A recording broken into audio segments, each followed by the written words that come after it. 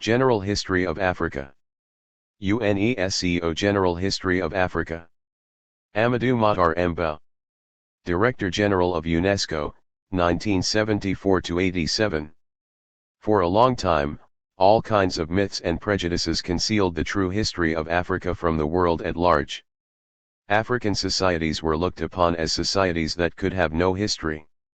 In spite of important work done by such pioneers as Leo Frobenius, Maurice Delafosse, and Arturo Labriola, as early as the first decades of this century, a great many non-African experts could not rid themselves of certain preconceptions and argued that the lack of written sources and documents made it impossible to engage in any scientific study of such societies. Although the Iliad and Odyssey were rightly regarded as essential sources for the history of ancient Greece, African oral tradition, the collective memory of peoples which holds the thread of many events marking their lives, was rejected as worthless. In writing the history of a large part of Africa, the only sources used were from outside the continent, and the final product gave a picture not so much of the paths actually taken by the African peoples as of those that the authors thought they must have taken. Since the European Middle Ages were often used as a yardstick, modes of production, social relations, and political institutions were visualized only by reference to the European past. In fact, there was a refusal to see Africans as the creators of original cultures which flowered and survived over the centuries in patterns of their own making and which historians are unable to grasp unless they forego their prejudices and rethink their approach. Furthermore, the continent of Africa was hardly ever looked upon as a historical entity. On the contrary, emphasis was laid on everything likely to lend credence to the idea that a split had existed, from time immemorial, between a white Africa and a black Africa, each unaware of the other's existence.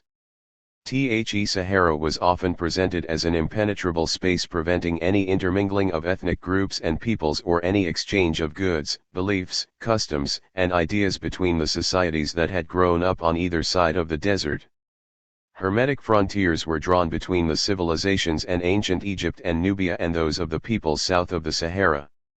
It is true that the history of Africa north of the Sahara has been more closely linked with that of the Mediterranean basin than has the history of sub-Saharan Africa, but it is now widely recognized that the various civilizations of the African continent, for all their differing languages and cultures, represent, to a greater or lesser degree, the historical offshoots of a set of peoples and societies united by bonds centuries old.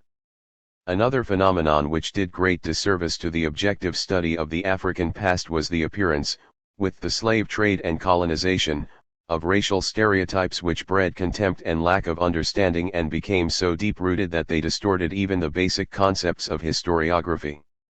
From the time when the notions of white and black were used as generic labels by the colonialists, WHO were regarded as superior, the colonized Africans had to struggle against both economic and psychological enslavement.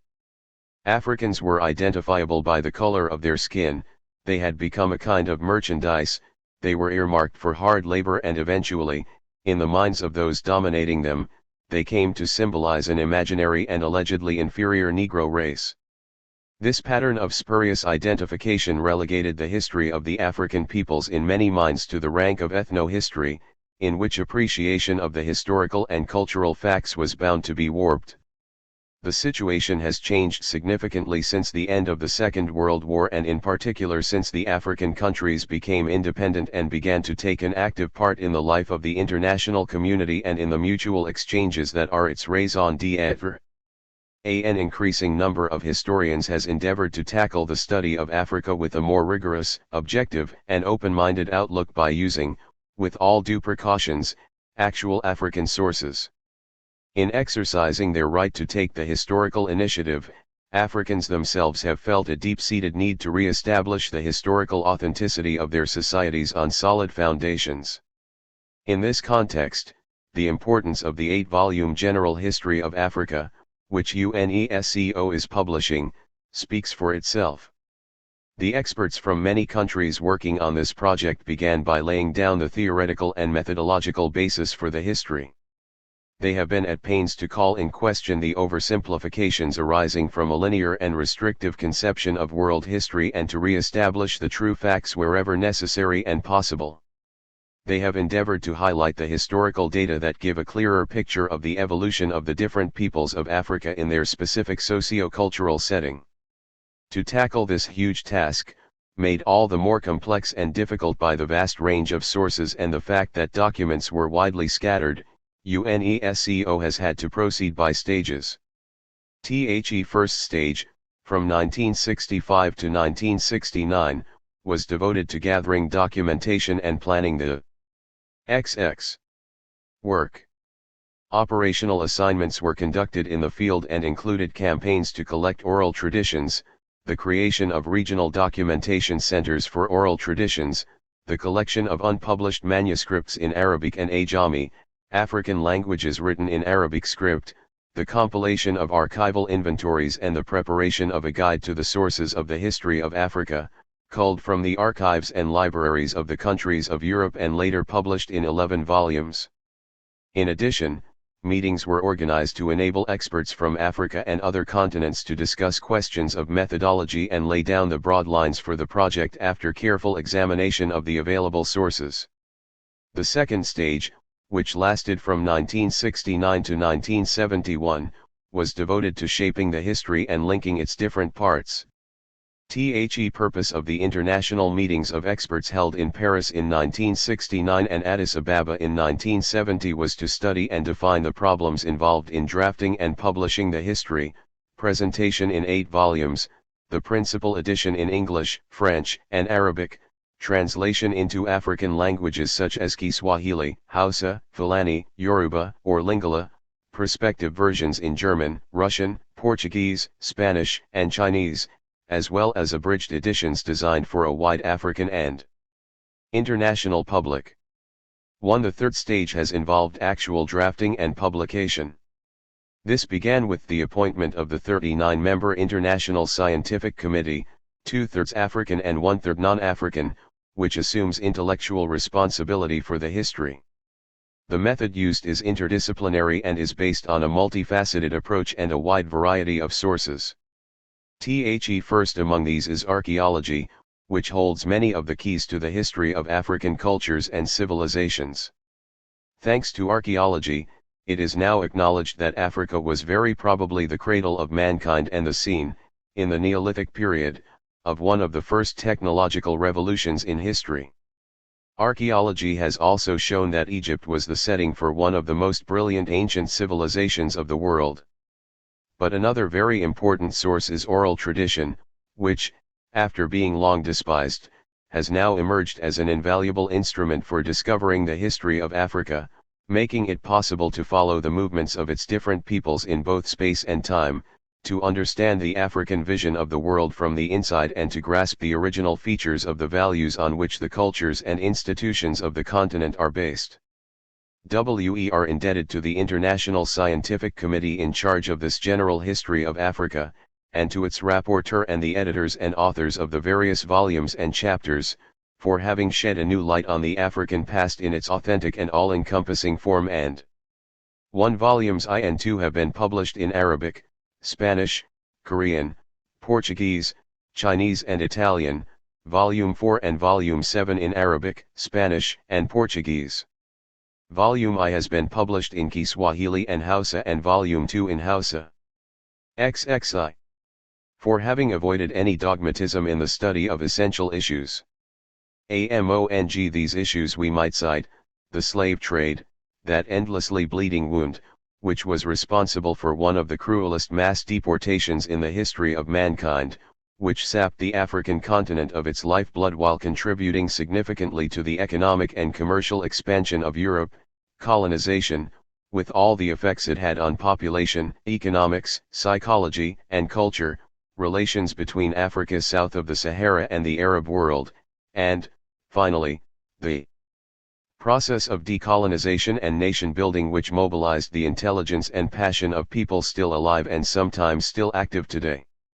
All these issues have been broached with a concern for honesty and rigor which is not the least of the history's merits. By taking stock of our knowledge of Africa, putting forward a variety of viewpoints on African cultures and offering a new reading of history, The history has the signal advantage of showing up the light and shade and of openly portraying the differences of opinion that may exist between scholars. By demonstrating the inadequacy of the methodological approaches which have long been used in research on Africa, this history calls for a new and careful study of the twofold problem areas of historiography and cultural identity, which are united by links of reciprocity.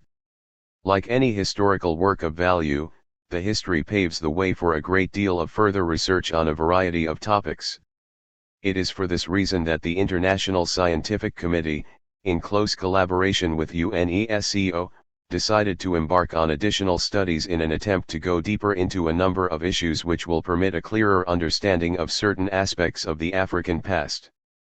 The findings being published in the series UNESCO Studies and Documents, General History of Africa will prove a useful supplement to the history, as will the works planned on aspects of national or sub-regional history. The general history sheds light both on the historical unity of Africa and also its relations with the other continents, particularly the Americas and the Caribbean. For a long time, the creative manifestations of the descendants of Africans in the Americas were lumped together by some historians as a heterogeneous collection of Africanisms.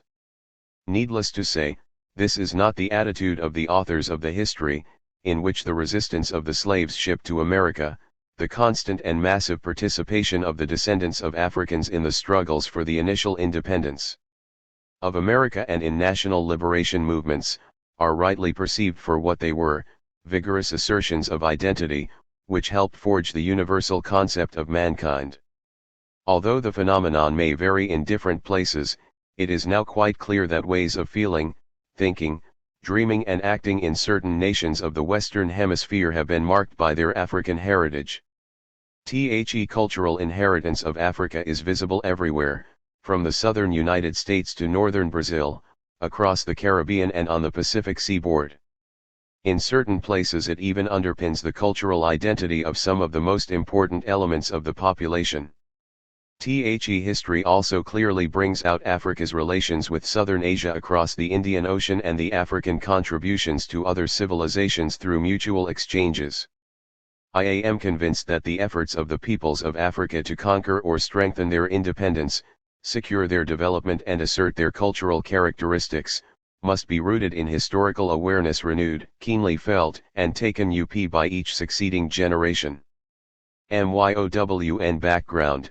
The experience I gained as a teacher and as chairman, from the early days of independence, of the first commission set up to reform history and geography curricula in some of the countries of West and Central Africa, taught MEHOW necessary it was for the education of young people and for the information of the public at large to have a history book produced by scholars with inside knowledge of the problems and hopes of Africa and with the ability to apprehend the continent in its entirety. For all these reasons, UNESCO's goal will be to ensure that this general history of Africa is widely disseminated in a large number of languages and is used as a basis for producing children's books, school textbooks, and radio and television programs. Young people, whether school children or students, and adults in Africa and elsewhere will thus be able to form a truer picture of the African continent's past and the factors that explain it, as well as a fairer understanding of its cultural heritage and its contribution to the general progress of mankind. History should thus contribute to improved international cooperation and stronger solidarity among peoples in their aspirations to justice, progress, and peace. This is, at least, my most cherished hope. It remains for me to express my deep gratitude to the members of the International Scientific Committee, the rapporteur, the different volume editors, the authors, and all those who have collaborated in this tremendous undertaking. The work they have accomplished and the contribution they have made plainly go to show how people from different backgrounds but all imbued with the same spirit of goodwill and enthusiasm in the service of universal truth can, within the international framework provided by UNESCO, bring to fruition a project of considerable scientific and cultural import. My thanks also go to the organizations and governments XXIII whose generosity has made it possible for UNESCO to publish this history in different languages and thus ensure that it will have the worldwide impact it deserves and thereby serve the international community as a whole. XXIV. Description of the project. Bethwell AOGOT**. President, International Scientific Committee for the Drafting of a General History of Africa, 1Q78-83. The General Conference of UNESCO at its 16th session instructed the Director General to undertake the drafting of a general history of Africa. The enormous task of implementing the project was entrusted to an international scientific committee which was established by the Executive Board in 1970. This committee, under the statutes adopted by the Executive Board of UNESCO in 1971, is composed of 39 members, 2/3 of WHOM are African and 1/3 non-African, serving in their personal capacity and appointed by the Director General of UNESCO for the duration of the committee's mandate. The first task of the committee was to define the principal characteristics of the work. These were defined at the first session of the committee as follows. A. Although aiming at the highest possible scientific level, the history does not seek to be exhaustive and is a work of synthesis avoiding dogmatism. In many respects, it is a statement of problems showing the present state of knowledge and the main trends in research, and it does not hesitate to show divergencies of views where these exist. In this way, it prepares the ground for future work. B. Africa is considered in this work as a totality. The aim is to show the historical relationships between the various parts of the continent, too frequently subdivided in works published to date. Africa's historical connections with the other continents receive due attention, these connections being analyzed in terms of mutual exchanges and multilateral influences, bringing out, in its appropriate light, Africa's contribution to the history of mankind. C. The general history of Africa is, in particular, a history of ideas and civilizations, societies, and institutions. It is based on a wide variety of sources, including oral tradition and art forms. Description of the project. D. The history is viewed essentially from the inside. Although a scholarly work, it is also, in large measure, a faithful reflection of the way in which African authors view their own civilization. While prepared in an international framework and drawing to the full on the present stock of scientific knowledge, it should also be a vitally important element in the recognition of the African heritage and should bring out the factors making for unity in the continent. This effort to view things from within is the novel feature of the project and should, in addition to its scientific quality, give it great topical significance. By showing the true face of Africa, the history could, in an era absorbed in economic and technical struggles, offer a particular conception of human values. The committee has decided to present the work covering over 3 million years of African history in 8 volumes, each containing about 800 pages of text with illustrations, photographs, maps, and line drawings. A chief editor, assisted if necessary by 1 or 2 assistant editors, is responsible for the preparation of each volume. The editors are elected by the committee either from among its members or from outside by a 2/3 majority. They are responsible for preparing the volumes in accordance with the decisions and plans adopted by the committee. On scientific matters, they are accountable to the committee or, between 2 sessions of the committee, to its bureau for the contents of the volumes, the final version of the texts, the illustrations and, in general, for all scientific and technical aspects of the history. The Bureau ultimately approves the final manuscript.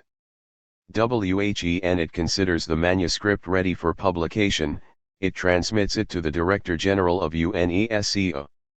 Thus the committee, or the Bureau between committee sessions, remains fully in charge of the project. Each volume consists of some 30 chapters. Each chapter is the work of a principal author assisted, if necessary, by 1 or 2 collaborators. The authors are selected by the committee on the basis of their curricula vitae. Preference is given to African authors, provided they have requisite qualifications. Special effort is also made to ensure, as far as possible, that all regions of the continent, as well as other regions having historical or cultural ties with Africa, are equitably represented among the authors. WHE and the editor of a volume has approved texts of chapters, they are then sent to all members of the committee for criticism. In addition, the text of the volume editor is submitted for examination to a reading committee, set up within the International Scientific Committee on the basis of the members' fields of competence. The Reading Committee analyzes the chapters from the standpoint of both substance and form. The Bureau then gives final approval to the manuscripts. Such a seemingly long and involved procedure has proved necessary, since it provides the best possible guarantee of the scientific objectivity. XXVI. Description of the project. Of the general history of Africa. There have, in fact, been instances when the Bureau has rejected manuscripts or insisted on major revisions or even reassigned the drafting of a chapter to another author. Occasionally, specialists in a particular period of history or in a particular question are consulted to put the finishing touches to a volume. The work will be published first in a hardcover edition in English, French, and Arabic, and later in paperback editions in the same languages. An abridged version in English and French will serve as a basis for translation into African languages. The committee has chosen Kiswahili and Hausa as the first African languages into which the work will be translated. Also, every effort will be made to ensure publication of the general history of Africa in other languages of wide international currency such as Chinese, Portuguese, Russian, German, Italian, Spanish, Japanese, etc. It is thus evident that this is a gigantic task which constitutes an immense challenge to African historians and to the scholarly community at large, as well as to UNESCO under whose auspices the work is being done. For the writing of a continental history of Africa, covering the last 3 million years, using the highest canons of scholarship and involving, as it must do, scholars drawn from diverse countries, cultures, ideologies, and historical traditions, is surely a complex undertaking. It constitutes a continental, international and interdisciplinary project of great proportions. In conclusion, I would like to underline the significance of this work for Africa and for the world.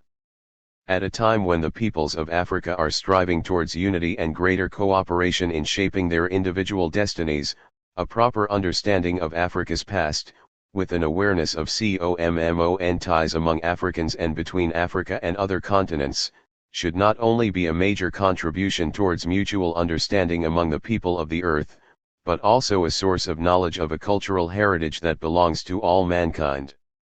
XXVII. Note to the reader. Work on this volume was completed in 1989.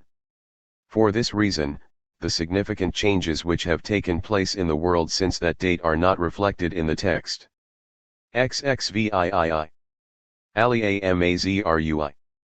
For analytical purposes, this volume has divided Africa's history into cultural, economic, and political domains. Our sense of culture is not the narrow one of artistic experience but rather the wider one of values and traditions in society. We define the economic domain in terms of African production of goods and their distribution, as well as in terms of patterns of African consumption, and the pertinent modes of exchange.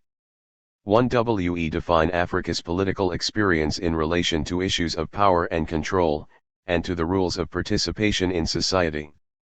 Culturally, we have chapters which range from religion to literature. In economics, our concerns in this volume range from rural water supply to the search for a new international economic order. Our political preoccupations include liberation struggles in southern Africa, social revolutions in countries like Rwanda and Ethiopia, nation building in Tanzania and political values in the Maghreb. Why does our time span in this volume begin in 1935? For China, the Second World War did not begin with Germany's invasion of Poland in 1939 but with Japan's invasion of China in 1937. Similarly, for Africa, the Second World War did not start in 1939 but began with Mussolini's invasion of Ethiopia in October 1935. We have devoted a whole section of the volume to this decade of international conflict, 1935 to 45. We have also touched on the Second World War in subsequent chapters in the volume. We shall return to this theme of global conflict in relation to the Great Depression later in this introduction. Values, production, and power. In the cultural field, this period of African history has witnessed an important phase in the Africanization of the imported religions of Christianity and Islam. Independent Christian churches were emerging with greater self-confidence, especially in Central and Southern Africa. In places like Senegal, Islam was undergoing deeper Africanization under local legacies like that of Ahmadu Bamba of the Morides. In the field of language, as we shall see, Africa has been up against the role of the imported European tongues and up against the Latin or Roman alphabet in relation to the codification of national tongues. Curiously enough, Africa in this period did not witness the same militancy in linguistic nationalism as it manifested in political nationalism. There has been less African resentment of the paramountcy of European languages than there has been of the supremacy of European political sovereignty. In fact, apart from Ethiopia, Somalia, Tanzania, and Arabic-speaking Africa, linguistic nationalism is a much weaker emotion in Africa than, say, in post-colonial Asia. As we shall indicate later in the volume, Africa is prepared to tolerate linguistic dependency in this period more readily than it seems prepared to accommodate political neocolonialism. On the other hand, although often expressed in foreign languages, African literature and the theater are inextricably intertwined with the politics of liberation. The theater of liberation in this period is certainly more committed than the theater of development. South African drama has been particularly concerned with liberation, as the volume will later indicate. Plays like Sizwe Bonzi is Dead by Athol Fugard, John Connie, and Winston Entchina, and Survival by Workshop 71, started a whole new generation of the theater of liberation. Even Ngugi wa Thiong'o's populist play Ngahi Ika Ndenda, I Will Marry When I Want To, was arguably a play of liberation rather than development, liberation from class oppression, black against black, rather than racial oppression as in South Africa, white against black. On balance, Africa in this period manifests linguistic dependency and literary nationalism. Foreign languages are used to express literary African self-reliance. Kenya's Ngugi wa Thiong'o signifies an attempt to merge linguistic nationalism with literary independence. His play Ngahi Ika Ndenda was in the Kikuyu language, as well as being against the post-colonial black African establishment in his country. If Ngugi attempted to combine literary nationalism with linguistic nationalism, Julius K. Nyerere of Tanzania has attempted to combine linguistic nationalism with literary dependency. Certainly a piece of theater seemingly against liberation was Julius Nyerere's translation of Shakespeare's Julius Caesar into Kiswahili. And yet Nyerere was calling upon Kiswahili to carry the burden of world culture by carrying the weight of Shakespeare. In a sense, Nyerere's blow was in favor of development, linguistic development. In literature, preoccupation with Shakespeare seemed to be a negation of liberation. On the other hand, translating Western genius into an African language seemed to be an affirmation of development. Nyerere's translation of The Merchant of Venice seemed also to go against liberation. And yet in a sense the translation was part of the theater of development on two counts. The exercise amounted to the 4. Promotion of Tanzania's national language for international purposes. Secondly, the choice of The Merchant of Venice was part of Tanzania's economic education against exploitation. Nyerere's whole Ujamaa vision was a struggle against the Shylocks of this world, more Gentile than Jewish.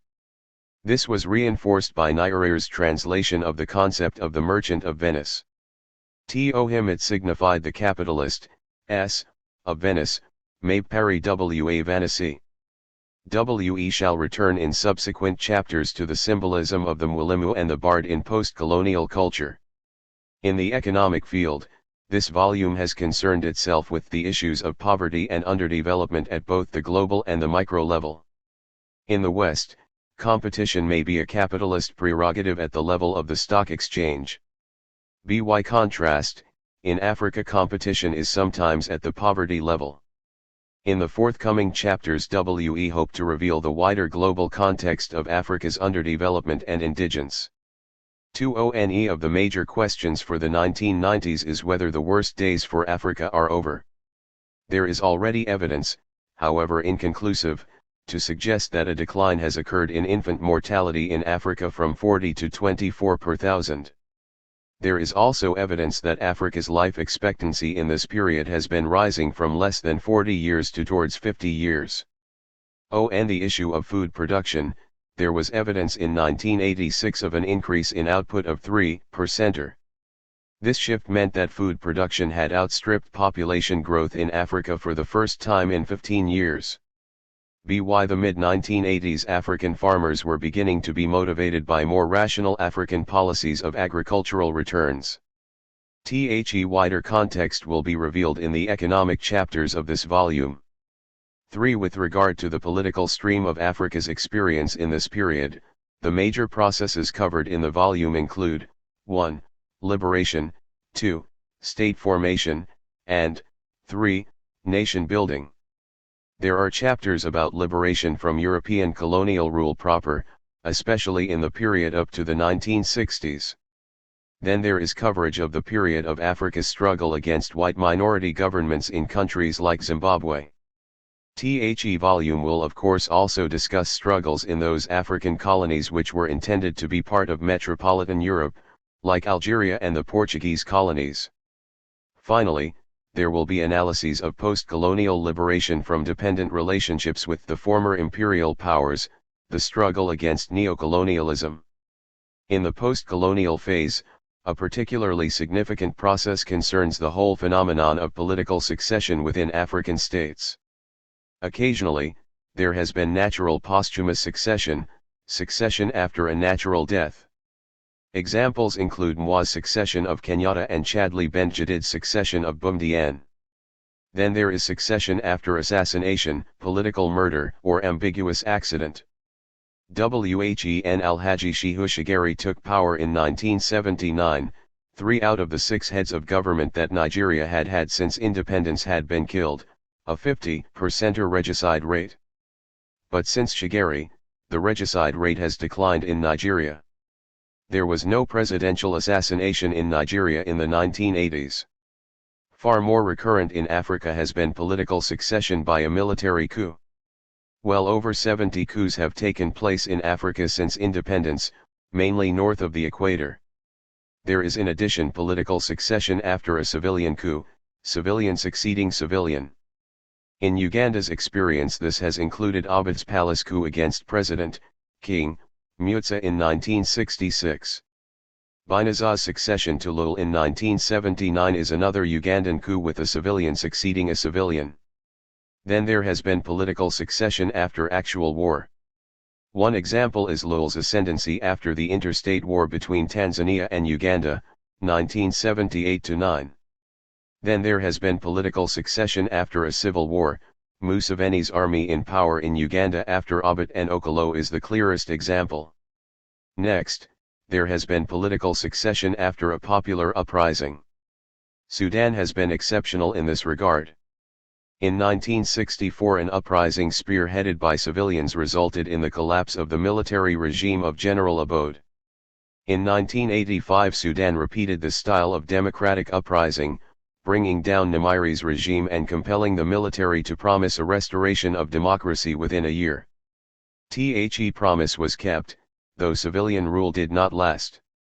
Cases of political succession after a voluntary military handover by soldiers to civilians include General Obasanjo's handover to civilians in Nigeria in 1979 and Flight Lieutenant Jerry Rawlings's brief transfer of power to civilians in Ghana in the same year. As for political succession after electoral defeat in Africa, Mauritius long remained almost the sole example. In most of this period of African history, it has been extremely rare for an African government to be replaced through electoral defeat. The relevant chapters in this volume, especially chapters 15 and 16, will explore some of the factors responsible for institutional fluidity in post-colonial Africa. Meanwhile, however, precedents have been set for political succession after voluntary resignation or retirement. The clearest case in the first 3 decades of independence was the complete retirement of Senegal's President Léopold Sédar Senghor. In 1985, Julius K. Nyerere also became a case of stepping down from the highest office of state. But for a while Nyerere stopped short of abandoning his role in the National Party, Chama. 6. Chamapinduzi, CCM. Also ambivalent was Amadou Ahidjo's ostensible retirement from state power in the United Republic of Cameroon a few years earlier.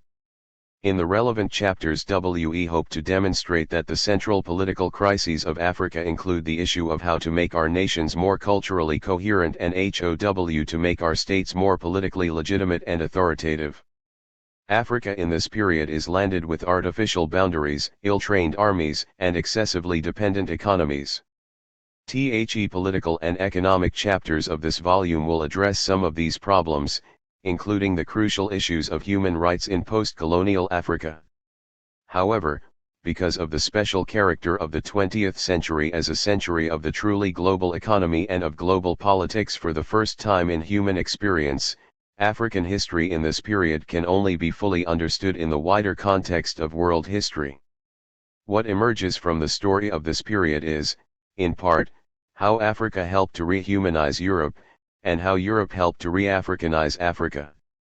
The history of decolonization in the 20th century is one of the great dramas of the entire span of human history. Remarkable contradictions have been played out in the process. For the years since 1935 especially are a period of history when the Western world has inadvertently reminded Africans of their Pan-African identity.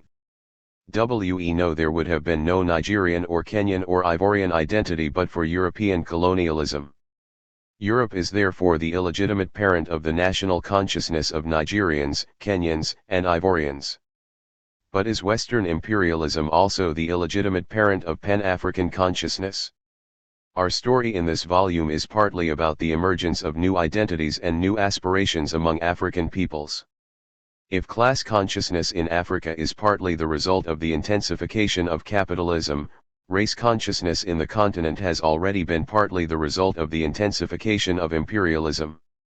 Just as capitalist exploitation helps to make workers more collectively conscious of themselves as workers, so European imperialism over time has helped to make the colonized Africans more collectively conscious of themselves as a colonized people.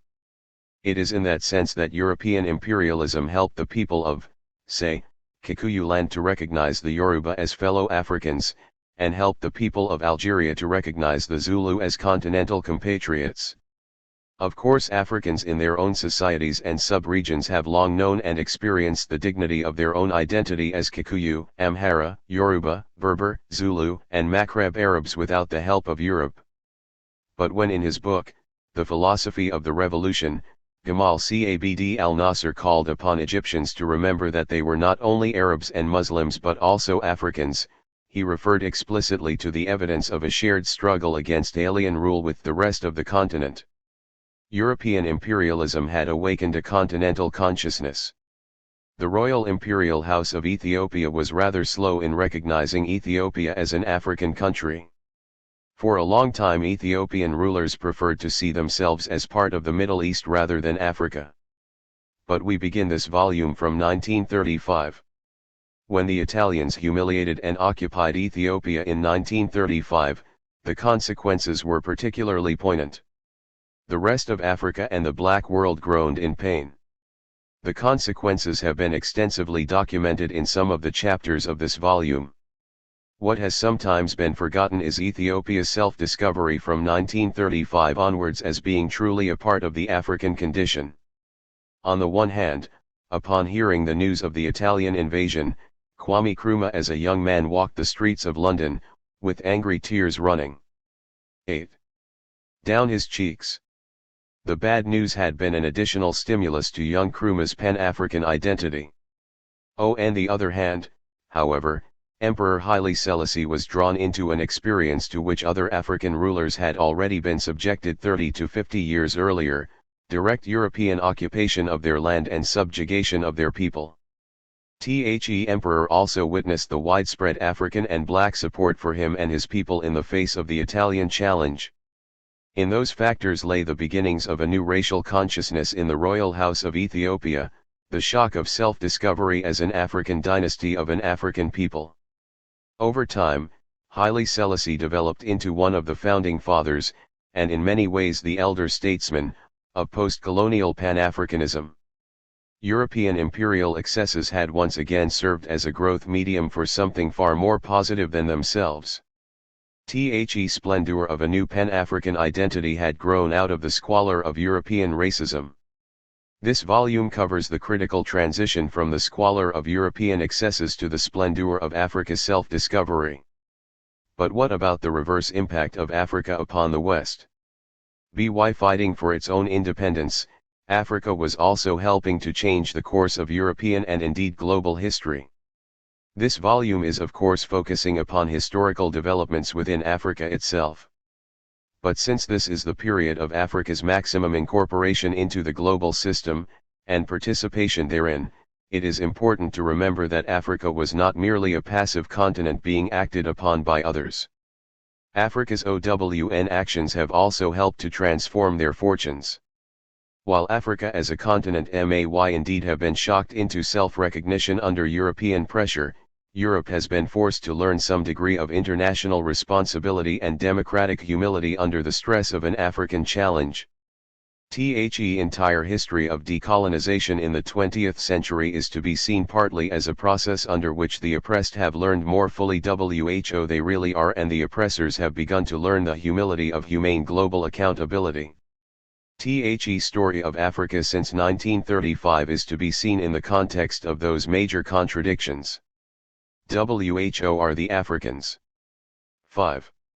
It was the poet-diplomat of Sierra Leone, Davidson Abiose Nicole, who once wrote, "You are not a country, Africa. You are a concept. Fashioned in our minds, each to each." 5. This section is indebted to A. Mazrui, 1986, chs 1 and 5. 9. To hide our separate fears. To dream our separate dreams. 6. We shall return to this particular refrain later in the volume. Africa is indeed at once more than a country, and less than one. More than 50 territorial entities with artificial boundaries created by Europe have in the period covered in this volume called themselves nations. All of them except the Republic of South Africa and Namibia had by the 1980s joined an international body called the Organization of African Unity, OAU. Yes, Africa is a concept, pregnant with the dreams of millions of people. As we have intimated, it remains one of the great ironies of modern African history that it took European colonialism to remind Africans that they were Africans. Europe's greatest service to the people of Africa was not Western civilization, now under siege, or even Christianity, which is now on the defensive. Europe's supreme gift was the gift of African identity, bequeathed without grace or design, but a reality all the same. This has been particularly so in the 20th century. But how then did Europe Pan-Africanize Africa? In what way is the sense of identity that Africans today have as Africans an outcome of their historical interaction with Europeans? In fact, a number of interrelated processes were at work. We shall examine these more fully later in this volume. First and foremost was the triumph of European cartography and map-making in the scientific and intellectual history of the world. It was Europeans who named most of the great continents of the world, all the great oceans, many of the great rivers and lakes and most of the countries. Europe positioned the world so that we think of Europe as being above Africa rather than below it in the cosmos. Europe timed the world so that the Greenwich meridian chimed the universal hour. And Europe named the tropics of Cancer and Capricorn. What is more, it was Europeans who usually decided where one continent on planet Earth ended and another began. For Africa, Europeans decided that our continent ended at the Red Sea rather than at the Persian Gulf. Europeans may not have invented the name Africa, but they did play a decisive role in applying it to the continental landmass that we recognize today. The second process through which Europe Africanized Africa was the process of racism in history. As indicated in previous volumes, this was particularly marked in the treatment of the black populations of the continent. The racially inspired humiliation and degradation of black Africans across the centuries contributed to their mutual recognition of each other as fellow Africans. Related to racism were imperialism and colonization. Again, we shall show in later chapters that these generated a sufficient sense of shared African identity for the movement of Pan-Africanism to take shape in this period. In the words of Julius K.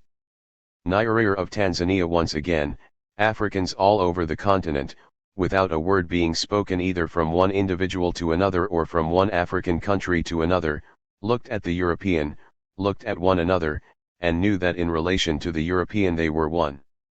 7. Black consciousness south of the Sahara is an aspect of the African identity, but black consciousness was itself born as a response to European racial arrogance. It attained a continental scale following the invasion of Ethiopia in 1935. As we shall see in later chapters, negritude, an intellectual and literary movement, was born out of the special cultural arrogance of French imperialism. It is against this background that Europe has Pan-Africanized Africa. The period of history covered in this volume is particularly relevant in this process. The era of global Africa. But in the 20th century, African history is indeed intimately linked to global trends. We shall see later how Nyerere's translation of Shakespeare into Kiswahili was a literary example of the global connection. Chapter 29 on Africa and the United Nations will politically dramatize this linkage. The period covered by this volume includes the dawn of the nuclear age and the emergence of the space age, two of the most dramatic shifts in our relationship with the universe. Later chapters will touch on these scientific trends. In looking at local and regional African experience in this volume, both writer and reader have to bear in mind the unique and cosmic context of this period of human history. How has Africa been affected and conditioned by these immense technological breakthroughs? In what ways has Africa contributed to those dramatic transformations in turn? We should bear in mind the global context of the regional processes covered in this volume. Particularly relevant for both the rehumanization of Europe and the re-Africanization of Africa were two global cataclysms, the Great Depression and the Second World War. One of the great historical debates for Africa concerns which of the two impacted on African history the more deeply and the more fundamentally, and which rehumanized the West more. The worst years of the Great Depression occurred in the period immediately preceding the years which are to be covered in this volume. The collapse of Wall Street was after all in 1929. But the 1930s generally were part of the aftermath of that collapse, and some of the most ominous consequences of the Depression, including the rise of Hitler, unfolded from the 1930s onwards. Did the Great Depression hurt the Western world immediately but help Africa's liberation subsequently? Was the Depression a catastrophe for Western capitalism but a future blessing for the colonies? If so, what was the precise nature of that equation? In what ways was Europe subsequently made more humane? Under what circumstances did Africa become more Pan-African? Some of these issues will be made clearer in the relevant chapters. But if every major global crisis is, by definition, partly African, have we reached a stage when every major African crisis is now partly global? In the period covered in this volume it is indeed true that every dramatic African convulsion stands a chance of being more widely internationalized.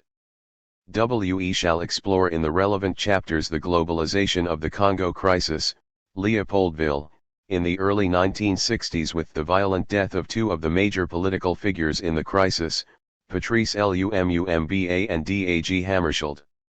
Some 20 years later the Chad crisis was increasingly internationalized, as more and more countries were either diplomatically or militarily involved.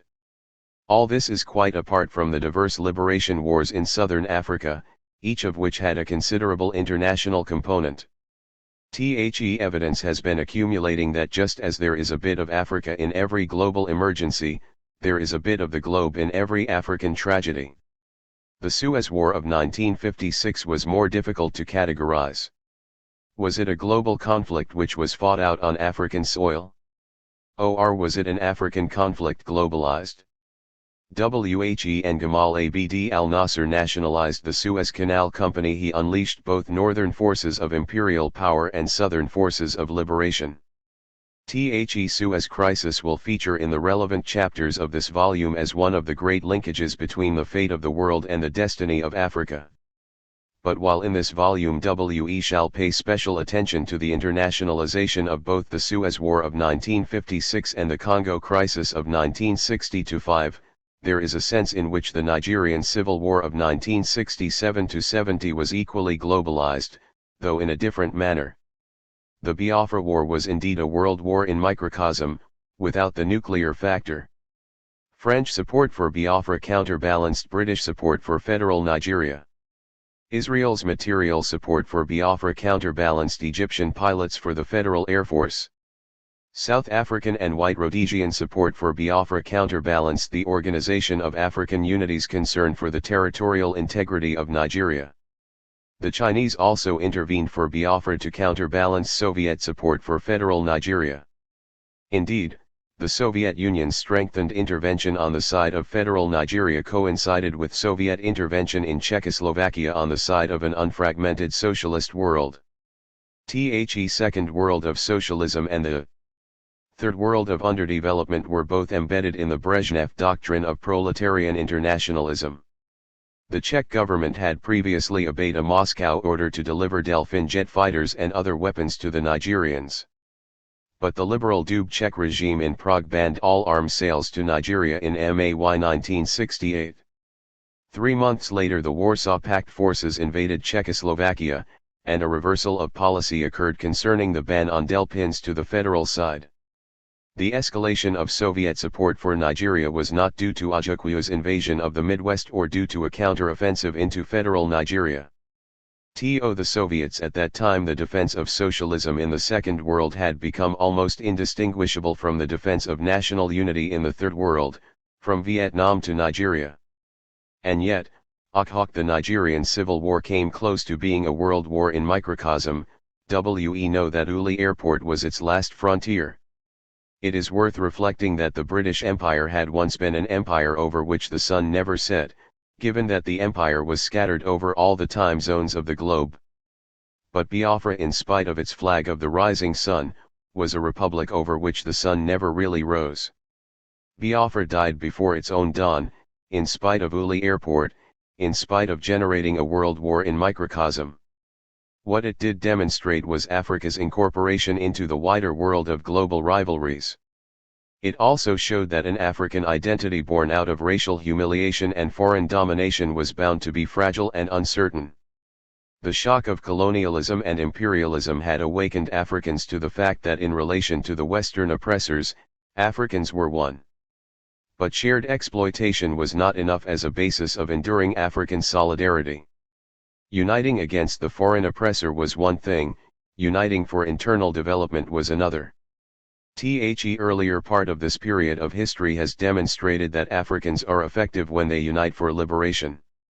The later part of this era demonstrates that Africans are finding it hard to unite for political and economic development.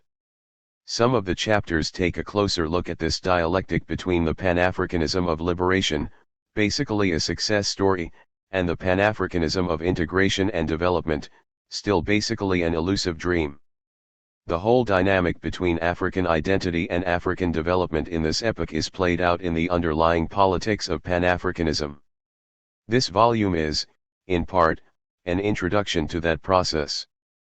Pan-Africanism in disarray. WHE and the Organization of African Unity, OAU, was born in Addis Ababa in May 1963. The most important chair was perhaps an empty chair, the most important head of state was a dead president. This was Sylvanus Olympio, who had been assassinated in Togo earlier that year. His violent Death symbolized the shape of things to come. This was the first killing of a head of state in post-colonial Africa, and the coup which followed was the first of its kind south of the Sahara. This volume will take note of this era of coups. The stage was set for a version of independence in Africa which was periodically rocked by violence and death. Another theme that this volume explores is Pan-Africanism with its objective of the attainment of African liberation and African unity, and the different approaches adopted for its attainment as exemplified in the policies and activities of Nkrumah and Nyerere, associated with those of the moderate Monrovia and the radical Casablanca groups.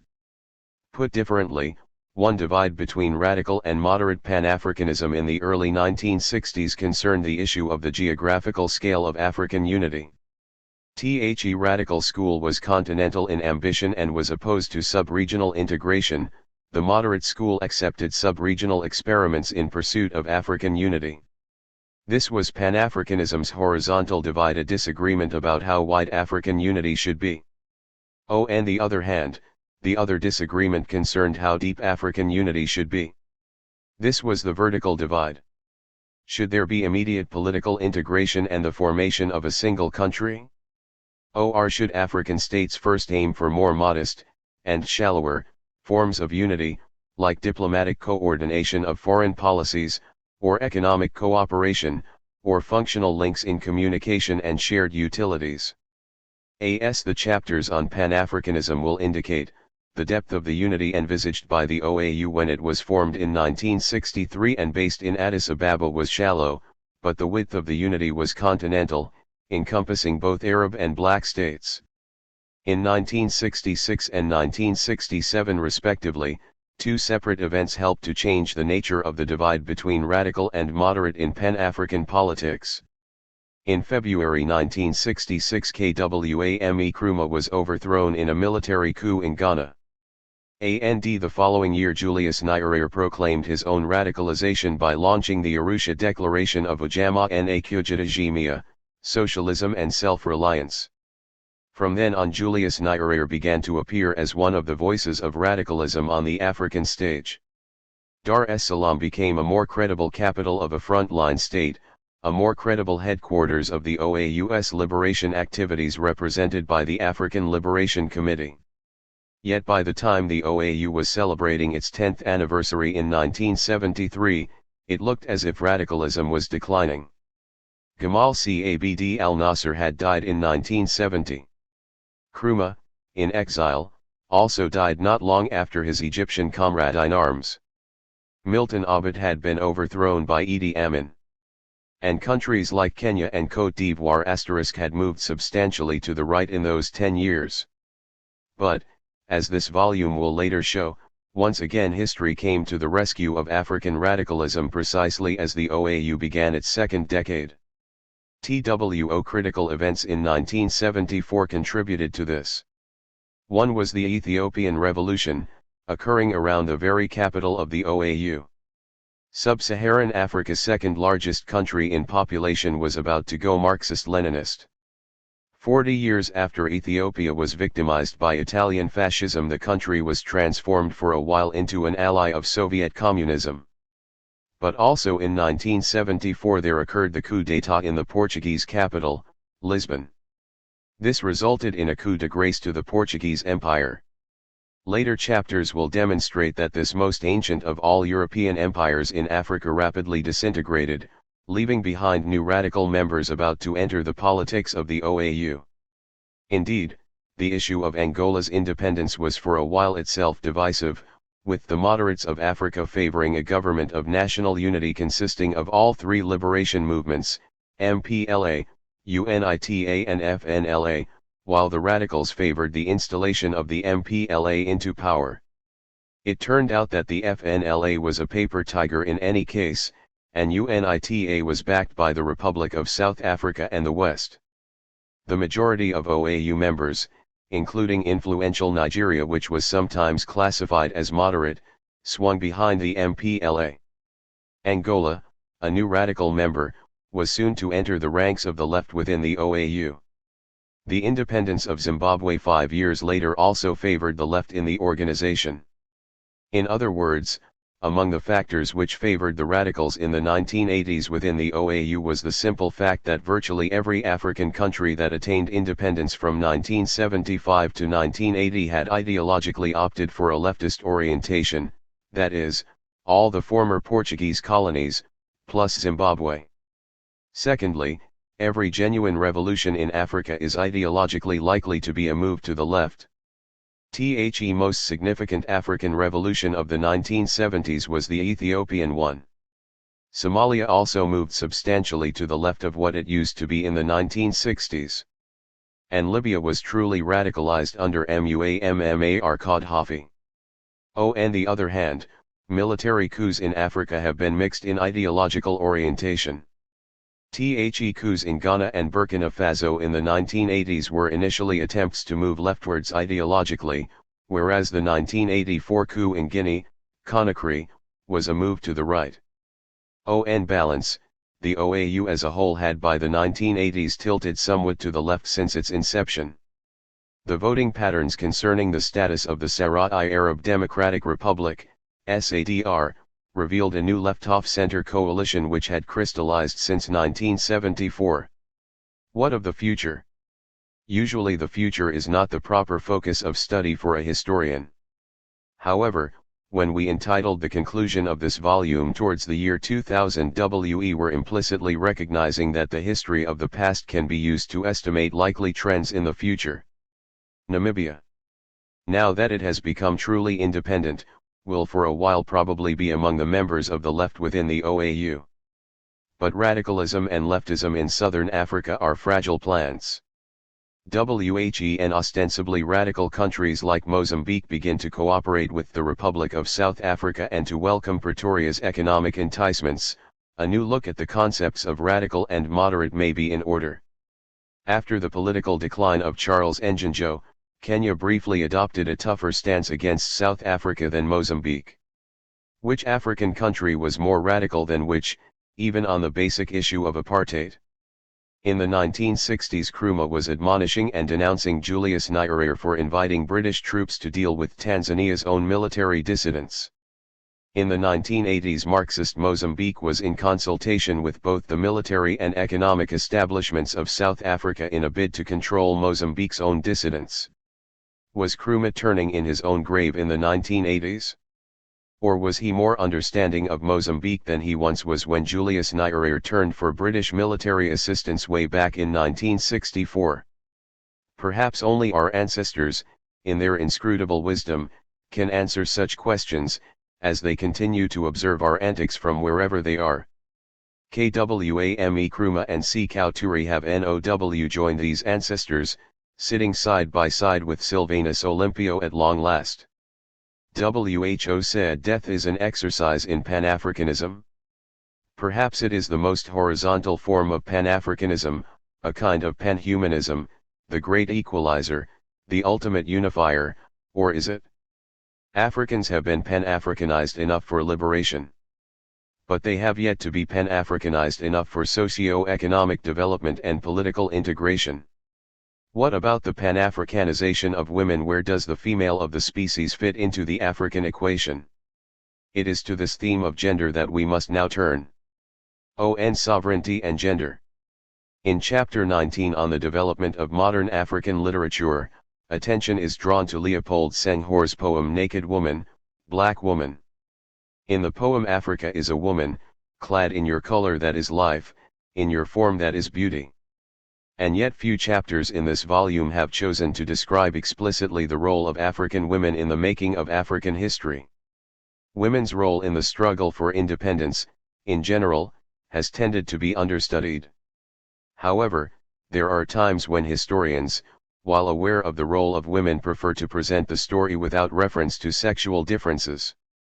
Most of our historians in this volume have presented the struggle for independence in terms of people rather than genders. Unfortunately, when the story is presented without reference to gender, there is often a hasty cultural presumption by observers that the only significant participants in the drama were men. Such a presumption is of course false. The story of sovereignty in this volume can be seen in three stages: the stage of struggling for sovereignty, the fight for independence, the stage of exercising sovereignty, the use of state power, the stage of representing sovereignty abroad, the symbols of interstate relationships. We hope to show in this volume that African women have been particularly significant in the first and final stages. As combatants, African women were part of the crusade for the empowerment of the continent. As diplomats, African women later represented the sovereignty which they had helped Africa to acquire in world affairs. But as power brokers, African women seem to have been on the whole part of the periphery rather than at the center of politics. Let us take each of these three phases of female participation in turn, beginning with the struggle for independence. Although the slogan of African nationalism in the final decades of colonialism was sometimes couched in the sexist phrase of one man, one vote, African women rapidly learned to use the vote as part of the process of liberation. Much of the canvassing of the vote against Bishop Muzorewa's regime in Zimbabwe in 1979–80 was done by women. The white settler establishment was taken by surprise by the election results, partly because most Europeans underestimated the political activism of African women as the servants visited each other from kitchen to kitchen. More than a quarter of a century earlier, women in colonial Kenya had played a different role. There is little doubt that the Mau struggle in Kenya would have fizzled out much sooner if the Kikuyu, Meru, and Embu women in the central province had not risked their lives to send in food and information to the male fighters in the Aberdare forests. There was also many an occasion during the Algerian War of Independence when a particular nationalist operation depended on a woman revolutionary, shrouded in a traditional Islamic dress and veil, being able to penetrate the enemy lines. Indeed, if Frantz Fanon's accounts are reliable, heavily shrouded Muslim women were among the most crucial carriers of grenades at specific phases of the urban guerrilla war in Algeria. 8. Balance, internalized liberation struggle within an African country at war has tended to involve more women than a liberation struggle in exile. In southern Africa, the internalization of struggle has been part of the intensification of struggle. Both internalization and intensification have meant greater involvement of women in at least supportive roles, and sometimes in actual combat roles. In Zimbabwe, the Liberation Army of the Zimbabwe African National Union, ZANU, probably involved more women on the front line than did the Army of the Zimbabwe African People's Union, ZAPU. What is less clear is whether the balance between men and women in ZANU and ZAPU generally is partly due to cultural differences between the Shona, Robert Mugabe's ancestry, and the Ndeb, Joshua Komu's ancestry. Is the warrior tradition of the Ndeb, linked to Zulu culture, more purely masculine than the warrior tradition among the Shona? And did this difference affect women, and how many of them were involved in armed struggle in each camp? This volume does not settle such debates. Inevitably, contemporary history often raises more questions than it answers. But the warrior tradition is indeed addressed in chapters 5 and 16.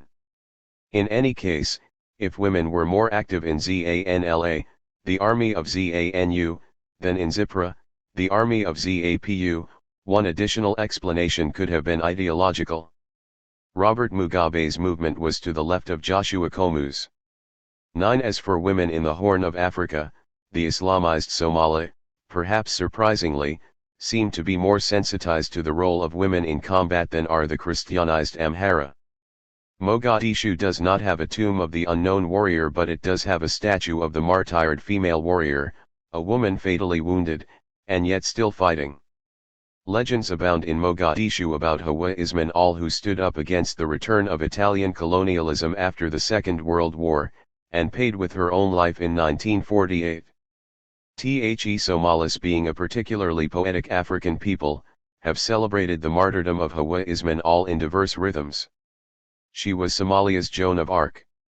She symbolized sacred patriotism with a female face. 10. In the Muslim world as a whole, Somali women may well be more liberated than average. In the Christian world as a whole, Ethiopian women may be less liberated than average. But does that mean Somali women are, in absolute terms, more liberated than Ethiopian women? By absolute standards, that is harder to assess. The two societies may be at the same level of public involvement of women. What is also possible is that in the early 1980s there were more Somali women in military uniform, proportionately, than there were Ethiopian. At least, in that period, Somalia seemed readier to enlist both genders in the armed forces than did Ethiopia. In South Africa the role of women in the struggle against racism has been wide-ranging. Women have joined movements of civil disobedience going back to the pioneering rebellious efforts of Mahatma Gandhi in Durban in 1906. Women were among the dead in both the martyrdom of Sharpeville, I-960, and the martyrdom of Soweto, 1976. Winnie Mandela became part of the vanguard against apartheid, carrying her imprisoned husband's torch of resistance for over a quarter of a century. Helen Suzman was part of the parliamentary opposition to apartheid for 36 years, stepping down only in 1989.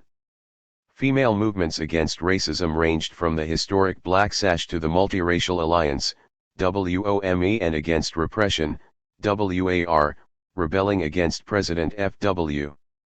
de Klerk in 1989. All this was quite apart from women under arms in the African National Congress, ANC, and the Pan-African Congress, PAC. This tradition of armed female comrades had precedence in FRELIMO during the struggle against the Portuguese. In Angola under colonial rule, the role of women differed markedly among the three liberation movements, the MPLA, FNLA and UNITA. The MPLA was both the most multiracial of the movements and the most androgynous in its regiments. Both its Marxism-Leninism and its multiracialism favored the greater participation of women as fighters. FNLA was in some ways the most anachronistic of the three movements. It used marriage relationships as a basis of military alliances, beginning with Roberto Holden's own family ties with President Mobutu Sese Seko's establishment and the Bakongo. Jonas Savimbi during the struggle against the Portuguese was to the left of Jonas Savimbi after Angola's independence. In other words, Savimbi and UNITA moved to the right when their enemy was not Portuguese imperialism but the MPLA, backed by the USSR and Cuba. In terms of his dependence on South Africa, his rightist tilt became dangerously reactionary. Savimbi came close to being an ally of apartheid. And yet, by a curious twist of fate, as Savimbi moved to the right in political allegiance, he became more progressive in his use of women in the movement. He entrusted more leadership roles to women. Post-colonial Angola reduced Savimbi's chances of enlisting more male allies from distant ethnic groups and increased his dependence on ethnic allies in his own Ovimbundu heartland, both male and female. The ethnic concentration of his constituency favored an androgynous approach to struggle. It is also possible that his new international status made him more progressive towards women. At any rate, UNITA used women in positions of responsibility more extensively after independence than before. But when all is said and done, women all over Angola, like women elsewhere in Africa, were often the unsung heroines of the struggle for freedom. They made a bigger difference to the success of the whole enterprise than has often been realized. Within this period of history, that struggle for freedom was itself a liberating experience even before its formal success on Independence Day. We have sought to show that in that fight for sovereignty, women were often warriors in their different ways. Let us now return to that other part of the equation, when, on attainment of sovereignty, women became at times the voices of Africa in world affairs.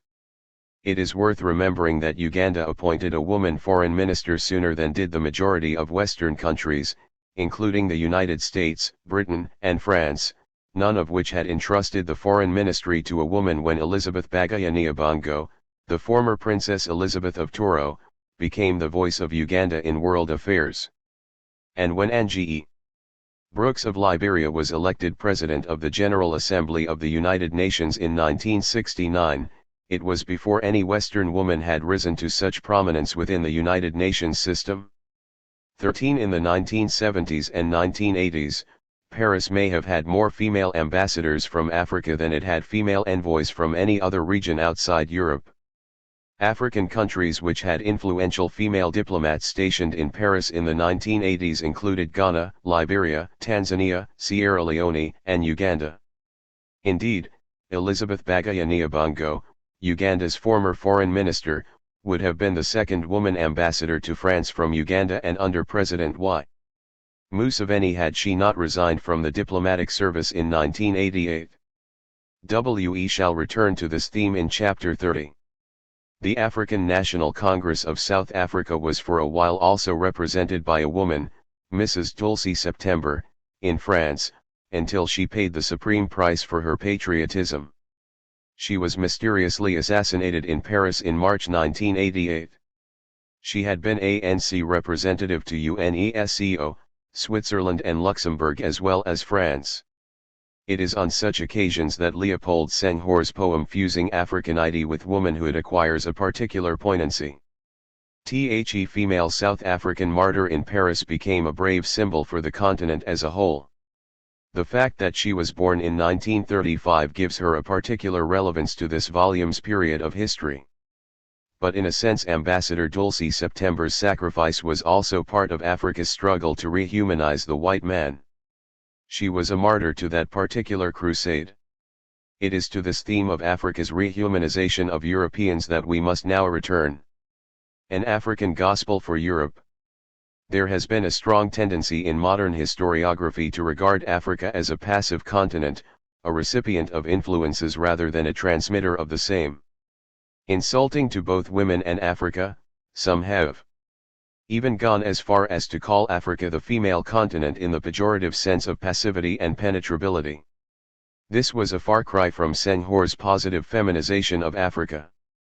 The same event which one historian regards as an illustration of Africa under external influence could be viewed by another historian as an example of Africa's impact upon the outside world. This volume leans on the side of Africa as an active continent. In recent decades, there has been Africa's role in redefining the ethics of racism in the world system.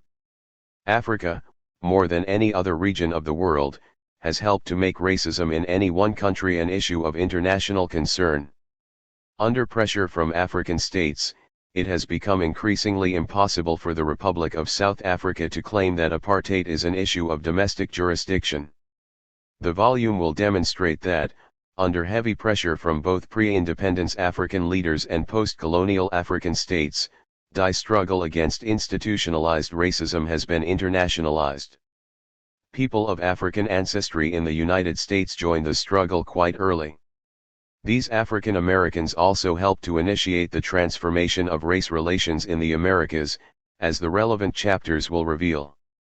This volume also shows that Africa has played a decisive role in stripping colonialism of its legitimacy under international morality and increasingly under the law of nations. For several centuries, rules of European statecraft and diplomatic history had made it perfectly legitimate for a European power to colonize and subjugate a non-Western society. Millions of people in Africa, Asia, and indeed the Americas, fell under European sovereignty, and international law recognized and legitimized that sovereignty. After all, international law was itself a child of European diplomatic history and statecraft. It was therefore saturated with European assumptions and prejudices as well as values and norms. It has taken the joint struggles of people of African and Asian ancestry to challenge some of these arrogant and ethnocentric assumptions of international law. If it was wrong for Hitler's Germany to occupy Poland or Belgium, why was it right for Disraeli's Britain to occupy the Nile Valley? Africa and Asia have helped to revise the rules of international conduct in the second half of the 20th century. The West has been encouraged to rehumanize itself. But we shall see in this volume that Africa's struggles have had even wider consequences for our times. WHE and the National Liberation Front, FLN, of Algeria was fighting for independence.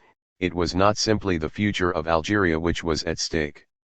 It was also the future of Europe. The Fourth Republic of France came under severe stress as a result of the Algerian War. In 1958 France hovered on the brink of a civil war. The Fourth Republic collapsed under these pressures. Only one man could save France from widespread civil strife, General Charles de Gaulle. De Gaulle returned to power in Paris, insisted on a new constitution, and France's Fifth Republic was born. The entire history of France in the remainder of the 20th century would have been vastly different had the Algerian War not destroyed the Fourth Republic and catapulted Charles de Gaulle back to supreme political power. Indeed, a strong France under de Gaulle turned out to be also vital to the fortunes of the European Economic Community, EEC.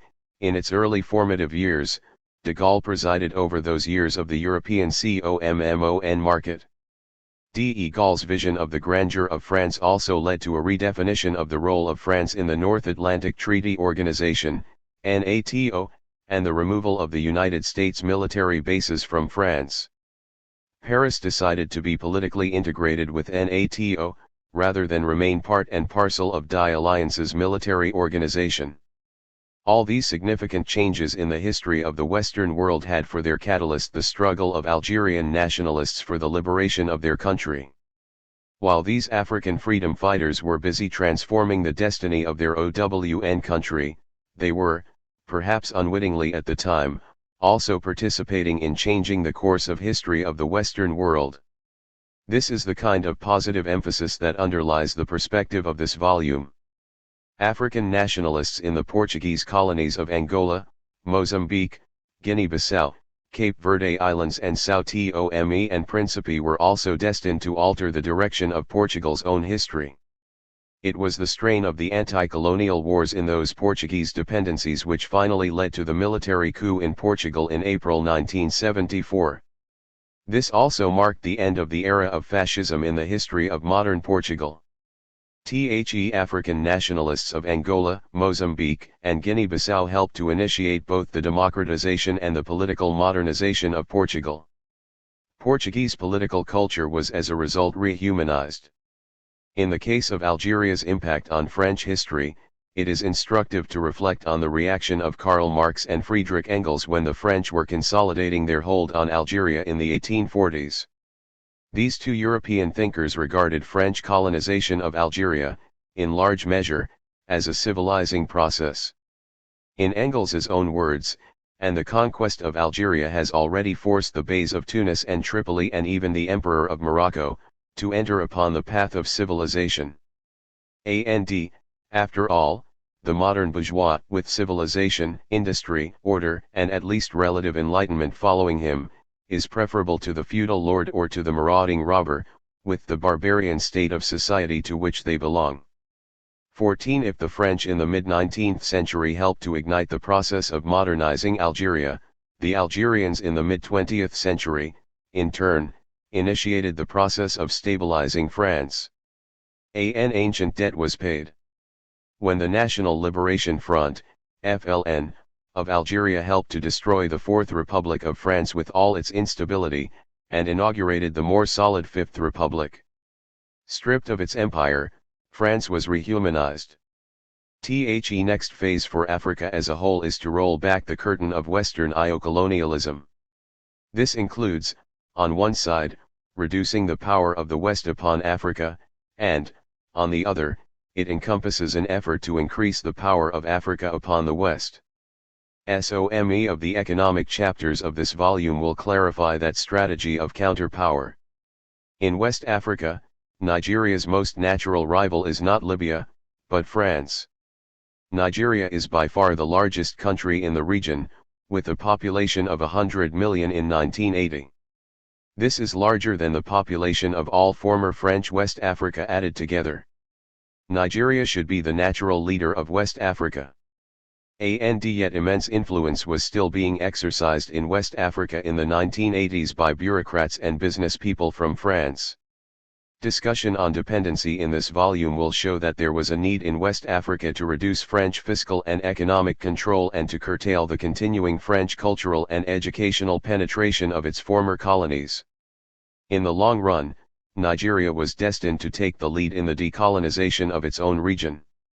Quite early, France probably recognized Nigeria as a future rival for influence in West Africa. France attempted to assist the secession of Biafra in the Nigerian Civil War of 1967–70, in a futile bid to fragment Nigeria. When fragmentation finally failed, France then began an attempt at the greater penetration of Nigeria, through economic investment and joint projects.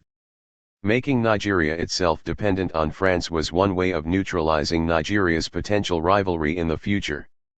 Nigeria in the 1980s had yet to wake up fully to the challenge.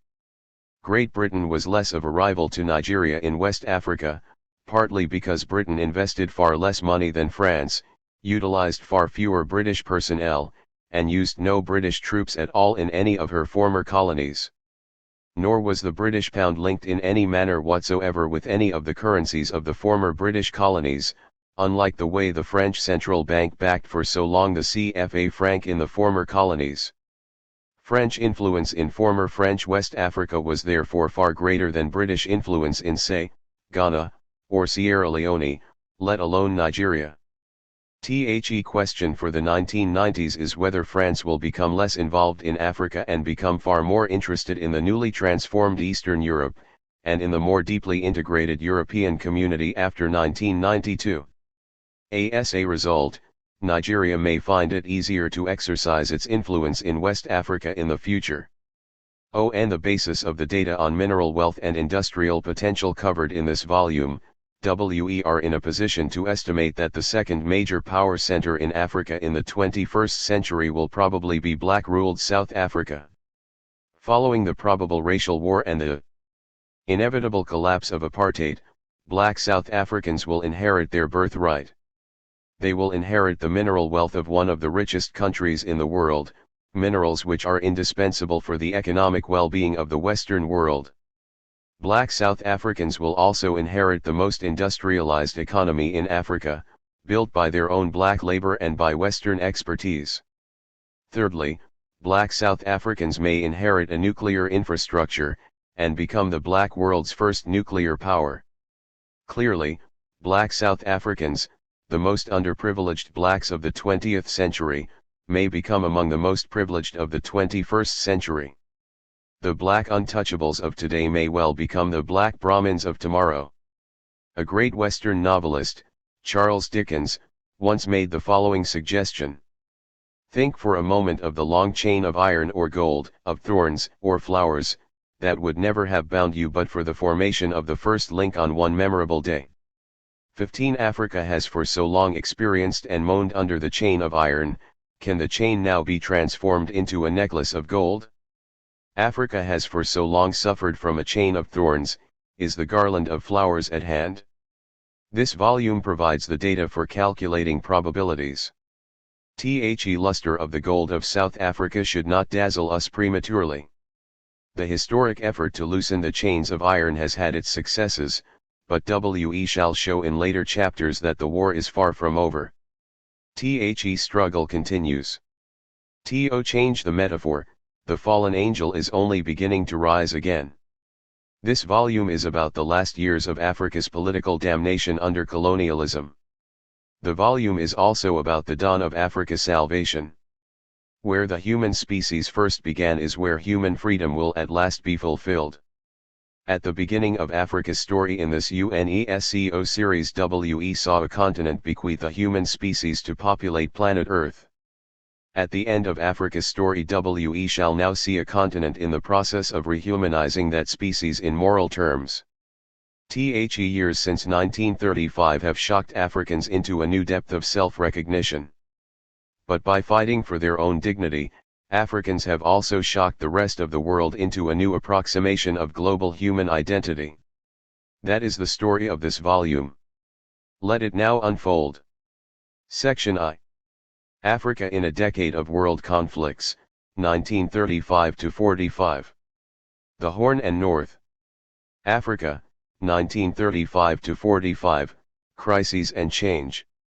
In the fourth and fifth decades of the 20th century, the Horn and North Africa were, like other regions, shaken by two major upheavals, the World Recession and the Second World War. The 1930s saw the beginning of a series of crises and changes deepened and accelerated by the war.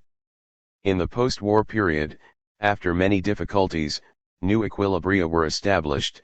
They were at once threatened by political movements that had emerged from the war, strengthened and more determined. Almost half a century later, as the archives are open to historians, much has been written about this recent past in the correct belief that the years 1930 to 45 did indeed represent a turning point in contemporary history. Many questions of course remain unanswered or the subject of debate, but it is possible today to present an overview that indicates where gaps presently exist and the points that are still controversial. The Horn and North Africa, 1935 to 40. From 1935 to 1940, economic and social crises arose. Economy and society. The economies that had become sensitive to the international market were affected with differences in timing by the reversal of the world economic situation. Rapid population growth and urbanization, less dependent on the global economy, were affected by slower and older movements. The greatest difficulties arise in determining the relative shares of the world economic crisis and its knock-on effects and the strictly endogenous difficulties of the local economies. The economies had been integrated into world trade since at least the second half of the 19th century, and their economies had, in varying degrees, been shaped by legislation prepared by the colonial powers. They thus proved to be sensitive to any international fluctuations. Any shift in trade had repercussions on local economies because of the importance of external trade, notably with the colonial powers, which increased during the interwar period, and production, in particular agricultural crops and minerals that constituted key elements in exports. External trade directly felt the unfavorable economic climate and the crises of the French, British, and Italian economies. The fall affected both imports and exports, but the latter held up better to the fall, which affected a small number of mineral and agricultural products traditionally exported to Europe. In Algeria, the value of imports fell by a half from 1929 to 1935. The collapse of Tunisian external trade was a result of the mineral and agricultural crisis. Exports halved in value between 1930 and 1935. Morocco's external trade weakened between 1929 and 1931 and then abruptly collapsed. In 1936, by value, exports were half what they had been in 1926, 1932 million francs as against 3,800 million francs. The fluctuations in Libya's external trade were more limited because of its very weakness. External trade with Italy or other European countries in 1930 was extremely small. Even so, Libyan external trade fell from 482 million lira in 1925 to 366 million in 1934. This was a drop of 30% or not allowing for inflation. Since virtually all minerals were exported, the influence of the world market prevailed, with every fall in demand having repercussions on local production and leading to a mining crisis. The mining crisis manifested itself first in Tunisia. The price of iron ore on the world market began to fall in 1928. In 1930 exports of the main mineral products fell abruptly, from 330 million francs in 1930 to 100 million in 1932. In Morocco, the sale of phosphates declined in 1931, recording a sharp fall from 1.7 million tons in 1930 to 900,000 tons in 1931. It stabilized subsequently, but remained low. In 1931 to 1932, every mining center except the one at Jarada reduced its activities, the lead and zinc mines closed, manganese mining continued but at a low level. In Algeria, the mining sector suffered a sharp fall in production. Iron ore production fell 75% between 1929 and 1932. The fall in phosphates of lime was about the same.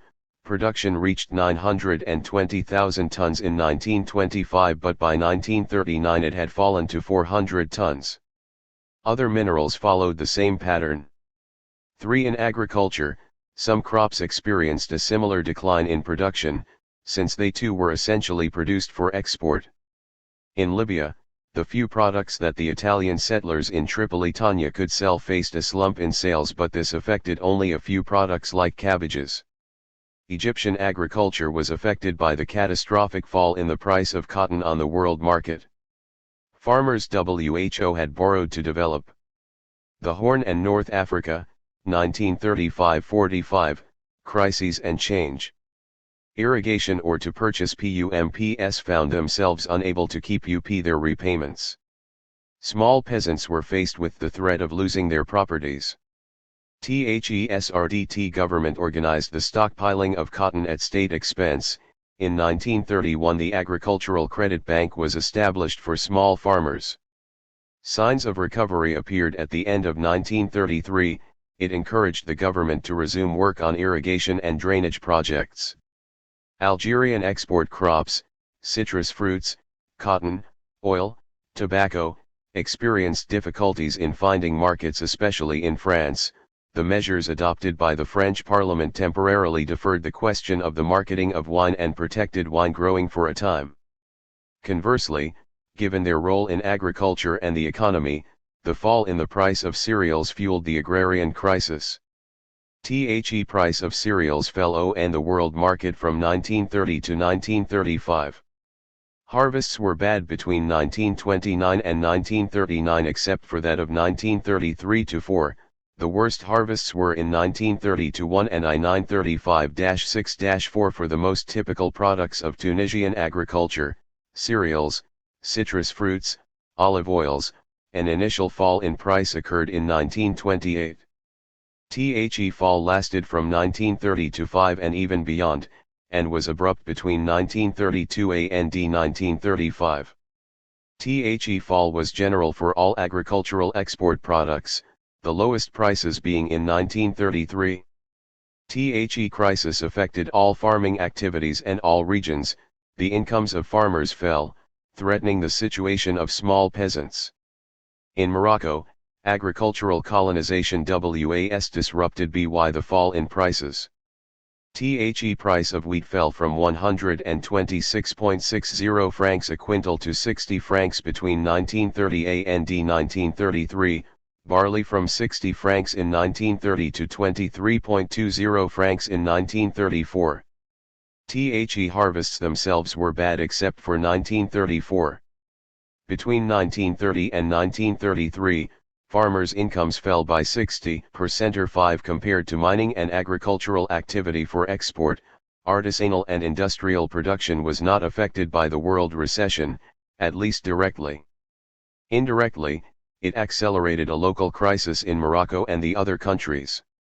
Tunisian handicrafts were already in crisis and the world recession appeared, disrupting it a little more. Exports of woolen cloth declined between 1928 and 1932 by 82%, whereas imports of woolen goods rose by 50%.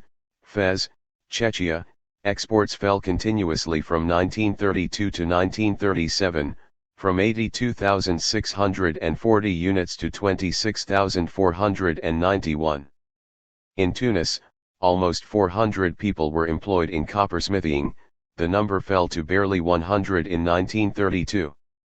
The Algerian craft industry evolved in the same way despite the adoption of recovery measures.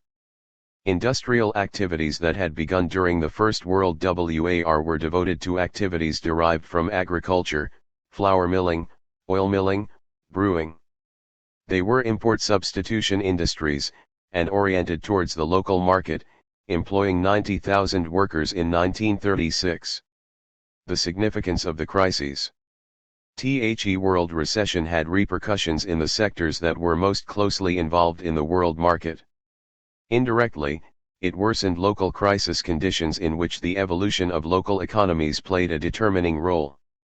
The deterioration in the economic situation in the various countries was apparent even before the turnaround in the world economic situation was felt. In the same way, the improvement in the global economy did not automatically lead to a parallel improvement in Egypt and the Maghreb. In Tunisia, while the world recession weakened, the local economic situation worsened because of the drought which made the harvest of 1935-6 disastrous. In 1939, the economy of Algeria had still not yet altogether recovered to its 1929 level. The local economies were affected by a crisis whose origins were endogenous. In reality, there were several crises of varying and sometimes divergent significance. Long colonization had been underway, and the scale of the economic transformations make it possible to distinguish various types of crisis. In Libya, the economic difficulties were those of an agricultural development that was just beginning. In Morocco, the crisis came after a first stage of economic expansion and even euphoria. In Algeria and Tunisia, the crisis was that of the colonial economy itself, whose foundations were shaken. In Egypt alone, despite the world recession, considerable economic progress continued to be made, making this country follow a path that was altogether an original one. Libya became an Italian colony in 1916, but administration and development were seriously restricted until 1931 by continuing resistance. The Italian conquest cost the country heavy human and economic losses. Livestock, the principal wealth of Cyrenaica, were decimated. The number of sheep, goats, cattle, camels, horses, and donkeys fell from 141,1800 in 1910 to 978,000 in 1926 and 140,430 in 1933. The country was depopulated and ruined by the time of the world recession. The traditional economy had more to do overcoming the difficulties consequent upon the Italian War of Conquest than it had those of a world market to which it was hardly linked at all. Italian agrarian colonization was confronted with a number of problems. Economic colonization as practiced from 1911 to 1921 was abandoned in 1928 in favor of settlement colonization.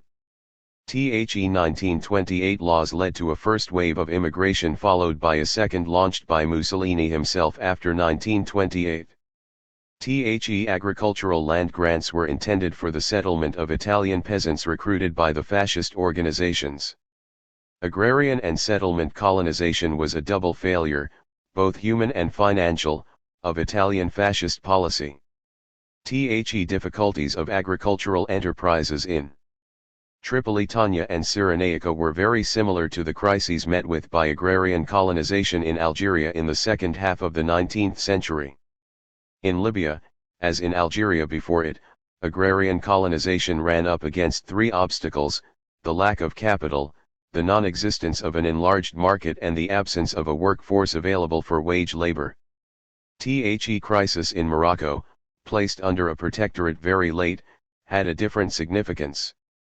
After a first crisis of growth in 1924-5, expansion resumed until 1931.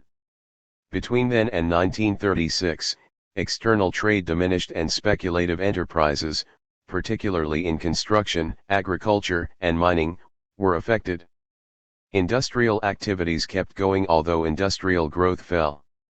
NEW activities developed, processing industries such as flour mills kept going, sardine canning factories flourished, the search for oil became productive, tobacco processing factories came into operation in Casablanca and Kenitra, the vegetable horsehair industry continued to prosper.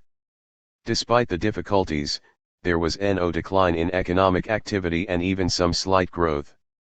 In total, while the growth of the years 1925-30 was lost, industrial activity held up to the crisis better and recovered. The Tunisian and Algerian crises were similar. The economic difficulties were less those of a colonization in its first stage than of colonial economies which had experienced deep transformations and periods of expansion. In Tunisia, the world recession, 1930-1, affected an agricultural underproduction economy due to the drought of 1930, followed by floods in the center and north in December 1931. The economic situation worsened in 1930 with losses of livestock in the south. The locust invasion followed the floods almost immediately. The agricultural harvest was bad because of heavy frosts and high winds. Algeria represents the most complex example of difficulties of various origins. In Tunisia there was a traditional type of crisis which affected essentially the Algerian population. It was aggravated by the crisis of the colonial sector masked and delayed by the measures adopted. The consequences of the world recession made themselves felt after the first local difficulties. The colonial sector was the first to be affected. Although affected by the world recession, the Egyptian economy made progress in two areas. The Misr Group, which had appeared after the end of the First World War, continued its development by creating NEW industrial companies, shipping companies in 1932 and 1934, a cotton spinning and weaving company in 1937 at Kafr al-Dawar, and trading companies in 1940. The crisis of 1929-33 intensified the inflow of capital to the group and enabled it to strengthen its position in the Egyptian economy. It also benefited from changes in fiscal and customs legislation. In 1930, Egypt recovered its fiscal autonomy and the right to collect customs duties on all imports. Until then, an international agreement prohibited Egypt from imposing customs tariffs. The last trade agreement with a foreign power having expired in 1930, a customs tariff was put into effect thanks to pressure by the Misr Group and despite Great Britain. The decision marked an important turning point for industrial development. Textiles, food industries, and light industries experienced expansion right up to the war. In the longer perspective, the beginnings of industrialization date from the 1930s. In the Horn of Africa, as in Libya, the potential effects of the world recession were limited by the lack of economic change since the beginning of the century and integration into the circuits of world trade. The examples of Ethiopia and Somalia are even clearer than that of the Sudan. In the latter country, the development of the railway network and the cultivation of Egyptian cotton made the economy sensitive to any international fluctuation. At the beginning of the 20th century, Lord Kitchener built the strategic railway from the northern border to Khartoum. In 1905 it was linked to the Red Sea, where Port Sudan was created at the same time as the town of Atbara at the junction. Later it was pushed as far as Sennar and reached Kordofan in the west in 1911. From 1924 a new line links Sennar directly with Port Sudan to serve the cotton-growing areas. The choice was for Egyptian long staple cotton, which was initially grown on non-irrigated lands. After the First World War, the Gezira scheme, involving the irrigation of the whole of the eastern part of the Gezira by the Sennar Dam, was launched. Other cultivation zones were created, notably on the Gash, a torrent that comes from Ethiopia and runs into the sands of Kassala. In 1929, a convention was signed with Egypt on sharing the Nile waters. 8. The extension of the rail network and cotton cultivation gave the Sudan an export product and greater monetarization of the economy.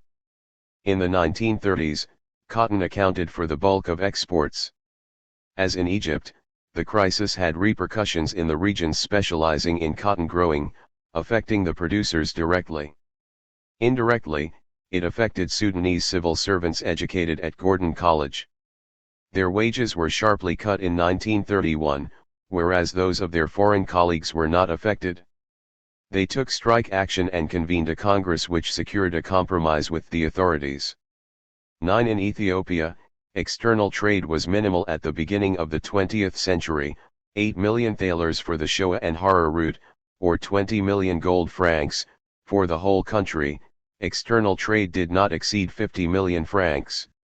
Coffee, gold, ivory, and skins were the main exports. Cotton goods, weapons, and ammunition were among the imports. The Djibouti Railway had been under construction since 1903 and reached Addis Ababa in 1917. It made it possible to link the interior of the country with the seaports. In 1935, it made possible the export of 15,000 tons of coffee and 7,000 tons of skins. Imports were even smaller. 10. However, the Ethiopian currency was seriously affected by the crisis. The population explosion and urbanization, already perceptible before 1930 in the statistics, known to a handful of experts, worried public opinion less than the world recession and were, in the short term, ignored by the administrations governing the protectorates and colonies. They were the result of an old and slow evolution and belong, by definition, to the long wave. However, population increase and urban growth became massive after 1930 and became structural features of societies after 1930 to 45. Population growth 12 took on the allure of a veritable explosion which was not peculiar to. This is observable in other regions of Africa and contrasts with the tapering off of population growth in Europe. The old population pattern lasted a long time, but its ending, which dates from the interwar period, was spectacular. Until the middle of the 20th century, birth and death rates remained high, famines and epidemics were receding, but they had not totally disappeared. However, the population censuses carried out in the interwar period show birth and death rates diverging, whereas the death rate was falling, the birth rate remained high.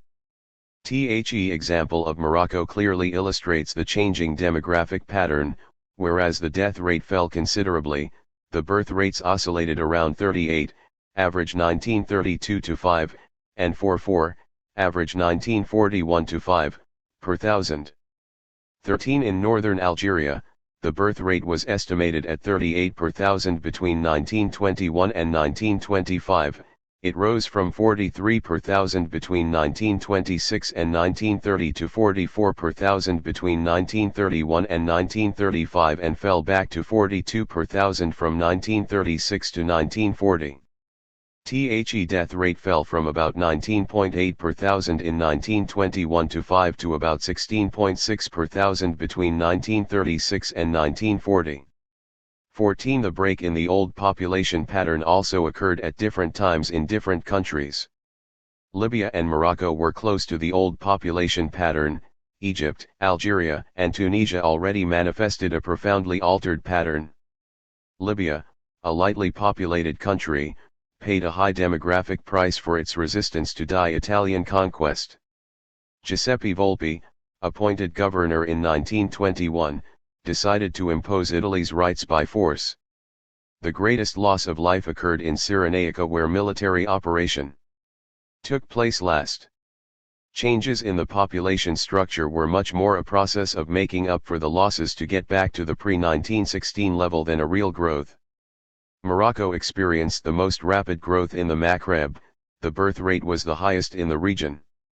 The Tunisian population, Muslims and Jews, increased by 25% between 1936 and 1946.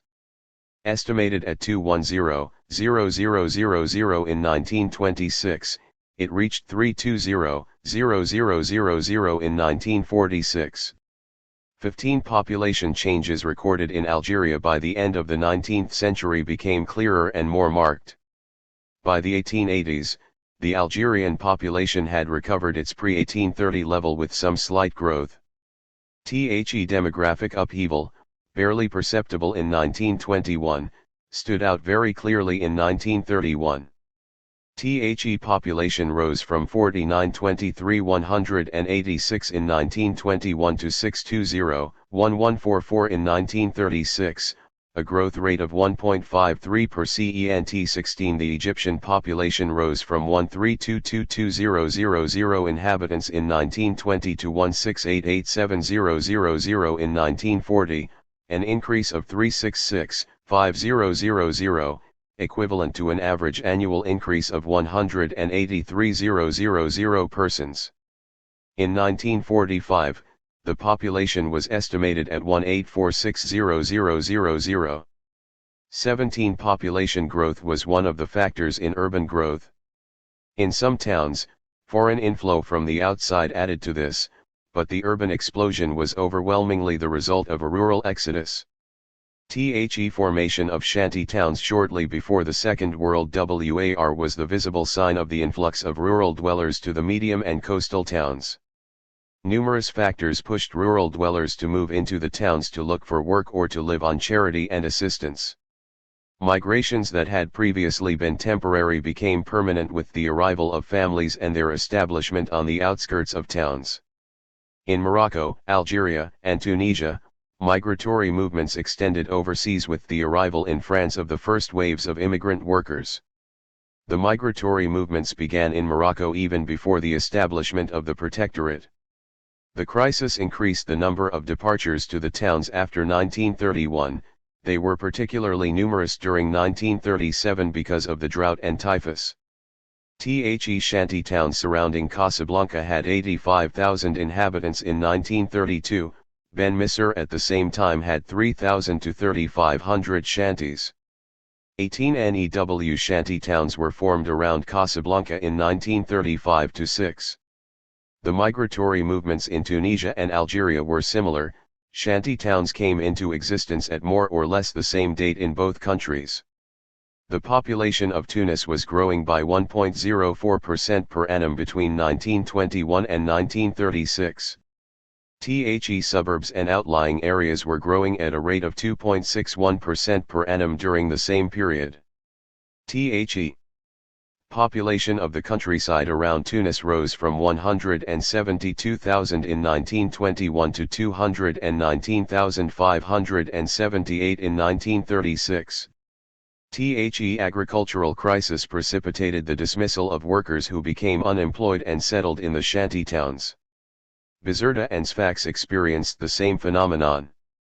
19 The least rapid urban growth was recorded in Libya, where the oases remained the economic centers and were doubled in some cases by Italian administrative centers. The sole large town was Tripoli, whose population grew rapidly, whereas the centers of colonization were of very modest proportions. 20 In Egypt, Cairo profited from the rural exodus much more than the towns in the Nile Delta. The Egyptian capital grew from 570,000 inhabitants in 1890 to 865,000 in 1920 and 527,000 in 1940. 21 Urban growth disrupted the old hierarchy among Moroccan towns more dramatically. Between 1931 and 1936, Casablanca became the city with the largest population, 275,000 inhabitants in 1936 as against 163,000 in 1931. Marrakesh marked time, 190,000 inhabitants in 1936, but towns with some commercial and industrial activity such as Rabat, Sale, Fez, Means, and Kenitra were the final destination of migratory currents. 22 In Algeria, the urban population, estimated at 508,235 in 1926, rose to 722,293 in 1936 and 112,942 in 1948. 23 In the Horn of Africa, the population of the Sudan, estimated at 3 million at the beginning of the century, reached 6 million in 1939. A 4th most intense urbanization was recorded in Ethiopia between 1935 and 1940. After the conquest of the country, the Italians attempted to develop it economically by establishing areas of colonization. Major expenditures financed the establishment of settlers, the creation of industries, and above all the construction of modern roads and buildings. Addis Ababa swelled to over 100,000 inhabitants in 1935. 25 Djibouti, which, following the building of the railway, replaced Ziba as the outlet for Harar and Shoa, doubled its population, rising from 10,000 inhabitants in 1900 to 20,000 in 1940, which was almost half the population of the territory. In 1936, a port with a jetty was built there. The town spread beyond the Salines as far as the Amboli Oasis. 20. Political crises. In the political domain, the various countries had been put under the control of European powers in the 19th and early 20th centuries, except for Ethiopia, which was so only in 1935. Their political evolution in the years preceding the Second World War was as varied as it was in the economic and social domain. Challenges to the status of colony or protectorate occurred through a series of political crises which culminated in the years 1936-7 and which were temporarily halted by the outbreak of the Second World War. The evolution of Egypt and Libya. The political evolution of Egypt was in total contrast to that of Libya. The former won a considerable loosening of British control over its political life, the latter was integrated into Italian national territory. At the same time as the second wave of emigration of Ventimiglia, 27 fascist policy pursued the integration of Libya into Italian national territory. A fascist Grand Council decree was promulgated. The four coastal provinces of Tripoli, Misurata, Benghazi, and Deraa became part of the national territory. The territories of the Libyan Sahara retained their status as a colony. The local government retained its full autonomy, the Governor-General having under his full and direct authority the four coastal provinces and the Sahara. In the administration, only junior positions were open to Libyans. Special citizenship was valid only in Libya, where it was granted to Libyans able to read and write. In reality, the local population was excluded from administrative and political life. The sole political activity by Libyans was in Egypt. In 1923, Idrils took refuge there, where a small colony of Libyans had formed.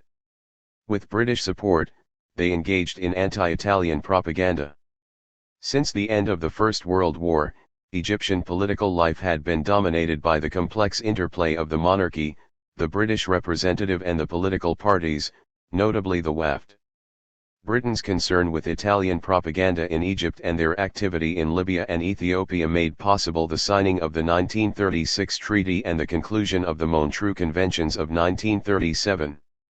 The essential clauses of the treaty, which was signed in London on August 26, can be summarized as follows: the independence of Egypt was reaffirmed and Britain in turn committed itself to defend Egypt against any aggression and, in the event of war, Egypt was obliged to offer Britain every facility on its territory.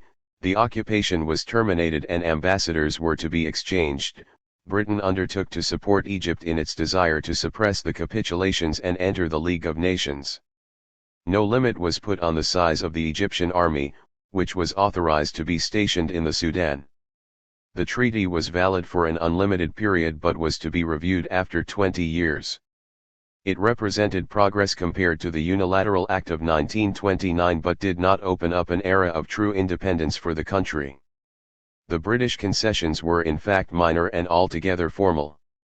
The security of lines of communication with the British Empire was assured by British troops, limited to 10,000 soldiers, who were to leave the country and be stationed in the Canal Zone.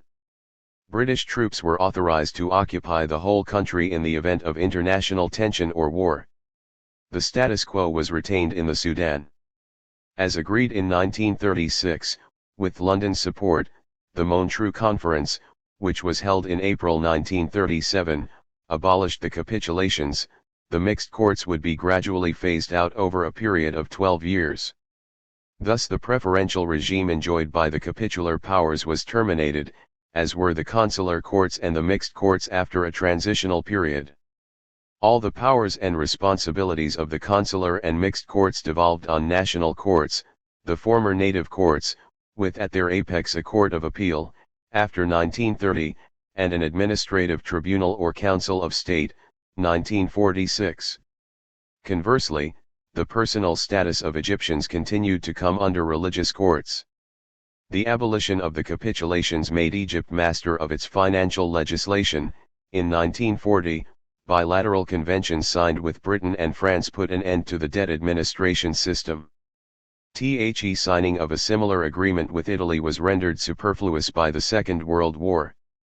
Despite the minimal nature of British concessions in the 1936 treaty, its signing and the withdrawal of British troops into the Canal Zone marked the triumph of the Wafd, and Nahas Pasha for the first time was in a position to maintain himself in power for a reasonable length of time, and the Wafd remained in power until the end of 1937.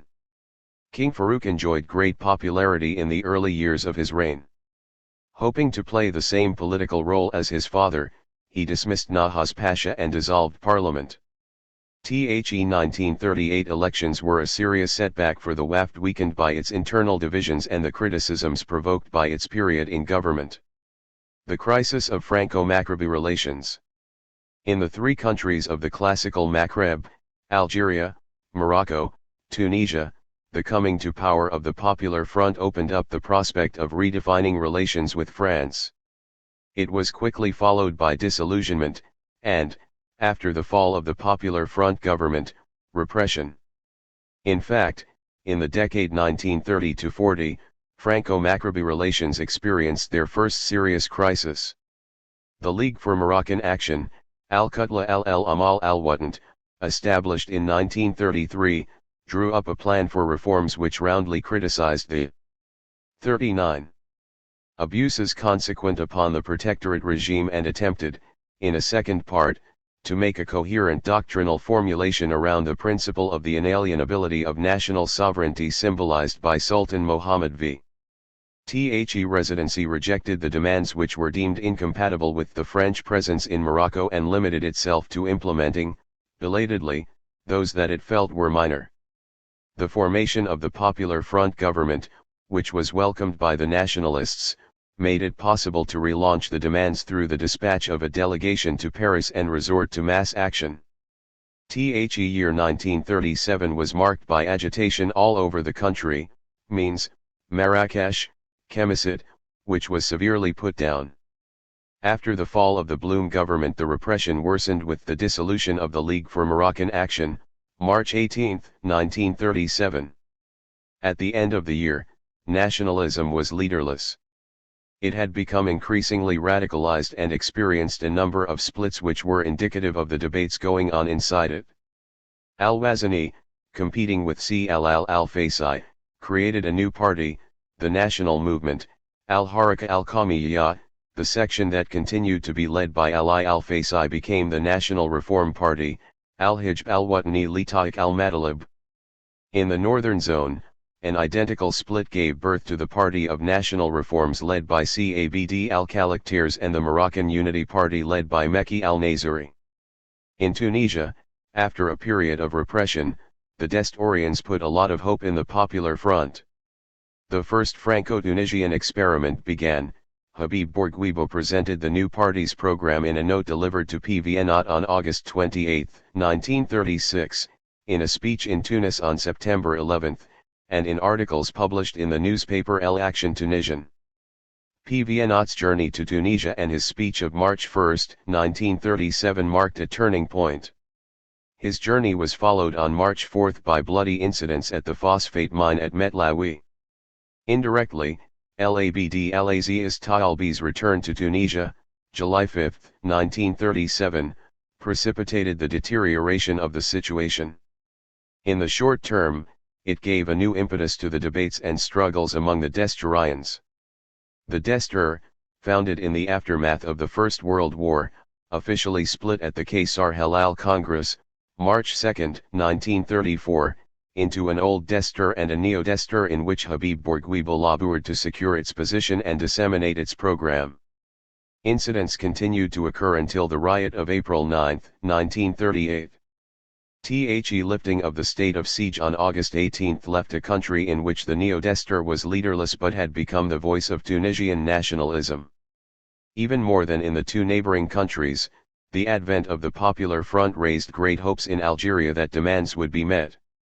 The elected representatives, the ulama and the communists, without the participation of the Etoile Nord-Africaine, convened a Muslim Congress, March 7, 1936, which drew up a charter of demands of the Muslim 40 Algerian people, which contained a series of demands for equality and respect for Muslim personal status.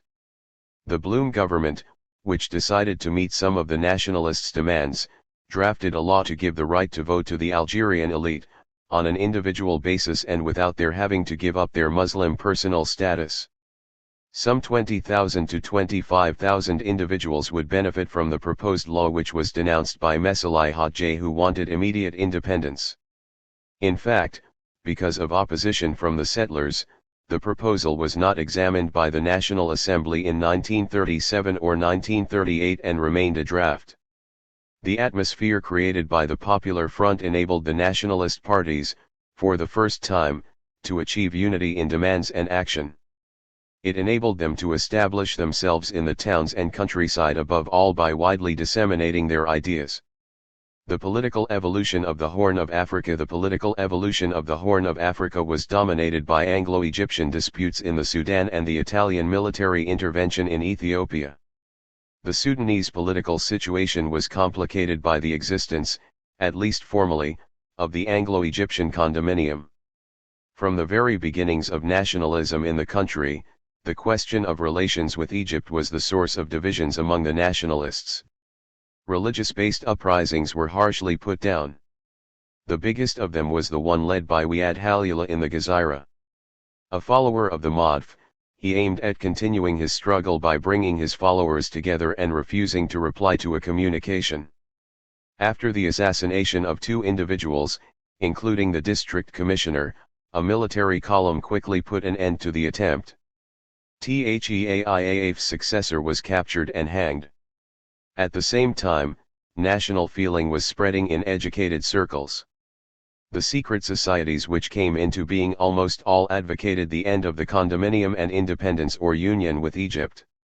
The best constituted of them was the White Flag Society, founded in 1924 by an officer, Al-Abd al-Latlf, who opted for the freedom of the Sudan and the unity of the Nile Valley.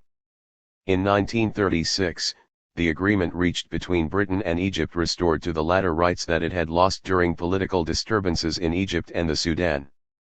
The Sudanese nationalists, not having been consulted, took up what they saw as a challenge. In 1938 a General Graduates Congress was organized.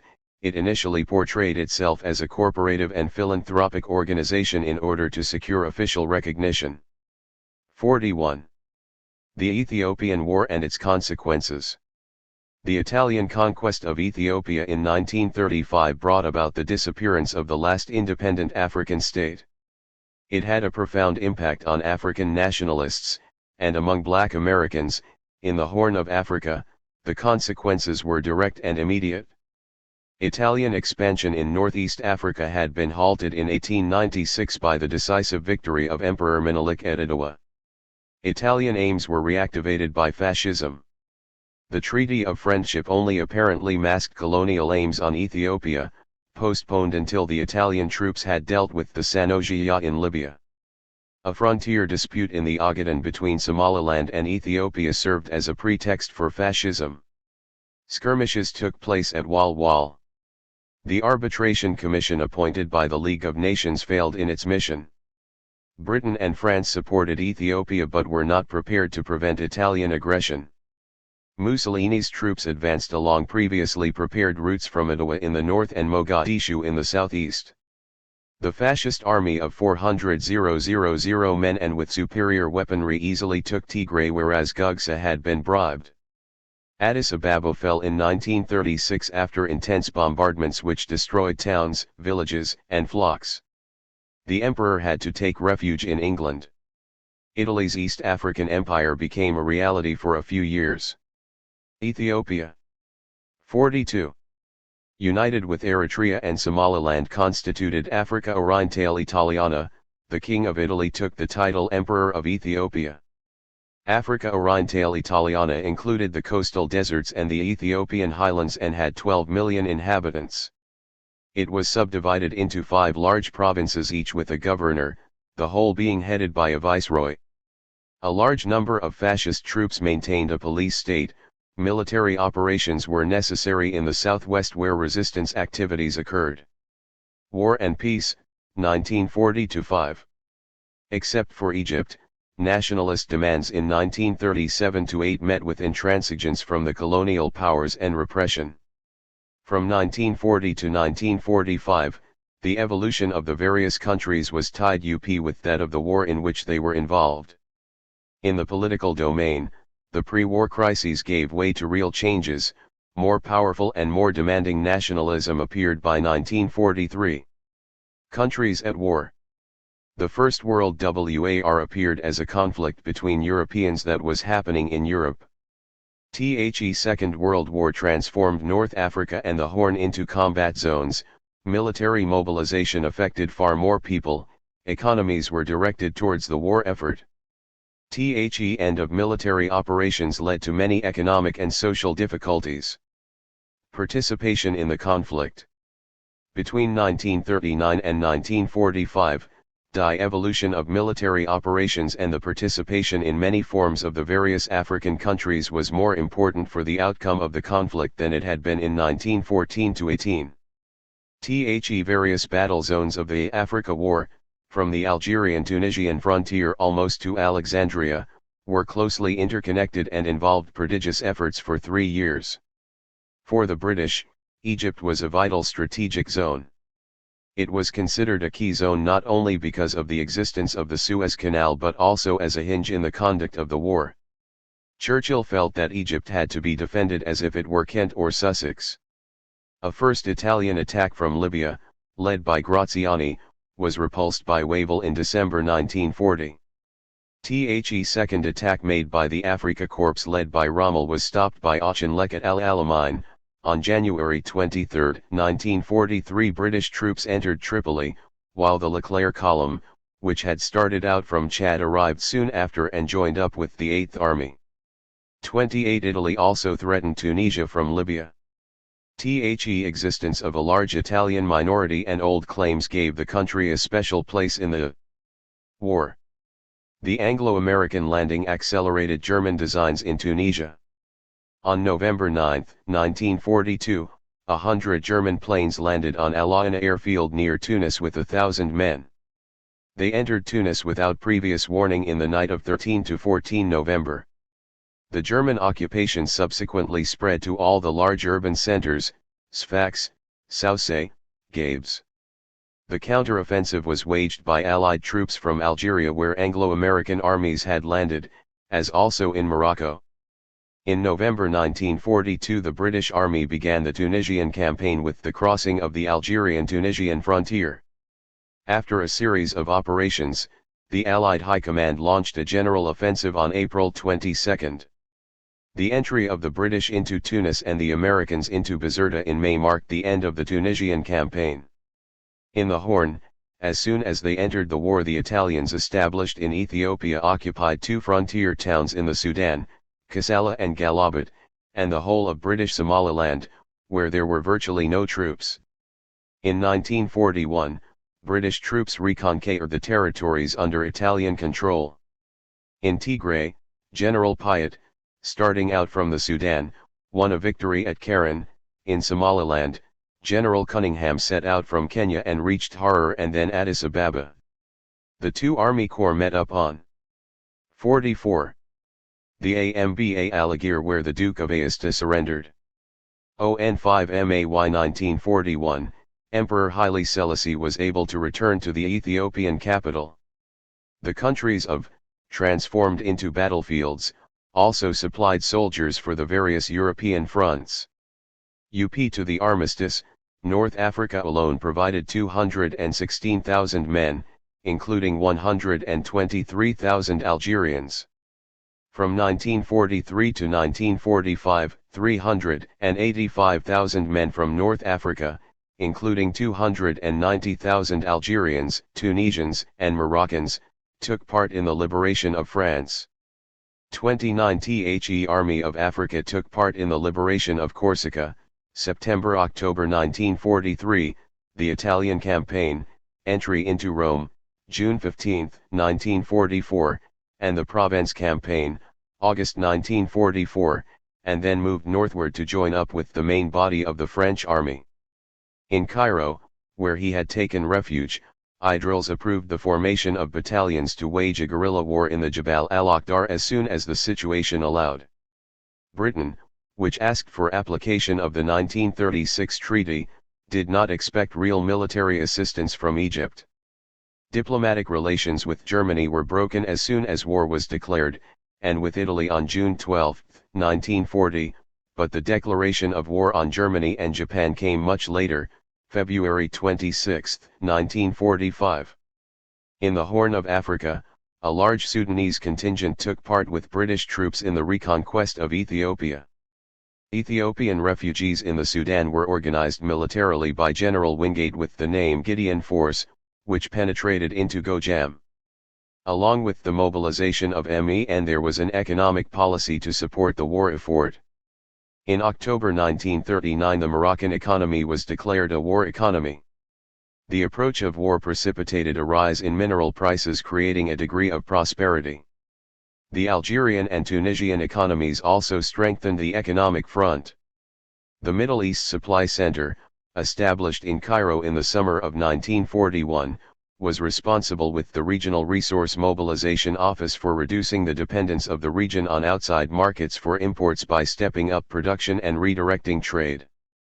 Local industries were used to their full capacity for civilian and military needs. The economic problems of peace. The war precipitated numerous economic and social difficulties. The disruption of transport had repercussions on external trade which collapsed, and the price rises increased the cost of living and the development of the black market. The demand induced by the war was responsible for some industrial growth that was called into question by the resumption in 1945 of commercial links with Europe. The break in relations between France and Britain and the needs of the war, promoted, much more than in the past, the production of goods that had hitherto been imported. Egypt profited more than the other countries from the new situation. The agricultural expansion of the 1920s and 30s was interrupted by the war, but industrial activity remained at a high level and industry diversified to meet rising demand. The increase in the size of the Egyptian army from 22,000 men in 1937 to 45,000 in 1945, and the wages paid by the Allies to the 20,000 civilians employed in the building and maintenance of military installations, increased the demand for manufactured goods. The markets of the region were open to Egyptian production.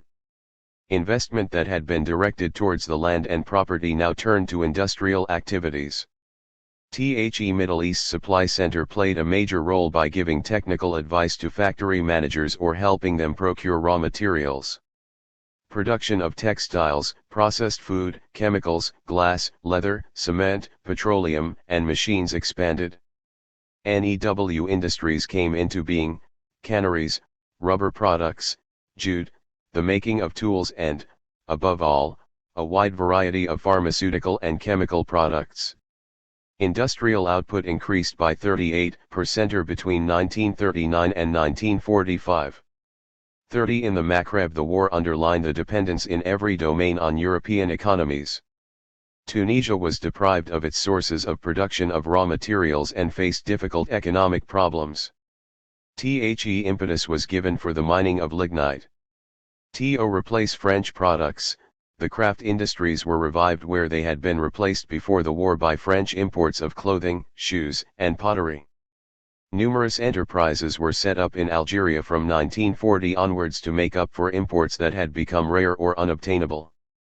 Several large enterprises opened branches, factories and workshops. Lycée oil mills set up a large oil refinery, near Oran, a pottery works and a glass works were opened by Needwiller and Saint Gobain potteries. Lafarge Cement enlarged their Algiers factory, Point Pescad, and built a second one near Oran, Saint Lucien. 3. The Moroccan economy was forced to make similar efforts at local production faced with the fall in exports.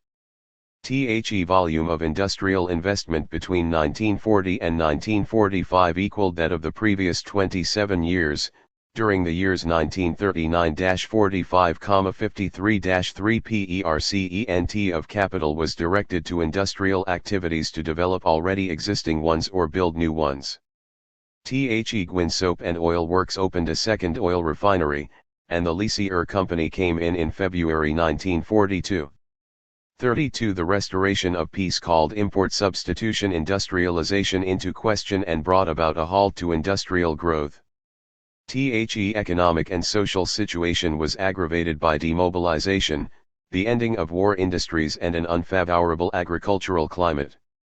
The economic climate underwent profound changes at the end of hostilities. In every country, inflation led to very large price rises just when the French and British armies were laying off workers that they had employed during the war. Unemployment and underemployment were widespread. The most pressing Egyptian problems were partly concealed by the voting of funds to help state workers and those laid off by the military administration. The most important problems were examined by interministerial committees and commissions, a large number of which were set up in 1945-6. A higher labor council met for the first time on March 23, 1945 to draw up a labor code. In order to mop up unemployment, a 5-year plan for large-scale works was granted £25 million in 1945 to finance the opening of roads, the digging of irrigation canals, the draining of marshes, the laying on of drinking water in provincial towns, the building of schools and hospitals, etc. More than 500,000 feddans of state lands were to be distributed to farmers on particularly advantageous terms. These measures proved in fact to be insufficient to put an end to the social unrest which was prolonged in some countries by bad harvests. In Tunisia, after 1945, trade circuits resumed their pre-war pattern, but the country was shaken for 3 successive years by famine. Following a persistent drought, catastrophic grain harvests, particularly in the center and south, followed one after the other from 1944 to 1946. There were countless deaths among sheep and goats already weakened by the shortage of water and forage. Several tens of thousands of rural dwellers once again flocked northward to live by begging or work on public works sites. 33. Industrial growth. While a minority was able to get rich through various sorts of trafficking and the black market, the overwhelming majority of the population was subjected to harsh living conditions which continued in the post-war period. The European economies themselves were prey to difficulties and could be of no help despite the resumption of trade. Moroccan external trade resumed in 1943, average imports rose from 936,000 tons before the war to 1,280,000 tons, and exports from 250,000 tons to 32 million tons. 34. In every country, commercial flows resumed their pre-war pattern. The small amount of capital invested and the mediocre quality of their products made the enterprises set up during the war very fragile. Several were obliged to close down. Algeria had the advantage of an industrialization plan. The war had shown the important role as a rear base played by the protectorates and colonies in the outcome of military operations. The imperial ideology promoted industrial plans with the Third World War seen as inevitable in mind. The structural problems of the Algerian economy were tackled in a speech by General Catrou in 1944. A 20-year program was drawn up affecting every area: crafts, education, housing, public health, infrastructure, rehousing of Algerian farmers.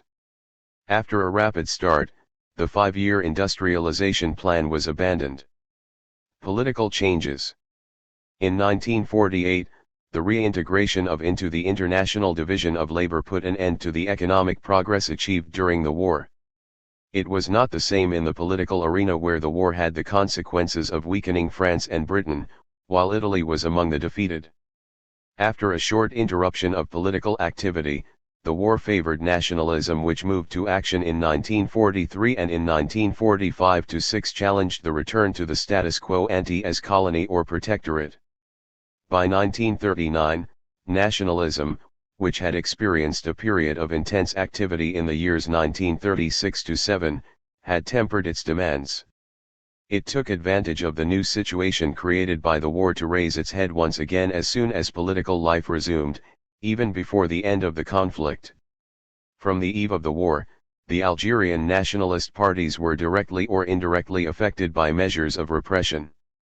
The Algerian People's Party was banned on September 26, 1939, its leader, Messali Hadji, was again imprisoned in October with several other leaders. Militants were sent to internment camps. On April 28, 1941, Messali Hadji and his companions were sentenced to forced labor or imprisonment by the Algiers Military Tribunal. The Algerian People's Party, disorganized, effectively disappeared from political life. The Communist Party was reduced to inactivity or underground activity as soon as war broke out. The El Ulama's press ceased appearing. Shavk al-Ibrahimi was put under house arrest at Aflou during the winter of 1939-40, while Shavk Ben Badis was not allowed to leave the city of Constantine without special authorization.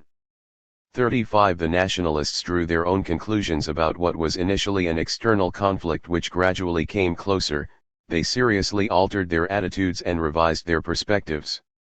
On the whole, and sometimes to the surprise of the metropoles, the nationalists, after a short period of wait and see, committed themselves to the Allied cause, issuing numerous statements to that effect and not opposing military mobilization. They called for a rallying to the Allied cause and democracy. 4. Ferhat Abbas, if democratic France ceased to be powerful, our ideal of liberty would be buried forever. 36. In a letter of August 8, 1942, Habib Bourguiba expressed his confidence in the victory of the Allies and his attachment to the democracies while leaving aside until after the war the problem of our independence.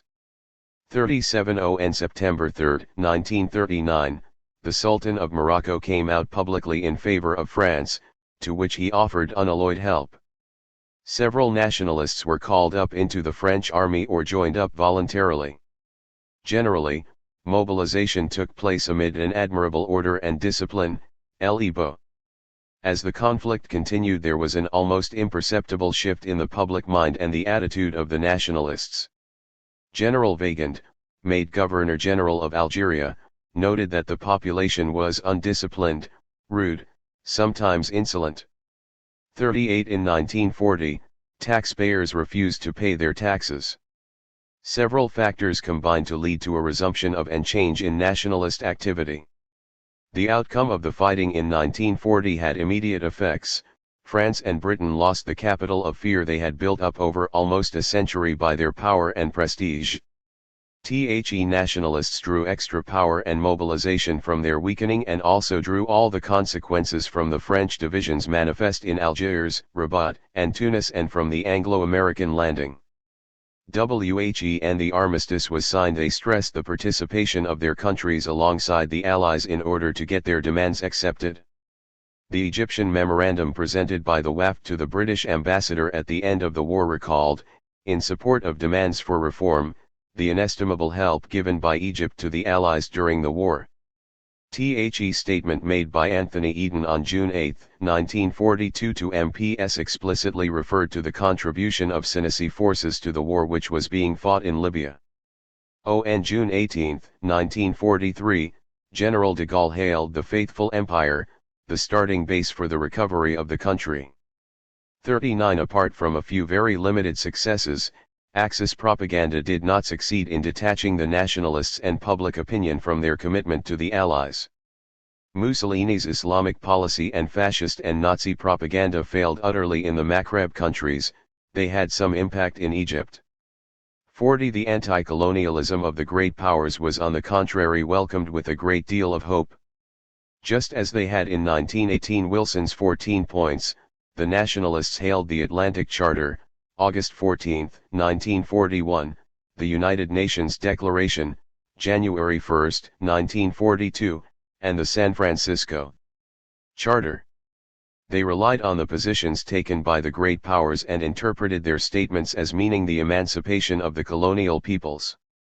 Britain and France maneuvered to retain their basic positions, but the nationalists took advantage of the conditions created by the war to achieve their objectives. Anglo-Egyptian difficulties derived from the 1936 treaty which Britain demanded should be applied. Egyptian governments and opposition parties affirmed the principle of non-belligerence and sought to modify the treaty or even secure independence. In 1940, parliamentary circles demanded, immediately, substantial amendments to the treaty and the status of foreigners. Demands formulated by the WAFT in AMEM, Orandum handed to Sir Miles Lampson and dated April 1, 1940 were even more radical. 41. The Libyan émigrés in Egypt organized a debate on the fate of their country after the end of the conflict, conferences in Alexandria on October 23, 1939 and Cairo on August 9, 1940. Assurances were sought from the British by Idrils on the future independence of Libya. Anthony Eden's statement was circumspect about the future, simply promising that the Sanisti in Cyrenaica would in no circumstances come under Italian rule again. The French positions in Algeria, Tunisia, and Morocco were less conciliatory. In the three countries, the pre-war crises resumed and were aggravated by a greater radicalization of demands. On January 11, 1944, the Moroccan Sultan, encouraged by his meeting with Roosevelt in 1943 at Enpa, received, at the same time as the Resident General and the Consuls General of the United States and Britain, the manifesto of the Istiqlal Party signed by 58 representatives.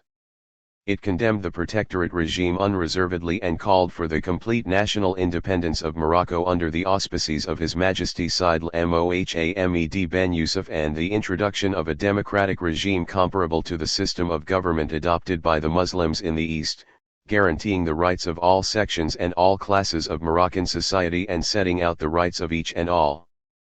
4 in the towns, the slogan of independence mobilized the populations while the French representatives expressed their firm opposition. The situation deteriorated in the night of 28 to 9 January, during which Ahmed Balafrej and M. L. Yazidi were arrested in Rabat, and A. Ben Idrils and H. Filalai in Fez. Incidents erupted in Rabat on January 29 and were put down by troops. The town of Fez was put under a state of siege at the beginning of February. The incidents continued all through the month, leaving at least 40 dead and 100 injured. The accession on January 19, 1942 of Bey Munsif transformed the Beylikate into a symbol of Tunisian nationalism and gave birth to Monzifism. In August 1942 Bey Munsif handed the Resident General for onward transmission to Vichy a memorandum in which he asked for major reforms, some of which affected the very structure of the protectorate. The attitude of Bey Munsif and the reforms that he wanted to secure led to the incident which brought him into conflict with Admiral Esteva on October 12, 1942. Following a second incident in the Council of Ministers, December 30, 1942, he formed a new ministry. For the first time since 1882 a Tunisian ministry was formed without consultation with the Resident General. With his deposition, 14 May 1943, and then his abdication, July 6, Munsif ceased to reign. Munsifism was born. 43 The Neo-Destur took up the baton, issuing a proclamation entitled For a Franco-Tunisian Bloc and, in November 1944, drew up the Manifesto of the Tunisian Front calling for internal self-government on a democratic basis and the formation of an assembly following a national consultation. In Algeria, the disappearance of the political parties created a favorable situation for Ferhat Abbas who, on April 10, 1941, sent Marshal Pétain a memorandum entitled The Algeria of Tomorrow. The Anglo-American landing gave a new fillip to his action while at the same time enabling him to make a serious shift in his political options. The first edition of the Manifesto of the Algerian People, dated February 10, 1945, was addressed to the United Nations and delivered to the Governor-General. A second version, slightly toned down, was officially delivered to Peyronton on March 31, 1943. The essential principle of the right of the Algerian people to self-determination and the condemnation of colonialism was set out. The addendum to the manifesto called for the resurrection of the Algerian people through the formation of a democratic and liberal Algerian state with a French right of oversight and military assistance from the Allies in the event of conflict. Pending the end of hostilities, the addendum suggested reforms that could be realized immediately. In the Horn of Africa, after the military elimination of Italy, demands were addressed to Britain. These demands underwent changes in their form and content. Eritrea and Somalia were placed under military administration. In Ethiopia, the British also attempted to install a military administration for the duration of the war.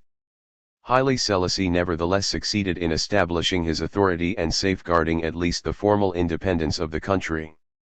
In the Sudan, in 1942, the General Graduates Congress submitted to the government a list of 12 social and political grievances, demanding, among other things, recognition of the right to self-determination for the Sudanese at the end of hostilities, the definition of a Sudanese nationality, the creation of a representative Sudanese body to be responsible for approving legislation for the country. The demands were rejected. The failure led to the formation of two groups in the Congress. The first led by the Al-Ashikf, the Blood Brothers, was much the larger. It worked for a Sudanese government united with Egypt under the Egyptian crown.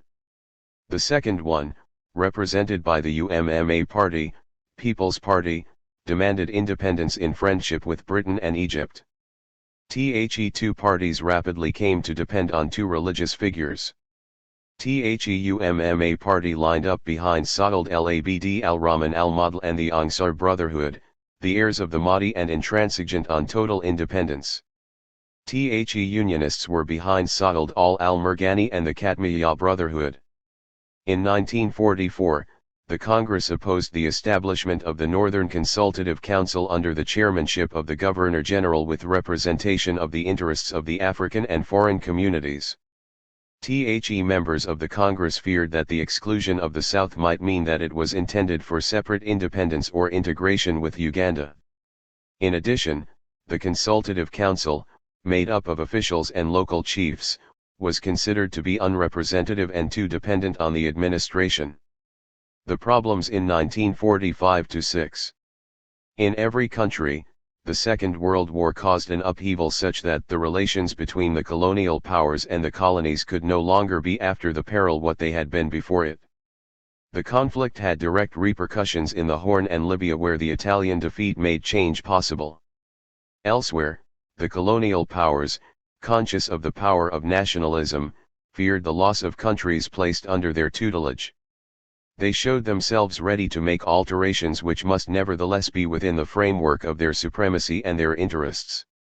The debate on the future status of Algeria and the neighboring protectorates began in 1942, it was finally settled by the 1946 Constitution. Nationalist activity resumed in the three Maghreb countries. In Morocco, where other political formations had come into being, Moroccan COM, Munist Party, General Union of Confederated Trades Unions of Morocco, Democratic Independent Party, the Istiqlal exercised a hegemony. It had, even more than before the war, the direct or indirect backing of Sultan Sidi Mohammed ben Yusuf. On March 8, 1945, it asked for the right for Morocco to sit in the United Nations and sent a report to the new Resident General, E. Laban, without success. In August 1946, 3 of its representatives went to Paris where they held a press conference and made many contacts. Laban responded to the slogan of independence by economic and social reforms without calling the protectorate into question. In Tunisia the offensive began in June 1946 with the Kairouan incident, and the general strike launched at Sfax on June 28 by the UGTT.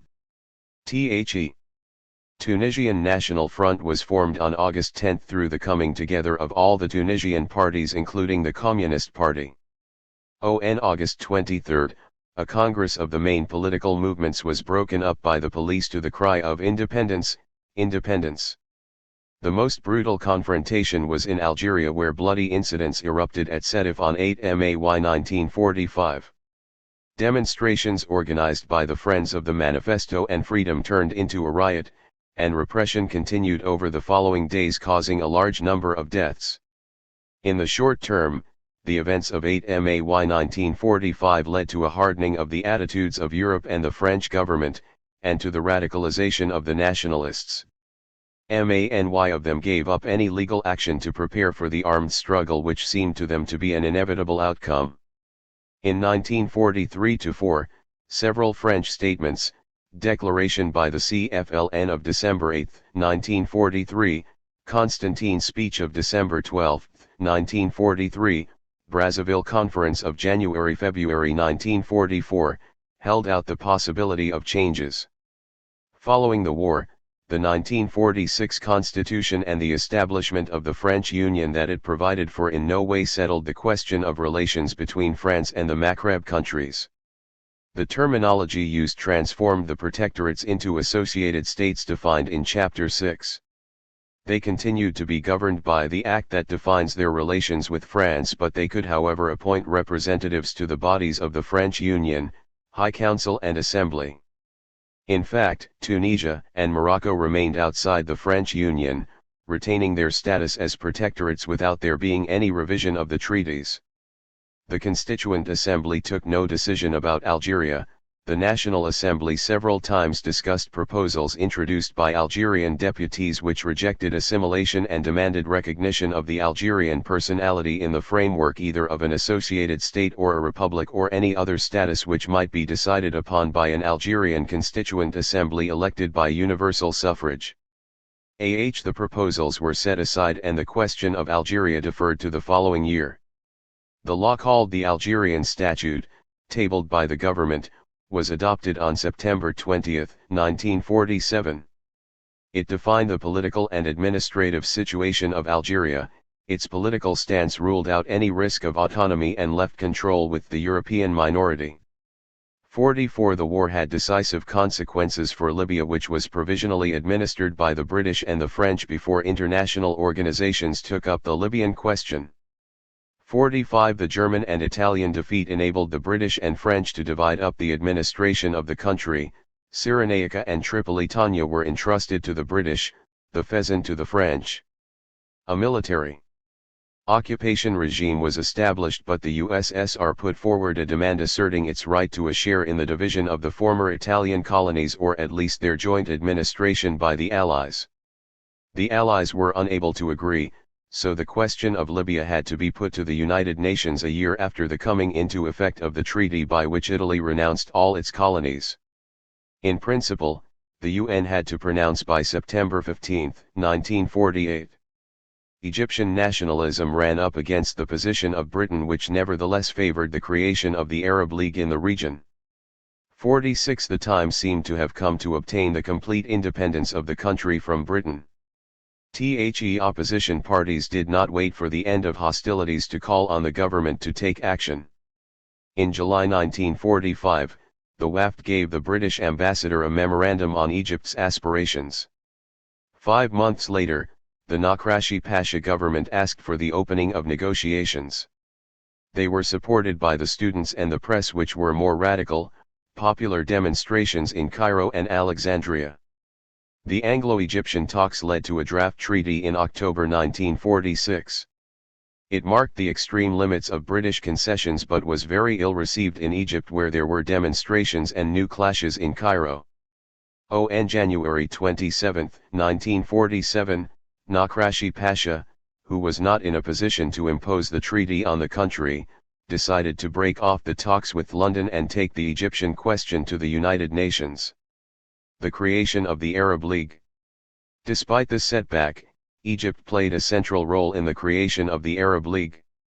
Desire for the unity of the Arab countries went back to the end of the First World War. It was voiced in the late 1930s and then again after 1942 with the encouragement of the British. Britain's aims and the Arabs' aims were different, and 2 successive drafts were supported by Britain before the draft backed by Egypt was adopted. After the Alexandria Conference, September 25 to October 10, 1944, the Charter of the Arab League was signed on March 22, 1945 at the end of the Cairo Conference by Egypt, Syria, Iraq, Lebanon, Transjordan, Saudi Arabia, and Yemen. A new independent Arab state had the right to join. The Palestinians were represented by Musa al-Ommi. Principles of sovereignty and non-interference were reaffirmed, and decisions taken by a majority bound only those states that accepted them. Cairo was made the headquarters of the League, and its first Secretary General was an Egyptian theorist of Arab unity. In the Horn of Africa, the consequences of the Italian defeat were the restoration of Ethiopian independence and resumption, with American aid, of the policy of modernization. In the Sudan, once again, the question of relations with Egypt dominated political life, while in Somaliland a nationalism transcending territorial and political fragmentation emerged. Political demands were relaunched in the Sudan in 1946 on the occasion of Anglo-Egyptian talks for a review of the 1936 treaty. Two parties attempted a COMMON approach and sent a delegation to meet the Egyptian government to discuss a program for a democratic Sudanese government, united with Egypt and allied to Britain. After the negative response given to Egypt, the representatives of the UMMA party left the country. Britain, which hoped to maintain a military and economic presence in the Sudan, encouraged Sudanese self-government. The 1948 constitution was drawn up. It provided for a legislative assembly elected by universal suffrage and an executive council with Sudanese ministers. The UMMA party participated in the policy of self-government for the Sudan while the Ashika party boycotted the elections. Riots which it organized in the large towns were put down and its leader, Ismail El-Azhari, was arrested. The UMMA party controlled the legislative assembly and enjoyed a majority in the executive council. However, by retaining the right of veto and a number of reserved matters, the Governor-General kept close control of the political system. In 1945, Ethiopia recovered its position as the sole independent African state. The resumption of the policy of modernization barely concealed a difficult economic and political situation. The country, which had 20 million inhabitants after the war, had a poor economic situation. Average national income in 1957 was $30 according to United Nations statistics. The population was overwhelmingly rural and agriculture accounted for 75% of production. Such progress as was recorded was in geological prospecting and hydroelectricity. Processing industries like cement works grew rapidly. In the field of education, right after the war, new secondary schools opened in Addis Ababa with syllabuses and a teaching body based on the European model. Young Ethiopians were sent abroad to continue their studies. The question of Eritrea remained in suspense until 1952. It was placed under British administration during and after the war. Its final fate was the object of several proposals at the United Nations, but the region was integrated into Ethiopia with a large degree of autonomy through a federal arrangement. The problem of territorial and political unity was even more acute in Somaliland. In 1946, the population was split between the northern province of Kenya, the provinces of the Hadid and Ogaden in Ethiopia, and French, Italian, and British Somaliland. The French Somali coast became, after the elections, an overseas territory with a local assembly and parliamentary representation in Paris. The rest of Somaliland was administered by Britain. The Somali Youth League, formed after the war, drew its support from the towns. It called for the creation of a Greater Somalia which would embrace Italian. 56. Somaliland, the Ogaden in Ethiopia, British Somaliland, and French Somaliland. The proposal was supported by Britain but declined rapidly because of the attitude of the United Nations. In the genesis of contemporary Africa, the crises and changes of the 10 years between 1935 and 1945 were decisive. Their consequences in some cases are still with us today. In a long perspective, two basic features of contemporary Africa became increasingly apparent during the decade: underdevelopment and nationalism. The pre-war and war years were in no way the starting point either of underdevelopment or of nationalism, whose origins are older and more complex, but both became apparent and the processes forming them accelerated. 57. Tropical and equatorial Africa under French, Portuguese and Spanish domination, 1935–45. Mahamoud Diop in collaboration with David Birmingham, Yvonne Herbeck, Alfredo Margarito and Jibril Tamsir. Tropical and equatorial Africa under French, Portuguese, and Spanish domination stretched from the Cape Verde Islands in the Atlantic to Mozambique in the Indian Ocean. The French colonies formed a continuous block surrounding various British enclaves of greater or lesser size. The Portuguese colonies included 3 pieces of territory on the continent and 2 archipelagos, all far distant from one another. The southern Spanish colony of the area linked the mainland Rio Muni and the insular Fernando Poo, while the northern one controlled the Sanaran coast. The period between 1935 and 1945 has been called the Golden Age of colonization and looked upon as the zenith of the colonial era, but these descriptions give a false impression of the real situation, and this alleged Golden Age ended during the great economic crisis of the 1930s. What is closer to the truth is that the years 1935 to 1945 constituted the golden decade of right-wing extremism in Europe. These were the years of the triumph and subsequent collapse of fascist ambition. The colonies of four European imperial powers were profoundly affected by these fascist trends in the core but in very complex ways. The empires of Italy, Portugal, Spain, and France experienced the traumas of Europe at war with itself, but Africa was not a passive sufferer. As indicated elsewhere in this volume, fascism in Italy resulted in the Italian invasion of Ethiopia and Africa's resistance to that aggression, 1935–41. However, it is to the empires of Portugal, Spain, and France that this chapter addresses itself. Spain experienced in the mid-1930s a deeply divisive civil war. Portugal consolidated in this period a fascist political order which was to endure from the rise of Salazar in 1932 until D. Spinola's military coup in Lisbon in 1974. France was occupied by a Nazi power in 1940 and the Vichy regime collaborated with fascism until France was liberated in 1944. This chapter is partly about the nature of European imperialism in the golden decade of European fascism. HOW were the empires of Portugal, France, and Spain affected by the forces of right-wing extremism from 1935 to 1945. In Portugal a right-wing dictatorship was stabilized in this period. It aggravated what was already a particularly repressive colonial policy. The divided trauma of France under the Vichy regime created fluctuating allegiances in the African empire. The triumph of General Franco in Spain changed Spanish colonial policy in Africa from a policy of neglect, under the monarchy, to a more vicious form of exploitation.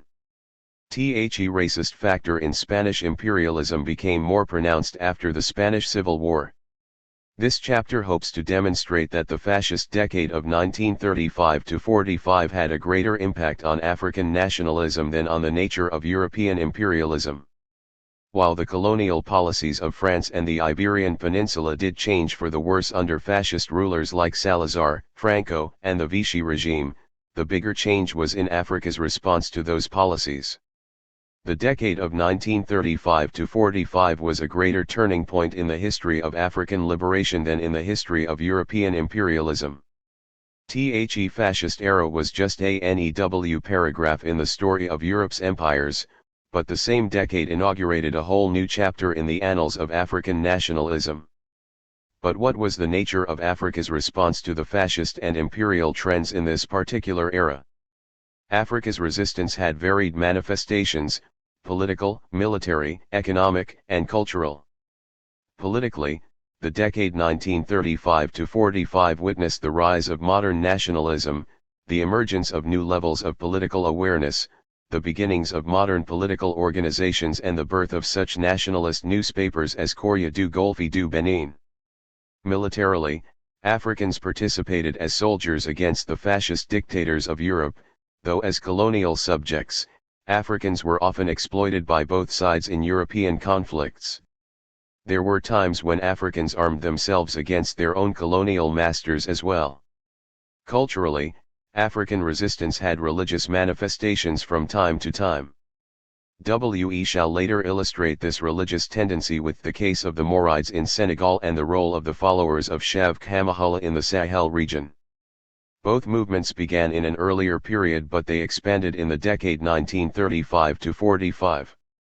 Islam was not the only religion which provided an African response to the era of fascism.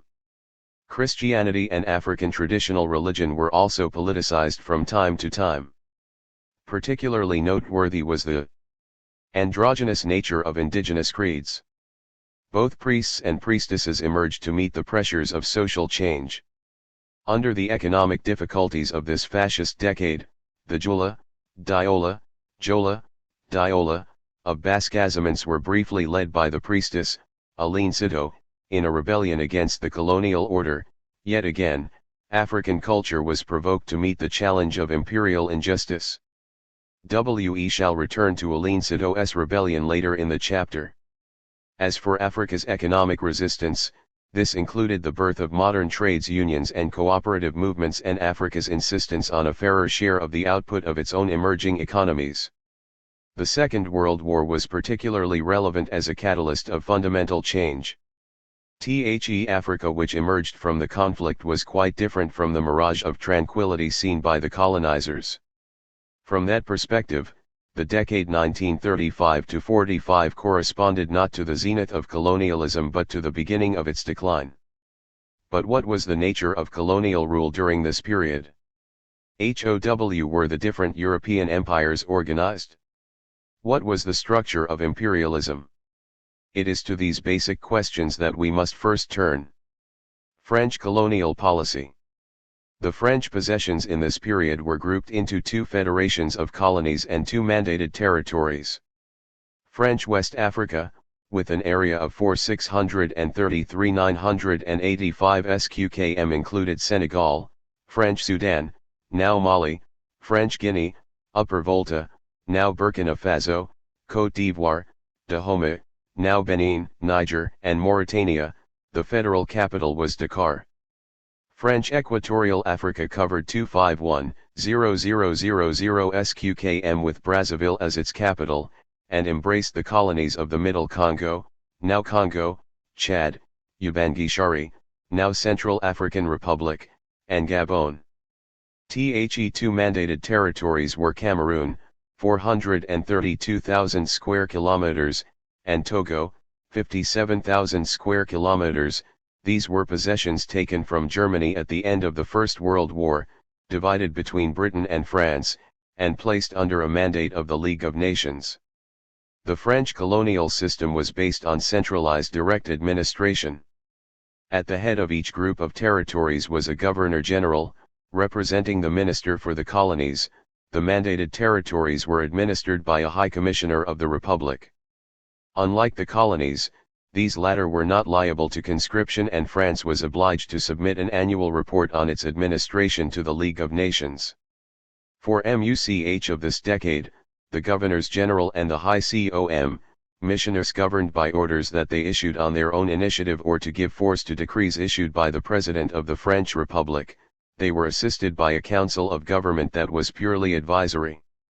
The other members of this council were senior officials who were directly dependent on the Governor-General or High Commissioner and were close collaborators, such as the Secretary-General who acted for the governor when he was absent, the officer commanding the colonial troops, the public prosecutor and the Directors-General of federal departments, finance, health, education. The Governor-General had very wide powers, no law or decree emanating from Paris, even one adopted especially for the group of colonies involved, could come into force until it had been promulgated by order of the Governor-General. He not only had complete control of the administration, but was also the supreme commander of the army. He made appointments and dismissals as he wished. He was truly a proconsul.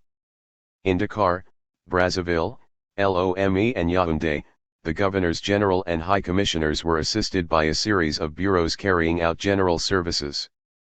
The most important ones were the Directorates of Political Affairs, Finance, Public Works, Education, Economic Affairs, and Health. These departments enabled the Governor-General to keep an eye on the administrative life of the colonies. Equatorial Africa, with only 4 territories and fewer means of communication, tended to be treated as a single colony. Quite often, the Governor-General also acted as governor of the Middle Congo. He appointed delegates or senior commandants to Gabon, Chad, and Ubangi-Chari. At the head of each colony, there was a lieutenant governor under the orders of the Governor-General. He was assisted by a council of administration similar to the Council of Government. He was the head of the administration of the colony, which included the specialized departments corresponding to the federal departments. Within the country, he had under him administrative officers known as commandants de cercle, or district officers. As each colony was divided into a varying number of territorial units known as circumscriptions or circles, West Africa had about 100 and Equatorial Africa about 50. In Cameroon and Togo, The territory was divided into 60 to 70 and 10 circumscriptions respectively. 3. The administration was linked at the bottom of the ladder to cantonal and village chiefs. In theory, it was former ruling families that performed these functions, but in reality chiefs were mere auxiliaries whose job it was to carry out the orders of the commandant de cercle, and they were not always chosen from the relevant ruling families. Before 1914, the theoreticians of colonization had thought they could set up a network of officials at all levels, thus eliminating indigenous village intermediaries. This project was abandoned when posts were closed during the war. 4. Bureaucracy absorbed the majority of colonial administrators and, instead of serving in the field, they filled offices in the towns. In 1937, over half the 385 administrators were serving in towns. Bureaucratization spread to the districts and, instead of going on tour, administrators spent their time writing reports. Early administrators had been concerned to know their country and even to write books. After the First World War, administrators were trained in the École coloniale and given a theoretical education. The result was fewer specialists and more interchangeable bureaucrats applying the same principles to Agades as to Sassandra without bothering about local reality. 5. The Commandant de Cercle was the principal representative of colonial power known to Africans. He was the local despot in a despotic system.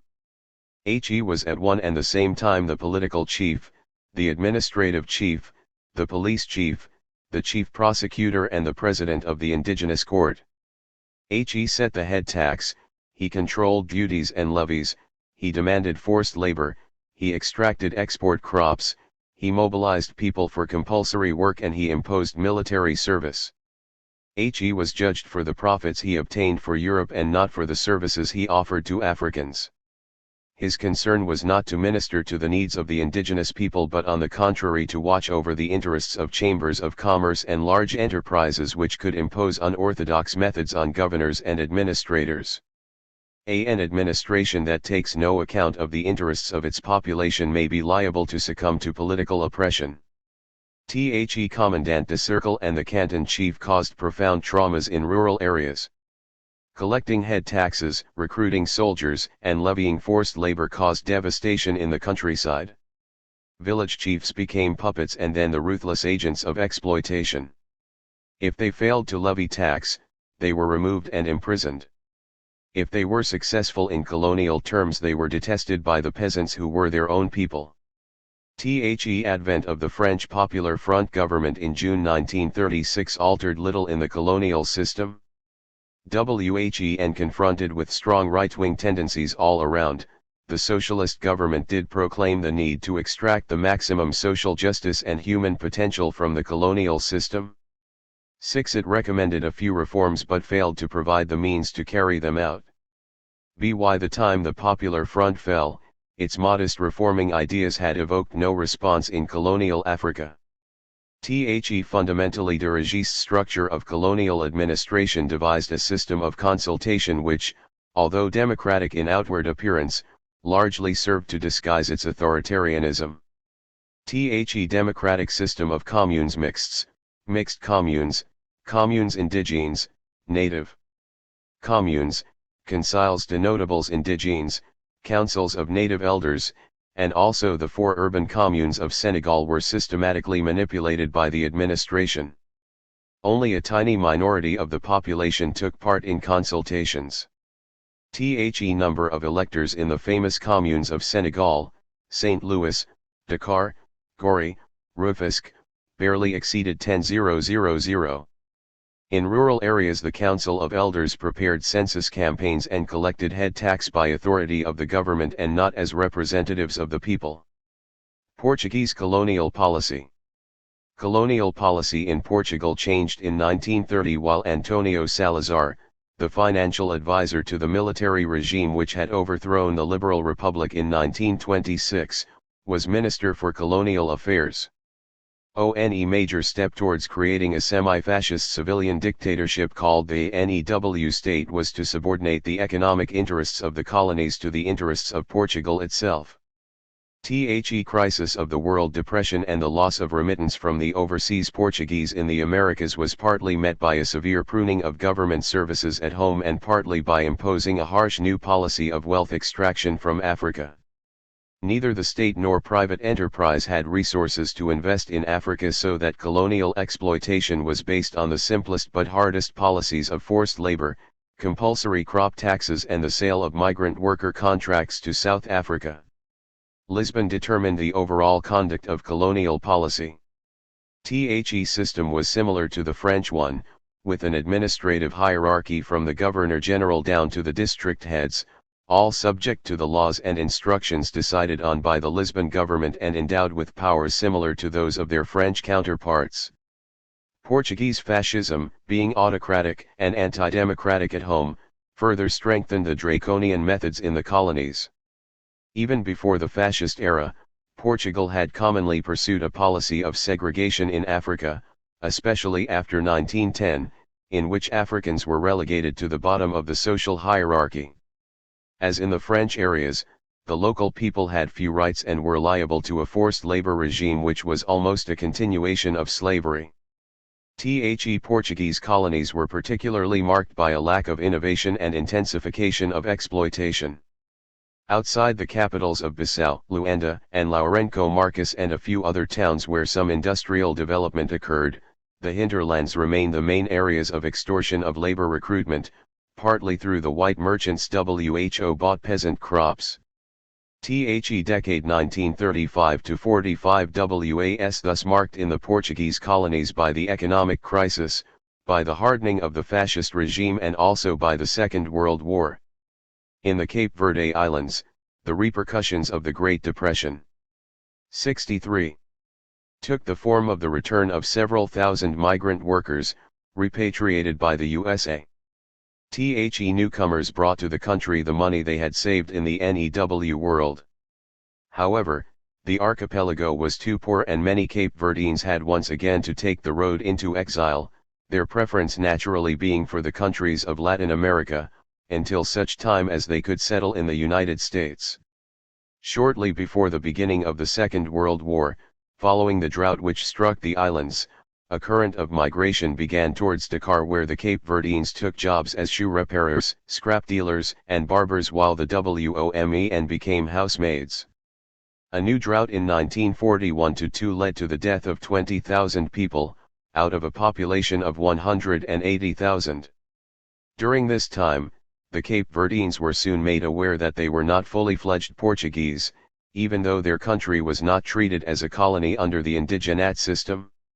In the Portuguese army, they could not even be appointed corporal, despite the regulations. This army was stationed on the islands during the war and although it had large food stocks, did nothing to help the starving, WHO died with no help of any sort. An ironical detail is that the construction of a concentration camp for the enemies of the Salazar regime at Tarrafal after 1936 provided employment to a good many of the inhabitants.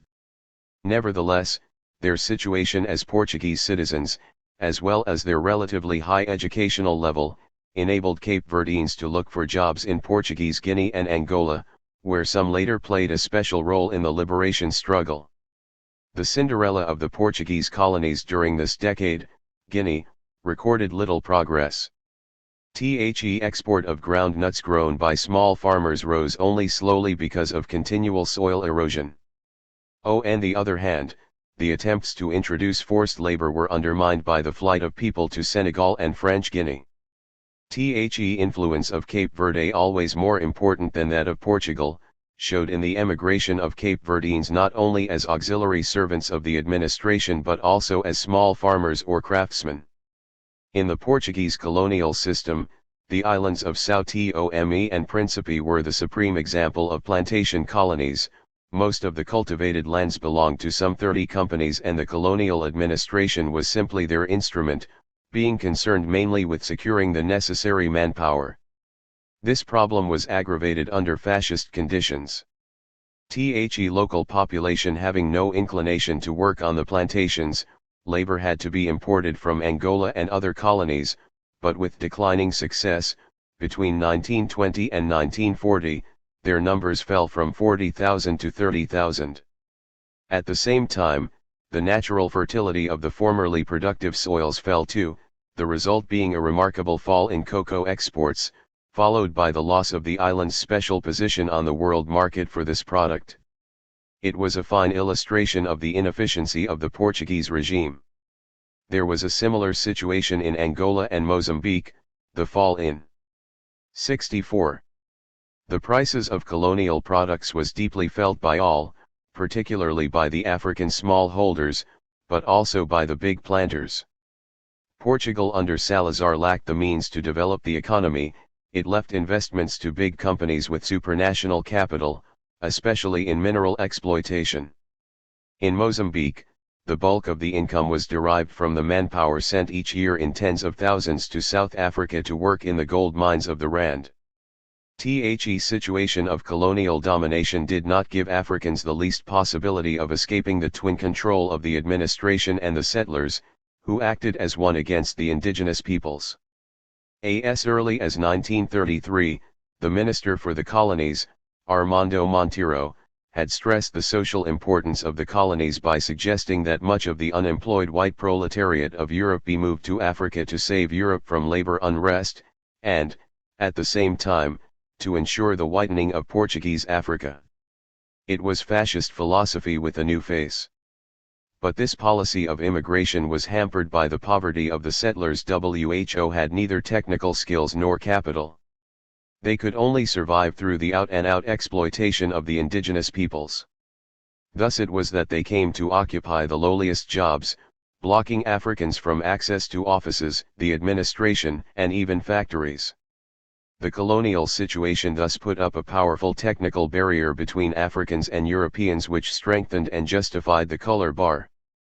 To better secure its domination, the Salazar regime had to find allies. In 1939, the missionary agreement with the Vatican made possible the establishment of a missionary concordat. In 1940, this made the Catholic missions an arm of the state in the education of the African population.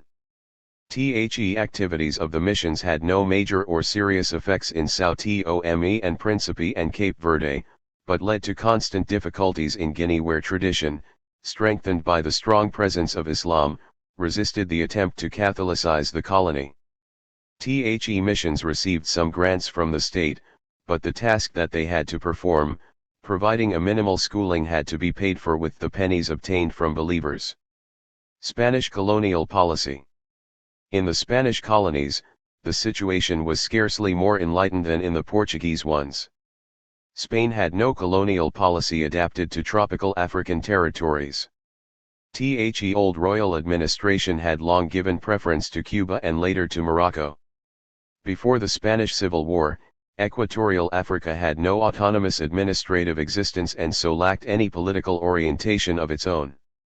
The old monarchy's Africa policy was based on, at best, benign neglect. The situation of the various parts of Spanish Guinea varied, given that the islands of Fernando Po practiced an essentially export-oriented agriculture, while mainland Rio Muni, now Equatorial Guinea, produced tropical woods.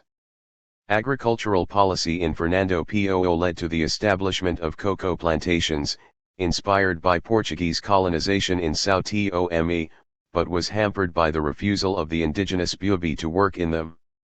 Agricultural activity therefore depended on imported labor. After a 1930 scandal, and intervention by the League of Nations, the traffic in crew workers from Liberia, a disguised form of slavery, was restricted and ultimately halted. During the Civil War in Spain, the Republican government and Franco's fascist insurgents confronted each other both in the Sahara and in Rio Muni. Once he had won power, Franco did make some budgetary changes in the administration of the colonies, thus giving Equatorial Guinea and Spanish Sahara financial autonomy.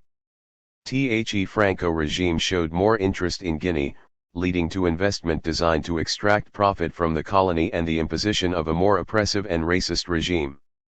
The Spanish version of fascism was taking its toll in the colonies. The Second World War. The Second World War broke the silence which shrouded colonial policy in the 1930s and threw Africa into a new turmoil. It accelerated the evolution of changing attitudes. It saw in particular the emergence of new policies in French Africa. Portuguese and Spanish domains came less to the fore since the Iberian Peninsula did not participate directly. French subjects in the colonies again became liable to recruitment and conscription. France had had a long tradition of using black troops, and during the First World War, African soldiers had fought alongside France on every front. After 1930, 15,000 men were recruited annually into the Tirailleurs Sénégalais, a name used to describe all black soldiers in the French possessions whatever their origin. In 1939–40, an 80,000-strong contingent was sent to France and, between 1943 and 1945, another 100,000 crossed the sea to fight in Italy and beyond. This war effort was not limited to supplying soldiers. Black Africa had also to provide raw materials and staple foods secured from local populations in sometimes dramatic circumstances. France in Africa was divided by the war. The armistice of June 22, 1940 ended the Third Republic. In its ruins, a fascist-type state was formed in Vichy headed by Marshal Pétain in collaboration with the Germans.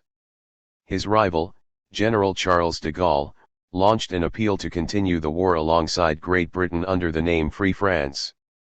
It was precisely in Black Africa that the confrontation between the Vichy regime and Free France took its most acute forms.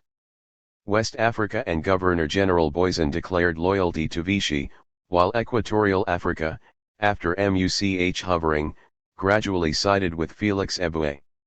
He was a black administrator from French Guiana and governor of Chad.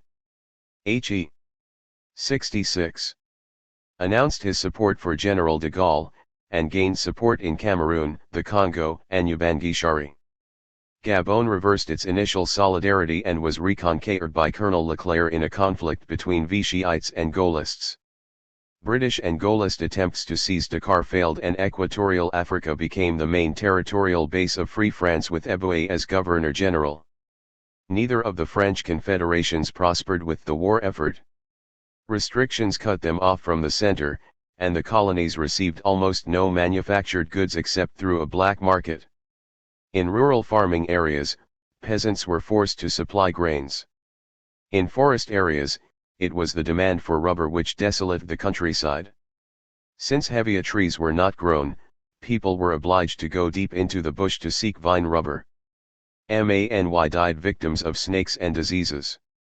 Meanwhile in the towns, ration cards were issued to Europeans and acculturated blacks living in the European manner. Consumer goods came occasionally from neighboring British colonies. Discrimination affected producers as well, and Africans were paid 2.6 francs per kg for their cocoa, while Europeans received 4.5 francs. Furthermore, whites were exempt from forced labor while whole black villages could be requisitioned to work at road repairing or on the white-owned plantations. By way of example, here are the obligations falling on an administrative circle in Guinea. The circle at present supplies 490 laborers for the Conakry-Niger railway line, 80 laborers for the Barrow plantation, Kankan Circle, 80 laborers for the Del Sol plantation, 15 laborers for the African banana plantation, 40 laborers for the Linky banana plantations, 200 laborers for the Kankan public works, 100 laborers for charcoal burning at Conakry, 100 laborers for road repair work, making a total of 1,105 workers. This is a heavy burden on the circle. There are many desertions, for the natives of the circle object to working for others even when paid and fed sick, hence there are frequent complaints by the Conakry-Niger Railway Company and the planters. All deserters caught are sent to the Court of First Instance, Article 28 of the Native Penal Code. 7 In 1942, such extractions caused the Jula in Basque-Casamance to rebel. They were led by the priestess Aline Sito who protested that the commandant's agents were demanding from the peasants more rice than they actually produced. Troops were sent and several Jula were killed. Aline Sito was exiled to Timbuktu with her principal aides. She subsequently died there. 8. Here, as elsewhere, production fell. Manpower was scarce because of recruitment and conscription, and people fled to neighboring British and Portuguese colonies to seek refuge from the agents of French colonization. In Senegal, groundnut exports, which had reached 580,000 tons on the eve of the war, fell to 174,000 tons in 1941. Navetain, seasonal workers, had to be recruited in neighboring French Guinea and French Sudan for production to rise to 429,000 tons in 1945. 9th war had one fortunate side effect on Senegal. This was the creation of a vegetable oil factory as the prelude to modern industrialization. The French firm Lysier obtained permission to build the oil works in Dakar and produced 40,000 tons in 1941. The government received requests from other industrialists for permission to open factories, and, despite conservatism and red tape, the ball was set rolling towards a new economic self-reliance. Thus, in spite of opposition by French industrialists, oil works developed in Senegal as a result of the shortage of fats inherent in the state of war and because of lack of transport. 10. In the wetter countries along the coast, some exports, such as bananas, collapsed, while others, such as coffee and cotton, thrived. The purchasing power of Africans, however, was reduced by extremely low export prices and by high import prices. Economic exploitation was accompanied in West Africa by a stiffening of colonial policy. The fascist-oriented Vichy regime suppressed all representative-type institutions, the colonial council, the municipal councils, political parties, trades unions, and representation in the French National Assembly. The penal code was made more repressive. The fascist regime also introduced new racist measures hitherto not witnessed. There were different rations for Africans and Europeans, different coaches for black travelers and white, even different prices according to one's racial category. Political and social situation. During the decade 1935 to 45, there were, if not changes, at least signs heralding upheaval. The lethargy that marked the economy of the Portuguese and Spanish colonies went hand in hand with social conservatism. Social structures were hardly changed. Urban life, the harbinger of change, was practically non-existent in the small territories. Bissau or La Praia were little more than big villages where old colonial quarters with a few whites or mixed-race people lived apart.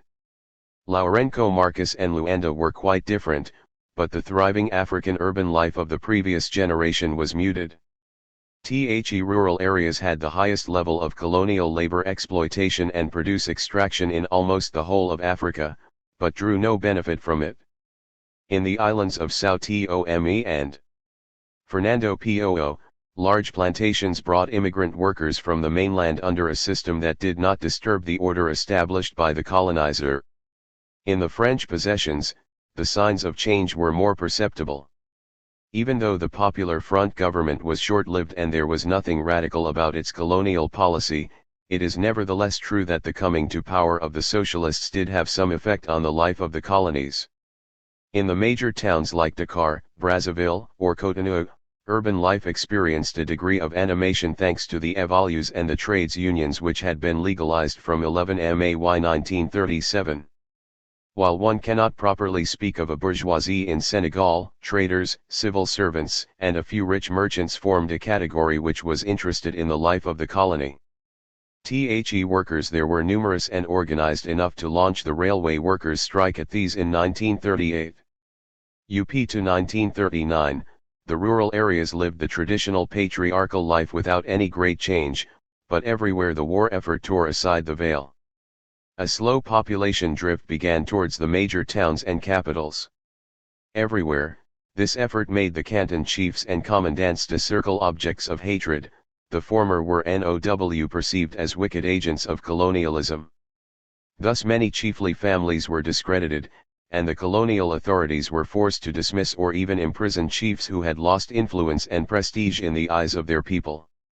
The calling into question of the traditional structures was initiated under cover of complaints against chiefs.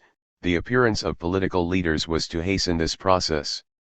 The origins of some of the armed African resistance to French domination in this decade went back a long time. In the 1930s, the Moorish Kabila continued to send raiding parties Gajpa, against the French forts and establishments in Mauritania. As if to make the point, the Regabat, launched attacks in 1931-3 and terrified the French, who were defeated at Kuntassi. It was only in 1935 that motorized troops from the Maghreb occupied Tindouf, the last point still unsubdued, thus making the first land link between Morocco and West Africa. In colonial Africa, the colonial peace and growth of trade favored, against the colonizers' wishes, the expansion of Islam, at the same time as the missionaries were spreading Christianity. TWO Islamic movements deserve special attention, Mouridism in Senegal and Homolism in French Sudan, even though they had their roots in the previous period.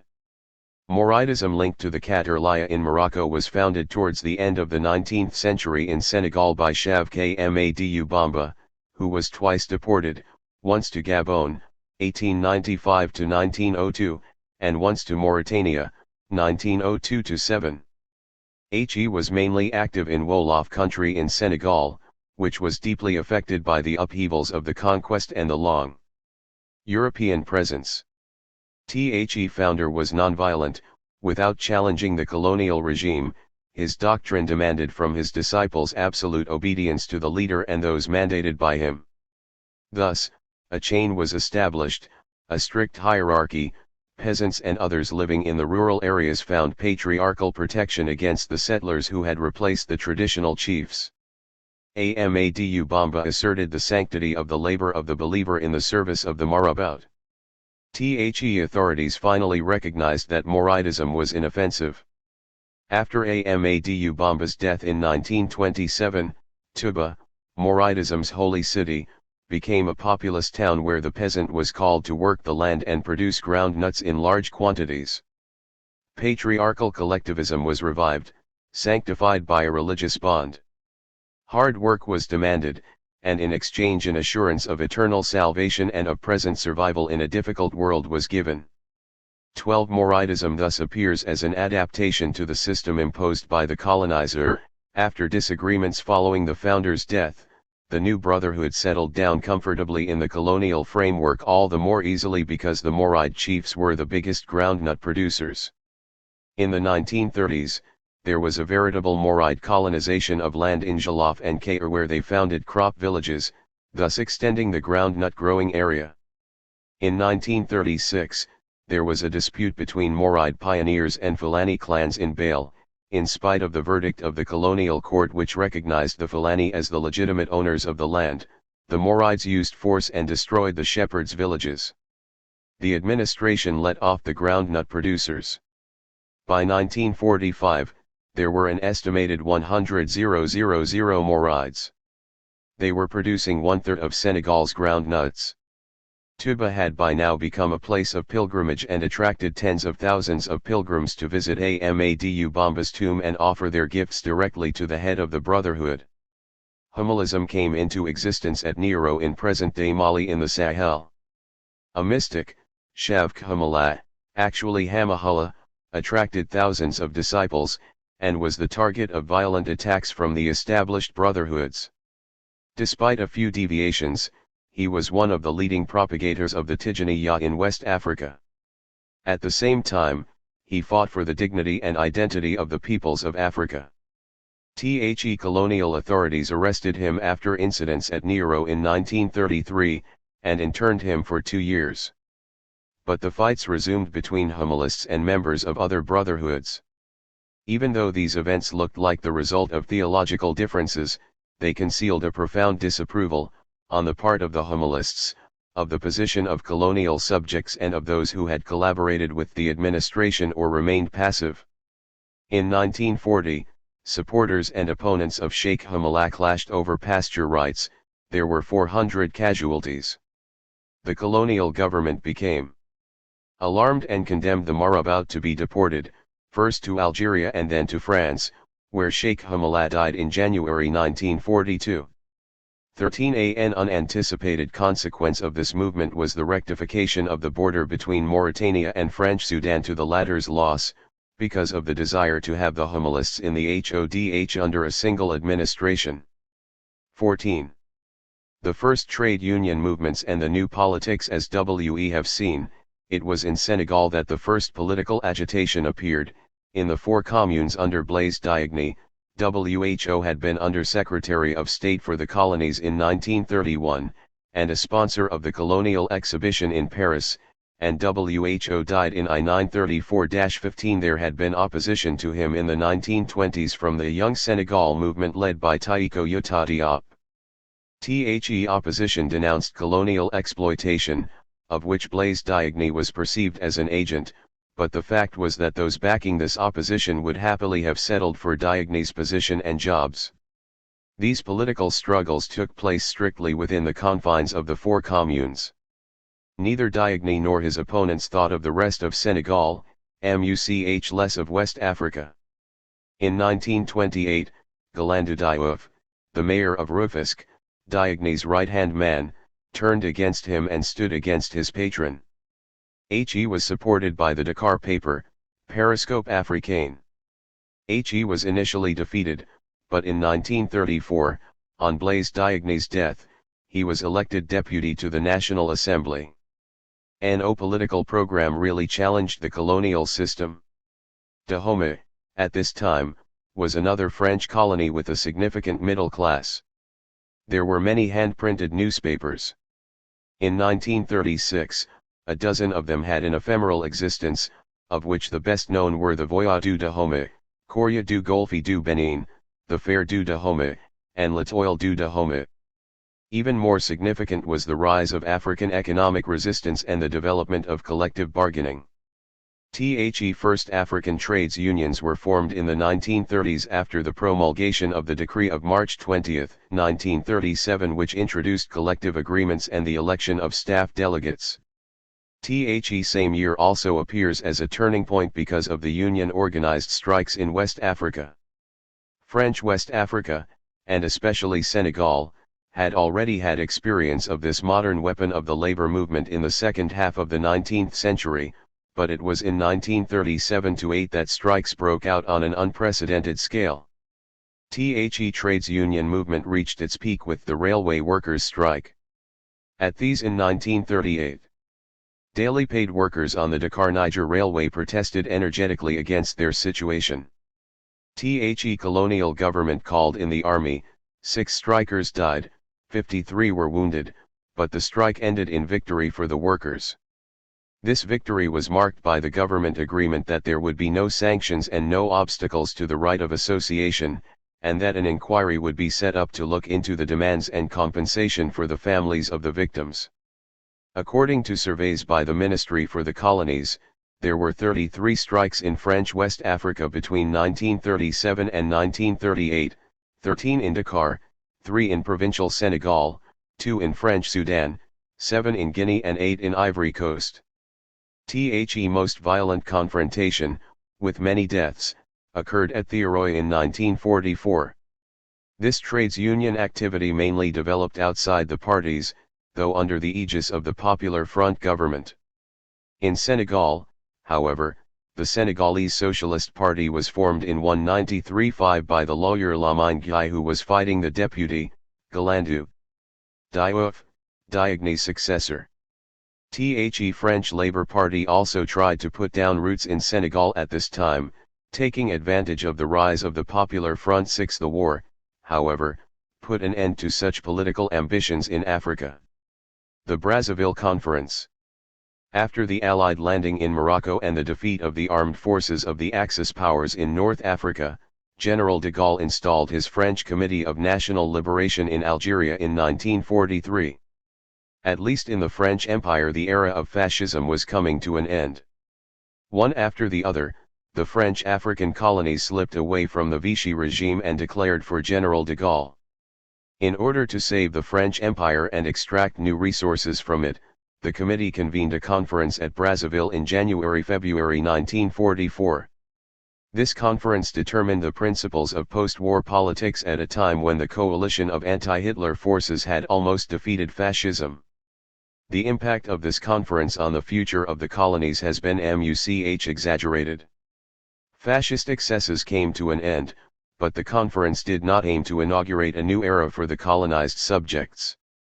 On the contrary, it intended to make the colonial system more secure and preserve it from outside influences, especially American ones. It was called the Brazzaville French-African Conference, which throws light on the intentions of the organizers. General de Gaulle had understood that in order to continue to ask Africans for an ever heavier war contribution, changes had to be promised. It was no longer possible to speak of liberty and democracy while denying Africans these fundamental rights. He declared, "In French Africa, as in all other territories where men are living under our flag, there will be no real progress unless the inhabitants benefit from it, morally and materially, in their native land, unless they rise, stage by stage, to the level where they will be capable of participating, within their own country, in the management of their own affairs. It is France's duty to make sure that this comes to pass. Such is the goal towards which we are set. We do not close our eyes to the length of the successive stages." Point 17. This statement by the head of Free France did not go so far as to proclaim the right of peoples to self-determination, even if there are hints of it, as in the phrase participating, within their own country, in the management of their own affairs. It should be observed that the Brazzaville Conference was above all a meeting of military men and senior officials. It was presided over by M.R. Plavin, the Commissioner for the Colonies. It brought together the Governors General of French West Africa, French Equatorial Africa and Madagascar, colonial notables, representatives of commerce and industry and the missions. Care was taken to exclude the communists. But the most significant fact was the total absence of African representatives. When purged of direct fascism, European colonialism was still racist. The Brazzaville Conference set out as a principle, the aims of the work of colonization accomplished by France in the colonies exclude any idea of autonomy, any possibility of evolution outside the French Empire, the constitution of self-government in the colonies, even in the distant future, is to be excluded. Nothing could be clearer, since the principle of colonial sovereignty remains eternally untouchable, Africans can never hope to attain self-government or independence. The conference did, however, propose to endow the colonies with a federal assembly. Although it advocated respect for African custom, it was against the use of African languages in education. It will simply be noted that the colonial authorities recognized the need for change, but that none of the participants in this conference could imagine the speed with which Africa was to erupt onto the international stage a few months after the end of the Second World War. Later, at the time of decolonization, the Brazzaville Principles would become one of the most rigid obstacles preventing the French authorities from understanding what was really happening in Africa and the determination of the people to be rid of the colonial yoke. Not even its own trauma of occupation under the Nazis had succeeded in teaching France that imperialism was evil, at least, not yet. Conclusion. How did fascist tendencies in Europe from 1935 to 1945 affect developments in the empires of France, Portugal, and Spain? This chapter has sought to demonstrate that right-wing excesses in Europe only aggravated African problems and provoked an African response, but the basic nature of European colonialism had been racist and exploitative before the rise of European totalitarianism in the 1930s, and remained so after the demise of the fascist era. On the whole, the impact of the decade 1935 to 45 was greater on African nationalism than on European colonial policies. European racism and imperial exploitation remained almost constant, but Africa became less and less ready to tolerate its OWN humiliation. NEW forms of African resistance were crystallizing in this period, including political movements, religious and cultural rebellions, NEW trade union activism, readiness to go on strike, and the emergence of African political journalism. The Second World War was particularly important as a catalyst. The war did not teach Europe to be less imperialist, but it did teach Africa to be more nationalistic. Greater political consciousness in Africa was stimulated by the war. The peasant masses, exhausted by the war effort, would listen particularly attentively to the leaders who were to emerge when the time came to elect black deputies to the French National Assembly. The colonial system became all the more intolerable because people had fought alongside the colonizer for liberty. The restlessness spread all through tropical Africa. Upheavals, strikes, demonstrations, and revolts revealed the character of the period that followed the war and which marked a sharp break from the lack of movement of the previous period. With the birth of political parties, such as Houphouët-Boigny's Rassemblement Démocratique Africain in 1946, tropical Africa entered abruptly into the cycle of liberation struggles, which began in the French colonies in 1945. The Portuguese and Spanish colonies, lagging behind in their social and economic evolution, gradually awoke from their lethargy, but the fascist regimes in Europe had eliminated any possibility of political or trades union organization, and had thus practically closed off every possibility of learning the art of politics. The awakening of the peoples of these colonies would come later, but with a suddenness that would shake the dictatorship in Portugal and contribute to the very liberation of the Portuguese people. Africa under British and Belgian domination, 1935–45. Michael Crowder ***. Can British and Belgian-dominated Africa be fruitfully examined together? At the outset, the task of comparing British and Belgian rule in Africa might appear a difficult, if not eccentric, enterprise, so apparently different were they in character. At best one might, in the way of university examinations, compare and contrast British rule in Nigeria with that of Belgian rule in the Congo, now Zaire. But Britain controlled 16 territories in Africa during the period 1935–45, if we exclude South Africa, which was effectively independent after 1931, and Egypt, whose independence was severely curtailed by the presence of British troops on its territory, particularly during the war. By contrast, Belgium had only one enormous colony, the Congo, and the tiny mandated territory of Rwanda-Urundi, now Rwanda and Burundi, under its rule. After 1925 it was administered as part of the Congo, just as the British mandated territory of the Togo was administered as part of the Gold Coast, now Ghana. Unlike France, which maintained a largely uniform system of administration for its 14 tropical African colonies, Britain devised a variety of administrative systems for the government of its African dependencies, with the result that generalization becomes extremely hazardous.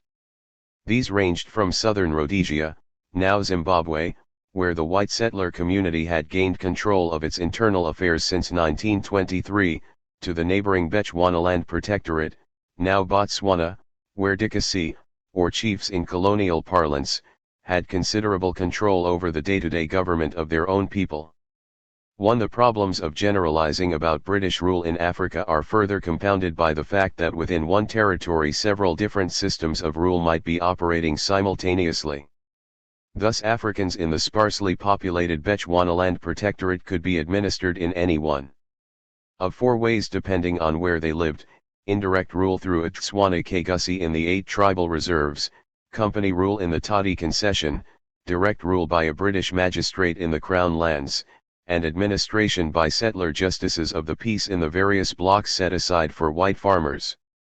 In Nigeria, despite Sir Frederick Lugard's amalgamation of 1914, indirect rule in northern and southern provinces of Nigeria involved in practice important differences, while the northern provinces successfully resisted central control by Lagos until the end of our period. The administration of the Belgian Congo was no more uniform than that of Nigeria, having to take into account the diversity of social structures to be found within its borders and the differing needs of the large plantations and mining concessions, where special devices had to be developed for the control of Africans converted overnight from peasant farmers to wage laborers. Clearly a system of administration established for peasants working on their own account would not be suitable for laborers working on the Lever Brothers' palm oil plantations or the copper mines of Katanga. Indirect rule, Belgian style, had no place either in the new urban agglomerations like Leopoldville, now Kinshasa, an administrative and small-scale industrial center, or Elizabethville, now Lubumbashi, a mining company town, both of which began to expand rapidly during the Second World War. In the apparently similar provinces of Rwanda and Urundi, differences emerged. In the latter, the authority of the chiefs was never directly threatened by the administration. Some chiefs in fact managed to arrogate to themselves absolute powers in their provinces. Whether they paid or did not pay taxes was entirely up to them. 3. In Rwanda, by contrast, Lee Marchand shows that the cumbersome trinity of chiefs, land, cattle, and army chiefs, was replaced by the rule of a single chief, with the result that the crown became much more important than in Urundi. 4. In the Belgian Congo, large numbers of traditional chiefs had been removed and replaced by chiefs of the whites in Governor-General Pierre Ryckmans' memorable phrase. Yet the Belgians labeled their system of administration in both the Congo and their mandated territory as one of indirect rule. Over and above many differences that can be distinguished between the administrations of the two colonial powers, let alone within their individual territories from 1935 to 1945, both systems underwent considerable strains which were to have a profound impact not only on the patterns of colonial administration but on African responses to them. Major changes were caused by the Great Depression, whose impact was felt throughout Africa after 1933. These were closely followed by the Second World War, which was to prove traumatic in a great variety of ways for both ruler and ruled in British and Belgian Africa, not least in the latter, where after the Nazi conquest of Belgium, the Congo became effectively an independent colony state. In dealing with the history of British and Belgian Africa during 1935 to 45, therefore, any attempt at neatly distinguishing between the administrative systems of the two powers and their respective strategies of exploitation has to be abandoned. Rather, it is necessary to sort the variety of administrative and developmental devices they both adopted into a spectrum of political and economic responses of ruler to ruled.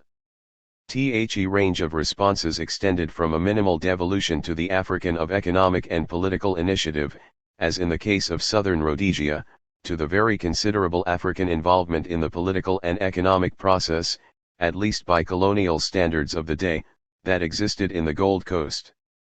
Although this approach is principally concerned with the colonial superstructures, an essential question is how the different types of administration, irrespective of whether they were British or Belgian, affected the lives of the Africans they controlled, socially, economically, politically, and culturally. It is here that the two major world events that had such dramatic consequences for Africans, the World Depression and the World War, serve as tools for understanding the differing impacts of colonial rule and the differing responses to it.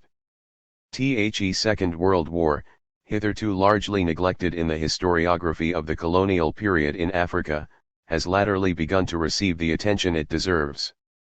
5. It was, until recently, a commonly accepted thesis that the Second World War was a turning point in Africa's colonial history, as a result of which the French and in particular the British seriously began to envisage the devolution of political power to their African subjects who, in turn, were moved by the war from a passive acceptance to an increasingly articulate rejection of the colonial dispensation. Some scholars, however, argue that the roots of the changes leading to decolonization and the rapid transfer of power to Africans in the British, Belgian, and French colonies lie in the Great Depression as much as in the war itself. 6. Before the war, the collapse of the world market made it difficult for the colonial powers to deliver the goods to their subjects, while the Depression sapped their confidence in their imperial mission, both within and outside the colonial offices of the various powers. Reformers began to gain access to the formulation of policy before the outbreak of war. Rather than initiate reform, it is argued, the Second World War gave impetus to reforms already envisaged or undertaken. Thus in French-speaking Africa, the Brazzaville reforms had their roots in those introduced by the Popular Front government in 1937. Similarly, in British West Africa, social and economic reform as envisaged by the Colonial Development and Welfare Act of 1940 and the constitutional reforms elaborated during the Second World War all had pre-war origins. Conversely, the Great Depression, by reducing drastically the purchasing power of both rural and urban Africans, led to increasing popular anti-colonial discontent, expressed in many areas by unrest, riots and demonstrations, the most spectacular of which, both from a political and economic point of view, was the Gold Coast cocoa hold-up of 1937. Other scholars, who view the reforms introduced by the British Colonial Office not as an act of anticipation but of response to growing nationalist pressure, point to the importance of the Abyssinian crisis of 1936, which outraged so many African intellectuals and heightened their demands for greater participation in their own affairs. The spectrum of political and economic structures in British and Belgian-dominated Africa. The colonial possessions of Britain and Belgium in the mid-I-93s can each be placed on a spectrum ranging from one extreme, where the administration and the prevailing economic policies pursued were geared towards development of resources through the agency of white settlers, to the other, where Africans were seen as the principal agents of development.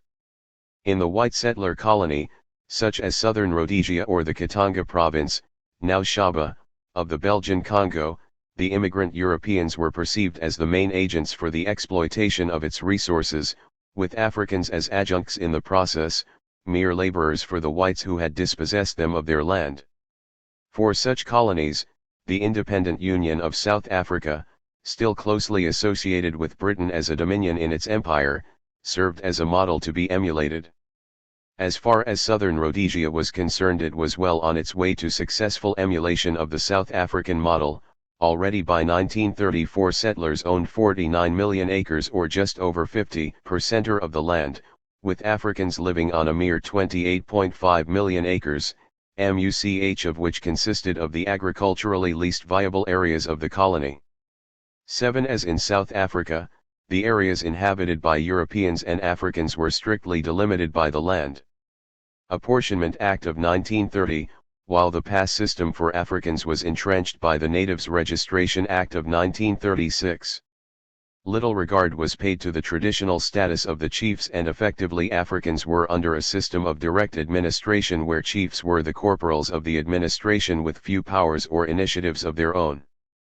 Northern Rhodesia, now Zambia, and Swaziland were both considered by the British government as preeminently white settler territories, though they still had far to travel on the road followed by southern Rhodesia.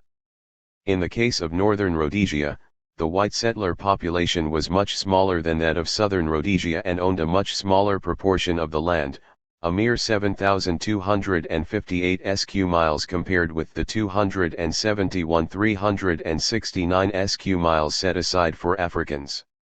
Furthermore, there were important white mining concerns on the copper belt whose interests did not always coincide with those of the white farmers. Politically, the white settlers had much less influence than they did in southern Rhodesia and were effectively limited to the line of the railway and to the white farming blocks. They had only a minority vote in executive and legislative councils, which were dominated by officials. The majority of Africans were administered by British officials. WHO, for instance, in the Barotseland province, followed a policy of indirect rule not much different from that obtaining in Swaziland in the patchwork of African-owned land that was under the rule of the paramount chief Sobhuza II. In Swaziland, where the majority of the best land had been alienated to white farmers under dubious concessions granted by earlier Swazi rulers and equally dubious legislation enacted by early British administrators, attempts by Sobhuza to regain control of some of these lands failed in 1924. 8. Nevertheless, the contradictions in Britain's administration of its settler colonies were at their most acute in Swaziland. If Kenya was in most British minds that thought about colonies preeminently a settler one, in fact the paramountcy of African interests had been proclaimed as early as 1923, albeit as a ploy against Indian demands for parity of representation in the Legislative Council with the white settlers. Nevertheless, the settlers, by virtue of their position on the Legislative Council, with 11 elected seats, were able to put sufficient pressure on the colonial administration to ensure that policies inimical to their interests were not pursued until at least the mid-1930s. Only then, in the midst of the Depression, did the administration prevent the wholesale restructuring of trade to protect the uncompetitive Kenya settler farmers against the Kikuyu and Abuluaha maize growers. 9. This was in contrast to southern Rhodesia, where the settlers established a monopoly over the local market and were able to arrange a bargain with the northern Rhodesian copper mines to supply them with their high-priced maize on condition that they guaranteed supplies of cheap migrant labor. 10. The doctrine of African paramountcy, as we shall see, came under renewed strain in the Second World War, as the Kenyan administration had to make concessions to settler demands in pursuance of the war effort. But though from the point of view of the Kenyan Africans the doctrine of paramountcy of their interests must have appeared a hollow one, as they labored under many of the disabilities of their Rhodesian counterparts, at least they had an edge over the northern Rhodesian African. In northern Rhodesian in the 1930s the future was still seen as one in which settler interests were paramount, while such a status had at least been formally denied the Kenya settlers. Comparison between northern Rhodesia and Kenya demonstrates just how difficult it is to place a colony exactly on this putative spectrum. In complete contrast with these settler colonies, were the 4 British colonies in West Africa, Nigeria, the Gold Coast, Sierra Leone, and the Gambia, where there had never been any doubt as to whose interests were to be paramount. There the African was seen as the chief agent of production, albeit on the account of merchant capital, and consequently alienation of land to Europeans for farming was forbidden, whether on an individual basis or for company-owned plantations. This was in fact the dominant policy in Uganda, itself a failed white settler colony, and in the Anglo-Egyptian Sudan. Here again there were noteworthy exceptions to the rule. Mining interests were permitted to take over land for gold production in the Gold Coast, for iron and diamond mining in Sierra Leone, and for tin mining in Nigeria. In the Sudan, the administration sponsored the huge Gazira scheme, which involved the takeover of 1 million acres of land for the commercial cultivation of cotton. Similarly, in Nigeria the government took over land for coal mining to supply fuel for its railway system. In all these British West African colonies, the means of administration was indirect rule through the traditional rulers who became chief executives of local governments with responsibility for most of the business of a county council in Britain, with the difference that they were also responsible for the administration of justice in their own person. On the other hand, they were much more closely supervised by the agents of the central government than in Britain. Although the administrative officers were in theory advisors to the native authorities, as these units of local government were designated, in practice they often involved themselves in direct supervision of many aspects of their conduct. Nevertheless, the traditional rulers of these territories retained a great deal of initiative in the administration of their subjects, and it is noteworthy that chiefs who ruled under the indirect system survived the independence settlement while those who were agents of direct rule largely disappeared as a class. Whatever the reason for this phenomenon, the white man impinged much less directly on the daily round of African life in territories administered under indirect rule. It would be a mistake, however, to consider that in these territories there were no elements of direct rule. When it came to implementing colony-wide measures, the chief was told what was to be done, and rarely was he consulted as to the wisdom or otherwise of such measures as the construction of territorial roads and railways or the control of epidemics. Here the chief became as much an agent of the central administration as he was of the central government in French and Portuguese Africa, in all of whose territories rule was effectively direct. 13. In between these two types of colonies, those on the one hand where the European was the main agent of production, and those on the other where the African were those colonies whose agricultural and mineral resources were exploited by companies, both large and small, which controlled the administration of the day-to-day lives of their African employees as well as those of their families. The prime example of this type of colony was the Belgian Congo with its large-scale plantations and its huge mining companies. Even so, the Congo contained large tracts of land that were not under the control of concession companies, and within these areas, since the visit of Crown Prince Leopold in 1933, it had been declared official policy to keep agricultural lands exclusively in the hands of African farmers and to prepare them to become landowners in the more or less distant future. In the areas outside company administration, the Congolese were under a form of rule not dissimilar from that of the French, although ostensibly it was modeled on British indirect rule. In the first place, the Belgians tried to rationalize their chieftain size by reducing their number to create more manageable units.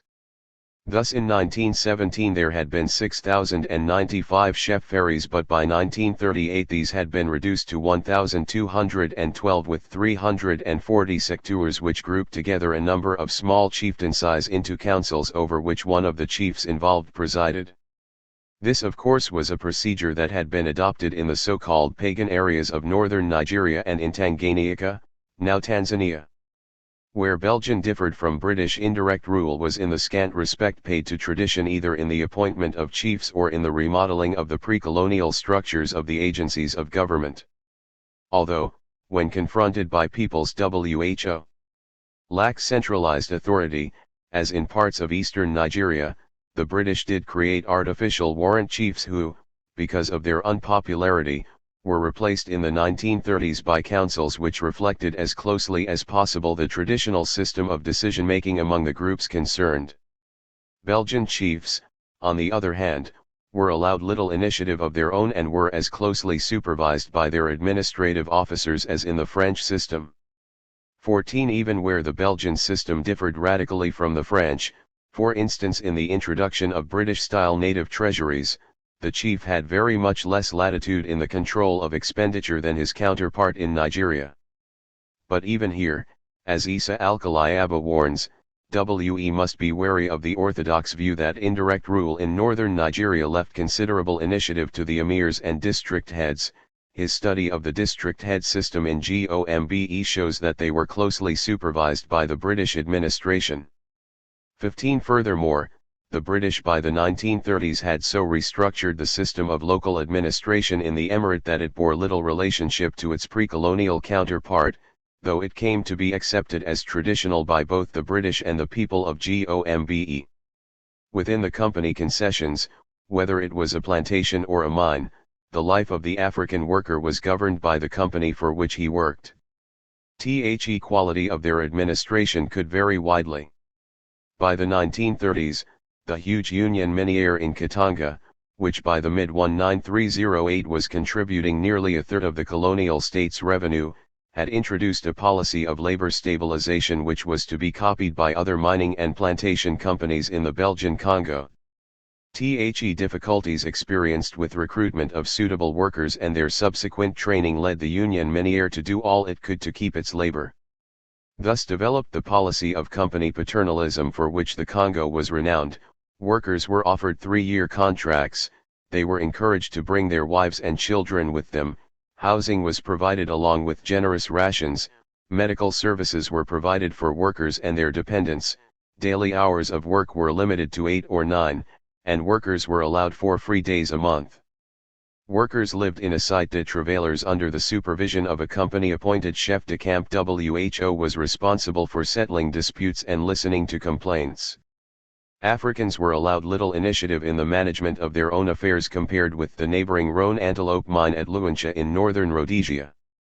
Management of the Union Miniere was interested in the complete control of employees' lives in order to increase copper output, and they therefore created what Bruce Fetter has described as an oppressive total institution. 16.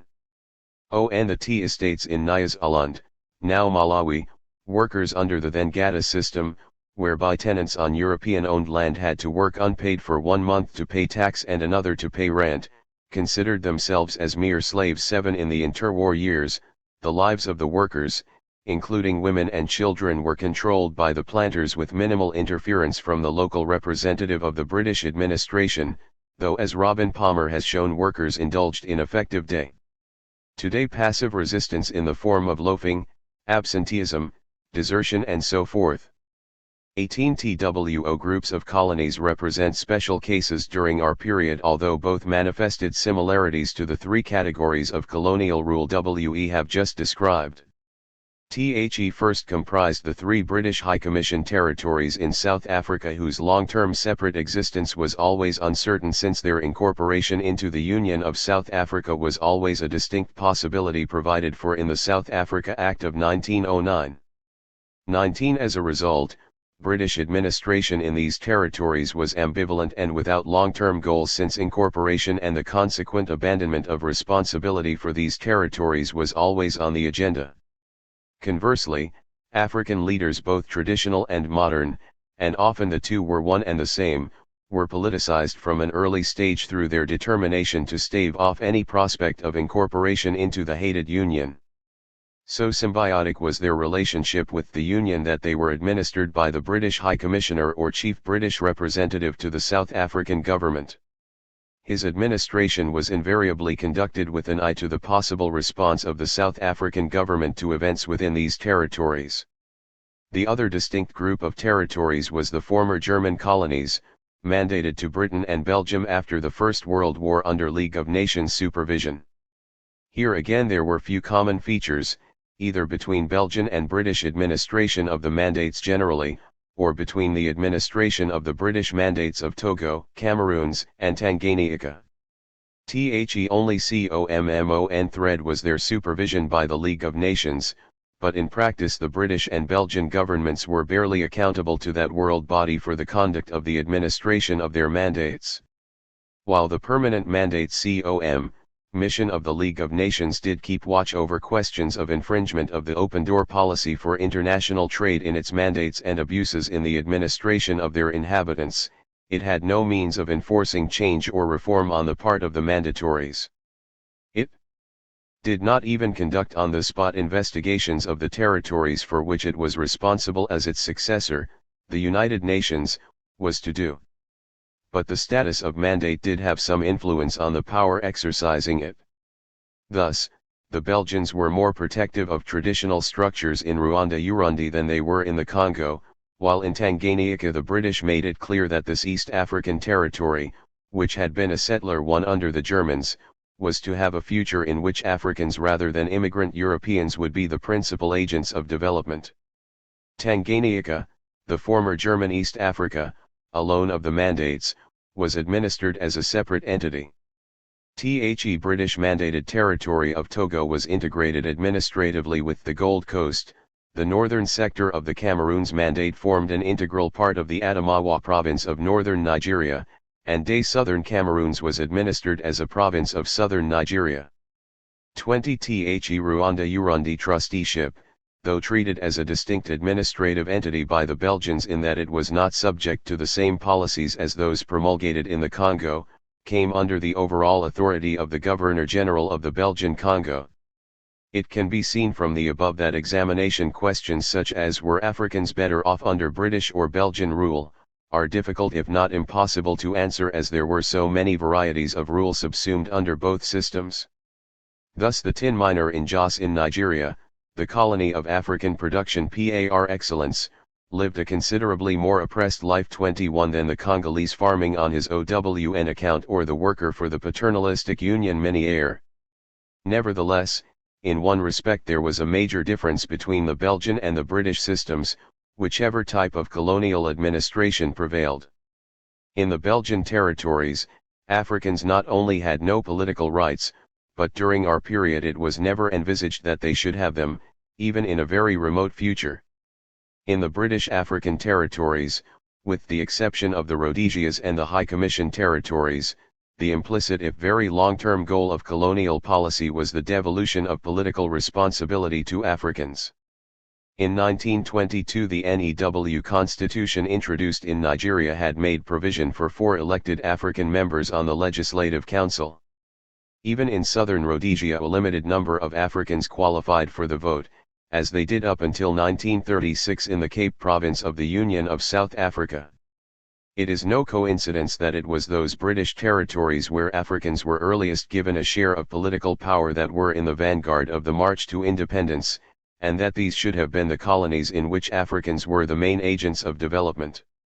The settler and mining company presence proved a barrier throughout to political devolution, though as it turned out, with the exception of southern Rhodesia, not a very great one. Kenya, after all, gained its independence a mere 3 years behind Nigeria. But the quality of independence clearly depended on the extent to which Africans had been given access to real forms of political power and education in the years preceding it. The fiasco of Congolese independence was the direct result of Belgium's failure to provide her African subjects with more than primary education and to offer them any opportunity of participating in the political processes of the colony, except very late in the day. Whatever the variety of administration under which Africans lived and whatever its differing impact on their daily lives, 3 events took place during our period that affected both ruler and ruled in British and Belgian-dominated Africa and served to highlight African responses to their rulers: the Great Depression, the Abyssinian Crisis 22 and the Second World War. The Great Depression. The Great Depression that followed the Wall Street stock market crash of 1929 had passed its peak by the beginning of our period, but its effects were to be felt well beyond it until the economic recovery stimulated by the Second World War. The impact of the Depression varied from colony to colony, depending not only on the specific crops grown in particular regions, and the means by which they were cultivated, but also on how resilient subsistence agriculture or the industrial economy was. Similarly, the impact on mineral-based economies differed according to the mineral exported. While copper sales suffered drastically, gold experienced a boom. As a result, although generally all sub-Saharan territories experienced severe hardship as a result of the slump in world prices for primary products, South Africa secured its industrial base and laid the foundations of its economic hegemony over southern and central Africa. As far as African peasant farmers engaged in the cultivation of crops for export were concerned, they now had to produce double or more the quantity in order to secure the same income. Ground nuts, which in 1929-30 were fetching £8.18 per ton, were by 1933-4 fetching only £2.13 per ton. The normal economic reaction to such a situation would be to reduce output in response to the lower price and concentrate on the cultivation of subsistence crops. But a number of factors militate against this. First, in the Belgian Congo the administration ensured that there would be no economic demobilization, to use Émile Bustin's phrase, 23 by imposing on the peasant compulsory production of crops both for export and domestic consumption, particularly for the mines, at prices fixed even below those obtaining on the market. Further, guaranteed supplies of cheap food for those workers who were retained during the worst years of the Depression effectively reduced the cost of labor outside any reduction of wages and helped the large companies to survive. 24. Secondly, in all the territories under consideration Africans paid direct tax during our period. Whereas before the slump indirect taxation had provided the bulk of revenue for their colonial administrations with the notable exception of the 3 High Commission territories, direct taxation now played a much more critical role in the colonial budget. Despite the catastrophic fall in prices paid to peasants for their produce, they received no remission in their taxes. This meant that they had to produce more in order to pay them. In one instance in northern Nigeria farmers were paying as much as 70% of their cash income to the state. 25. Thirdly, in colonies like the Belgian Congo where there was a large wage-earning workforce, its reduction in the face of the slump meant that many workers had to return to their villages and take up farming to pay their taxes. Indeed, over 125,000 Congolese wage laborers lost their jobs between 1930 and 1932. Fourthly, many Africans had become accustomed to purchasing imported goods which they did not treat as luxuries but as necessities, such as clothing, cooking utensils, and school materials for their children, and were prepared to cultivate more land in order to be able to continue purchasing them. The net result was that in most cases output of export crops increased and in some cases doubled, even though total revenue from them may not have risen from its 1928-9 level by the eve of the Second World War. By and large, The Africans who suffered least as a result of the depression were those least directly involved in the world capitalist economy, namely those concerned exclusively with subsistence farming. Already accustomed to paying taxes, they were otherwise only marginally involved in the cash economy. Demand for corn and yams did not fall, 26 while there was some revival in traditional industries. But for those who had become dependent on the sale of export crops to purchase part of their family's subsistence requirements, the depression hit hard.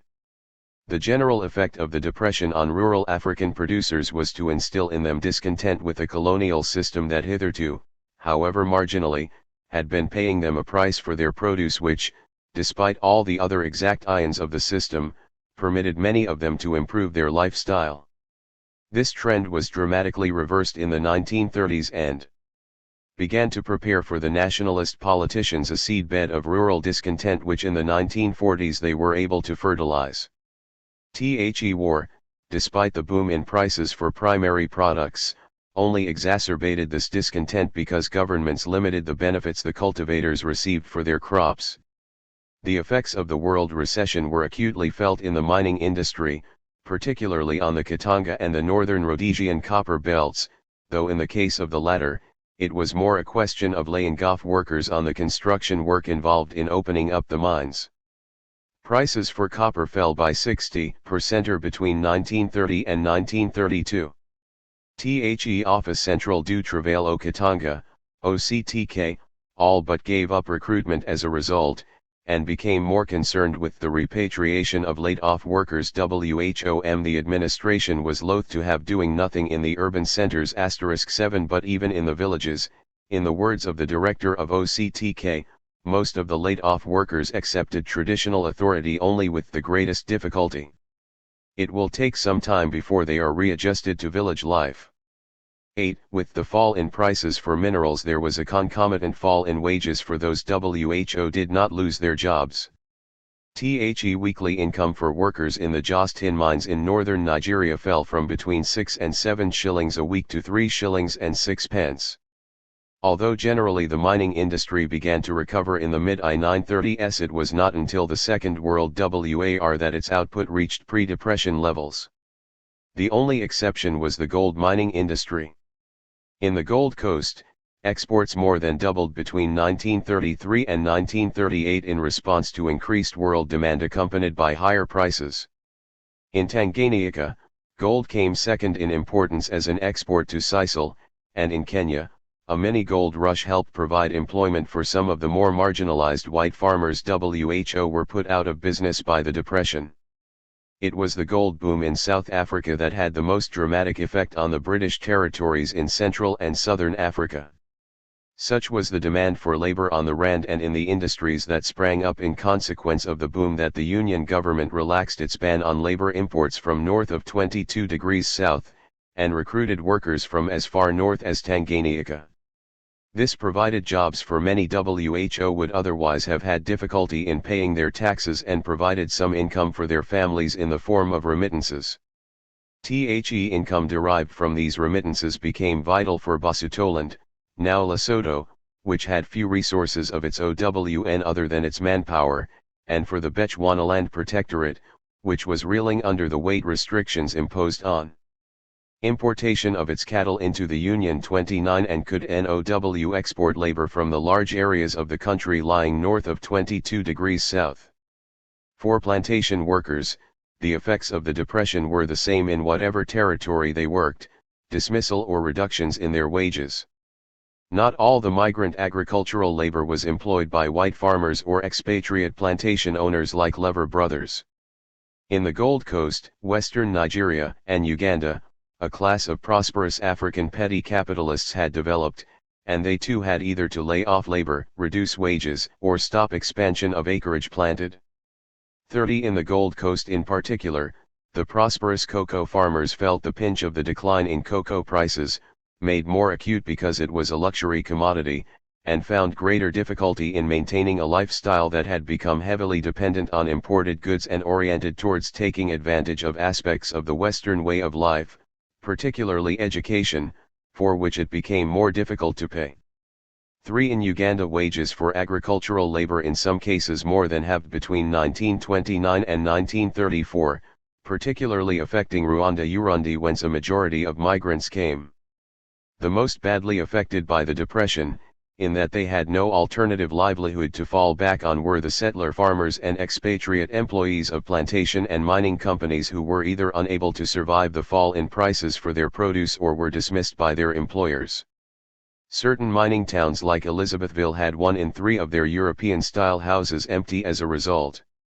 Farms in Kenya were either left fallow as their owners sought alternative employment or were sold off to larger-scale farmers more capable of surviving the economic hard times. Commercial companies involved in the import and export trade were especially vulnerable to the economic situation in the 1930s.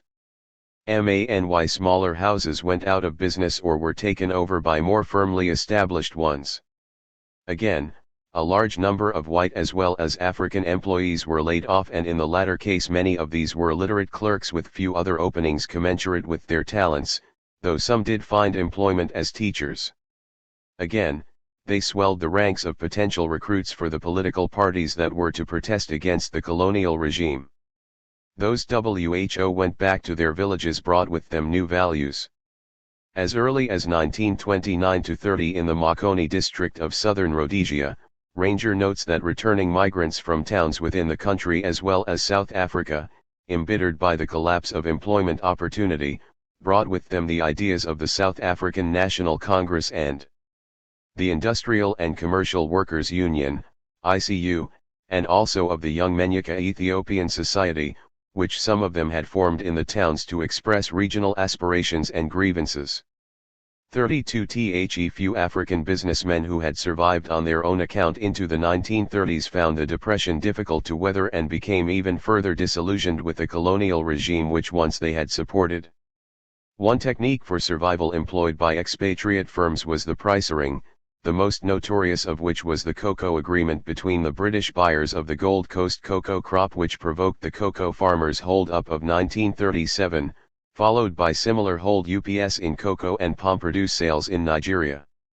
In Uganda, where the ginning industry represented one of the few substantial manufacturing industries in the region under consideration during this period, Guineares enjoyed a fixed minimum return per pound, whereas it was the grower who bore the brunt of the drop in world prices. The cotton growers increased production to compensate for loss of revenue, so the Guineares, which did not increase in number, prospered. 33. For all the colonial administrations, whether Belgian or British, the Depression meant a fall in their revenues from import and export duties. The immediate response of the administrations was to lay off personnel, since there could not be any saving on debt servicing, which for many of them was a major item in their budgets. 34. Africans who were dismissed were being forced out into a very inelastic labor market which could not absorb any further educated or partially educated Africans. Diminution in the ranks of European personnel in the administration was sufficiently dramatic to recall the exodus of expatriates that took place during the First World War. The white exodus, however, did not evoke the belief on the part of African common in French West Africa during the First World War that the whites were leaving for good. 35. Although the white population of the Congo was reduced from 25,700 in 1930 to 17,600 in 1934. 36. Reduction in personnel also resulted in the reduction of the services the administration supplied to its African inhabitants, especially in the form of health, education, and public works. Thus the colonial state, more than ever before, was perceived as bankrupt by those Africans, the educated elite, who in an earlier generation had so enthusiastically supported it as a means to plucking the fruits of westernization. While development had never been specifically on the agenda of the colonial powers, least of all as an obligation to their African subjects, much that we today would call developmental was undertaken by the local administrations in the form of road, railway, bridge, and port construction, though of course they were mainly designed to facilitate the export of produce. The Depression meant that many of these projects had to be axed or indefinitely postponed. Indeed, in most territories, public works did not regain the level of activity of the late 1920s until the Second World War. Nevertheless, the British Colonial Development Act of 1929, drawn up before the Depression, was aimed at stimulating productive projects in the colonies, although these were to be selected with a view to the stimulus they would in turn provide for the home economy, particularly where jobs would be created. The amounts involved varied from territory to territory and were usually paltry. The major undertaking in our area was the opening of the Marampa iron mine in Sierra Leone at a cost of £264,000 and the Zambezi Bridge. 37 The projects undertaken were not always beneficial to the colony concerned. Thus, as Vail has shown, the Zambezi Bridge was built not with the interests of Nyasaland in mind but to provide orders for a stagnating British iron and steel industry. The net result for Nyasaland was that it was saddled with an enormous debt burden which prompted the authorities to permit recruitment of Africans for work in southern Rhodesia and South Africa. 38 The sums made available by the Colonial Development Act of 1929 were minute in the context of the revenue lost by the colonies in the slump. The Depression laid bare the bankruptcy of colonial policy in such a way that at least some of those involved in its implementation, like Sir Philip Mitchell, Governor of Uganda from 1935 to 1940, did not suffer from the myopia which seems to have affected the perception of later viewers of the colonial record. His confidential briefing to European colonial officials in 1939 put the situation starkly, if, resolutely shutting our minds to the effects of habit or the perhaps still lingering romance of the primitive and picturesque, we look at modern East Africa as it really is, the picture is disturbing. Poverty is widespread and the people suffer from a great number of diseases, and generally from malnutrition as well. Employment for wages often means worse housing and food, while the wages themselves are low, and the level of effort and efficiency poor.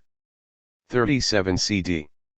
J. Morgan, 1980, Volume 2, For the General Background, also S. Constantine, 1984. 38. L. Vail, 1975. 91. Education is still rudimentary and inefficient except for the favored few. Less than 5% of the population attain the standard which is compulsory for every child in the United Kingdom. 39. And so at the very time that African protests against the conduct of colonial rule, heightened by the Depression, were gathering momentum, similar criticisms were being raised by government officials and by politicians in Britain not only in the press and in Parliament but in the corridors of the Colonial Office itself. 40 A parallel development did not, however, take place in Belgium, although it did in France. 4.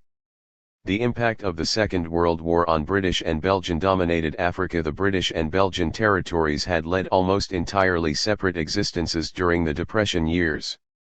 What contact there had been was limited to issues of COMMON borders and migrant labor between the Belgian territories and their British-ruled neighbors in East and Central Africa, Sudan, Uganda, Tanganyika, and Northern Rhodesia.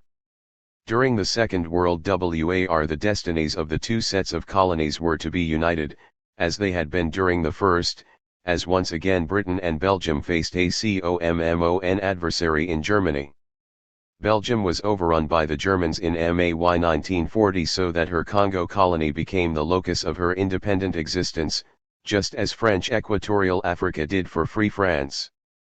By contrast with French Equatorial Africa, however, the Belgian Congo operated as an effectively independent colony state with the Belgian government in exile in London able to exert relatively little control over its administration or economic policies.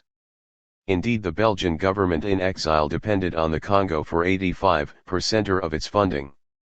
42 Britain, of course, survived intact and the government was able to maintain as strong a control of her colonial dependencies as during peacetime. But her fortunes became intimately intertwined with those of her African colonies. On whom she depended for troops and carriers for her army, and agricultural products and minerals for her factories. This was particularly so after the fall of the European colonial empires in Southeast Asia to the Japanese, which dealt a major blow to Britain's prestige in the eyes of her colonial subjects. It was this loss of the major source of tin, rubber, and palm produce that was to link the role of the Belgian Congo with that of the British dependencies, as together they became providers of these vital commodities for the Anglo-American war effort. Even before the Japanese victory in Southeast Asia, there had been a major reorientation of the trade of the Congo, with 85% of her exports going to Britain, the United States, Rhodesia, and South Africa in 1941 as against only 5% in 1939. 43 Because of its very importance to the Allied cause, the wartime administration of the Belgian Congo was at pains to safeguard its autonomy with respect both to the Allies and the Belgian government in London, and to preserve its economic independence by insisting on keeping open commercial relations with those clients WHO paid best. 44 The impact of the demands of the Allies on the Belgian Congo for commodities previously obtained from Southeast Asia was dramatic. Tin production rose from 2,750 tons in 1939 to 17,300 tons in 1945, rubber from 1,142 tons in 1939 to 11,337 tons in 1944, palm oil from 89,947 tons to 144,271 tons. 45 There were corresponding increases in other essential products such as zinc, cassiterite, coal, copper and timber. Similar increases in output were registered in British dependencies. Indeed, as Raymond Dumet has shown, Africa's mineral exports were indispensable for the ultimate Allied victory. In particular, the manufacture of the atom bomb, which brought the war against Japan to an abrupt end, was dependent on uranium supplies from the Belgian Congo. 46 Such increases in production were not achieved without imposing strains on the labor resources of the colonies involved. In the first place, all the British territories were being tapped as a source of troops as well as laborers. In the Bechuanaland Protectorate, for instance, 10,000 MEN were recruited for the African Pioneer Corps out of a total population estimated at less than 250,000. This represented an unusually high extraction of adult males from the agricultural and industrial workforce, but in all colonies where recruiting, voluntary or forced, was undertaken, heavy burdens were placed on those left behind as demands for increased production of food, rubber, timber, and minerals were coupled with the requirements of public works projects connected with the war effort and the increasing demand for labor in factories established, particularly in the Belgian Congo, to produce materials no longer available in Europe. The methods used to ensure production of the required increases of strategic raw materials varied from colony to colony. In the Belgian Congo, which contributed relatively few MEN to the Allied armies, a Congolese unit joined the expeditionary force which liberated Ethiopia from the Italians, while MEN were incorporated in South African and Rhodesian units. The civilian population was mobilized in an almost military fashion to increase production. Peasants were pressed into forced labor on the roads or detailed to collect wild rubber. Crops were requisitioned. Long before the war, it had been a cardinal point of Belgian policy in the Congo that male Africans living in customary society should perform 60 days of obligatory labor, paid or unpaid, for their local community. This included the construction and maintenance of roads, and the production of subsistence and cash crops. This policy, which had been formalized in the Decree of December 1933 and used to combat the effects of the Depression, was NOW employed even more vigorously to prosecute the war. If Belgium could not fight, at least she could provide the wherewithal for the Allies to do so. By 1944 the maximum number of days devoted to obligatory labor had increased to 120. Those WHO failed to perform this work were brought before the tribunals de police so that the judicial arm of the state was employed to assist the administration to enforce its policy of increased production.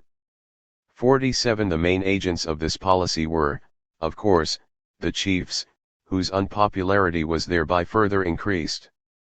Overall, the increased burdens imposed on the peasants in the Congo during the war were, in the words of Jean Stengers, considerables et parfois très steurs. 48 In British Africa compulsory production was less widely used.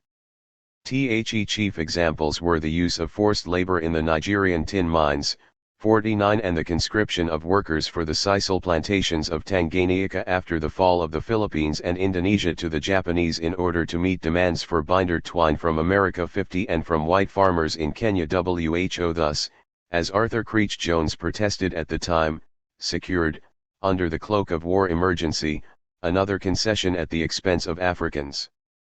51. But much of the recruitment of soldiers and military labor was, if theoretically voluntary, in practice often compulsory. Again, the chiefs were the principal agents for recruitment. Where they had to use compulsion to ensure the numbers requested by the administration, their unpopularity increased pari passu. One of the reasons for the unpopularity of Chikdi Khama that led to his rejection by the Bengueto in 1949, after nearly a quarter of a century as their ruler, was the role he played in recruitment for the British. 52. And yet, as David Kiyagamulendwe has shown, this was undertaken with the best of motives, by delivering up all the men the British required into a military unit entirely separate from the South African Army. He and his fellow chiefs hoped to create a sense of indebtedness to the Botswana on the Plate 4.1, a heavy anti-aircraft defense gun manned by East African gunners during the Second World War, December 3, 1945. Part of the British, which would ensure their never being handed over to South Africa. 53. A major difference in the mobilization by the British and the Belgians of their African populations relates to their approach. The Belgians, who envisaged no future political role for educated Africans in the administration of the colonial state, were not at particular pains to enlist as distinct from require their support. In the British African colonies, even in the white-dominated ones like Northern Rhodesia, 54, considerable efforts were made to persuade the African to participate in the war effort, whether by volunteering for military service, by increasing production, or by giving contributions to wartime funds in return for promises of improvement in economic, social, and political conditions after the war. Africans were told by poster and over the radio, through mobile cinema shows and information bureaus, that they were partners with their colonial masters in the fight for democracy and that a brave new post-war world awaited them. 55. Colonial civil servants thus found themselves thrust into the unfamiliar role of propagandists for empire. They went out into the marketplace employing all the media channels to woo public opinion. 56. The new Colonial Development and Welfare Act, though it made available only £5 million a year for the whole empire, was enacted at the very beginning of the war and marked an important departure in Britain's attitude towards the management of her colonies. Development should now be undertaken not with an eye focused on the benefits it would bring the donor country but with respect to the immediate needs of the colony concerned. Perhaps just as important, the colonial government should provide funds for the social welfare of the people, whether in the form of increased educational services or hospitals, and, probably most significant of all, the old principle that colonies should pay for themselves was finally abandoned. 57. Within the colonial office and in the cabinet itself, debate had begun about the political future of the colonies. Though it was not until after the war that a definite program of decolonization was fixed upon. During the war there was uncertainty as to who should be the eventual inheritors of power, the native authorities, or the educated elite, or a mixture of both. Certainly there was no timetable as to when power, in whatever form, should be transferred to Africans. Nevertheless, in the West African colonies, promises were made of political reform, and significantly these, though very minor as it turned out, were elaborated in both Nigeria and the Gold Coast during the war, in each case reflecting the uncertainties as to whom power should in the long term be transferred to. 58. In the Congo, no such promises were made by the administration. Even though the colony state was effectively independent during the war, and was economically involved with the British and Americans, it maintained the same rigid control of the African population as it had done when it was under the direct control of the Belgian Colonial Office. No concession was made to the idea of a political role for the African in the life of the colony, despite the growing signs of unrest and discontent that manifested themselves during the war. 59. As Stengers points out, For the Congo the war was not un période de transformations majeures. A aucun point de vue, dans l'évolution du Congo elle n'a représenté un tournant. 60 After the war the former pattern of colonial rule under central control was reimposed. And for the immediate post-war years the Congo became as vital for the reconstruction of the shattered Belgium as it had been for provisioning the Allied victory. As Anstey put it, the economic and administrative policies of the war years were essentially developments of existing practice rather than new departures. Continuity is also the hallmark of the post-war period. 61 It was not until after 1950 that Belgium began to contribute substantially to the economic and social development of the Congo. The impact of the war in the British African dependencies was very different. Generally the new concept of the obligation of the British government for the economic and social welfare of the colonies, itself a child of the Depression, was nurtured during the war. Plans for the development of institutions of higher education in the African colonies were drawn up during the war, as were those for the development of trades unions. Money was set aside for colonial research, a Colonial Products Research Council, a Colonial Social Science Research Council, a Medical Research Committee, and a Committee on Colonial Agricultural, Animal Health and Forestry Research were established. These tentative reforms were undertaken by Britain partly under pressure from her American allies. WHO were not prepared to fight a war on her behalf merely to preserve her empire, partly in response to calls for reform both within and outside the colonial office, and partly to avoid a repetition of the disturbances in the West Indies in 1940 caused by the prevailing scandalous economic and social conditions. What became clear very soon after the war, particularly in West Africa, was that the tentative program of reform launched during the war was far from adequate. The war, despite the economic recovery that came in its wake, exacerbated rather than mollified the rural and urban discontent of the 1930s. Farmers did not gain the full benefit of the revival in prices paid for their export crops since these were controlled by the administration during the war, and the difference was held, in the case of Britain, in sterling balances in London that helped finance the purchase of war materials from the United States. Thus in Tanganyika sisal was sold at less than half the price paid for it by the Americans, and Iliffe has calculated that the British Exchequer thereby gained £11 million before price control was ended. 62 In Kenya, the white farmers had a revival in their fortunes, particularly after the Japanese occupation of the Allies' Far Eastern colonies. Guaranteed prices were paid to them by the government for maize, and schemes of financial assistance were introduced for flax, rye, and wheat as well. The guaranteed prices were often as much as twice as high as those available to African farmers, who nevertheless experienced a boom which encouraged them to put more land under cultivation. This further exacerbated the potential conflict of interests between the two groups of farmers. 63 While African farmers did not reap full or, in the case of compulsory cultivation, any benefit from the increase in the world market price, they had to pay higher prices for imported goods which were in short supply partly because of shortage of shipping space. The result was inflation that hit both rural and urban workers. In Tanganyika prices nearly doubled during the war, and an inquiry undertaken in Dar es Salaam in 1942 reckoned that some 87% of government employees are in receipt of a wage on which they cannot possibly subsist without getting into debt. 64 The number of urban workers had increased substantially as industries were established to provide substitutes for unobtainable imports, and as construction projects were undertaken to improve the communications route from West Africa to North Africa, which became vital for the North African Campaign or for the provisioning and refueling of shipping on its way to India and the Burma Campaign. In the Belgian Congo, the exodus from the rural areas was stimulated by the war as Africans sought to escape the unrestrained recruitment policies of the government and its heavy quotas on agricultural production. 65 The growth of an urban proletariat was not accompanied by a comparable expansion of accommodation, and many of them lived in shanty towns in intolerable conditions. These and inflation made them ripe for political indoctrination and strike action. There were numerous strikes for higher pay in British Africa during the war.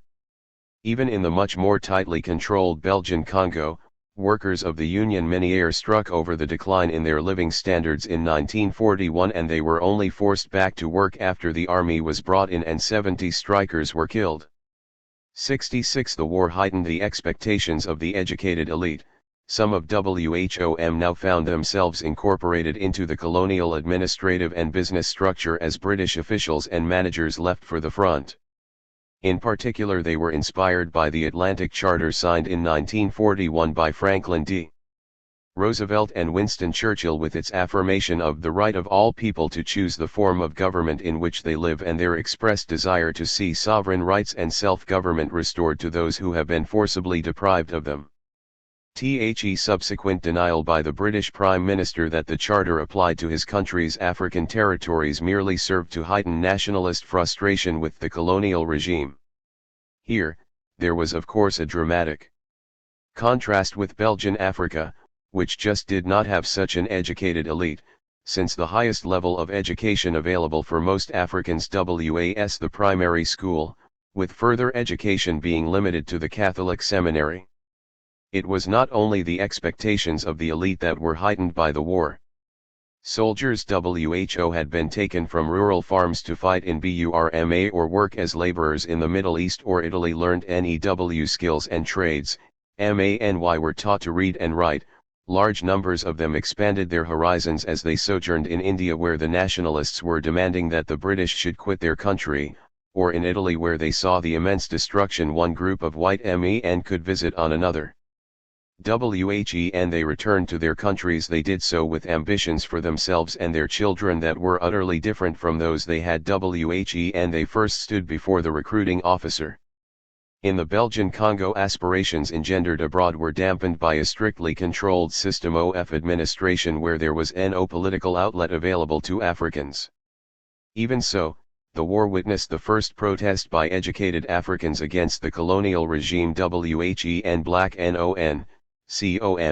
missioned officers enlisted their support in a poorly organized and easily suppressed conspiracy against the Belgians in Elizabethville. 67. But in those colonies like the Gold Coast and Nigeria, where the aspirations of the returned soldiers had avenues of expression open to them, they became supporters, if not leaders, of the political parties which were demanding self-government. Conclusion: British and Belgian dominated Africa on the eve of the struggle for independence in 1935. The possibility that most of British and Belgian Africa would be independent within a quarter of a century was not even entertained. The colonial administration in Britain talked in terms of a minimum of 3 generations, the Belgians in terms of at least 100 years as the earliest independence could even be conceived of. Not even the most optimistic political leader in West Africa would have envisaged 1960, let alone 1957, as a realistic target date. Indeed, in the 1930s, independence was not a word that appeared prominently in the vocabulary of African politicians. By 1945 in MUCH of British Africa, if not Belgian, independence seemed a realistic though still distant goal. The possibility of the Gold Coast becoming independent was being raised in the Colonial Office, though it was considered that it was unlikely to be achieved in MUCH less than a generation.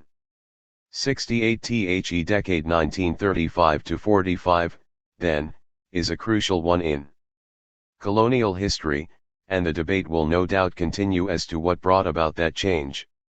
The Great Depression and the Second World War had a profound effect on the attitudes of both colonized and colonizer.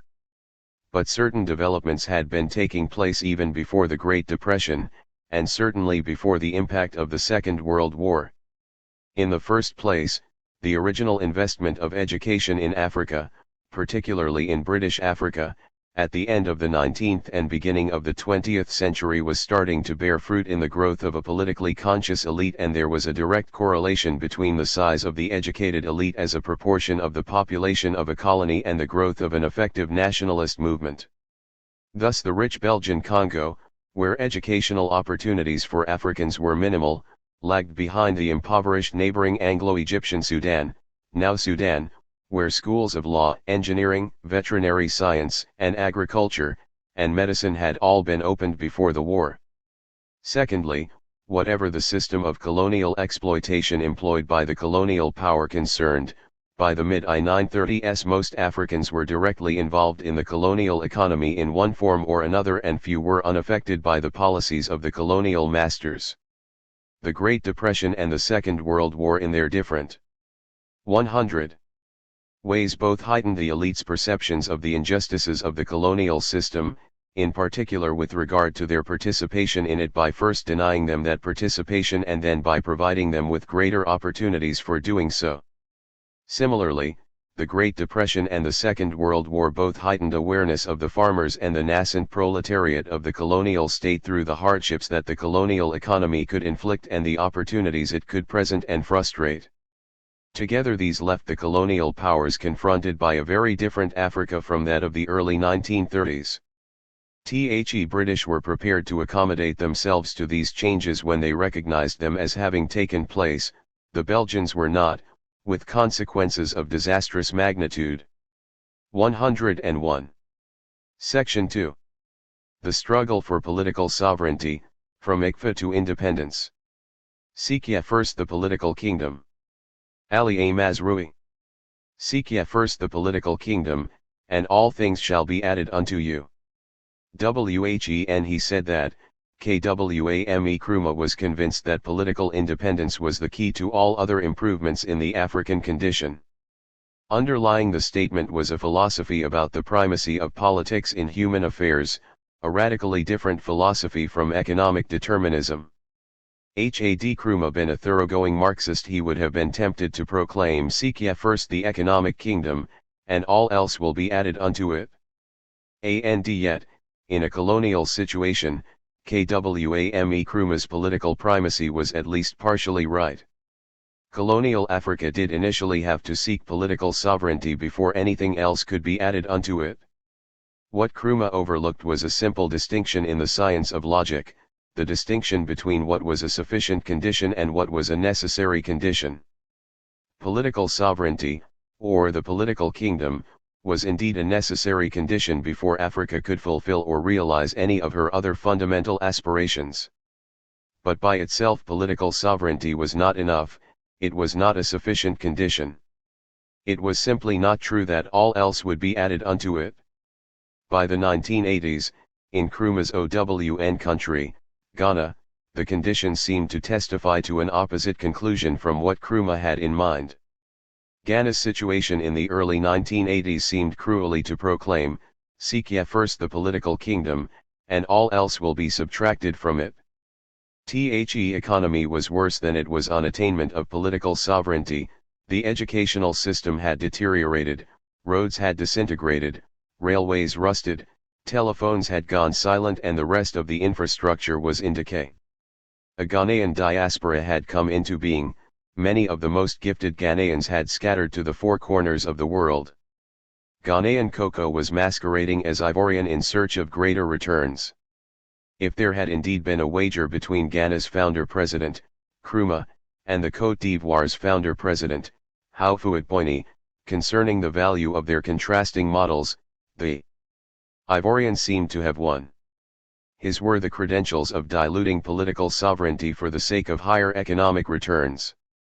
If Nkrumah was right that Africa should first seek the political kingdom, and wrong in his assumption that it was a sufficient condition for all else to be added unto it, what is likely to be the judgment of history on the two parts of Nkrumah's imperative? What is the balance sheet in the search for the political kingdom? What is the likely outcome in the struggle for all else to be added to the African condition? These are some of the questions to be addressed in this chapter. Nationalism reborn. The struggle for the political kingdom, or for political sovereignty, in colonial Africa had four phases which sometimes empirically overlapped, but were nevertheless analytically distinct. There was first the phase of pre-Second World War elite agitation for greater autonomy. There was then the phase of popular involvement in the struggle against Nazism and fascism. There was, thirdly, nonviolent popular struggle for full independence after the Second World War. Finally, there was armed engagement for the political kingdom, the guerrilla wars against white minority governments especially from the 1960s onwards. The chronological outcome of all these different struggles is summarized in Table 5.1, pages 108 to 11.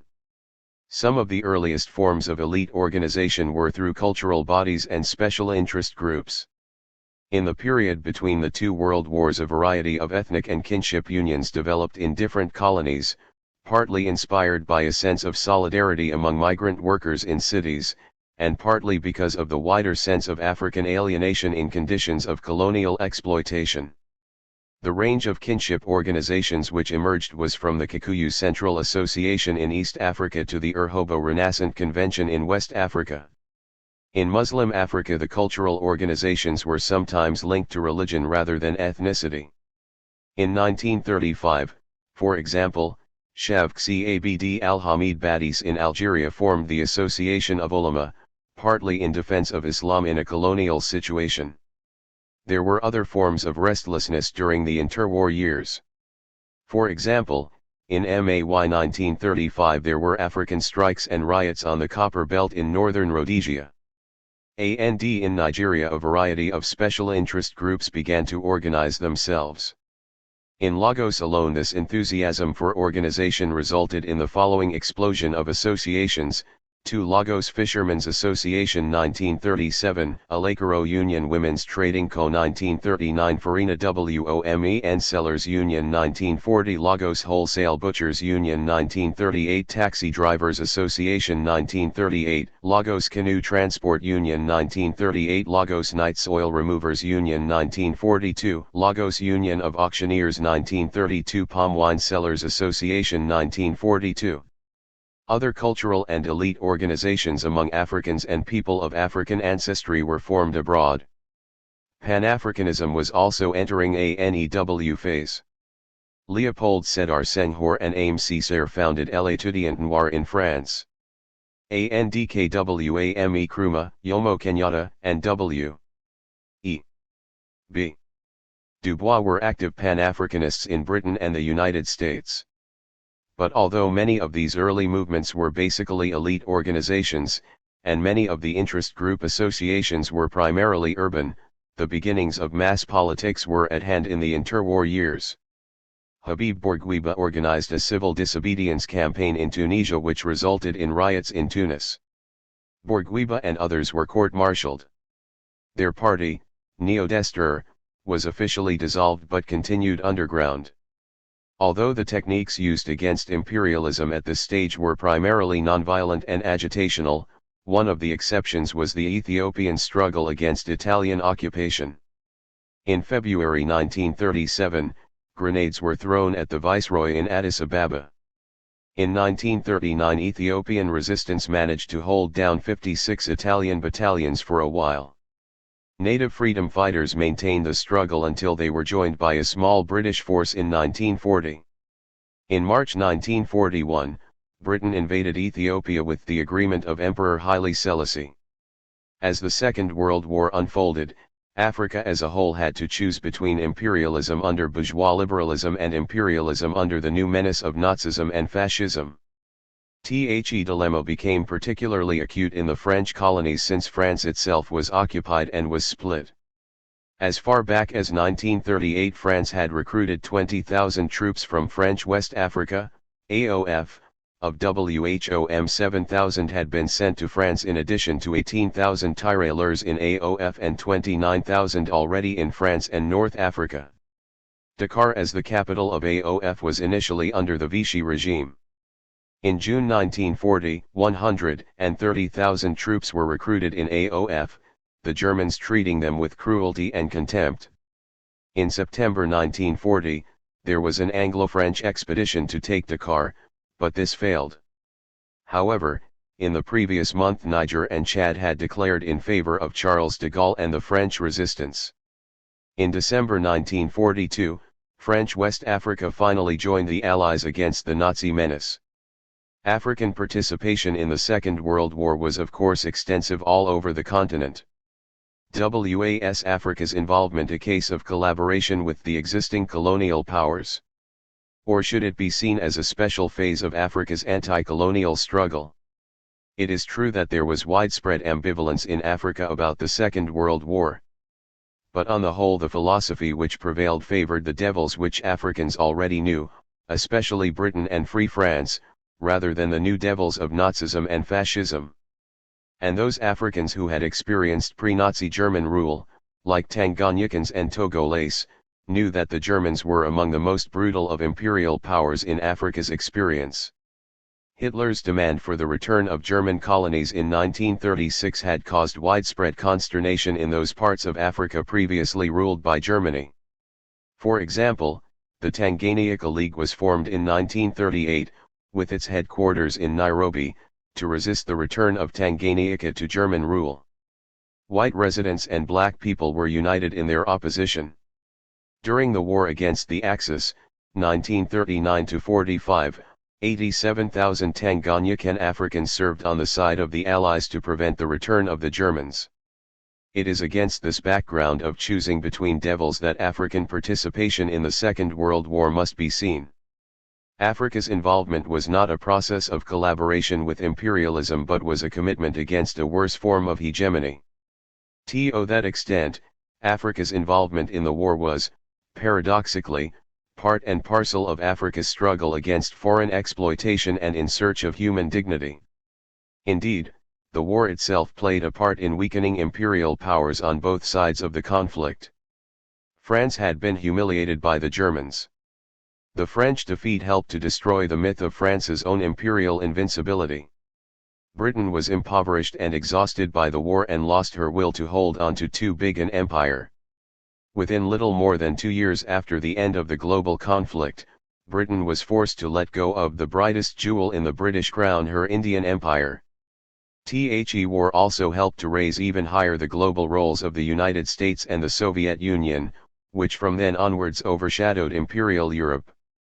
In their own different ways the NEW superpowers began to put pressures on European colonial pioneers to dismantle their empires. The superpowers had different imperial designs of their own for the post-war years. The birth of the United Nations in 1945 also contributed to the process of decolonization worldwide. As the world body became more truly representative of the human race, colonialism became less and less legitimate. Almost every new member of the United Nations following India's independence was a voice against the old systems of empire. The Trusteeship Council of the World Body became a major lobby against colonialism at large. The very rationale of the war as a struggle against tyranny and conquest seemed to be incompatible with colonialism. After all, colonialism was itself a form of tyranny and conquest. Winston Churchill and Franklin D. Roosevelt signed the Atlantic Charter in August 1941, they were not only denouncing injustice in Europe, though Churchill was 112 more obsessed with Europe. Even without realizing it, they were also signing the death warrant of the whole idea of legitimate colonialism for the rest of the 20th century. But the Africans themselves were the most important force against colonialism in Africa as they gradually became better organized, more articulate in their demands, and ultimately better armed for the struggle. A number of different traditions of African resistance are discernible in this period. There was the warrior tradition, the jihad tradition, the tradition of Christianity in revolt and the related tradition of nonviolent mobilization. Finally, there was the tradition of guerrilla warfare. Let us take a closer look at each of these strategies of resistance, bearing in mind also that they were sometimes used to reinforce each other rather than as separate techniques of war. Warrior tradition of resistance. This concept is linked to the Dar es Salaam school of African history and its emphasis on primary resistance. Dar es Salaam school used the term primary in a chronological sense to mean resistance at the very time of European penetration and conquest. After all, many African societies had decided not to take the colonial advance lying down, but to fight it as it encroached. Resistance ranged from the Asante Wars to the Matabele Uprising. These are struggles which have been covered in earlier volumes of the UNESCO General History of Africa. But there is another sense of primary resistance. In this second sense, what is primary is not necessarily what took place earlier in time, but what is more deeply rooted in the indigenous warrior tradition. This is a cultural meaning of primary rather than a chronological one.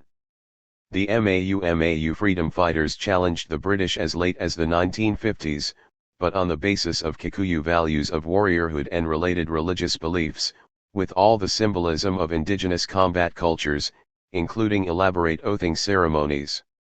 The movement was primary in this cultural sense. A similar kind of primordial symbolism was later discerned, in more subtle forms, in the liberation struggles in southern Africa. Spirit possession was not unknown among the guerrillas.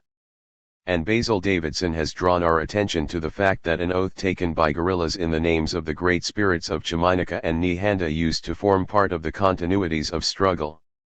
3. In the days before independence, Nathan Shamwayarira also drew our attention to the indigenous tone of Zimbabwe's struggle. In rural areas meetings become political gatherings and more. The past heritage was revived through prayers and traditional singing. Ancestral spirits were evoked to guide and lead the new nation. Christianity and civilization took a backseat and new forms of worship and new attitudes were thrust forward dramatically. 4.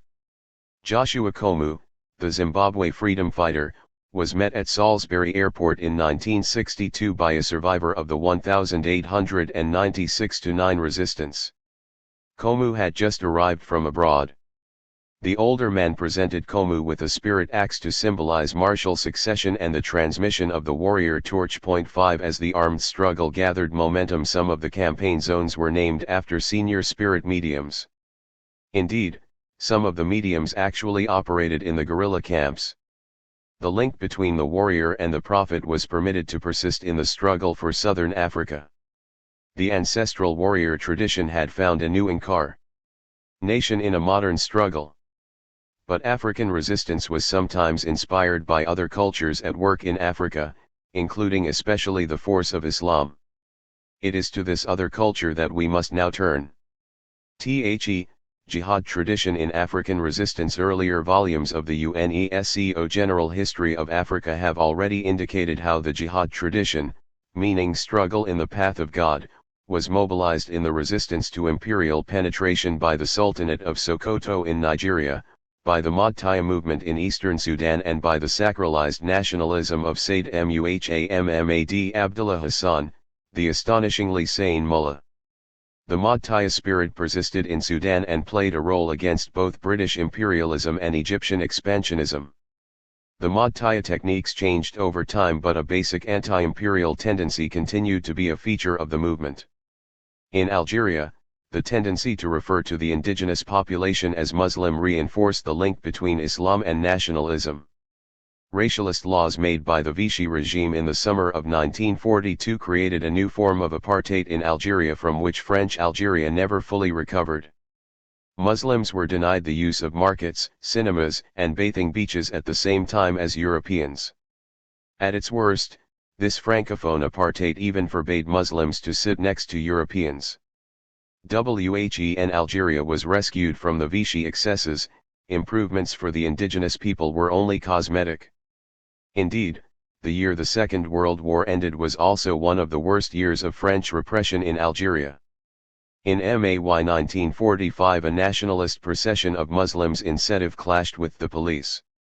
Riots broke out both in Sétif and Kabylie.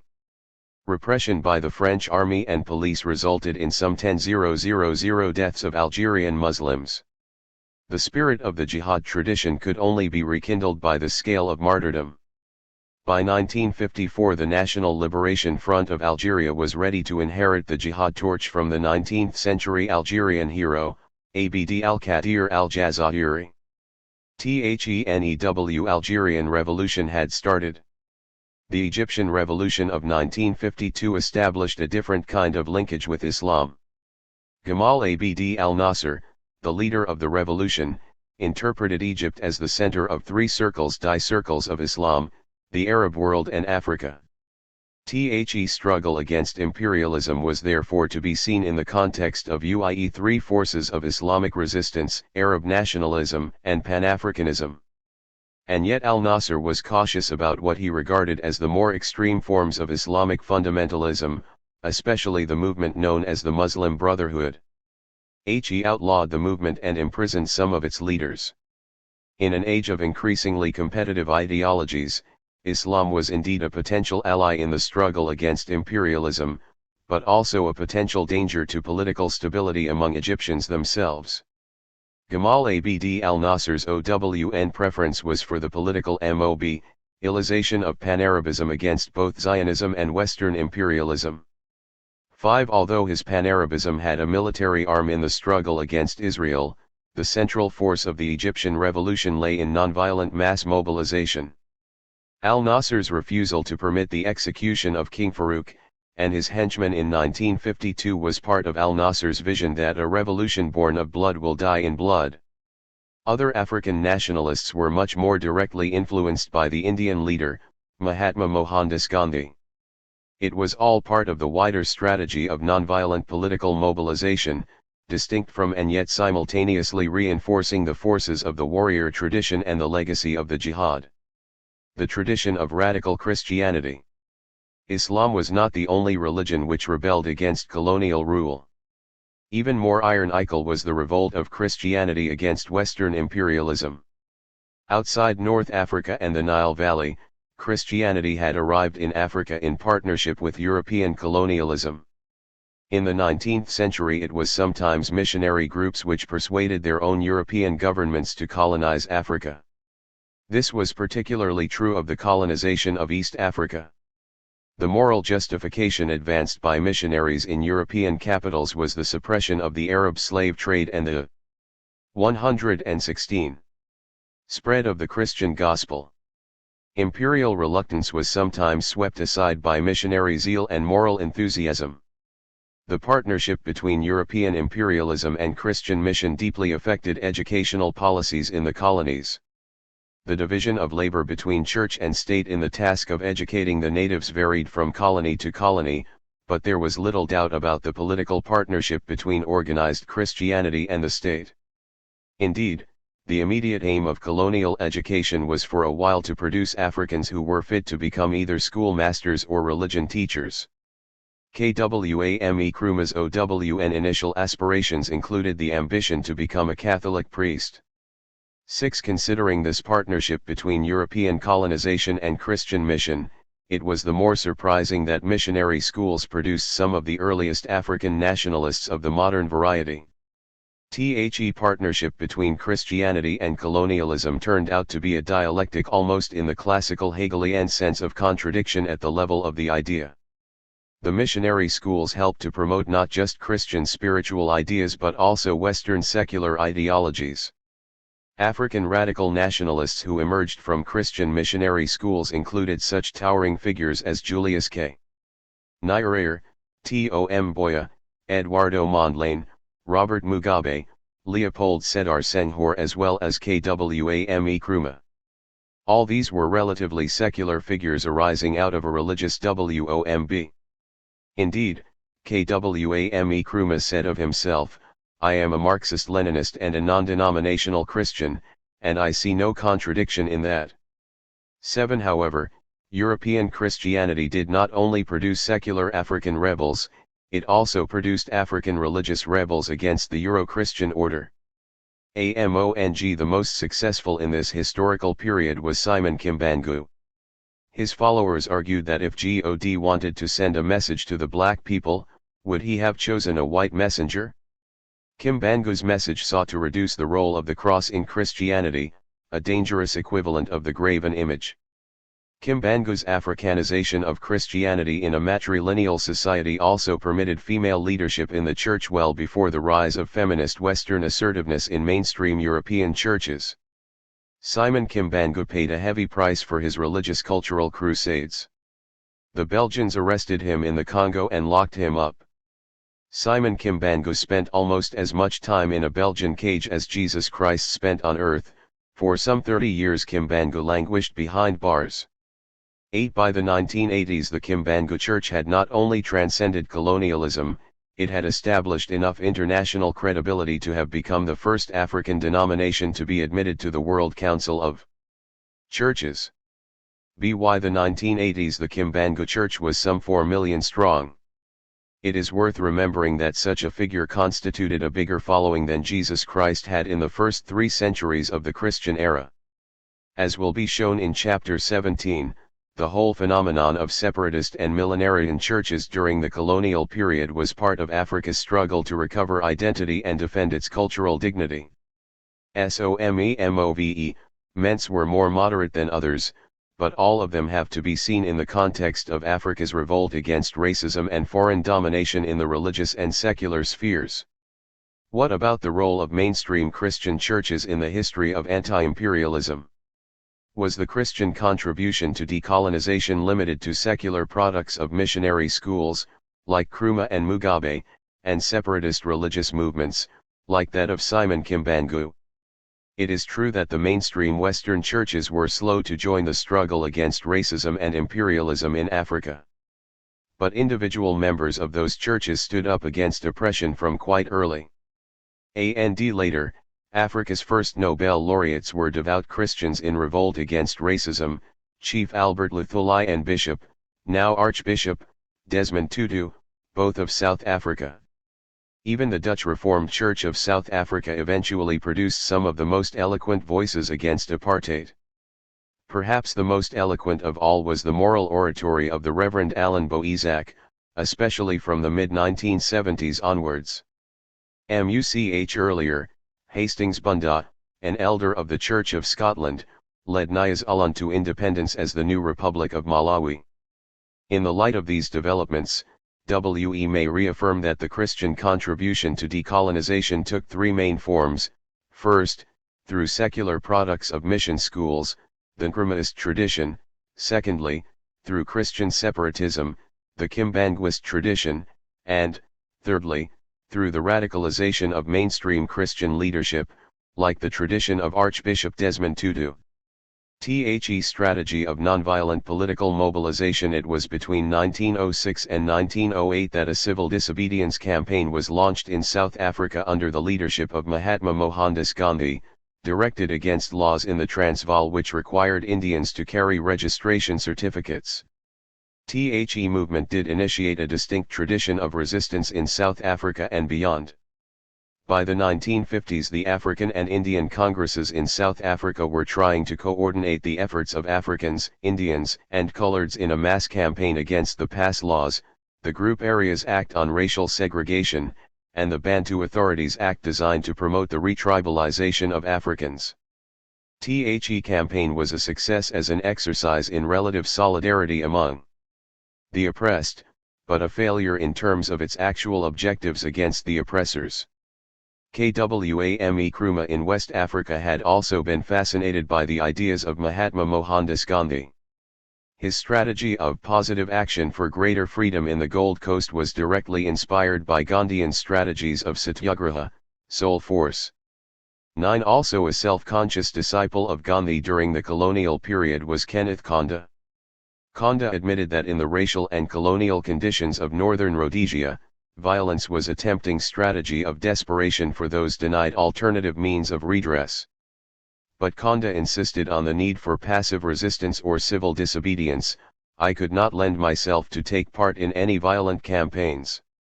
/ reject absolutely violence in any of its forms as a solution to our problem. African opposition to armed struggle was also evident at the All-Africa People's Conference held in independent Ghana in 1958. The Algerians, who were at the time locked in an armed struggle against France, found it difficult to get Pan-African endorsement of their struggle at the Accra Conference. A combination of Gandhism and Francophilia among some of the participants was responsible for this rebuff of Algerian freedom fighters. On the whole, the 1950s constituted the last decade of Gandhian strategies of liberation in Africa. After Algeria's independence in 1962, it became increasingly clear that the most difficult areas to liberate peacefully were going to be those which were either under Portuguese rule or under entrenched white minority rule. In neither category were Gandhian methods of civil disobedience likely to succeed. On the contrary, such tactics would only result in ruthless suppression and even massacre of unarmed civilians. The massacre of Sharpeville in March 1960 had already driven that lesson home. Almost exactly a year later, the new rebellion against the Portuguese in Angola began to unfold. The age of full armed liberation struggle had arrived in southern Africa. It is to this modern tradition of armed struggle that we now turn. The strategy of armed liberation. The most international of all strategies of decolonization in Africa have been those which have required sophisticated modern weapons. The warrior tradition, like the one which was at work in the Mau War, could be based primarily on local self-reliance and homemade weapons. The jihad tradition was more linked to international forces, in this case Islamic, but within Africa, the jihad was still relatively domesticated. The strategy of Christian radicalism and of nonviolent political mobilization, even when influenced by Gandhi, was ultimately a national process within individual colonial territories. But when we look at more modernized versions of armed struggle, in the Portuguese colonies and southern Africa, as well as in Algeria, we are dealing with highly internationalized conflict. Many external countries have been involved in these confrontations in ways which have ranged from contributing funds or weapons to actual participation with troops. If the Soviet Union and its allies had not been involved in the struggles in southern Africa, African liberation there could have been delayed by at least another generation. The sophisticated weapons used by Africans in southern Africa, including surface-to-air missiles in the Zimbabwe War, came overwhelmingly from socialist countries abroad. As for the active participation of Cuban troops in the struggle to defend Angola's sovereignty, this marked the strongest level of external support in an African war of liberation. But external participation was not only on the side of liberation fighters, it was also on the side of the colonial and racist oppressors. The North Atlantic Treaty Organization was for a long time, directly or indirectly, subsidizing Portuguese repressive stubbornness in its colonies. NATO weapons were used against African liberation fighters. A particularly symbolic comparison of external support would be a comparison between Cuba and Israel in their respective involvement in southern Africa, especially from the 1970s onwards. Both countries were then pariah states in their respective regions, Cuba as the pariah of the Western Hemisphere and Israel of the Middle East. Each country was closely allied to a superpower, Cuba to the Soviet Union and Israel to the United States. Both Cuba and Israel had been involved before in conflicts with global implications. John F. Kennedy came close to a nuclear war in the Cuban Missile Crisis of 1962. President Richard Nixon ordered a worldwide nuclear alert in defense of Israel during the Middle East October War of 1973. Both Cuba and Israel were small countries which attained considerable global visibility. Also, both had been involved in nearby conflicts among their neighbors. But although the two countries did share a number of characteristics, their respective roles in southern Africa were in sharp contrast. Cuba helped train black freedom fighters, Israel instructed South Africa's armed forces in counterinsurgency. Cuba provided extension services to Angolan farmers, Israel helped South Africa's nuclear program, including the development of its nuclear bomb. In March 1987 it became increasingly a matter of public knowledge that Israel had maintained other areas of extensive military collaboration with the Republic of South Africa, in spite of the United Nations ban on arms deals with the Pretoria regime. To summarize the comparison between Cuba and the Jewish state, while Israel had been a de facto ally of white supremacy, Castro's Cuba had been involved in black liberation. On the whole, armed struggle in southern Africa has worked well so far. Against the Portuguese, it was a war of attrition which finally resulted in a coup in Portugal in April 1974, and the speedy collapse of the Portuguese Empire soon after. In Zimbabwe it culminated in independence in 1980, and in Namibia in 1990. But will all else be added to the political kingdom in South Africa when it is finally achieved? Political sovereignty has certainly not necessarily led on to other achievements elsewhere in Africa. As we have indicated earlier, political independence was a necessary condition but by no means a sufficient condition for a fuller realization of African aspirations. In economically ravaged countries like Ghana, and in politically devastated countries like Uganda, it would be truer to articulate, as W.E. indicated, a more pessimistic imperative: seek ye first the political kingdom, and all else will be subtracted from it. But here W.E. must pause and reflect. Kwame Nkrumah is on record as having said that the freedom of Ghana would be meaningless if it was not accompanied by the freedom of the whole of Africa. By the political kingdom, did he really mean just the independence of each separate African country? Or did Ghana's supreme Pan-Africanist mean instead the full liberation of the African continent as a whole?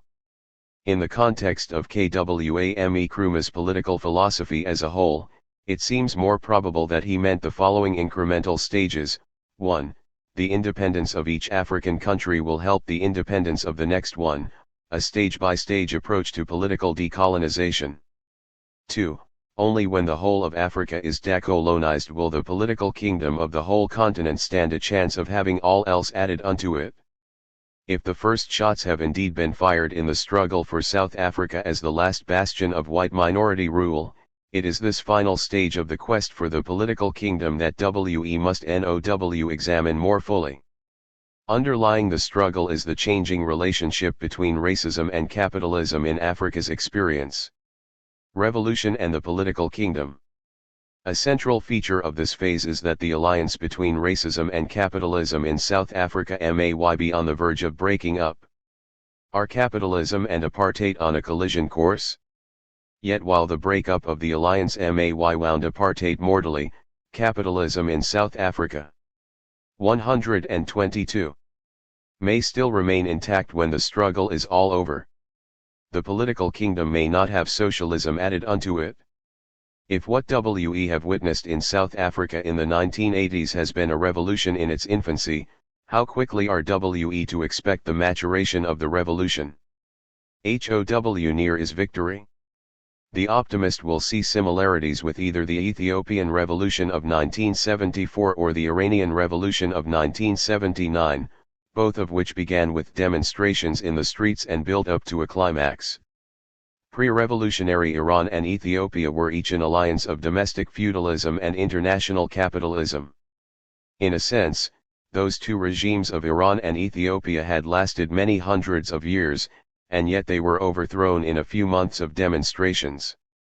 The alliance between domestic feudalism and international capitalism collapsed speedily. As compared with the Shah and Haile Selassie, apartheid will last a few years longer, but racial supremacy is not invincible either. It will be overthrown, but neither by street demonstrations nor by external African armies. Apartheid can only fall as a result of organized struggle from within. External African armies may be organized, but they are not from within. Street demonstrations are from within, but they are not yet a case of organized struggle.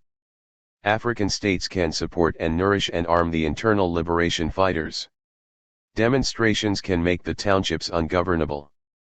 But without internal guerrilla fighters and saboteurs, the struggle cannot triumph. But will international economic sanctions bring about the fundamental change? We should distinguish between expressive sanctions or boycott and instrumental sanctions or boycott. Expressive boycott is a moral judgment, but instrumental boycott is intended to be a political tool.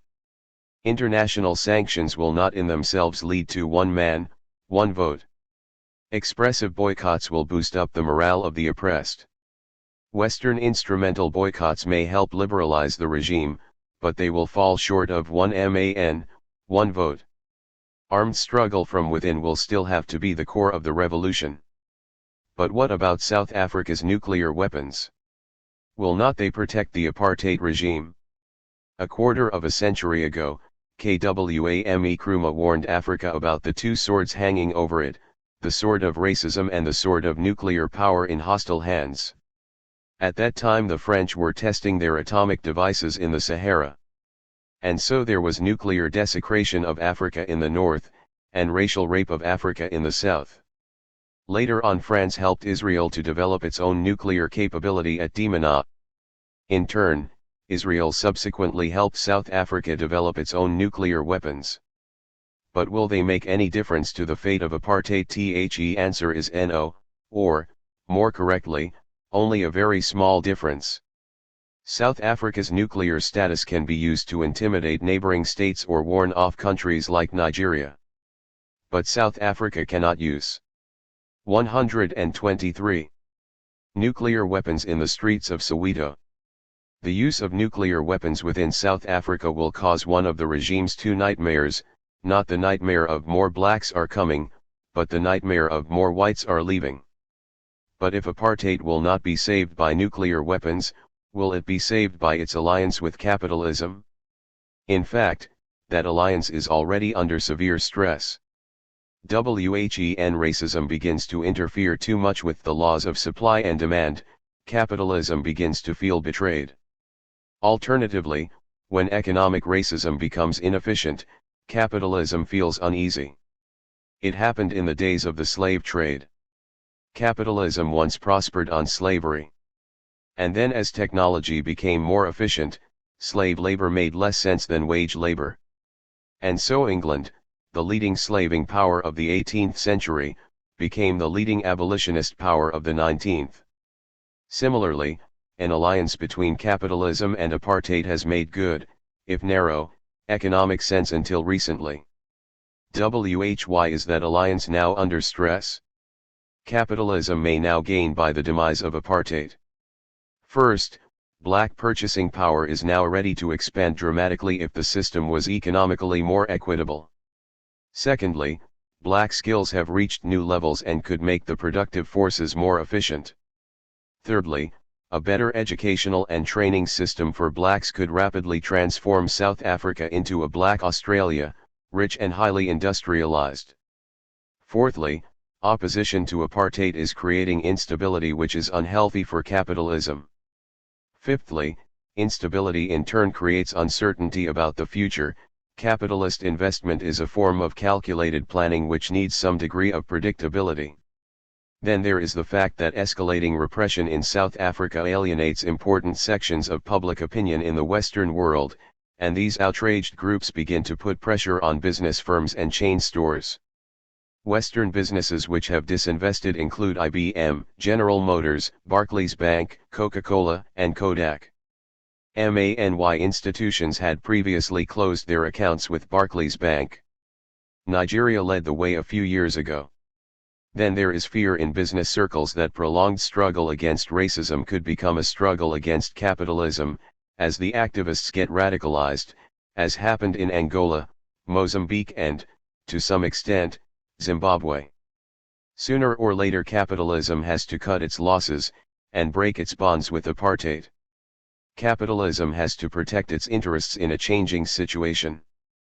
But what is the future of capitalism in South Africa once apartheid is defeated? Can we be sure that socialism will be added to the political kingdom? For better or worse, victory against apartheid will not necessarily mean victory against capitalism. There is after all a degree of capitalist development which, when reached, makes capitalism almost irreversible. Karl Marx thought that capitalism was a stage of development lower than socialism. When capitalist development reaches its peak, it would 124 result in a socialist revolution. But more recent history demonstrates that there is a stage of capitalist development beyond which a communist revolution is almost impossible unless imposed from without. The USA and most Western European countries have reached such a stage. But what would make a communist revolution impossible in an advanced industrial capitalist country? Marx's prediction of increasing enlargement of the proletariat has not happened in the leading capitalist countries. What has happened is increasing enlargement of the bourgeoisie. Marx's prediction of increasing misery has not materialized. The workers have not got poorer, but richer. And the very poorest are not workers at all, lumpen militariat at best. Western workers have a lot more to lose than their chain. They have cars, business shares, TV sets, boats, and so on. Class consciousness has not prevailed over national consciousness. On the contrary, anti-communism is linked to working-class Western patriotism. Marx underestimated capitalism's capacity to co-opt, convert and corrupt others in its own support. Prosperous capitalism can do just that. But has South Africa reached the stage of irreversible capitalism, the stage which most Western countries have reached? The evidence suggests that it has not.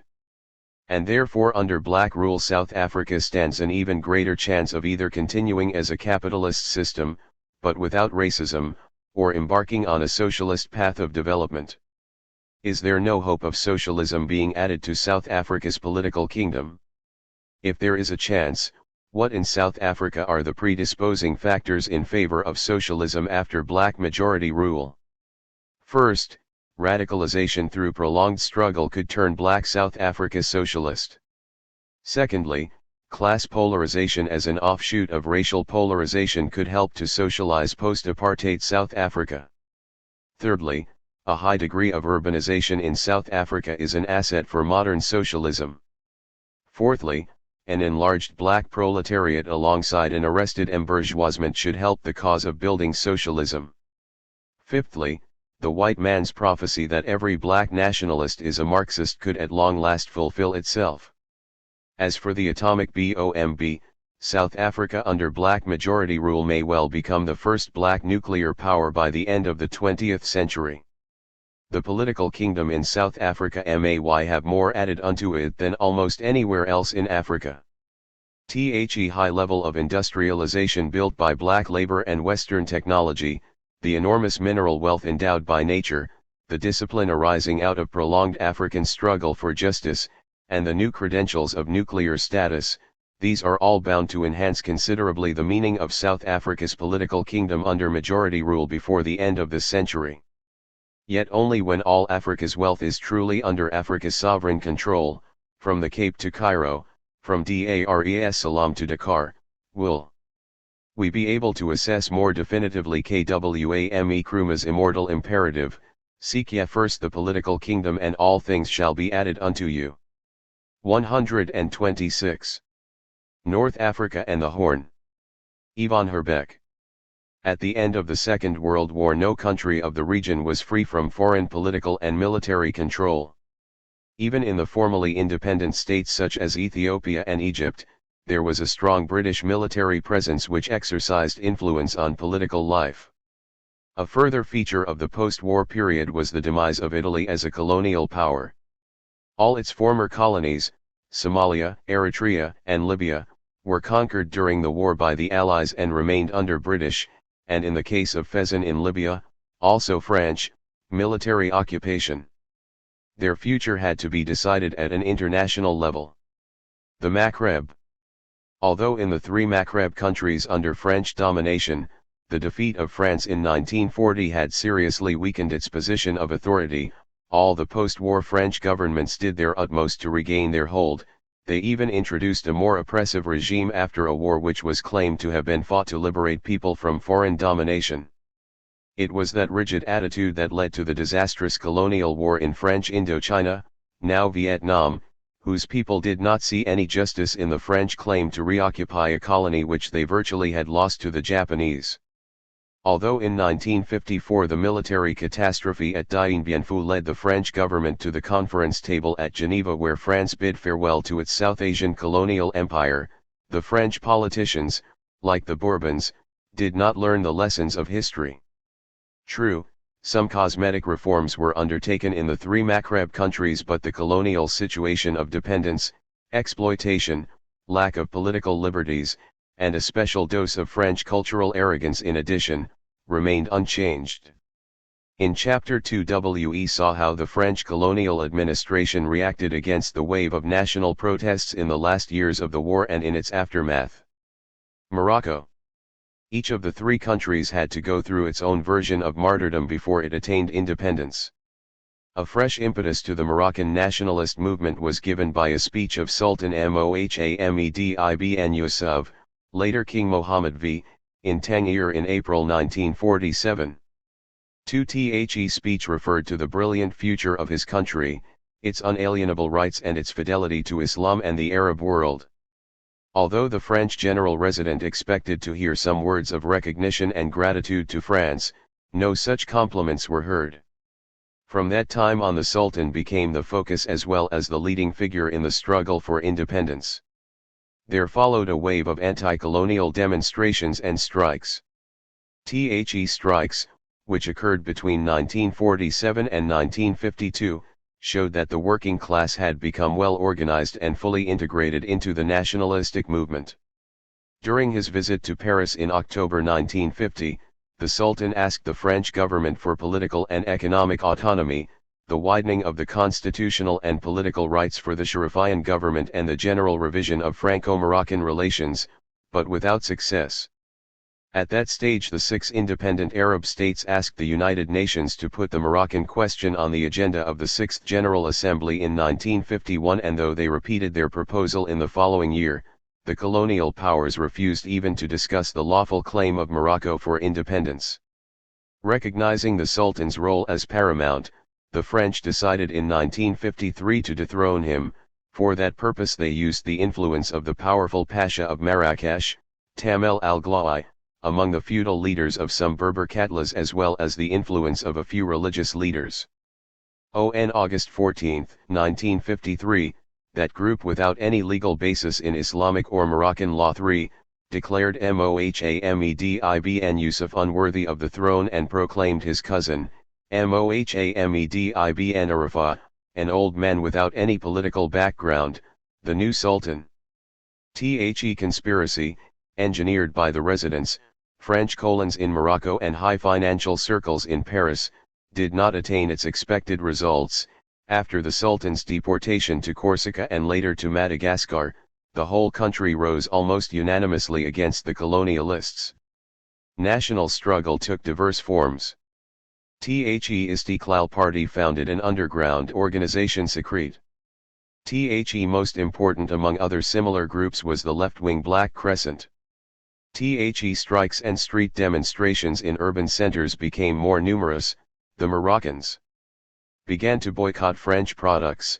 People refused to attend Friday prayers where homage was expected in the name of the French-appointed Sultan. In the RLF and the Middle Atlas, a liberation army was formed by the Berber rural population and started to attack French military posts and barracks. The years 1954 and 1955 marked a high tide in the Moroccan independence struggle. When during 1955 the general violence increased, and the police and the counter-revolutionary groups of the French colons proved, with all their terrorism, incapable of stemming the liberation movement, which in turn was united in its unanimous demand for the return of the legitimate Sultan, the French government was forced to change its policy towards Morocco. In the meantime, the war in Algeria became a serious problem, and the fresh experience of the defeat in Vietnam demonstrated the inability of the French army to cope with the wide popular movement.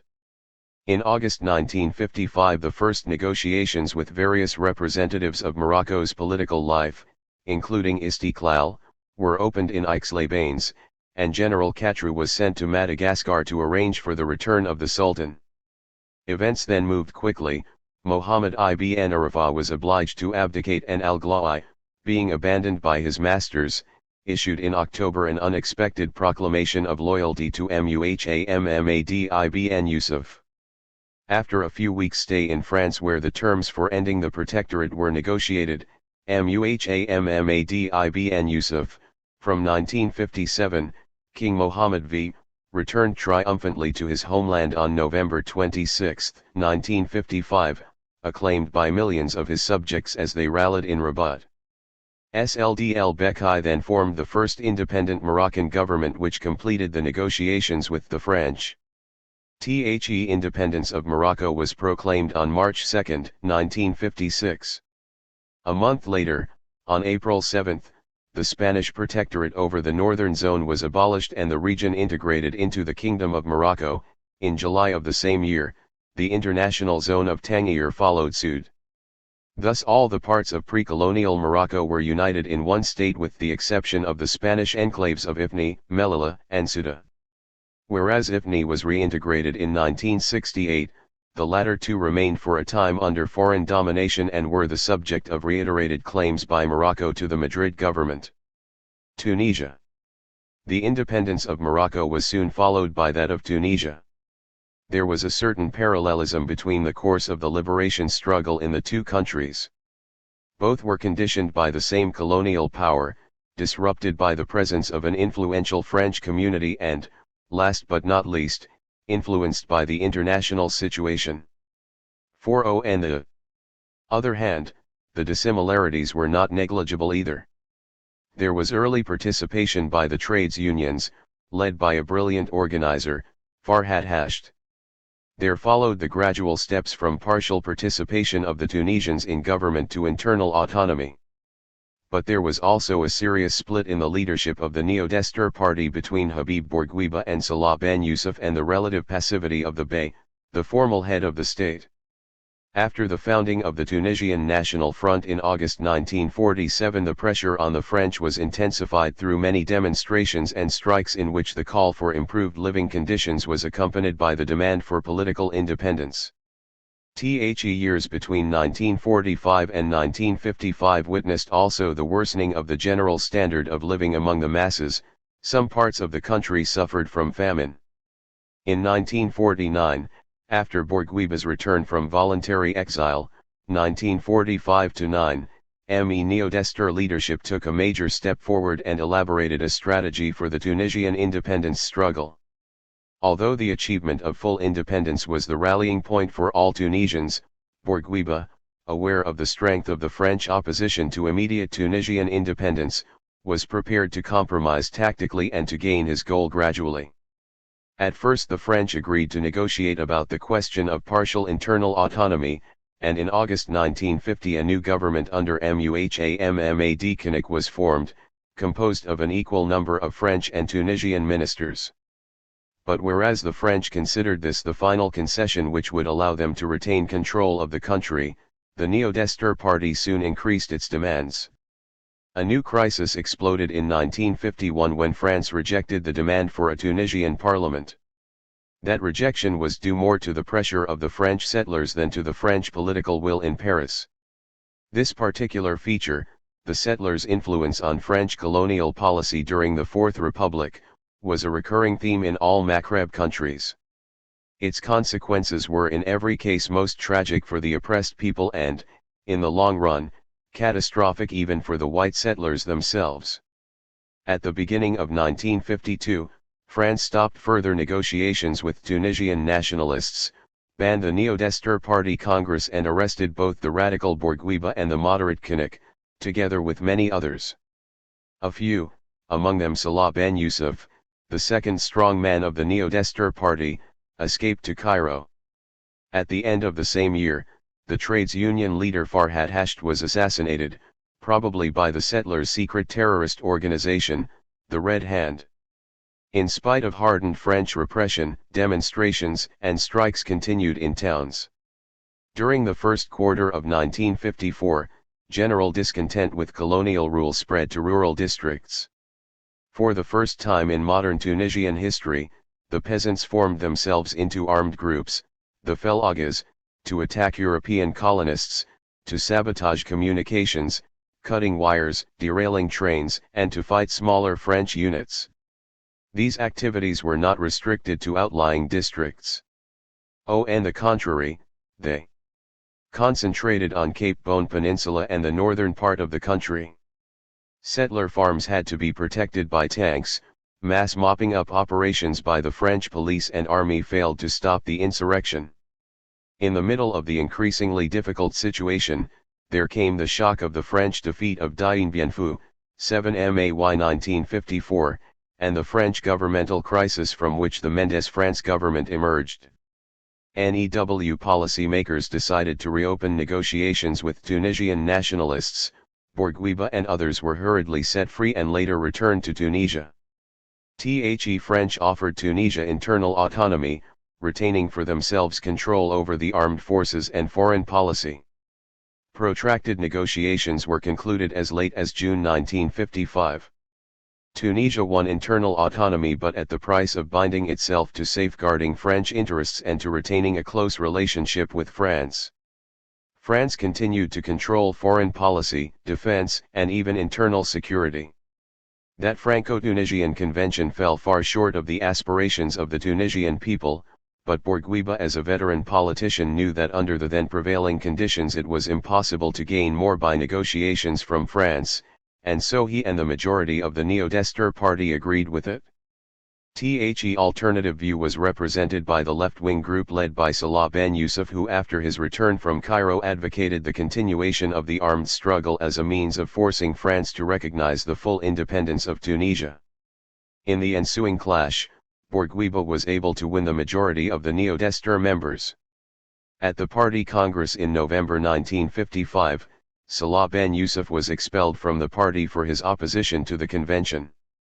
Although the party congress expressed the view that the Tunisian people would continue its struggle until the achievement of full independence, the compromise of June 1955 and the expulsion of Ben Yusuf signaled that from then on the party would follow a moderate policy, rather than a radical one.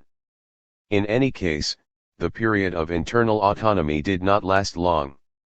Under the impact of the events in Morocco and more so of the beginning of the Algerian War, France was ready to negotiate, in order to salvage as much as possible of its interests, both economic and strategic.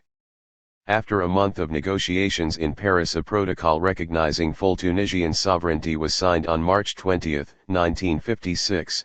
After 75 years of colonial rule, Tunisia re-entered the community of free nations of the world. The Algerian War 5. As already pointed out, the liberation process in Morocco and Tunisia was accelerated by the outbreak of the war in Algeria, one of the bitterest and longest anti-colonial wars ever waged in Africa. It owed these qualities both to the stubbornness of the French to retain the country and to the determination of the Algerian people to achieve liberty. In the case of Morocco and Tunisia, it was possible for some French governments to compromise and to respond positively, even if belatedly and reluctantly, to the nationalists' demands. But to follow a similar policy in Algeria was for a long time out of the question for any French politician of any political color. The dogma of Algérie française was neither contested nor even subjected to any critical consideration. It would have been close to sacrilege to deny that Algeria is France. Who among you would hesitate to use all means in order to save France? 6. That myth was based on the presence of nearly 1 million French settlers, the so-called Pieds Noirs, blacklegs, on heavy investment of French capital in agriculture and mining, and on the disproportionate influence of the Algerian lobby in French political life. The myth that Algeria was French was given a new impetus by the discovery of oil and natural gas in the Sahara in the 1950s. For the first time in its history, France had oil wealth in considerable quantity on its own territory. The vision of being able at last to have an independent oil policy considerably colored French decisions during the War of Algerian Independence. The history of Algeria between 1947, the year of adoption of the Algerian Statute, and November 1, 1954, the date of the outbreak of the war, is a lesson on HOWA colonial administration, while solemnly adhering to democratic principles, can at the same time circumvent them. It was also a lesson in the futility of a moderate policy with such an adversary in a situation of steadily worsening misery and economic and social inequality. In 1954, the area of cultivable land in European hands represented 23% of the total, but it was to be found in the most fertile areas.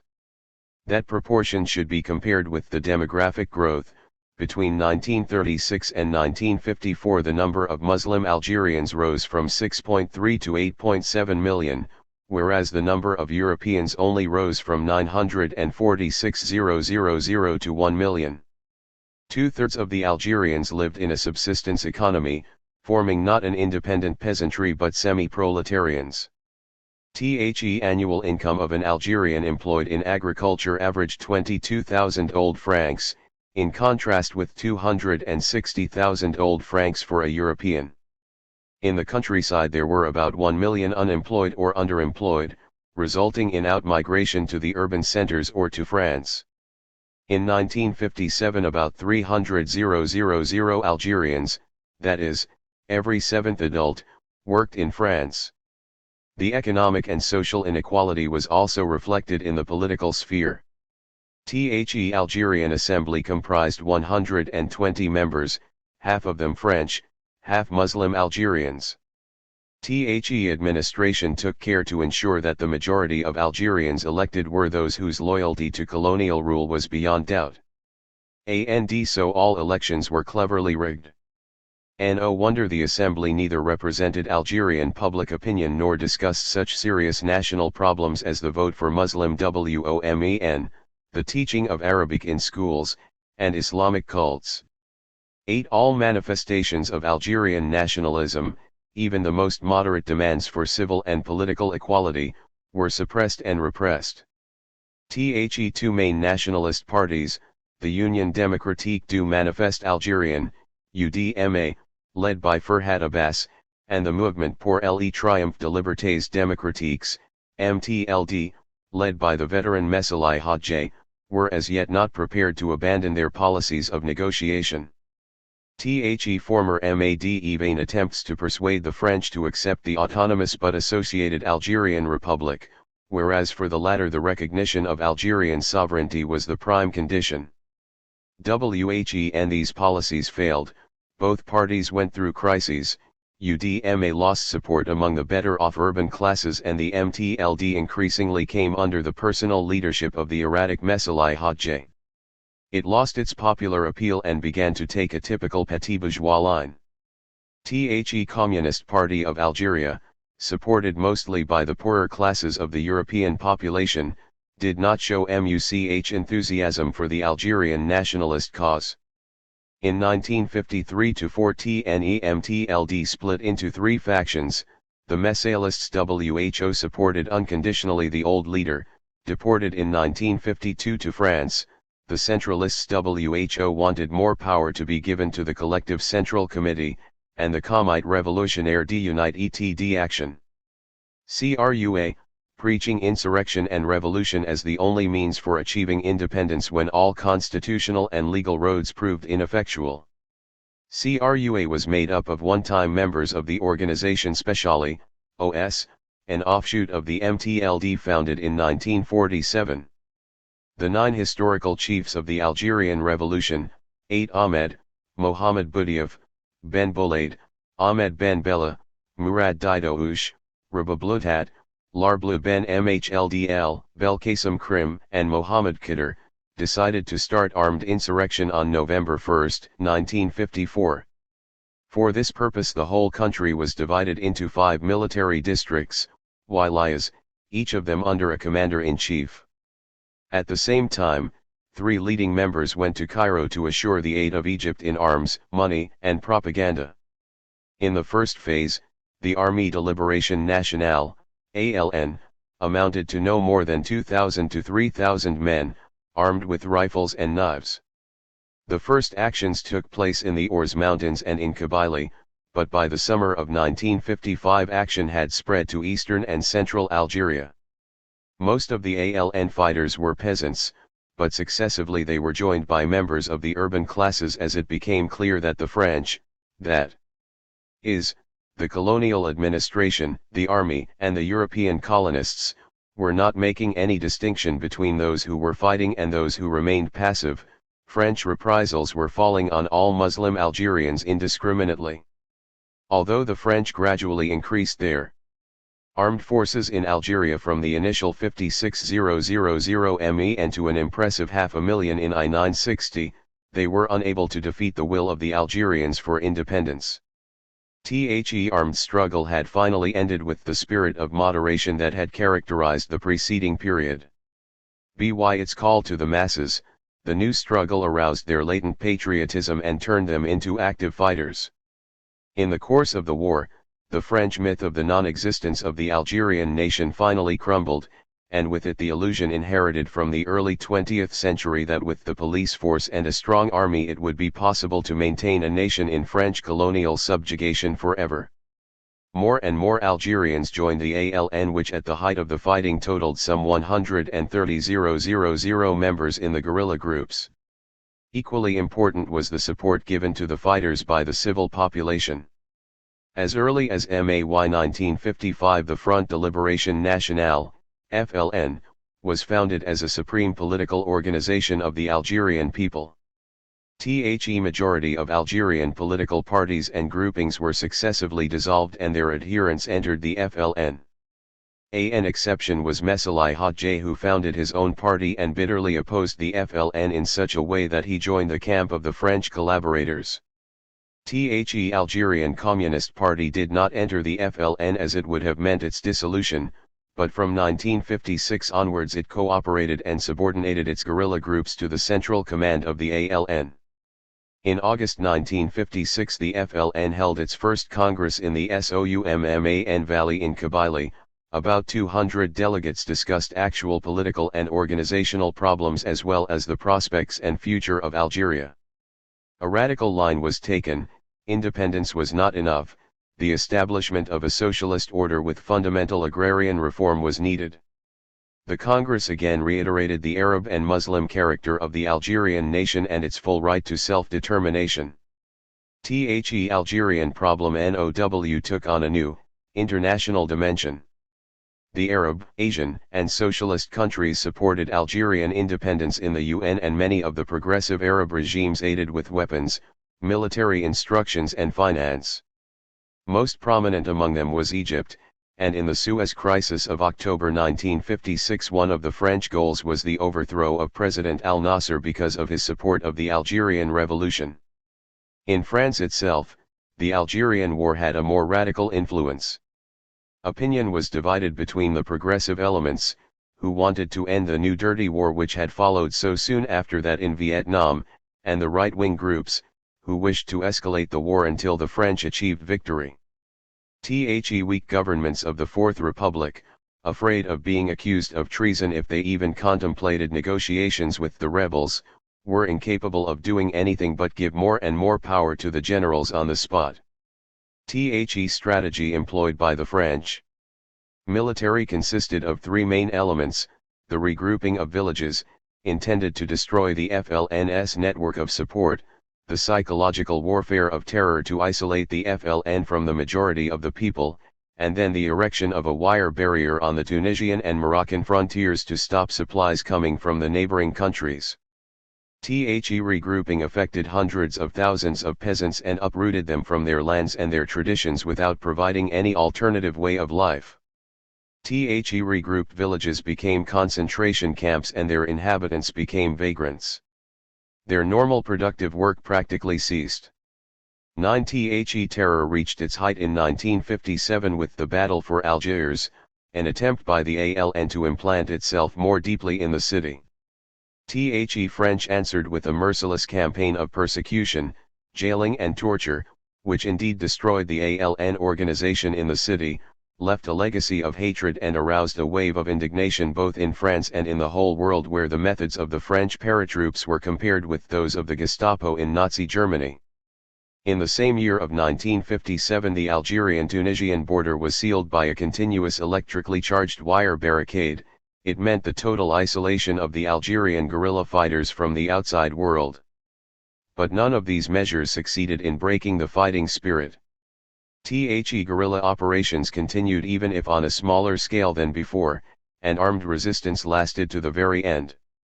The political crisis in France caused by the Algerian War was precipitated in May 1958 by the revolt of the French senior officers in Algeria who demanded the arrival of General de Gaulle, considered as the man who would be able to finish the war to the French advantage. The last government of the Fourth Republic abdicated and de Gaulle took over. TWO main political forces were behind him, the financial oligarchy and the French colonists in Algeria, supported by the officers. Gradually it became manifest that the interests of those groups were divergent and that de Gaulle had his own political concepts in mind: the increasing role of France in Europe, the establishment of a new relationship with the Third World, and so on. In fact, his aims were closer to the interests of the French financial and industrial oligarchy than to the interests of the colonists in Algeria, who clung to the obsolete colonialism of Algeria of Papa. But it took de Gaulle some time to evolve a more positive policy towards the Algerians, and the war continued as before. The last attempt to win the Algerians back to the French side was the Constantine Plan announced by de Gaulle in 1958. It proposed to reawaken the traditional countryside and to industrialize Algeria. But like many other projects of the time, the plan proposed was to prove a parity. 10 Its consequences would have been to bring major advantages to the French colonists but only very minor ones to the Algerians. The agrarian reform would have affected only about 250,000 hectares, leaving on one side the fundamental problem of the 2.7 million hectares owned by the colonists. In answer to the changes in France, the FLN proclaimed in September 1958 the formation of the government in exile, the GPRA, Government Provisoire de la République Algérienne, whose first leader was Ferhat Abbès. In 1996-1, the leadership of the government was taken over by the more radical Youssouf Ben Khedda. The provisional government was recognized de jure by all Arab and many Asian countries and de facto by the socialist states. Neither military actions nor the Constantine Plan achieved the expected results. De Gaulle's government at last decided to negotiate. It became known what was about to begin. The fascists in Algiers rose in revolt in January 1960, after the week of the barricades it collapsed. In March of the same year de Gaulle for the first time employed the magic slogan Algérie Algérienne, throwing away, after more than 100 years, the myth Tayat Algeria is as French as Brittany. Negotiations were opened in the middle of the year but soon broke down over many crucial problems. Important was the fact that the French recognized the FLN and the GPRA as partners. Talks were the first political victory of the Algerians, and others were soon to follow. In April 1961 the ultras in Algeria tried one last throw in the generals' plot led by 4 high-ranking generals. It failed, but the ultras decided to continue their fight for the preservation of Algérie Française through the terrorism of the OAS organization Armée Secrète. The ensuing negotiations were protracted and hard. One main obstacle was the French insistence on the separation of the Sahara, with its oil wealth, from the territory of Algeria. Nevertheless, the firm refusal of the FLN to allow this, forced France to a compromise. In March the Evian Protocol, announcing a ceasefire and proclaiming that the future of Algeria would be decided by a referendum, was signed. Organized on July 1, 1962, the referendum resulted in a vote of 99.7% for independence. The last months of colonial rule as well as the first weeks after independence were marked by the rampant sabotage of OAS fascists who in their powerless fury killed, destroyed, and burned. By their acts they also killed all chances for the European minority to remain in independent Algeria as provided in the Evian Protocol. There followed a mass exodus of colonists. By the end of July about 500,000 left for France, and by the end of the year fewer than 20% of the Europeans remained in Algeria. On the one hand, the mass and abrupt departure of the colonists, including almost all the technicians in the country, caused the young republic many initial difficulties. On the other hand, it largely simplified the ethnic and social structure of Algeria and spared it otherwise inevitable racial conflicts.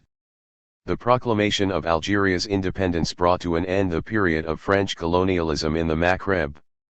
The cost of liberation was heavy. It is estimated that nearly 1 million Algerians lost their lives, another 2 million were uprooted, 10,000 houses and buildings were destroyed during the war, and subsequently by OAS terrorism.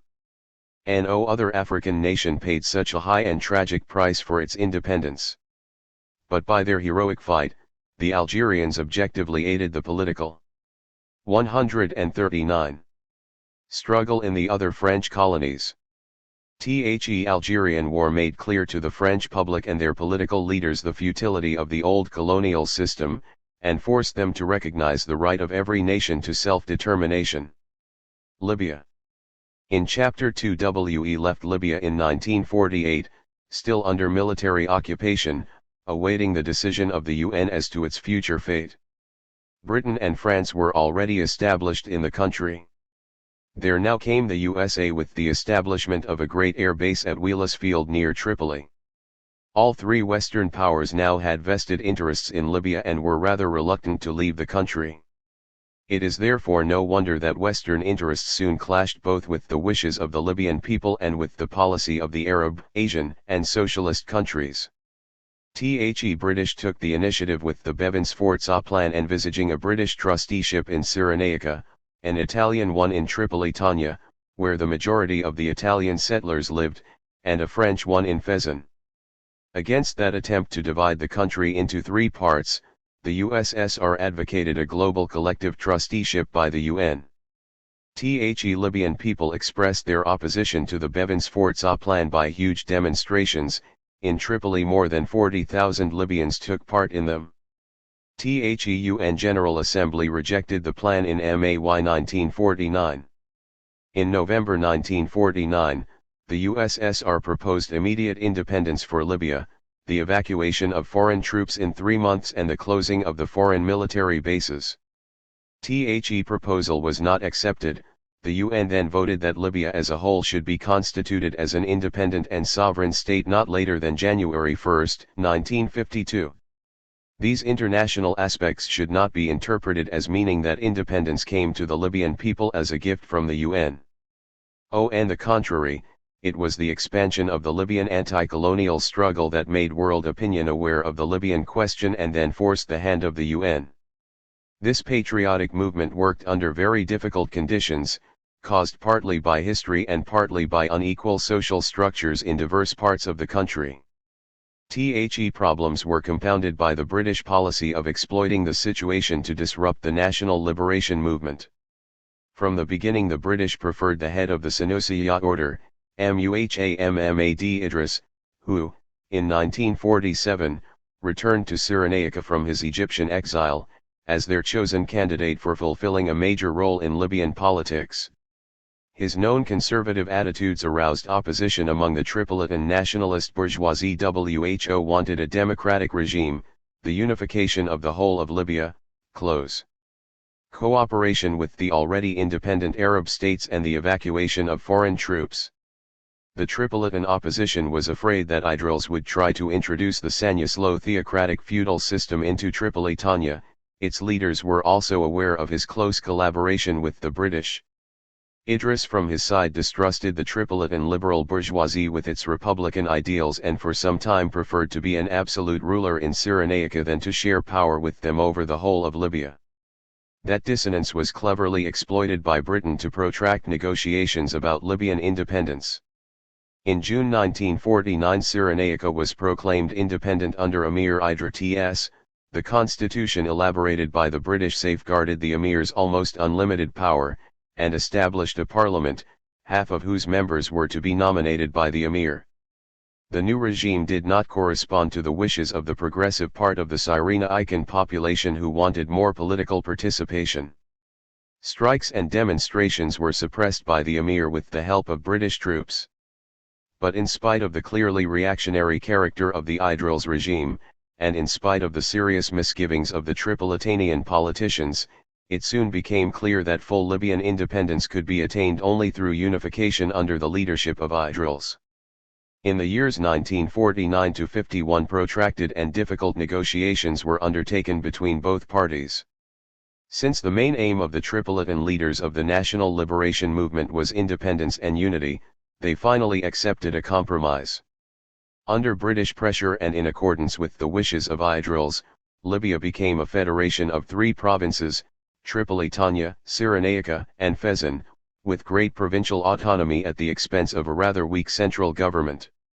On December 24, 1951, the independence of the Kingdom of Libya was proclaimed. The former emir of Cyrenaica and the head of the Sanyasli order, King Muhammad Idris al-Sanust, became the first ruler. Libya entered independence with a heavy colonial legacy, and with the legacy of wartime destruction and the presence of foreign troops. In economy and social structure, it belonged with the most underdeveloped countries of North Africa. In agriculture, the patriarchal feudal relations were dominant and a high percentage of the inhabitants still led a nomadic or semi-nomadic way of life. Industry was nearly non-existent, crafts were produced only for the local market.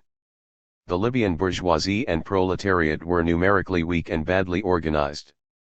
The majority of the banks, wholesale shops, and plantations, as well as foreign trade, were in the hands of non-Libyans.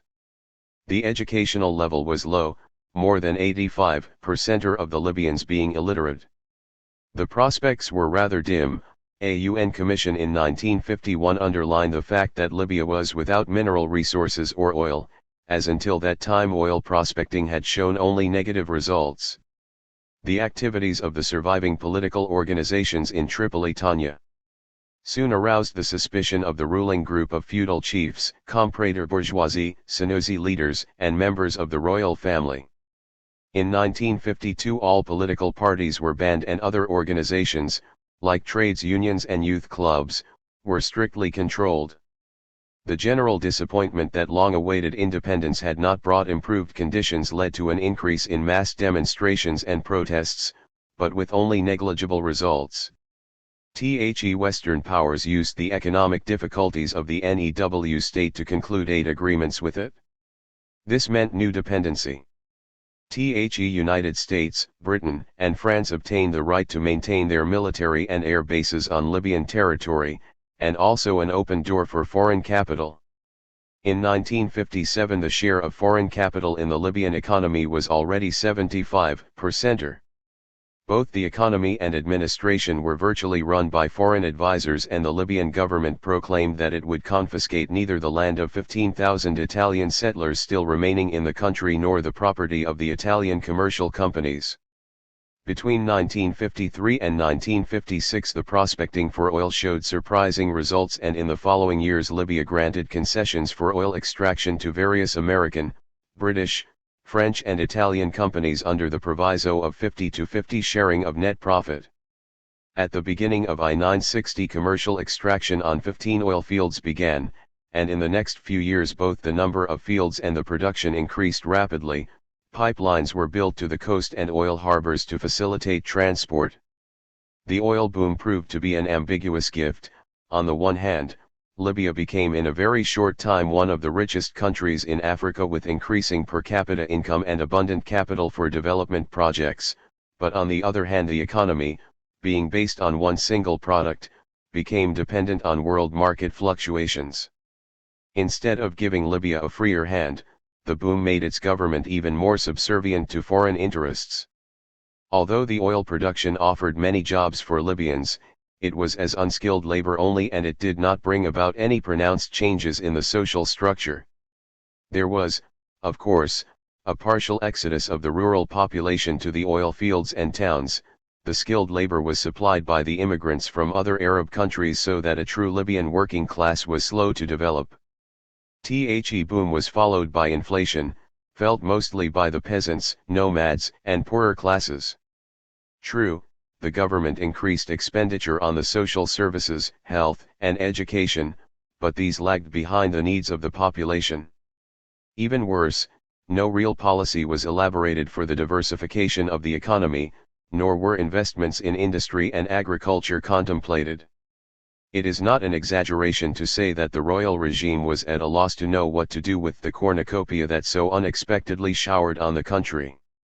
After 12 years of experimentation with a costly and ineffective system, the federal structure was abolished in 1963, the 3 autonomous provinces ceased to exist, and Libya became a unitary state. In foreign policy, the close alliance with the Western powers continued, although there emerged a tendency to take a more independent position on some Arab issues. The passivity of the regime during the June 1967 war led to a lot of protests and demonstrations, which forced the government to join the short-lived oil boycott and later to offer aid to Egypt and Jordan. The demonstrations were signs of the growing impact of Arab nationalism among the Libyan bourgeoisie and intelligentsia. In spite of the increasing discontent of those groups with the regime's internal and foreign policy, there existed in Libya no civilian organized body capable of overthrowing the government, either peacefully or by violent means, and then inaugurating a policy more adequate to the opportunities offered by the oil wealth. It thus fell to a group of army officers led by Captain Muammar Gaddafi to effect a bloodless takeover of power on September 1, 1969, during a visit abroad by Idris I, inspired by the ideas of Pan-Arabism. Arab socialism and Islam. The new leadership inaugurated a political, social, and economic revolution that was soon to change all facets of Libyan life. Egypt. After the breaking off of the Anglo-Egyptian talks in January 1947, Egypt decided to take the question of its relations with Great Britain to the United Nations. If the Egyptians really hoped to win their case in this international body, they were disappointed. After several sessions of the Security Council in which only the USSR, Poland, and Syria backed the Egyptian demands, and the USA recommended a renewal of direct negotiations, no resolution was adopted and the Egyptian question was postponed indefinitely. In mass anti-British demonstrations, strikes, and other manifestations, the Egyptians showed their discontent with both the British presence in the country and the Egyptian government's inability to overcome the impasse. At this juncture the Palestine problem, which later lay at the root of several Arab-Israeli wars, as well as of many internal crises in the Arab world, appeared for the first time on the international scene. It would go beyond the scope and purpose of this chapter to try to discuss the complicated history of the Zionist colonization of Palestine, British policy during the Mandate, and Arab reactions between the wars and in the immediate after-war period. Stripped to bare facts, the problem was the colonization against the will of the autochthonous population of Palestine by people of European origin determined to make the territory 143. Their permanent home on the grounds that 2,000 years ago Palestine had belonged to their forefathers. It is beyond doubt that the Zionist idea of founding the State of Israel would not have been realized without the backing of the imperialist powers, first of Great Britain, later of the USA. Both of WHOM pursued their own political aims in the region through the creation of the State of Israel and the failure of the armed intervention of the Arab League, Egypt, Jordan, Syria, Iraq, and Lebanon, on behalf of the Palestinians by the end of 1978 shocked the Arab world. This failure was attributed to the crisis of the system of political power in the Arab world. In Egypt, as well as in some other independent Arab countries, it was the army and its junior ranks. WHO in the course of the war for the first time realized the failures, corruption, and incompetence of the regimes of the ruling big bourgeoisie and the landlords. Among other groups and classes, the defeat led to the intensification of the struggle for total independence and definitive liberation from foreign tutelage. In the Egyptian elections of January 1950, the WAFD party again came to power. By freeing a number of political detainees it gained a lot of sympathy but was unable to solve the economic crisis and to stop soaring prices and unemployment, or to calm general unrest. 14. A wave of demonstrations and strikes combined anti-British slogans with social and economic demands. Under these pressures, the Egyptian government started new negotiations with Britain, demanding the evacuation of 85,000 troops, instead of 10,000, as stipulated in the 1936 treaty, from the Suez Canal zone not later than 1952, and the unification of Sudan and Egypt. Britain showed unwillingness. The Egyptian parliament on October 15, 1951 abrogated unilaterally both the 1936 treaty and the 1899 agreement on condominium in the Sudan. At the same time, fighting commandos began guerrilla warfare in the Canal Zone, which was answered by British troops with reprisals that cost hundreds of lives. Suddenly, on January 25, 1952 the accumulated anger exploded. Hundreds of thousands of Egyptians went into the streets of Cairo demanding a total boycott of the British, the sending of the Egyptian army to the Canal Zone, and the conclusion of a friendship treaty with the USSR. The initial normal demonstration then turned into mob frenzy by instigation of provocateurs directed from the royal palace. Some elements began to loot, to commit arson and to assassinate Europeans and well-to-do Egyptians. Although human losses were small, the material damage was estimated in several millions of pounds. Over 700 buildings, villas, hotels, cabarets, banks, shops, having been destroyed. The Wafdist government fell, but none of the succeeding governments in the remaining period before the revolution, despite severe measures against the strikers and demonstrators, achieved full control over events. The internal crisis, the defeat in Palestine and the failure in dealings with Britain, discredited the entire regime of political parties and Archie. No political organization within or outside the established system was capable of doing anything to improve the deteriorating general situation. The initiative came from the Free Officers, an organization of middle-rank officers among WHOM. The leading role was played by Lieutenant Colonel Gamal Cabd al-Nasser. WHO became known generally as al-Nasir, or al-Nasser.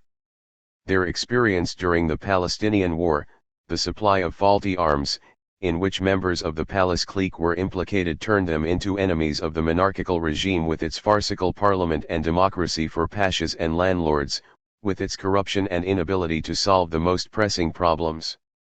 On July 23, 1952, the Free Officers, supported by part of the army, occupied the important places in Cairo, whited out bloodshed, seized power, and on July 26 forced King Farouk to abdicate.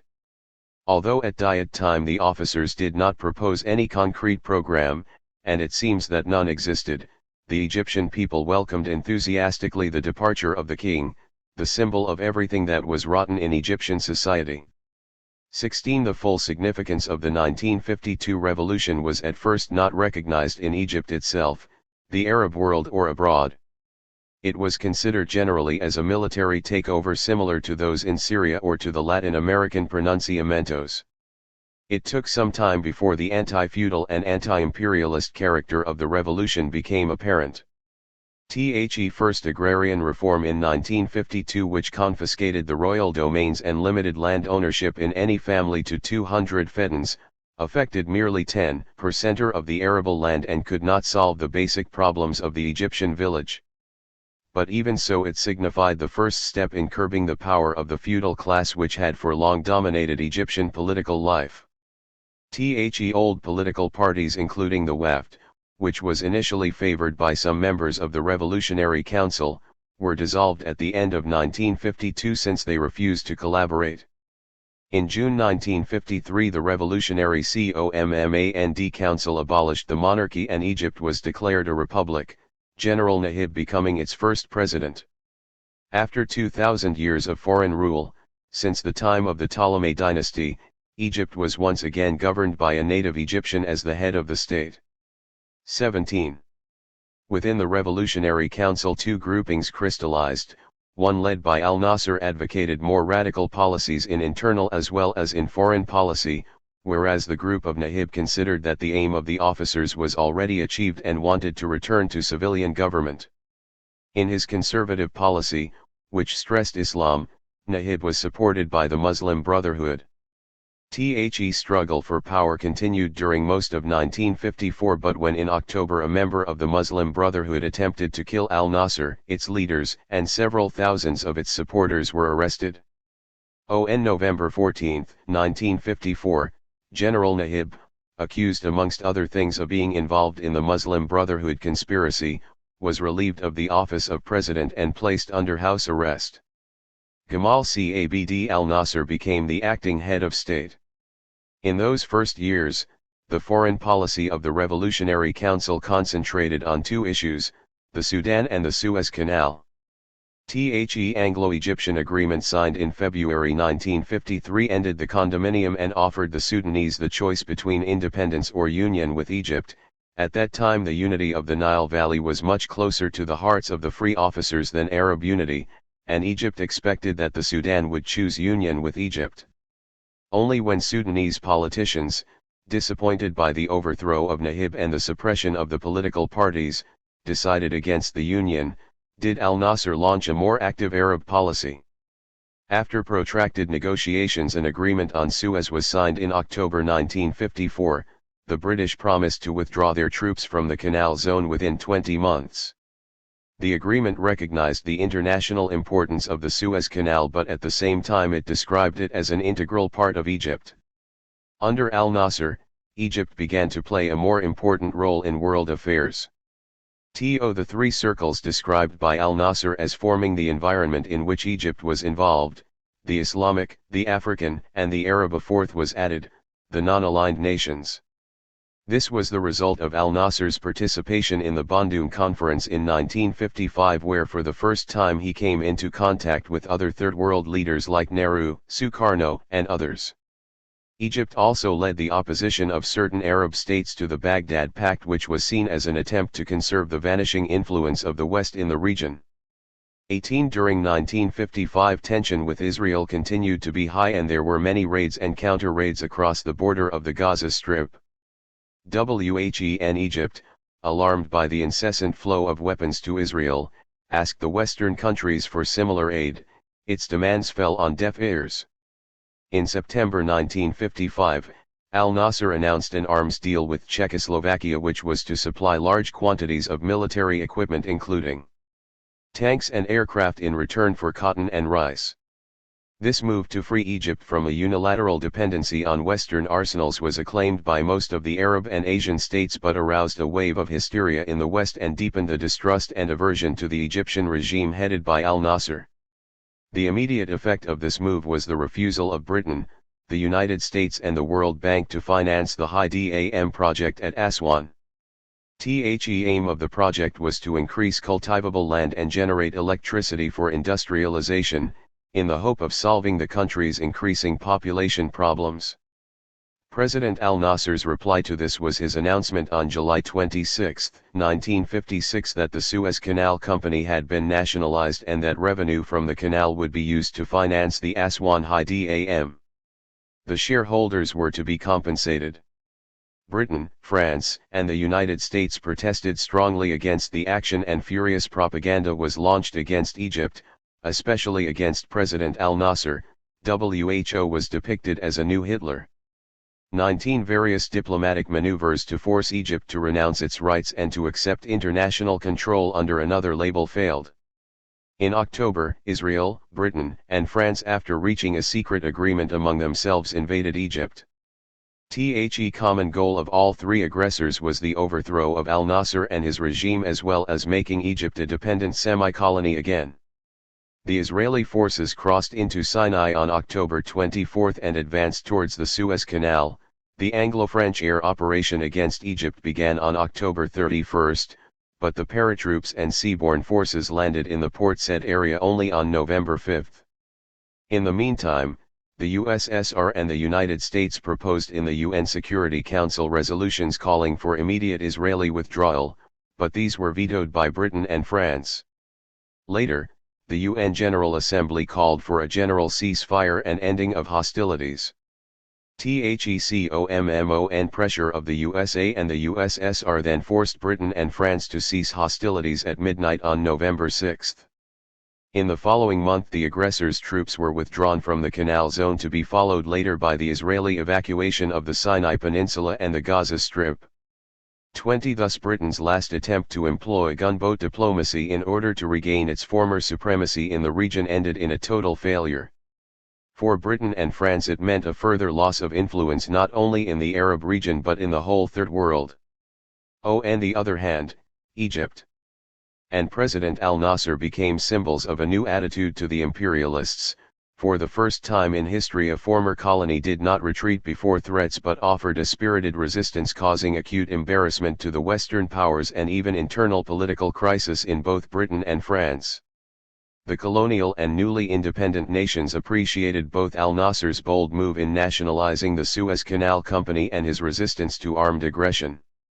It had been clearly demonstrated that imperialism was not as strong as it used to be, and that, by exploiting its weakness, it would be possible for the oppressed nations in Africa and elsewhere to achieve their independence. The Sudan. The post-war history of the Sudan, still called Anglo-Egypt despite the minimal Egyptian participation in its administration, was marked by three principal issues: the struggle for independence, the relationship with Egypt, and the emergence of the Southern Problem. 21. Even after the 1948 constitution was proclaimed, which provided for a legislative assembly elected by universal suffrage and an executive with Sudanese ministers, the British Governor-General retained the right of veto and many other powers. The British preferred the UMMA party led by the grandson of the Mahdi, whose anti-Egyptian attitude and conservative inclination were more convenient than the policy of the Ashika party, which insisted on close union with Egypt under the slogan of Unity of the Nile Valley, and whose membership was recruited from the more progressive segment of Sudanese society. The 1952 revolution in Egypt was positively accepted in the Sudan at first, partly because the unpopular King Farouk was deposed, partly because General Nahib had close links with the country, his mother being Sudanese. In November 1953, the new National Unionist Party, the successor of the pro-Egyptian Ashika, won the elections. In its program, the party emphasized the liquidation of colonial rule in the shortest possible time, the deposing of General Nahib in Egypt, and the negative attitude of al-Nasser to the multi-party political system had adverse effects even among the former adherents of the Union. In December, the respective leaders of the most powerful religious orders, the Ansars, pro-British, and the Katmiya, pro-Egyptian, both of which commanded a large following, declared that they were prepared to collaborate for the achievement of total independence for the Sudan. Notwithstanding strong Egyptian pressures, even the National Unionist Party now steered towards independence without any ties with Egypt. On December 19, 1955, the Sudanese parliament declared that the Sudan was to become an independent republic. Then, on January 1, 1956, independence was officially and solemnly proclaimed. The problem of the southern Sudan, which was to bedevil Sudanese history for several decades, emerged shortly before independence. 21 In August 1955, the Equatoria Corps of the Sudanese Army revolted against the gradual takeover of the administration and command posts by the Northerners. Although the mutineers soon surrendered, disorder had by that time spread through the southern provinces and many Northerners lost their lives. The crisis was the consequence of the British policy to develop the South in strict separation from the North under the pretext that the Muslim Sudanese would subjugate the unsophisticated Southerners and subject them to slavery as they did in the last century. Proselytizing Islam was forbidden, Christian, mostly Catholic, missions were encouraged. In the missionary schools only English was used, whereas in the North Arabic was the vehicle of teaching and soon became the official language. Thus there evolved two totally separate and mutually alien regions. The British, of course, did not invent the cultural and social distinctions between the Muslim Arabic-speaking Northerners and the Nilotic or Central Sudanic Southerners of traditional religion, but they did everything to perpetuate those differences and to sow deep distrust.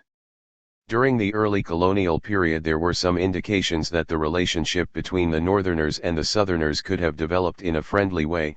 The leader of the first national movement, the White Flag League, was Cabd al-Latf, a Dinka, Jin, from the south, and among his followers were people from both regions. Similarly, when in 1924 the Egyptian troops were forced by the British to evacuate the Sudan, the Sudanese officers and cadets, the majority of WHOM came from the south, mutinied in protest, paying for their gesture of solidarity with many dead. 23 It was after these events that the British colonial administration made the isolation between North and South even stricter. The Northerners were not guiltless in the deterioration of relations. When they began in 1954 to 5 TOTA-EOVERTNE administration of the southern provinces from the British, they started hastily to introduce Arabic as the official language, paying no attention to the differences in cultural background and to the grievances of local people and their political leaders. It was from both the previous colonial policy and mutual incomprehension that the tragic conflict arose. The Horn of Africa. The War of Resistance, the Second World War, and the Italian occupation caused enormous losses to Ethiopia. More than 760,000 Ethiopians lost their lives, 525,000 dwellings were destroyed, nearly 14 million cattle perished. In all, the total material losses have been calculated at £180 million. 24 The defeat of the Italians did not mean that the country automatically recovered its independence and sovereignty. Great Britain only reluctantly allowed the reinstallation of the Ethiopian administrative machinery, which until the end of the war and some time afterwards was fully controlled by the British-occupied ENEMY Territory Administration, OETA, run from Nairobi and headed by Sir Philip Mitchell, an ex-governor of Uganda. For some time the British even nursed plans to establish a kind of protectorate over the whole of former Italian East Africa. 25 Although in the 1942 Anglo-Ethiopian Agreement the freedom and independence of Ethiopia were declared, its various articles and more so the accompanying military convention preserved and legitimate the very substantial degree of British control. SOME parts of Ethiopian territory like Ogaden, the Hadid and large stretches adjacent to French, British and Italian Somaliland were to remain under British military administration indefinitely. It took 2 more years of negotiations to reach at the end of 1944 a new agreement which abolished the unequal character of the previous one and resulted in the decolonization of the greater part of Ethiopia except for Ogaden and the reserved area which remained under British military administration. It was not until 1954 that those regions were returned to full Ethiopian jurisdiction and British troops were withdrawn. 26 Under the British military occupation that lasted until 1951 there emerged in Eritrea a number of political parties which reflected the complicated ethnic and religious situation. Christian Tigray from the Plateau founded the Unionist Party supported by the Ethiopian government and church.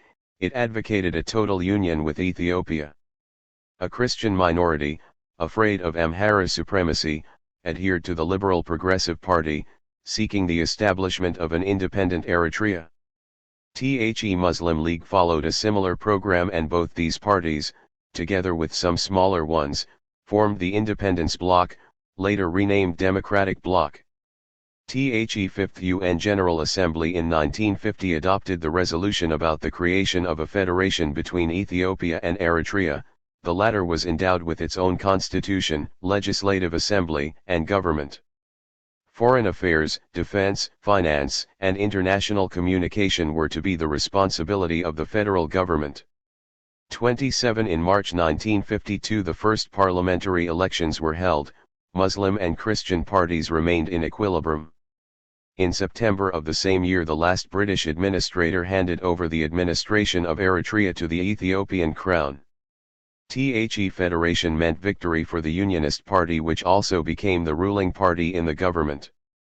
MANY leaders of the independence bloc left the country and went into exile, mostly to Cairo, where they continued to propagate the idea of Eritrean independence.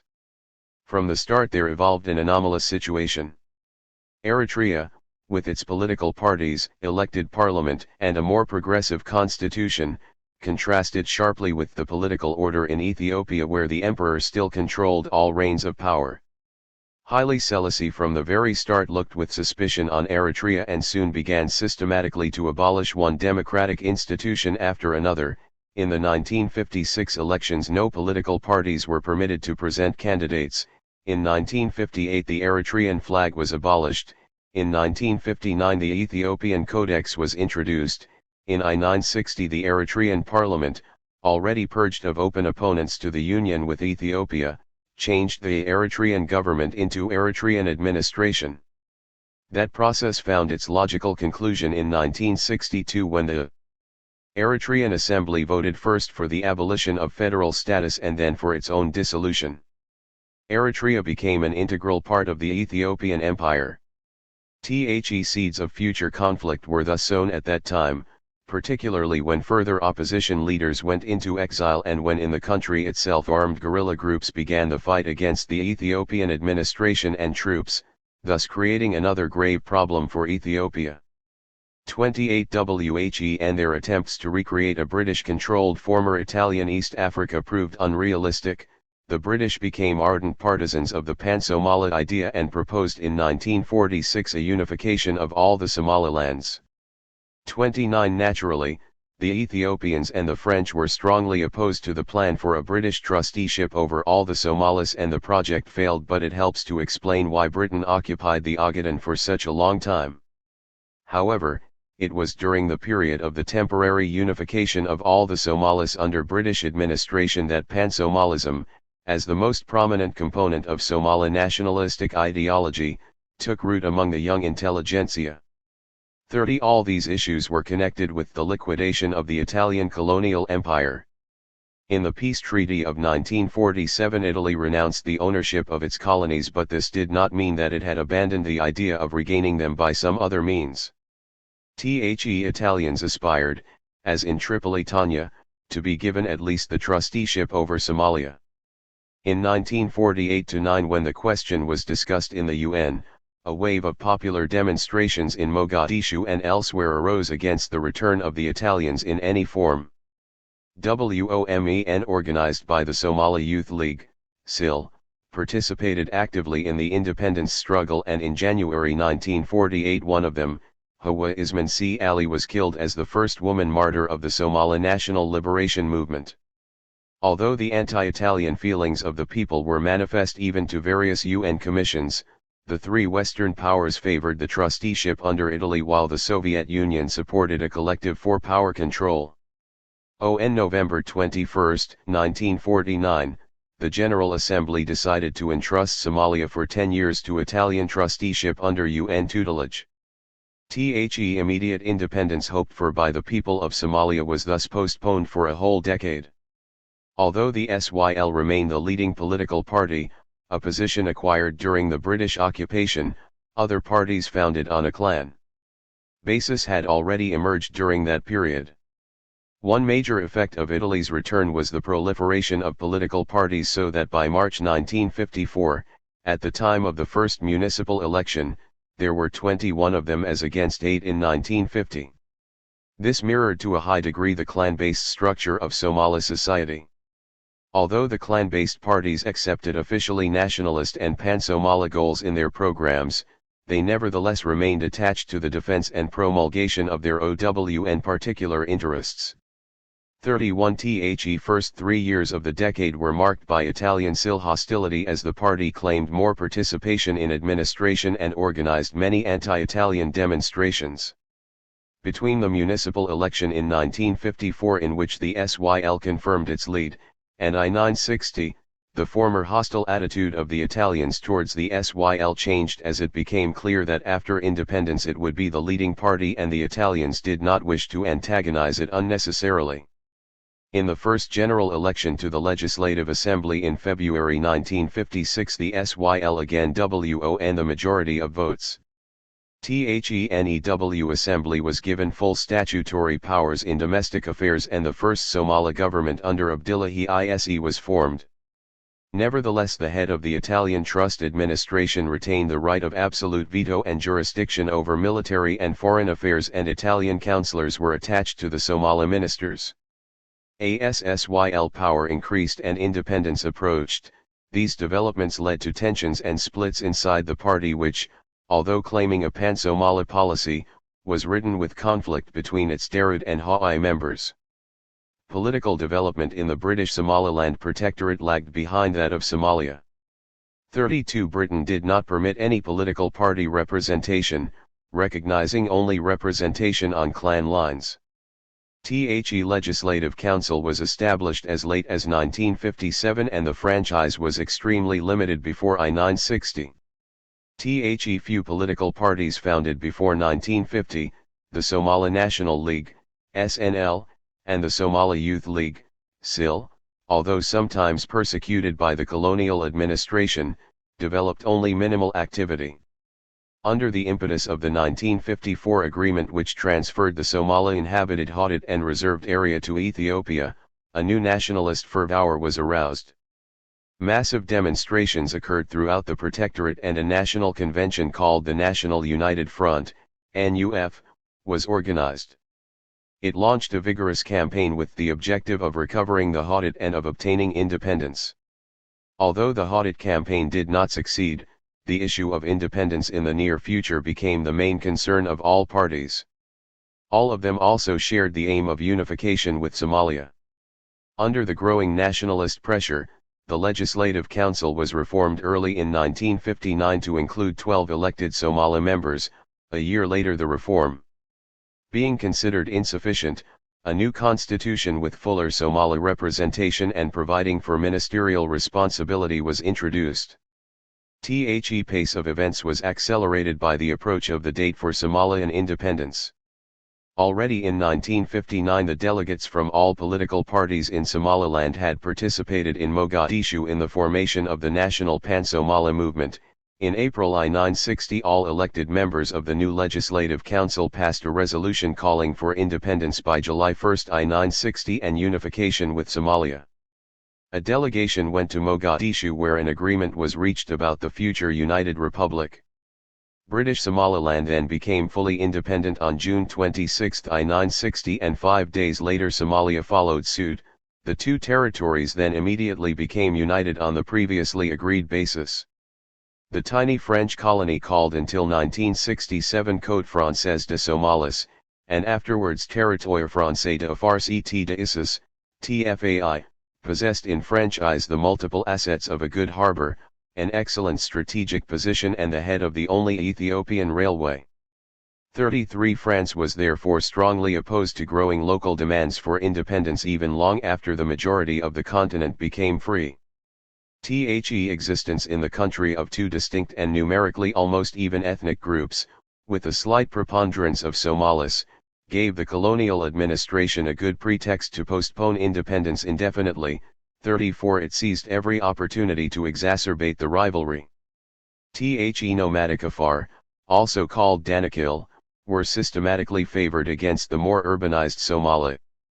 That policy was partly successful, but it should be mentioned that before 1958 the two principal rivals on the political scene, Mahmud Harbi and Hassan Gold, were both of Issa Somali origin and their following was recruited from both ethnic groups. They differed in their political opinions, Harbi being a supporter of unification with independent Somalia, his opponent of a closer union with France. The first elections in 1957 brought victory for Harbi. Who became vice president of the Council of Ministers. His pan-Somali inclination soon made him unacceptable to the French and in 1958 he was forced to flee abroad. The de Gaulle referendum of 1958, which attracted only a minority of voters, resulted, as in all French African territories except Guinea, in further adherence to the French community. But whereas the intermediate period before independence lasted for only 2 years in other francophone countries, the people of the Territoire Français de Afars et d'Issus had to wait for nearly 20 years before achieving their independence. During those years the political leadership fell to the Afar supported by the French administration. The leading Somali politicians were mostly in exile and the only officially recognized Somali party, Ligue Populaire Africaine pour l'Indépendance, LPAI, did not emerge until 1972. More radicalism was shown by the Underground Front de la Libération de la Côte de Somalis, FLCS, with headquarters in Mogadishu. In 1967 a new referendum for an enlarged autonomy was held in the territory. In the new government, the Afar Party, l'Union Nationale pour l'Indépendance, UNI, led by Al Arif Burhan, retained the dominant position under the slogan Unity and Progress within the French community. After the Ethiopian Revolution in 1974 the liberation movement gathered momentum. Open guerrilla actions against the French took place, organized by the FLCS, and the demands for independence were now voiced not only by the LPAI but within the ruling party, too. The issue of the country's independence came before the UN General Assembly in 1975, when a resolution of immediate granting of independence to the TFAI was adopted. In March 1977 the Somali-dominated LPAI and FLCS and some of Al Arif's former supporters formed the coalition Rassemblement Populaire pour l'Indépendance, RPI, under the leadership of Hassan Gold. It won the combined elections and referendum and Gold was elected president of the council heading a government of 10 ministers, half of them Afar. Finally, on June 26, 1977, the territory at last became fully independent, under the neutral title of the Republic of Djibouti. It was the last of the continental African countries north of the equator to become independent, attaining its sovereignty even later than the majority of southern African territories. The Republic of Djibouti became the 49th member of the Organization of African Unity and the 22nd of the Arab League. The ideologies of the liberation struggle. During the period under discussion, and, indeed, during all the colonial period, three main ideologies were present in the Arab countries of North Africa: Islam, nationalism, and socialism. Their respective influence and impact were uneven at different times and places, mirroring the changing social and political situation. Nevertheless, it could be maintained that the leading ideology in the region during the decisive stage of the anti-colonial struggle was Arab nationalism, tinged in various countries with variable doses either of Islam and socialism or both. 35. Let us at first examine the role Islam played in the decisive years of the national liberation movement. Islam had the advantage of being the oldest traditional ideology in the whole Arab region. It permeated the life of the great majority of the population, sensitizing their worldview and attitudes towards actual political and social issues. Religious convictions have always dominated the thinking of the peasant and middle and lower urban classes, and at various stages provided fuel for the struggle against feudalism and foreign oppression. Islam often played an important role in mobilizing the masses, and in a number of Arab countries Muslim al-Ulam have participated in campaigns against colonialism together with the people, or have even led them. That was the case in Algeria, where the Society of the Algerian Ulama and other groups did valuable work to prepare the ground for the liberation struggle, and after 1954 took active part in the armed conflict. National liberation movements against imperialism have often assumed the religious form of defending Arab Muslim culture threatened by the invasion of Western culture and its values, sometimes diametrically opposed to the Muslim way of life and Islamic ethics. In the late 1940s and early 1950s, the religious organizations whose passionate reassertion of fundamental Islamic beliefs, values, and standards responded far more closely to the feeling of the suppressed lower classes, became more active. They protested against both the westernized ruling classes and imperialism. The most active among them was the Muslim Brotherhood, Al-Ikhwan al-Muslim. 6. Founded in 1927 by Hassan al-Banna, 1906-49, an Egyptian teacher, the movement grew steadily, gaining by its various non-political, mostly humanitarian, and social activities, large membership. Although claiming Islamic goals, the movement was not strictly pan-Islamic but rather an offshoot of Egyptian nationalism and its original program aimed at the reform of the Egyptian society only. It offered rather simple and in many ways nebulous prescriptions for social reform based on Islamic ethics and a strict adherence to the Sharfa, and it protested vigorously against the secularizing tendency of liberal nationalists. In the period between the end of the war and the advent of the military regime, the Muslim Brethren began to play a major and stormy role in Egyptian politics. Some groups within the organization sought to relieve their frustration by acts of individual terror aimed at the politicians and later on at the British occupation troops in the Suez Canal zone. Many times officially denounced by the Al-Azhar Ulama /31 debarred by assassination or execution of their leaders, under both monarchy and military regime, the Brotherhood continues still to exist and to retain, if not increase, its influence among Egyptian petite bourgeoisie, unemployed intelligentsia, and junior ranks of the civil service.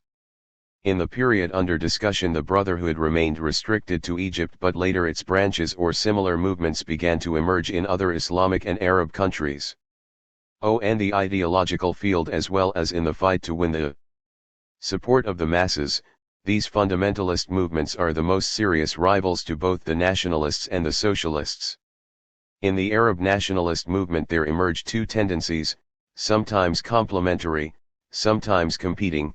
The pan-Arabic and particular, local, nationalistic trends existed side by side in most Arab countries, but their intensity was conditioned by actual conditions. 38. The anti-colonial struggle in the interwar period rather strengthened local nationalism. In North Africa particularly, pan-Arab ideology did not play any outstanding role and was limited to some groups of the intelligentsia. It developed there much later than in the eastern part of the Arab world and found rather weak response. Only the Algerian Liberation War brought changes, but restricted, however, to the Maghreb countries only. Neither Arab nationalism nor the idea of Arab unity became an important element in Egyptian policy. The Egyptian national movement was oriented towards achieving full sovereignty and liberation from any vestiges of British rule. Its efforts were concentrated on unification with the Sudan, to realize the unity of the Nile Valley, this idea being closer to Egypt's aspirations than that of Arab unity. Even for the military regime, the union with the Sudan remained until 1955 one of the central political issues. 39 The pan-Arab idea, which emerged during the First World War in the Asiatic part of the Arab world, was for a long time even ridiculed by many Egyptian politicians and rejected by the majority of the intelligentsia. 40 Nevertheless, many pan-Arab theoreticians, among them the influential Safi al-Husri, emphasized Egypt's leading role in the anticipated process of unification.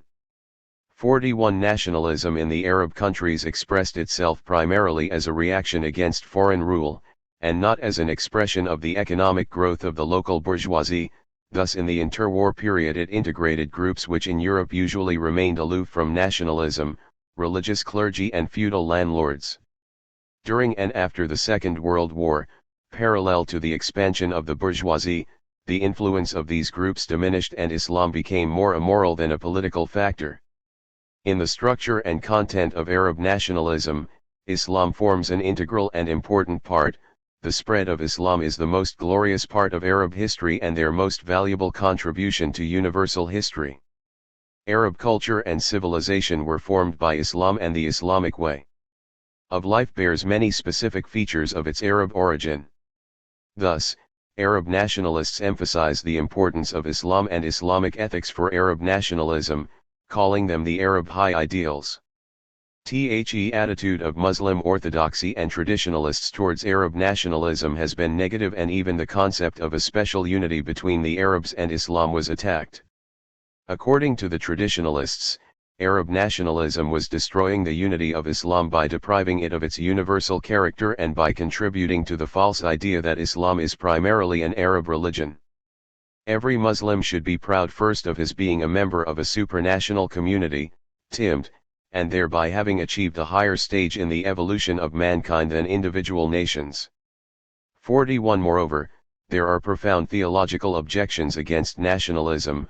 A genuine Muslim should be loyal only to God and the Islamic Ummah, whereas the nationalists put the Arab nation as the highest ideal.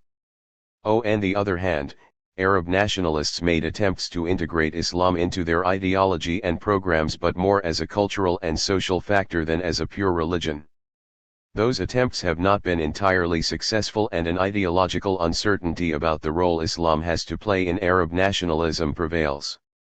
The nationalists had to reckon with the adherence of the Arab masses to the Islamic religion, whereas the Islamic Orthodox groups, theoretically averse to any kind of nationalism, had to reckon with the reality that in the majority of Arab countries the leadership of the anti-colonial movement remained firmly in the hands of the nationalists.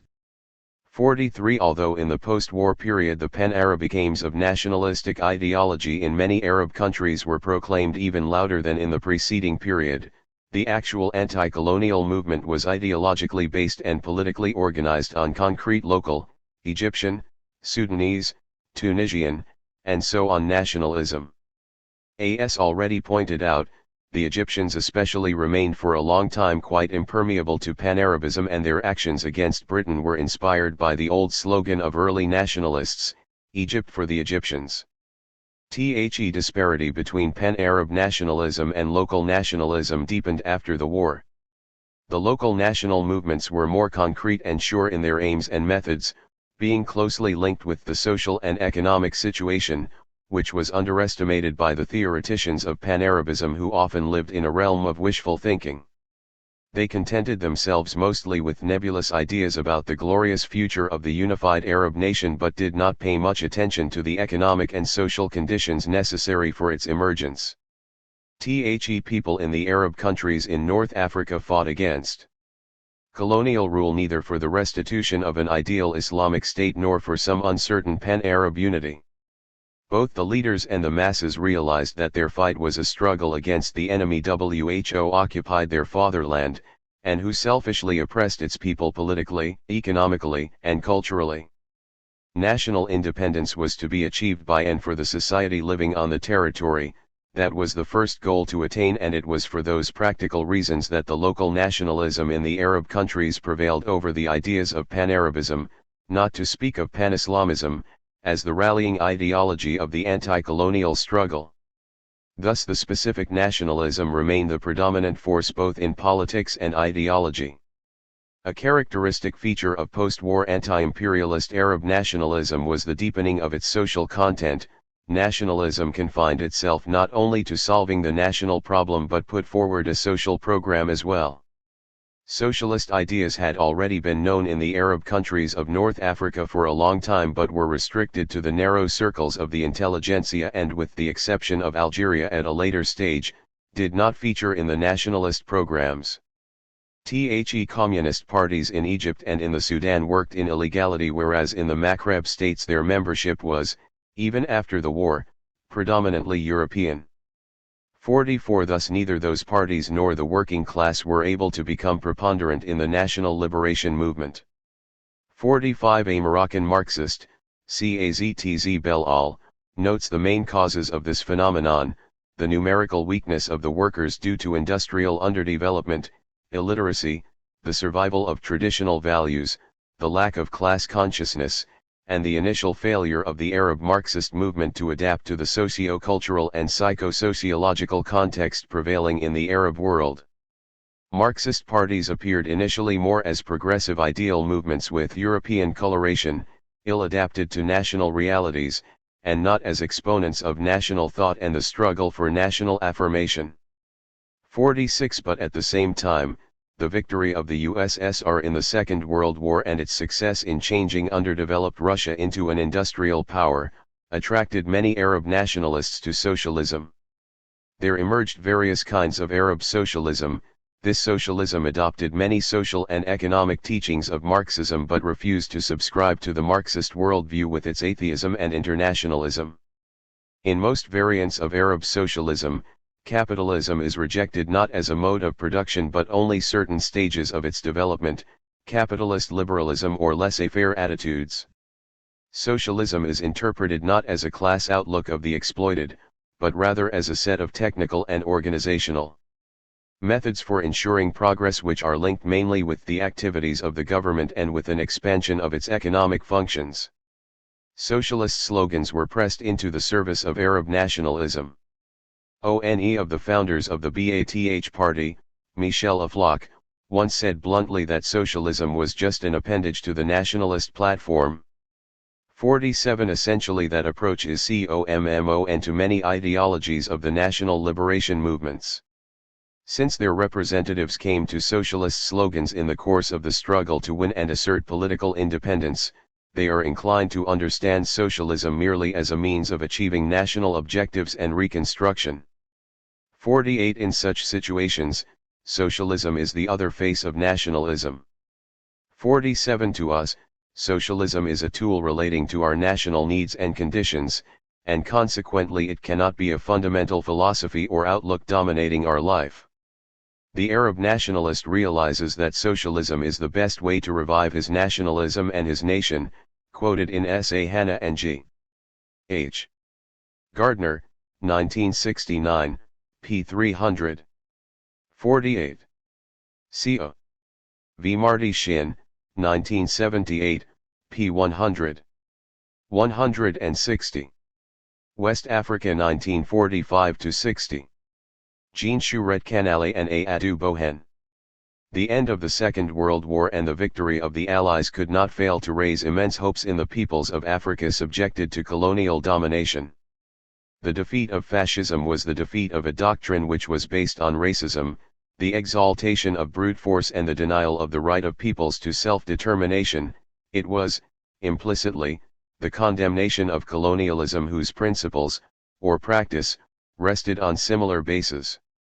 Already in 1941, the Atlantic Charter had placed among the Allies' war aims the right of all peoples to choose the form of government under which they will live. In the minds of the signatories, that was supposed only to apply to Europe, but the African people seized on it and demanded this right for themselves. In a memo entitled The Charter and British West Africa, Azikiwe of Nigeria demanded immediate reforms and representative government. G. E. Moore, a member of the Legislative Council in Ghana, also in a speech in 1943 claimed that if it was the right of all peoples to choose the form of government under which they live, it was a right to which the Africans share, while in the same year the Sherbro paramount chief, Albert George Cocker, demanded that after the war the colonial authorities would surrender sovereign power to the people of Sierra Leone in the spirit of the Charter. One having taken part in the war in the name of these principles, providing both men and supplies, at least the French and British colonies, the peoples of West Africa were thus to challenge the colonial regime. The awakening of radical political forces in West Africa was assisted by other factors. The first was the anti-colonialism of the two great victors of the Allied coalition, the USSR and the United States, even if it rested on very different motivations. The second was the rise of the forces of the left in France and Great Britain, signified by socialist-communist majority in the French Constituent Assembly of 1945 and the accession to power of Labour in Great Britain. The Second World War affected the political situation in West Africa in other ways which have been discussed elsewhere but which must be touched upon here briefly. First, the compulsory recruitment of so many Africans for the war greatly aroused the anger of all classes of Africans, especially wives, mothers, and grandmothers who could not bear to see their husbands, sons and grandsons being torn from them. Many of the Africans WHO were left behind suffered almost as much as those WHO went to war, but of course in a different way. Secondly, those Africans who saw active service in Burma and India came into contact with the independence movements in these areas. The ensuing experience not only broadened their political horizons but also exposed them to the anti-colonial strategies and tactics being applied at the time, some of which they would not hesitate to apply on their return home. Thirdly, these soldiers returned home after the war full of hopes of great rewards in the form of compensation, gratuities, employment, and so on, which never materialized. This disappointment drove them into the ranks of the nationalists, and some of them even became active leaders of the masses themselves. In all these ways, the war greatly strengthened anti-colonial and nationalist sentiments in West Africa. Economic and social changes. The desire for a better and a different life manifested itself in the years 1945–8 at times in an explosive manner because of the economic and political regime imposed during the war. This was marked by the excesses of the war effort, such as forced labor and compulsory deliveries of products, the shortage and sharp price rises leading to the black market combined with wage freezes, and the authoritarian methods of the traditional rulers and the colonial authorities, all of which became intolerable when peace returned. In this context, the elites' desire to secure recognition of their rights and their entitlement to play an economic and political role rested on a profound popular movement in which economic demands were closely associated with anti-colonial demands such as the abolition of forced labor and racial discrimination and the granting of political rights. This apparent unity concealed divergences that were already reappearing by the late 1940s, and did so especially after independence. For some bourgeois or would-be bourgeois strata, the goal was limited to taking the place occupied by the Europeans. For the masses, the desire for national liberation was inseparable from a desire for social liberation. Some leaders among the elite, the minority that had received a European-type education, made themselves the spokesmen of these popular desires. Following this path to the end assumed, to use Amilcar Cabral's celebrated formula, these people agreeing to commit class suicide, and this route was not the one usually chosen. In the years following the end of the war, the shortages continued, and the first plans implemented in the colonies aimed at developing their role as suppliers of raw materials. These aims were later slightly modified, but remained centered on the development of primary production, and on associated essential capital investments such as in ports, airports, roads and power stations.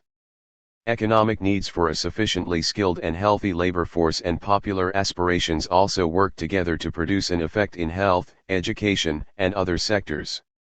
The economic backwardness of West Africa, where the colonial predatory economy de trade, persisted, aggravated by the war years, made essential a contribution to investment by the colonial powers, which had not generally been made before the war. The word and the myth of aid made its appearance. In the framework of the predatory economy, which lasted until the late 1950s, agricultural export crops developed, but so did the mining industries, which had been virtually non-existent before 1949-51 in the French domain. Manufacturing industries began to develop, mainly in the ports, which doubled as capitals, in the form of import substitution or the initial processing of exportable goods. Socially, more elementary schools were established during the period while a university college was opened at Ibadan in Nigeria and Legon in Ghana. Urbanization was also given a great boost as unemployed school leavers left the rural areas in ever-increasing numbers after the war and moved into the towns in search of jobs and entertainment. Moreover, after the war an increasing number of West Africans, educated and trained abroad as lawyers, doctors, and engineers, but mainly the first, began to return home, especially in British West Africa. The result of all these changes was a steady increase in the number of the professional bourgeoisie of lawyers, doctors, university graduates, civil servants, and middle-level African businessmen and transport owners, and of a working class of teachers, mechanics, drivers, miners, railway workers, storekeepers and small African businessmen. Above all, it led to an increasing number of unemployed school leavers concentrated in the few towns which served either as the capital, administrative or mining centers. In the rural areas, where the mass of the African people still reside, there was also a steady increase in the numbers of cocoa farmers, groundnut planters, coffee growers, and laborers, especially in Ghana, Nigeria and the Côte d'Ivoire. Compared with the French and Portuguese territories which surrounded them, the four British colonies were notably more developed. Economically, they had a more complex railway network while their agricultural and mineral production was much higher. Socially and culturally, the population of Nigeria alone was larger than that of all the French colonies put together, while they could boast of the already century-old existence of an anglicized elite, lawyers, clergymen, teachers, and an African press that was almost a century old, too. It is against this background that we should examine the phenomenal political changes that occurred in West Africa during the decade and right after the Second World War. These changes were indeed striking for, just as it took about 2 decades from 1880 for the European imperial powers to partition and occupy Africa, it took the same time for most African countries to regain their political independence and sovereignty after the war. During the period under review, of the 15 Western African colonies, 11 had regained their political sovereignty by I-960 of WHOM. As many as 9 did so in the single year of I-960, the next 2 between 1961 and 1965, and the last 2 in 1973 and 1974 respectively.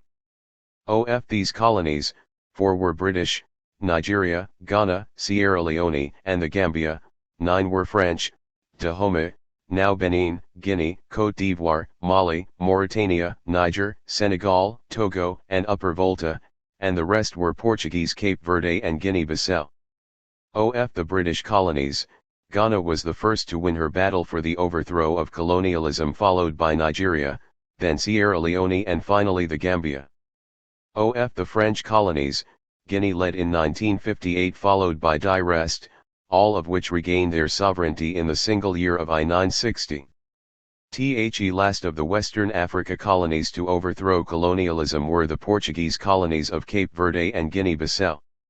These bare facts pose a number of rather intriguing and interesting questions.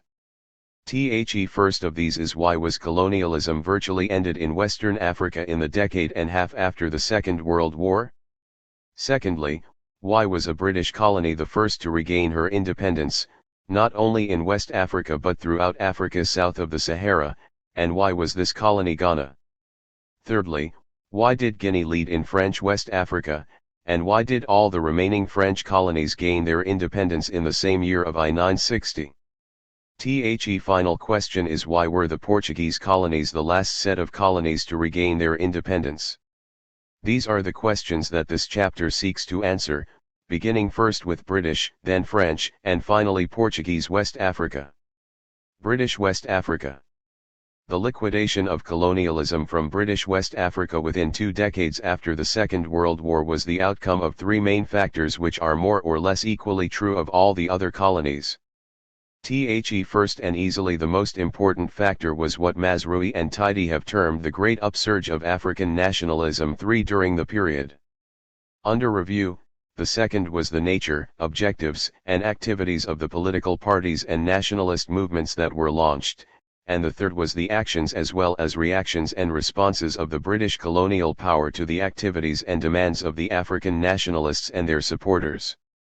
As has been amply demonstrated in Volume 7 of this history, African nationalist or anti-colonial activities started from the very beginning of the imposition of the colonial system on Africa and grew in intensity and complexity with the years. For African nationalism or anti-colonialism reached its xenophobic height during the decade following the end of the Second World War due to a number of factors.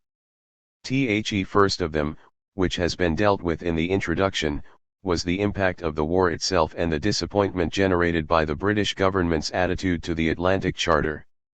5. The second factor, which not only greatly stimulated but also radicalized nationalist activities in British West Africa in particular, was the Pan-African Congress, which was held in Manchester in 1945. This Congress is discussed in Chapter 25 below, but some aspects which are of relevance here must be highlighted. Though there have been many Pan-African Congresses since 1906, this one was unique and epoch-making in a number of ways. To begin with, it was the first of these Congresses in which Africans, such as Kwame Nkrumah of Ghana, played a leading role in its planning and running, and in which a far greater number of Africans attended. Among them were Obafemi Awolowo, H.O. Davies and Haja Wachuku of Nigeria, J.E. Taylor, Ako Agindr. G. Armato of Ghana, Jomo Kenyatta of Kenya, and Hastings Bunda of Malawi. Secondly, it was this Congress that for the first time not only called for complete and absolute independence and a unified Africa with a socialist economy but also outlined the strategies to be applied. If the Western world is still determined to rule mankind by force, asserted one of the resolutions, then Africans, as a last resort, may have to appeal to force in the effort to achieve freedom even if force destroys them and the world. Another resolution, couched in Marxist terminology, also called on colonial workers, farmers, and intellectuals to unite and form effective organizations to fight against imperialist exploitation and for independence, and recommended the use of such methods as strikes, boycotts, and positive action, as well as other nonviolent strategies. 7. But what is particularly significant about this Congress is that most of the Africans who were present soon returned to their respective countries and in the spirit of those resolutions launched or joined the ongoing 4 UNESCO, General History of Africa, Volume 7, CHS 3-10. 5 P.O. Esadebi, 1971, p. 24. 6. CUNESCO, General History of Africa, Volume 7, ch. 29. 7 P. Gifford and W.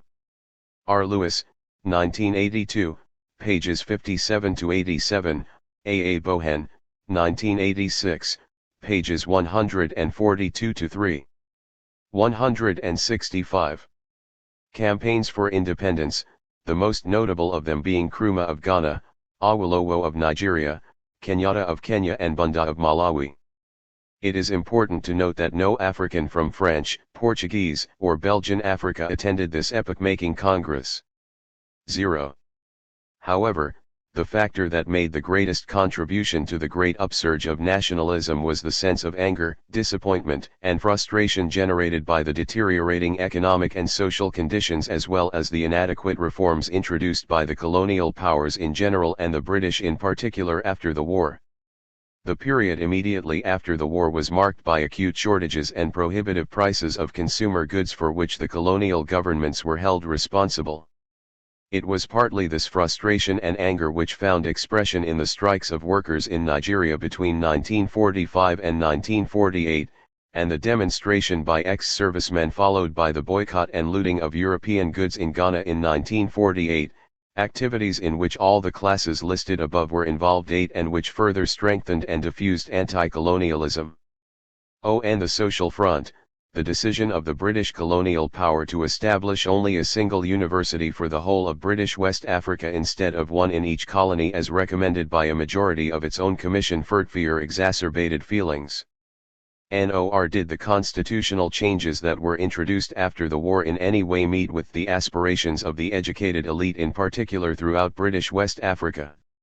This is evident from an analysis of the constitutions introduced into Nigeria, Ghana, and Sierra Leone in 1946, 1946 and 1947 respectively.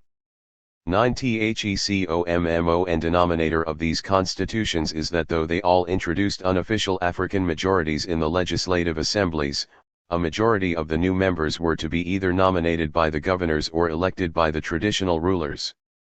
In both Sierra Leone and Nigeria, these new proposals also meant the domination of the northern parts of the countries over the southern and more westernized areas.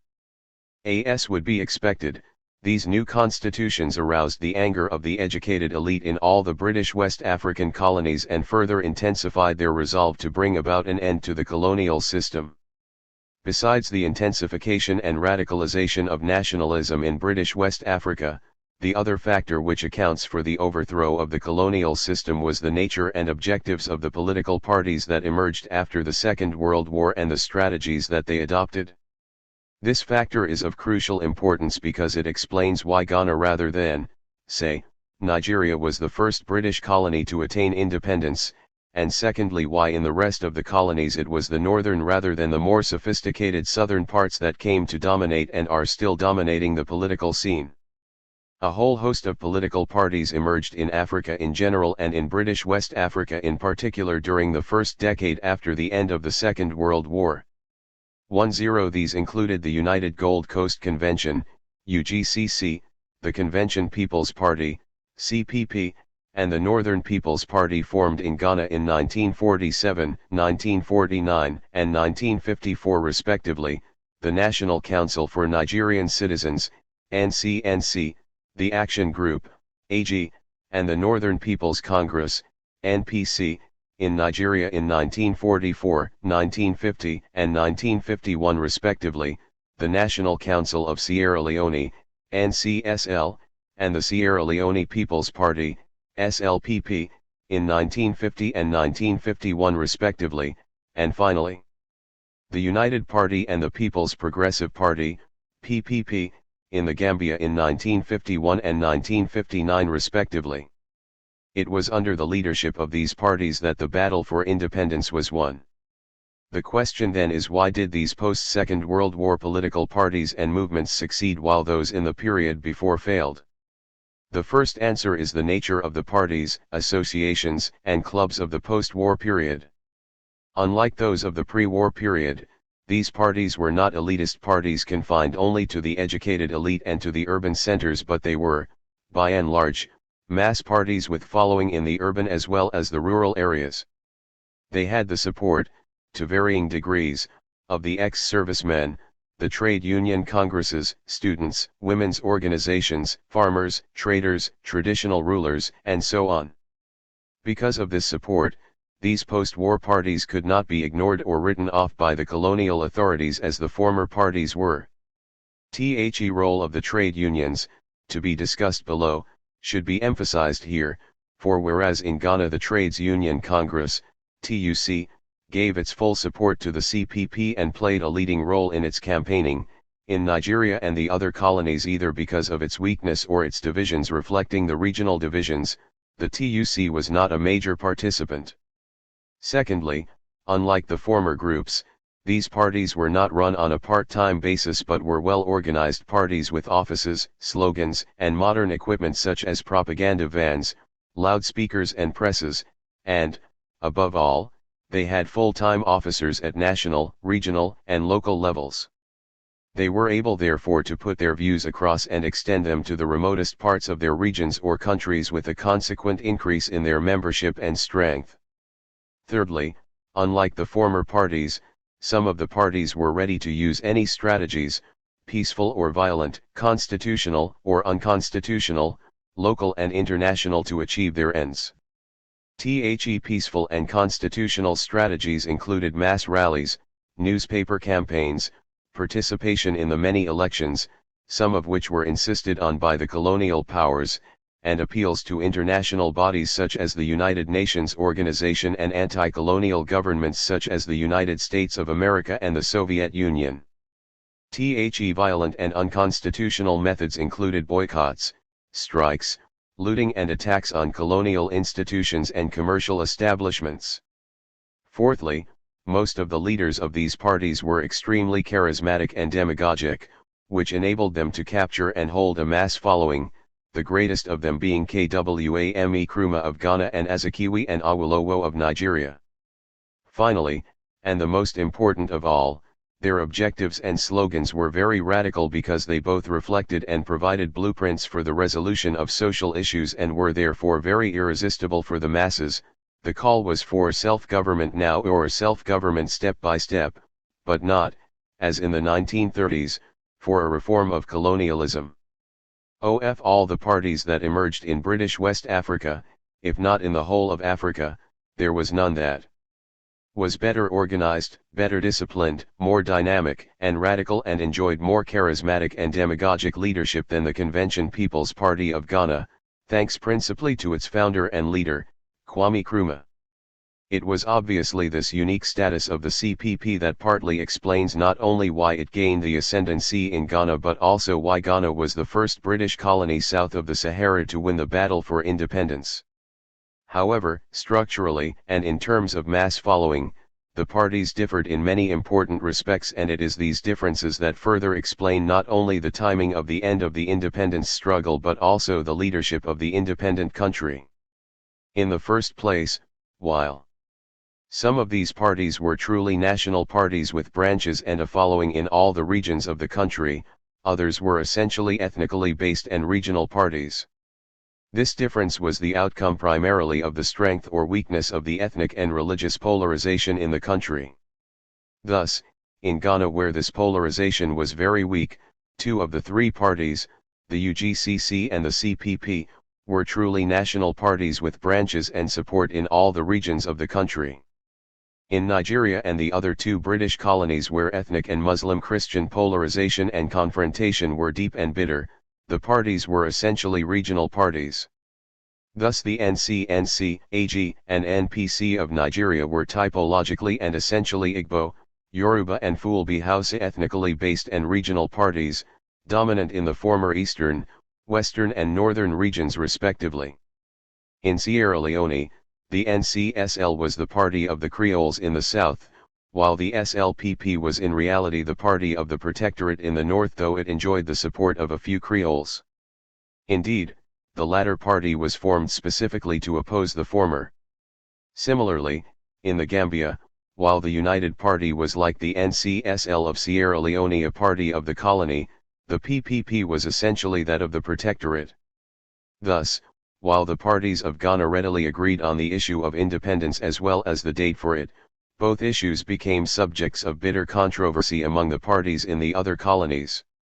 In Nigeria, for instance, while as early as 1951 the NCNC and AG agreed that Nigeria should be independent in 1956, the NPC vigorously opposed it with the slogan "self-government as soon as practicable," and it was not until 1959 that all the parties agreed on the fateful year of I-960.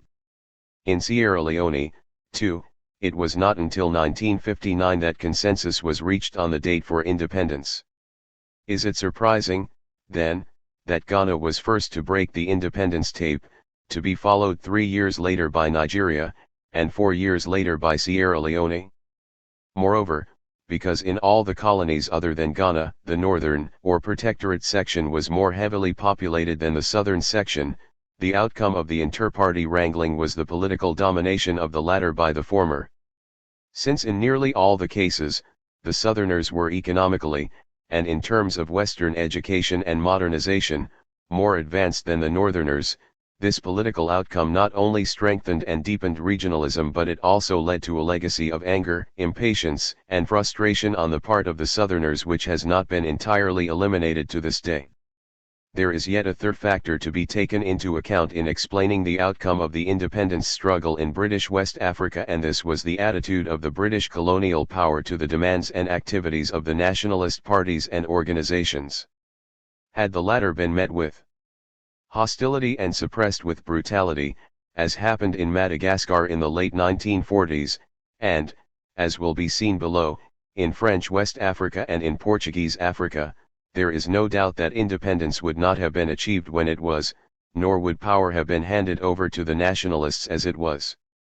From their long experience with nationalist struggles and demands stretching as far back as the 18th century in the United States, Canada, and Australia, and culminating with the events in the 1940s in Asia in general and India in particular, and of the rising intensity of the African nationalist tide, the British had accepted the principle of self-government as the inevitable end of all colonies. By the early 1950s, if not late 1940s, both the Conservative and Labour parties as well as a majority of even the main expatriate firms operating in the West African colonies, or, as Fieldhouse puts it, a majority of the official as well as the unofficial mind had come round to that view with respect to those colonies.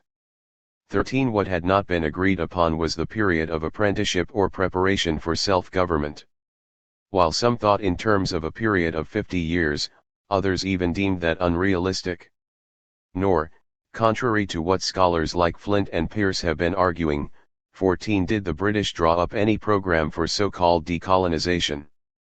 On the contrary, from the late 1940s onwards they rather reacted to the initiatives and pressures being exerted on them by the nationalist activities and demands in Africa. Some minutes taken by the officials in the Colonial Office, then debating the issues of indirect rule and of the constitutional changes to be introduced into the British colonies after the war, are very relevant here. Having secretly toured the colonies, Haley submitted a report to the Colonial Office in 1942 in which he reported inter alia. There are forces both at home and in the dependencies, author's emphasis, which will exert increasing pressure for the extension of political institutions making for self-government, and the fuller association of Africans in them. The strength of this pressure is likely to be largely enhanced as the result of the war. Unless we have a clear view of the constitutional form in which self-government is to be expressed, the answer to this pressure will be ill-coordinated, and may lead to the adoption of measures which we may afterwards wish to recall. 15. Supporting Haley's advocacy of the change of the system of so-called indirect rule, the Colonial Office legal advisor, Sir H. G. Bushey, also minted on the other side of the picture there appears in an ever-growing progression the educated African, and he views with extreme distaste the primitive, inefficient, and in many cases corrupt institutions of indirect rule.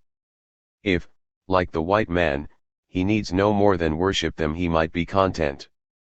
Unfortunately, however, he finds that unlike the white man, he has to subject himself to them. Not only did the Assistant Under-Secretary, Sir Arthur Dawes, accept this view, but he also went on to state, "I think that the truth of Sir G. Bushey's remark is becoming increasingly realized. It is absurd to erect what is an ephemeral expedient into a sacrosanct principle. Things are moving so fast in Africa," author's emphasis, "that the doctrinaire adherents of the indirect rule principle may find themselves outmoded, quicker than anyone would have thought possible a few years ago." 16. What is clearly revealed by these minutes is that the Colonial Office was acting in response to or in anticipation of African nationalists' demands, and it is this which makes the terms decolonization and transfer of power, now being increasingly used by Eurocentric historians, so misleading and so unacceptable. Confronted, then, with growing African nationalist activities which reached their intensity from the mid-1950s onwards, and free from any lobbying or opposition from any white settlers, as was the case in Eastern and Southern Africa, the British, unlike the French in the 1940s or the Portuguese, decided not to resist the nationalists. Rather, they opted to abandon their hitherto close allies and tools, the traditional ruling elite, and to concede to or bargain with the nationalists in each country, allowing the agreement or lack of it among them over such issues as independence itself, the nature of the independence constitution, revenue allocation, and so on, to determine the timing and outcome of the negotiations. Furthermore, unlike the French and the Portuguese, the British resorted mainly to peaceful and constitutional means in West Africa, though the use of force or violence was not entirely ruled out, as was evident in the shooting incident in Ghana in 1948 or the imprisonment of Nkrumah and many of his followers in the early 1950s, or the suppression of the strike in 1955 and the anti-chieftaincy agitation in 1955-6 in Sierra Leone in which 100 people were killed. It was because nearly all the parties in Ghana as well as a clear majority of Ghanaians, as is evident from the outcome of the elections of 1951 and 1956 which were won by Nkrumah and his party, had reached a consensus on those issues that the British fixed the date of March 5, 1957 for the independence of Ghana.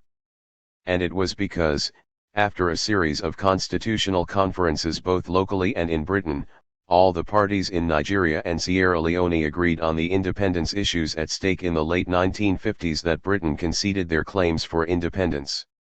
It should be emphasized that, contrary to the recent claims of some Eurocentric historians, the initiative in the struggle for independence lay with the West Africans themselves and not with the Colonial Office, the British Parliament or British public opinion. French West Africa and Togo. If the British did not decide the timing of the outcome of the struggle for independence in their West African colonies, the French certainly did.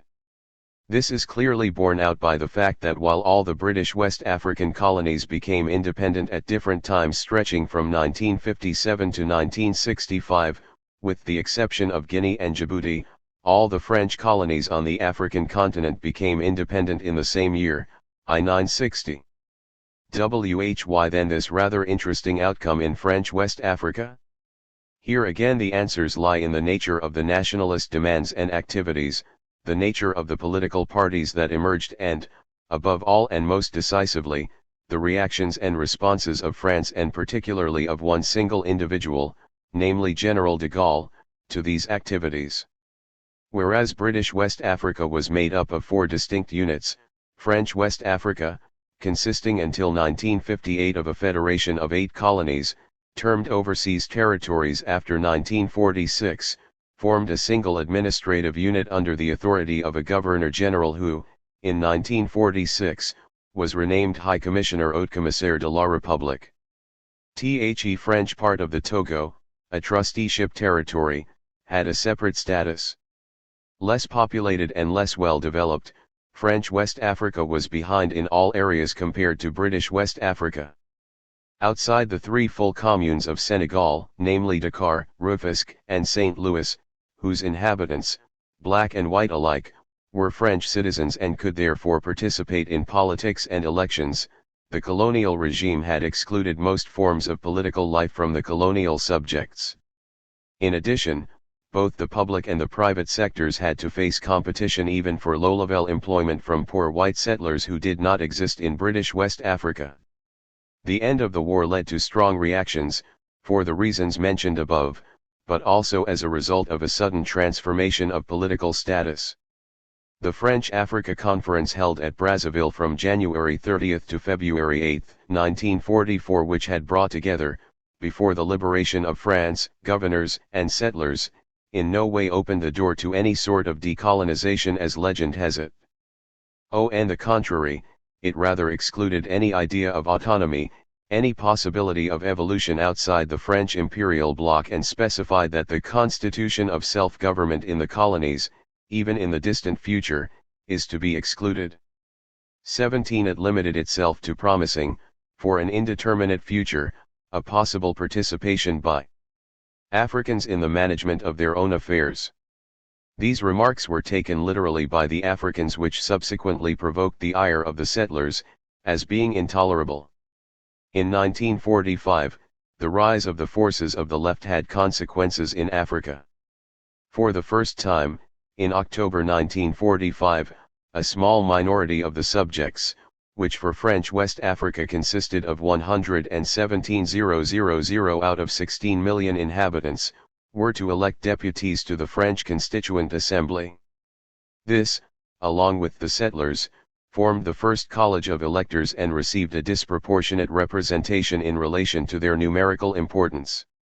French West Africa was given 5 deputies, that is 1 for 5,000 people, as against 1 for 60,000-70,000 in France. Through this colonial representation, General de Gaulle hoped to compensate for the predictable large vote for the left in France.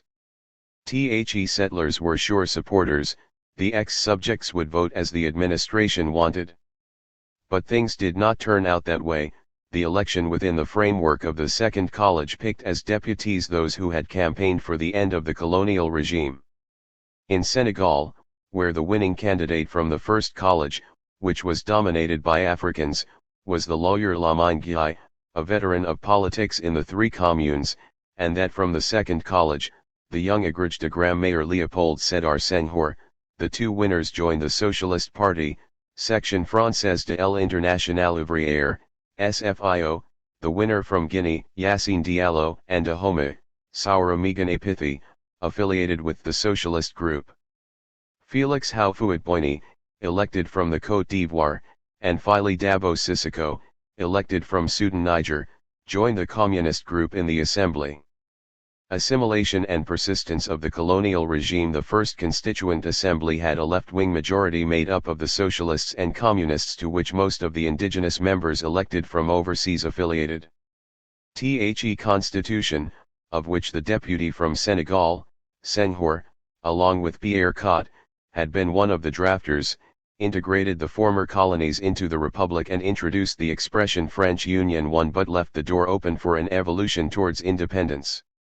The Constituent Assembly also adopted the law of April 11, 1946, the so-called Houphouët-Boigny Law, abolishing forced labor, and the law of 7 May 1946, the so-called Lamine Gueye Law, granting French citizenship to all the colonial ex-subjects. Other measures abolished the much-hated indigenat, which allowed the administration to impose penal sanctions on subjects, and established freedom of the press and association. This constitution provoked a violent campaign of opposition from the right, represented in the government by the Social Christian Popular Republican Movement, Mouvement Républicain Populaire, MRP, in which the Catholic Church, the Radical Socialist Party, the settlers, and de Gaulle himself, who had in the meantime resigned as head of the government, took part. The constitution was rejected in a referendum, and, in the Second Constituent Assembly elected in June 1946, the left no longer had a majority. Compared with the previous one, the Constitution of October 1946, which became that of the Fourth Republic, contained major retreats. The abolition of forced labor and the granting of citizenship were not called into question as the settlers would have liked. However, the text of the Constitution eliminated any possibility of evolution towards independence and left the door open to the maintenance of the dual college and special representation for the settlers. Why did the African deputies accept the assimilationism of the 2 constitutions, and did they all really accept it? Assimilationism had, it is true, deep roots, especially in Senegal. But above all, the African deputies feared, in the federalism advocated by the right, self-government on the South African model. This would have given power to the settlers. They hoped on the contrary to be able to fight with the support of a left-wing central government. But this hope was not realized. Development of parties. It was in this assimilationist context that political parties came into being in French West Africa. But it should be emphasized that unlike their counterparts in the British colonies, these parties were associated with French parties, sometimes as their direct scions. This was the case with the Socialist Party, whose Senegalese federation dominated political life in Senegal up to 1948. After 1947, the Rally of the French People, Rassemblement du Peuple Français, RPF, created by de Gaulle, gained support mainly among Europeans and became identified as the Extreme Settler Party. In 1949, under the auspices of the MRP, which then held the Overseas France portfolio, a parliamentary group was formed known as the Overseas Independents, closely linked to the MRP but based on electoral committees rather than on one or several parties, except for Senghor's African Convention in Senegal.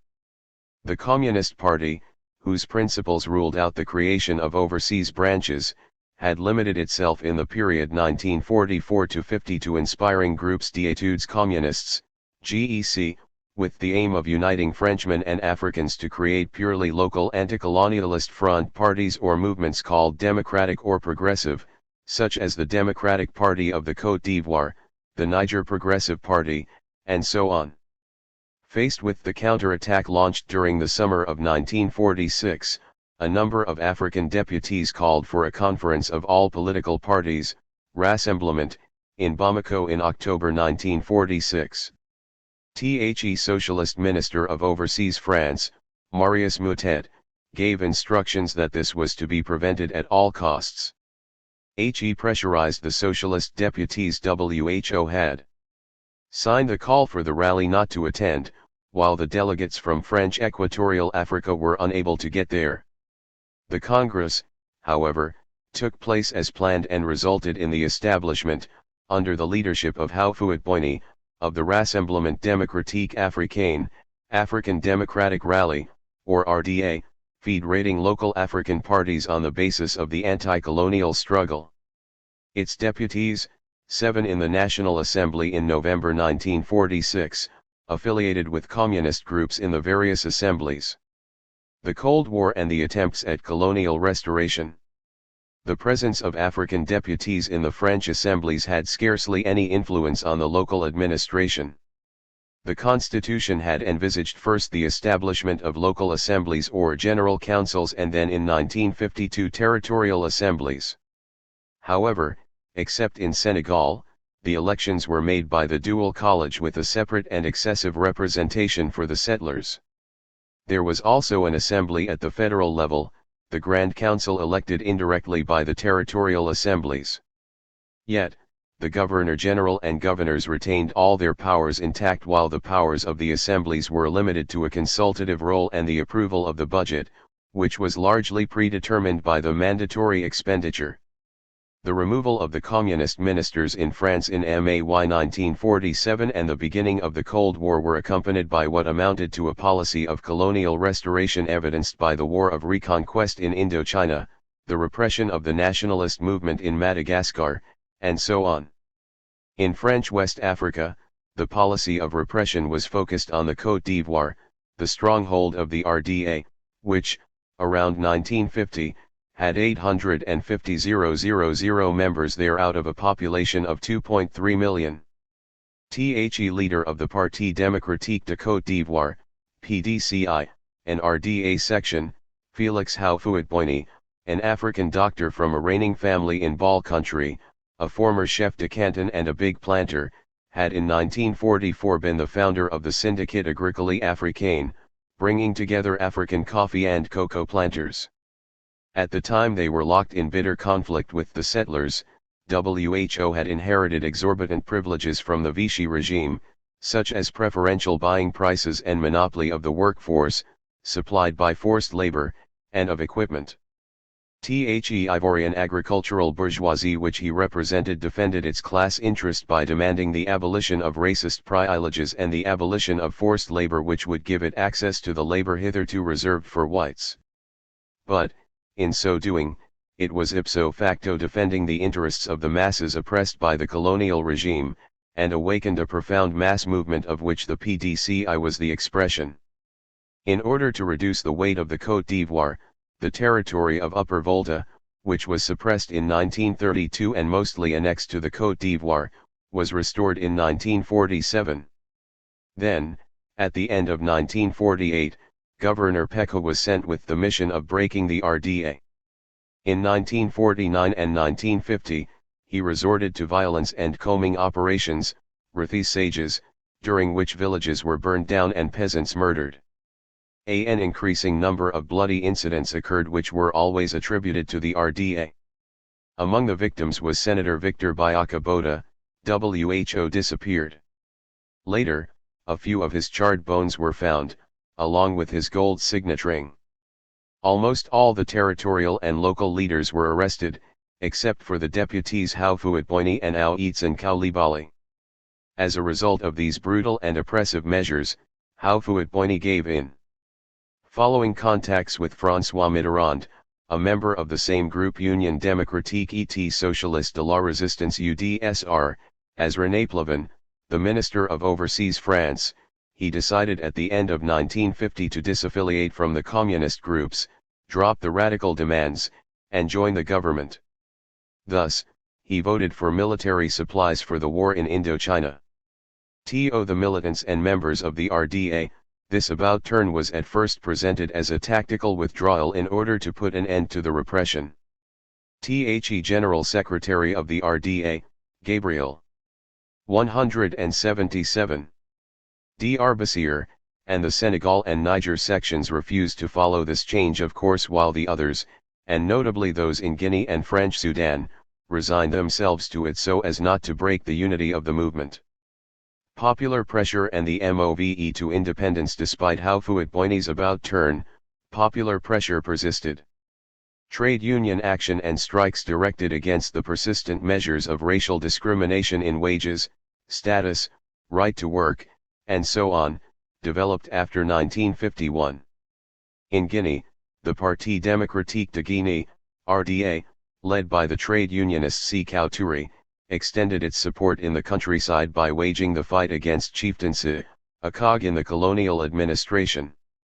In French Sudan, the Union Soudanaise, RDA, led by Mamadou Konaté and Modibo Keïta, continued its resistance. The deterioration of the international situation and of the French colonial situation signified by the French defeat at Dien Bien Phu in Indochina, the independence of Tunisia and Morocco, and the beginning of the Liberation War in Algeria obliged the French government to make a sacrifice and forestall the demand for total independence. The boycott drawn up in 1956 by the Socialist Minister of Overseas France, Gaston Defferre, without the least consultation with the deputies or with the African assemblies, came into force in 1957. It granted the overseas territories semi-autonomy, with a council of government presided over by the governor, with an African vice president chosen from among the majority in the assembly as his deputy. But nothing similar was set up at the federal level. The French government, which had hitherto stressed centralization in the government general, was preparing to break up the federations that were too big economically, administratively, and politically. The aim was to associate and compromise the African political leaders with colonial policy, without giving them real responsibilities. The boycotter could not stand in the way of the desire for independence expressed clearly for the first time by a new Marxist-oriented party, the Parti Africain de l'Indépendance, based mainly among students who had returned home from France.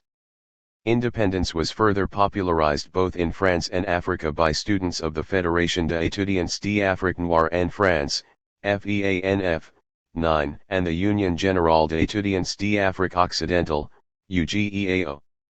The desire for unity, after the failure of a merger with the RDA, led the groups deriving from the overseas independence and the Socialist Party to merge into the Parti du Regroupement Africain, PRA. At its Congress at Cotonou in July 1958, the PRA adopted a motion demanding immediate independence. Meanwhile, in May 1958, General de Gaulle had returned to power and buried the Fourth Republic.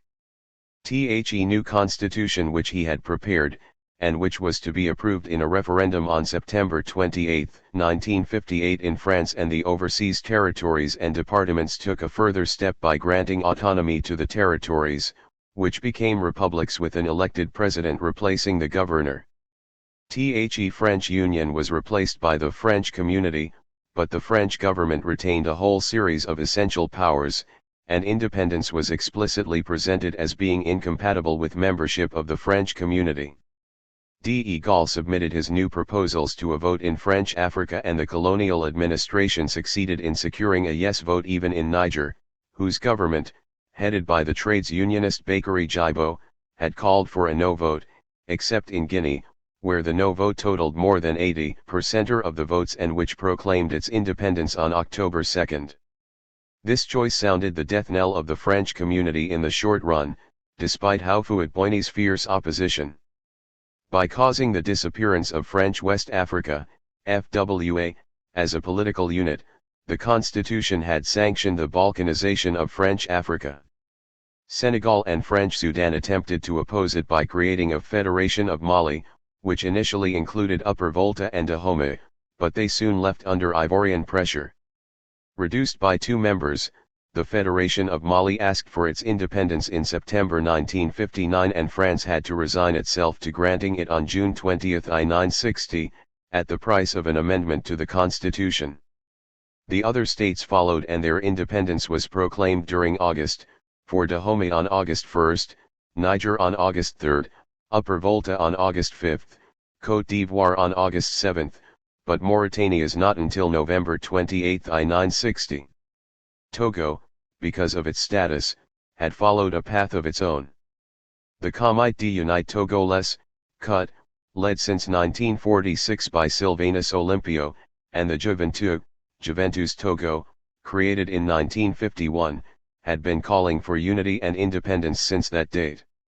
Unity was ruled out by the referendum of 9 May 1956 in British Togo, which voted by a majority of 58% for annexation to Ghana. Independence, abloed, remained the slogan, despite the election rigging which enabled the French administration to ensure a majority for its supporters until 1958. The dual college was abolished in 1952, and a council of government with 5 elected members out of 9 was created in 1955. In July 1956, Togo was given the status of an autonomous republic. The CUT won the elections held in 1958, and independence was proclaimed on April 27, 1960, with Sylvanus Olympio as first president. 17. It should be obvious from the above that unlike the situation in British West Africa, the outcome and timing of independence in French West Africa was really determined by the French government rather than the African nationalists. In the first place, had the French government been as tolerant to the political parties that emerged, especially the RDA and later the Parti Africain de Independence, PI, as the British were to theirs, the French West African colonies would probably have achieved independence before the British colonies. But sticking to the illusionary idea of the French Union and later the French Community, they completely ruled out any idea of total independence until the accession to power of Charles de Gaulle in 1958. And even then it was because Guinea called de Gaulle's bluff, coupled with the political developments taking place in the neighboring Anglophone West African countries, that de Gaulle and his advisers accepted the inevitable and virtually handed independence on a platter to almost all the French colonies in Africa in that fateful year of 1960. The exceptions were Djibouti and the Indian Ocean Islands, whose independence came later. The labor movement and the trades unions, the persistence of the economy de trade, predatory economy, and the preponderance of small holdings explain why, despite the advances of industry and services between 1946 and 1960, the working class remained relatively small in West Africa.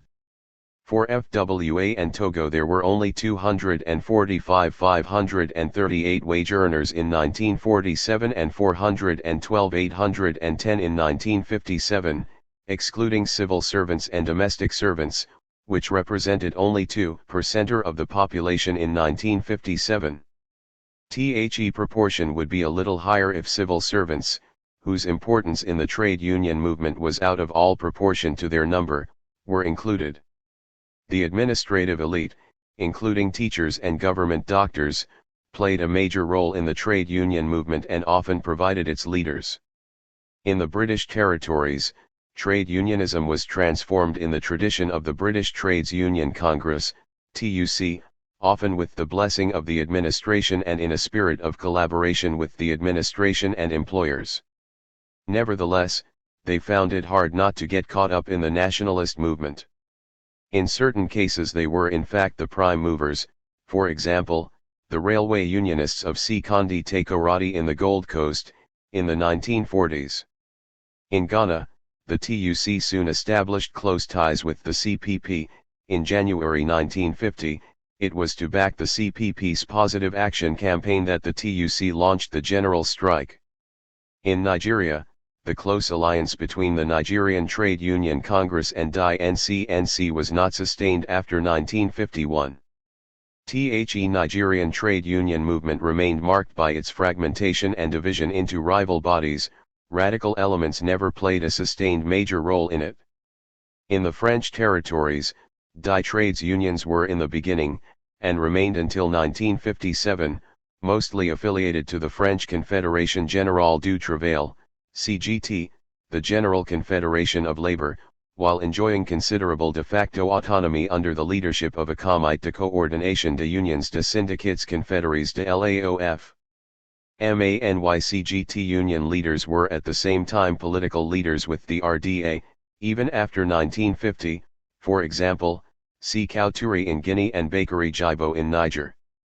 The Fédération des Cheminots de l'AOF, railway union, was autonomous, but left its member unions free to affiliate as they wished. Thus in 1947, the Abidjan-Niger Railway Union of Côte d'Ivoire was affiliated to the CGT while the Benin-Niger Railway Union of Dahomey joined the Confédération Française et Démocratique du Travail, CFDT, which it left in 1948 following pressure from French leaders of the Catholic unions to get them to abandon the strike. The Catholic unions, affiliated to the Confédération Française de Travailleurs Chrétiens, CFTC, were in a small minority and only existed where the influence of the missions was felt, such as in Dahomey and coastal Guinea. The split in the trade union. 181. Movement in France in 1948 had little influence in Africa since the African unions remained almost all with the CGT. Force ouvrière, the breakaway confederation, had an almost wholly European membership. To the extent that the union struggle was directed essentially against the colonial administration and European employers, and its demands were aimed principally at eliminating racial discrimination in the areas of wages, status, and social rights, this struggle was part and parcel of the general anti-colonial struggle and received the support of the whole African population. This was the case with the strike by African railway workers in Senegal in 1947-8, which could not have lasted 5 months without this linkage and in which the intransigence of the administration sought to break the union movement. The administration failed, however, and had to go back on its decision to sack the strikers. The strike movements of 1952, 1953, and 1955 for the adoption of the Overseas Labor Code had the same features, as did those after the passage of the code through Parliament, for its implementation.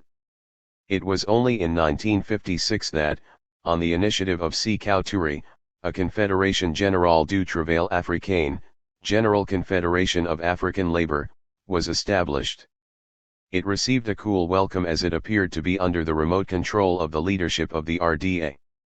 The colonial administration attempted to remove the unions from the influence of the CGT and get them to collaborate with the administration.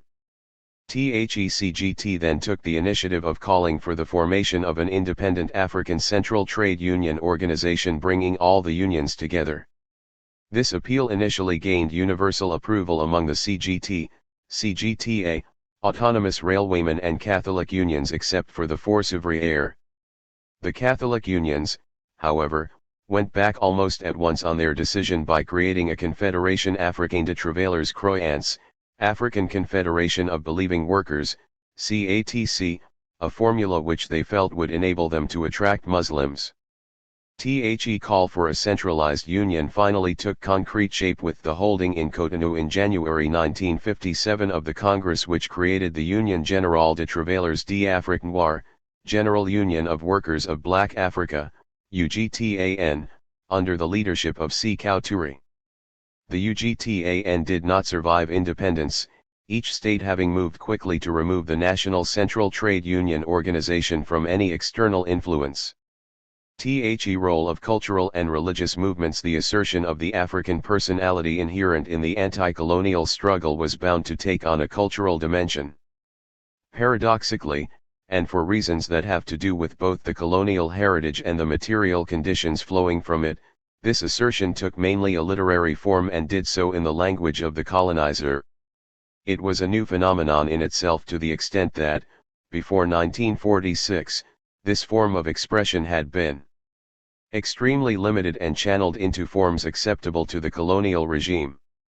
20 in Paris in 1947, the review Présence Africaine was launched by Eliane Diop, a Senegalese university graduate converted to Catholicism, temporarily a socialist senator from Senegal.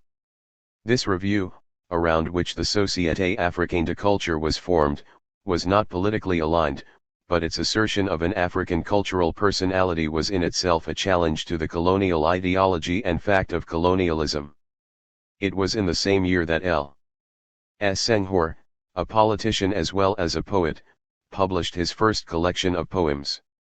Subsequently, he developed the concept of negritude, borrowed from a formula launched in 1932 by West Indian writers and remodeled by Jean-Paul Sartre.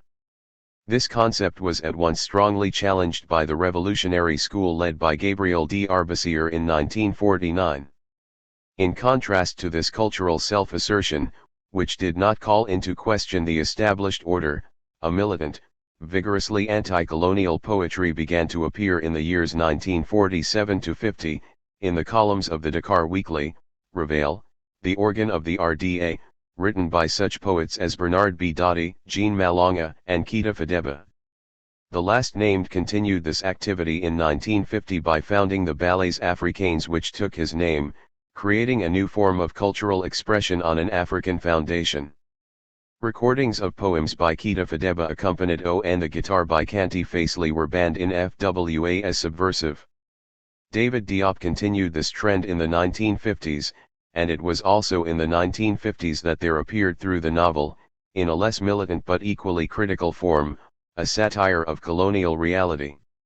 Among these new novelists were Mong Obidi, Ferdinand Oyano of Cameroon and Sembène Ousmane of Senegal, plus the already mentioned Bernard B. Dotty as the leading writers. Their elder, the Senegalese Abdoulaye Sadji, WHO was writing before 1940 but was only published later, limited himself to criticizing manners and customs. Camarolais was more equivocal, his folkloric and idyllic work entirely ignores the reality of colonialism. This anti-colonial stance can be found in Ghana in the writings of George Awunar and de Graaf Johnson and, to a much lesser extent, before I-960, in Nigeria, where the work of Amos Tutuola remained folkloric and the so-called Onitsha popular literature was more moralizing than political. Like cultural movements, religious movements both reflected social and political changes and, sometimes, actively accompanied them. The development of communication encouraged the advance of universalist religions at the expense of local creeds. Islam, less compromised than the Christian sects with the colonial regime, was the chief beneficiary of this. While the Senegalese Muslim brotherhoods, long under a cloud of suspicion, were now integrated into the colonial order, new ones came under suspicion. This was the case in French Sudan, now Mali, with Hamolism, in itself apolitical, which was driven closer to the anti-colonialist movement, in this case the RDA, by persecution. The Catholic Church, the one most involved, at least in the French possessions, in the colonial system, continued to be associated with the most colonialist elements until the early 1950s. It denounced the RDA as an agent of atheistic communism, whereas most of the leaders of the RDA were practicing Muslims or Catholics. The change came late, with the encyclical Evangelii Praecanis of June 2, 1953. Faced with the rise of nationalism, the Catholic Church felt the need to modify the colonial structures of the missions, such as the division of the territory into fiefdoms by the congregations and slowness about promoting an indigenous clergy. In French Africa, the episcopal hierarchy was introduced in November 1955. While the Anglican Church had long had colored bishops, it was only in 1956 that the first African bishops were promoted in Dahomey and Upper Volta, now Burkina Faso, and only in 1957 in Ghana for the Catholic Church. Portuguese West Africa, Guinea-Bissau and the Cape Verde Islands. While all the British and French colonies in West Africa had achieved their independence by 1965, it was not until 1973 and 1974 that Guinea-Bissau and the Cape Verde Islands, as well as the other two Portuguese African colonies, Angola and Mozambique, succeeded in overthrowing Portuguese colonialism.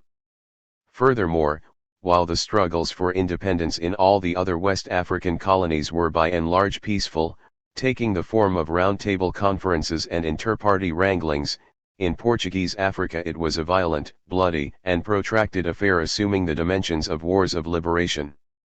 The key to the explanation of these unique features of the anti-colonial struggle in Portuguese Africa lies in the principles and practices of Portuguese colonialism, as well as in the nature of the nationalist movements that emerged. Portugal, like France, from the very beginning considered its colonies, as has been amply demonstrated in Volume 7, not as colonies but rather as overseas provinces of Portugal. While the French abandoned this erroneous and unrealistic policy in the 1950s, Portugal stuck to it, and with increasing fanaticism and delusion, until the very end, in the face of and despite the increasing tide of African nationalism. Thus, while France abandoned its repressive and violent reactions of the 1940s and resorted to peaceful negotiations and even the ballot box, the Portuguese maintained the policy of keeping their empire intact through any and every means. Another aspect of Portuguese colonialism was the state in which her colonies in Africa in general and those in West Africa in particular were. By the 1950s, because of the features peculiar to Portuguese colonialism, a sub-imperialism, itself dependent on outside powers since the 18th century, and to the fascism that had been ruling Portugal since 1926, the Portuguese colonies lagged considerably behind neighboring countries in West Africa.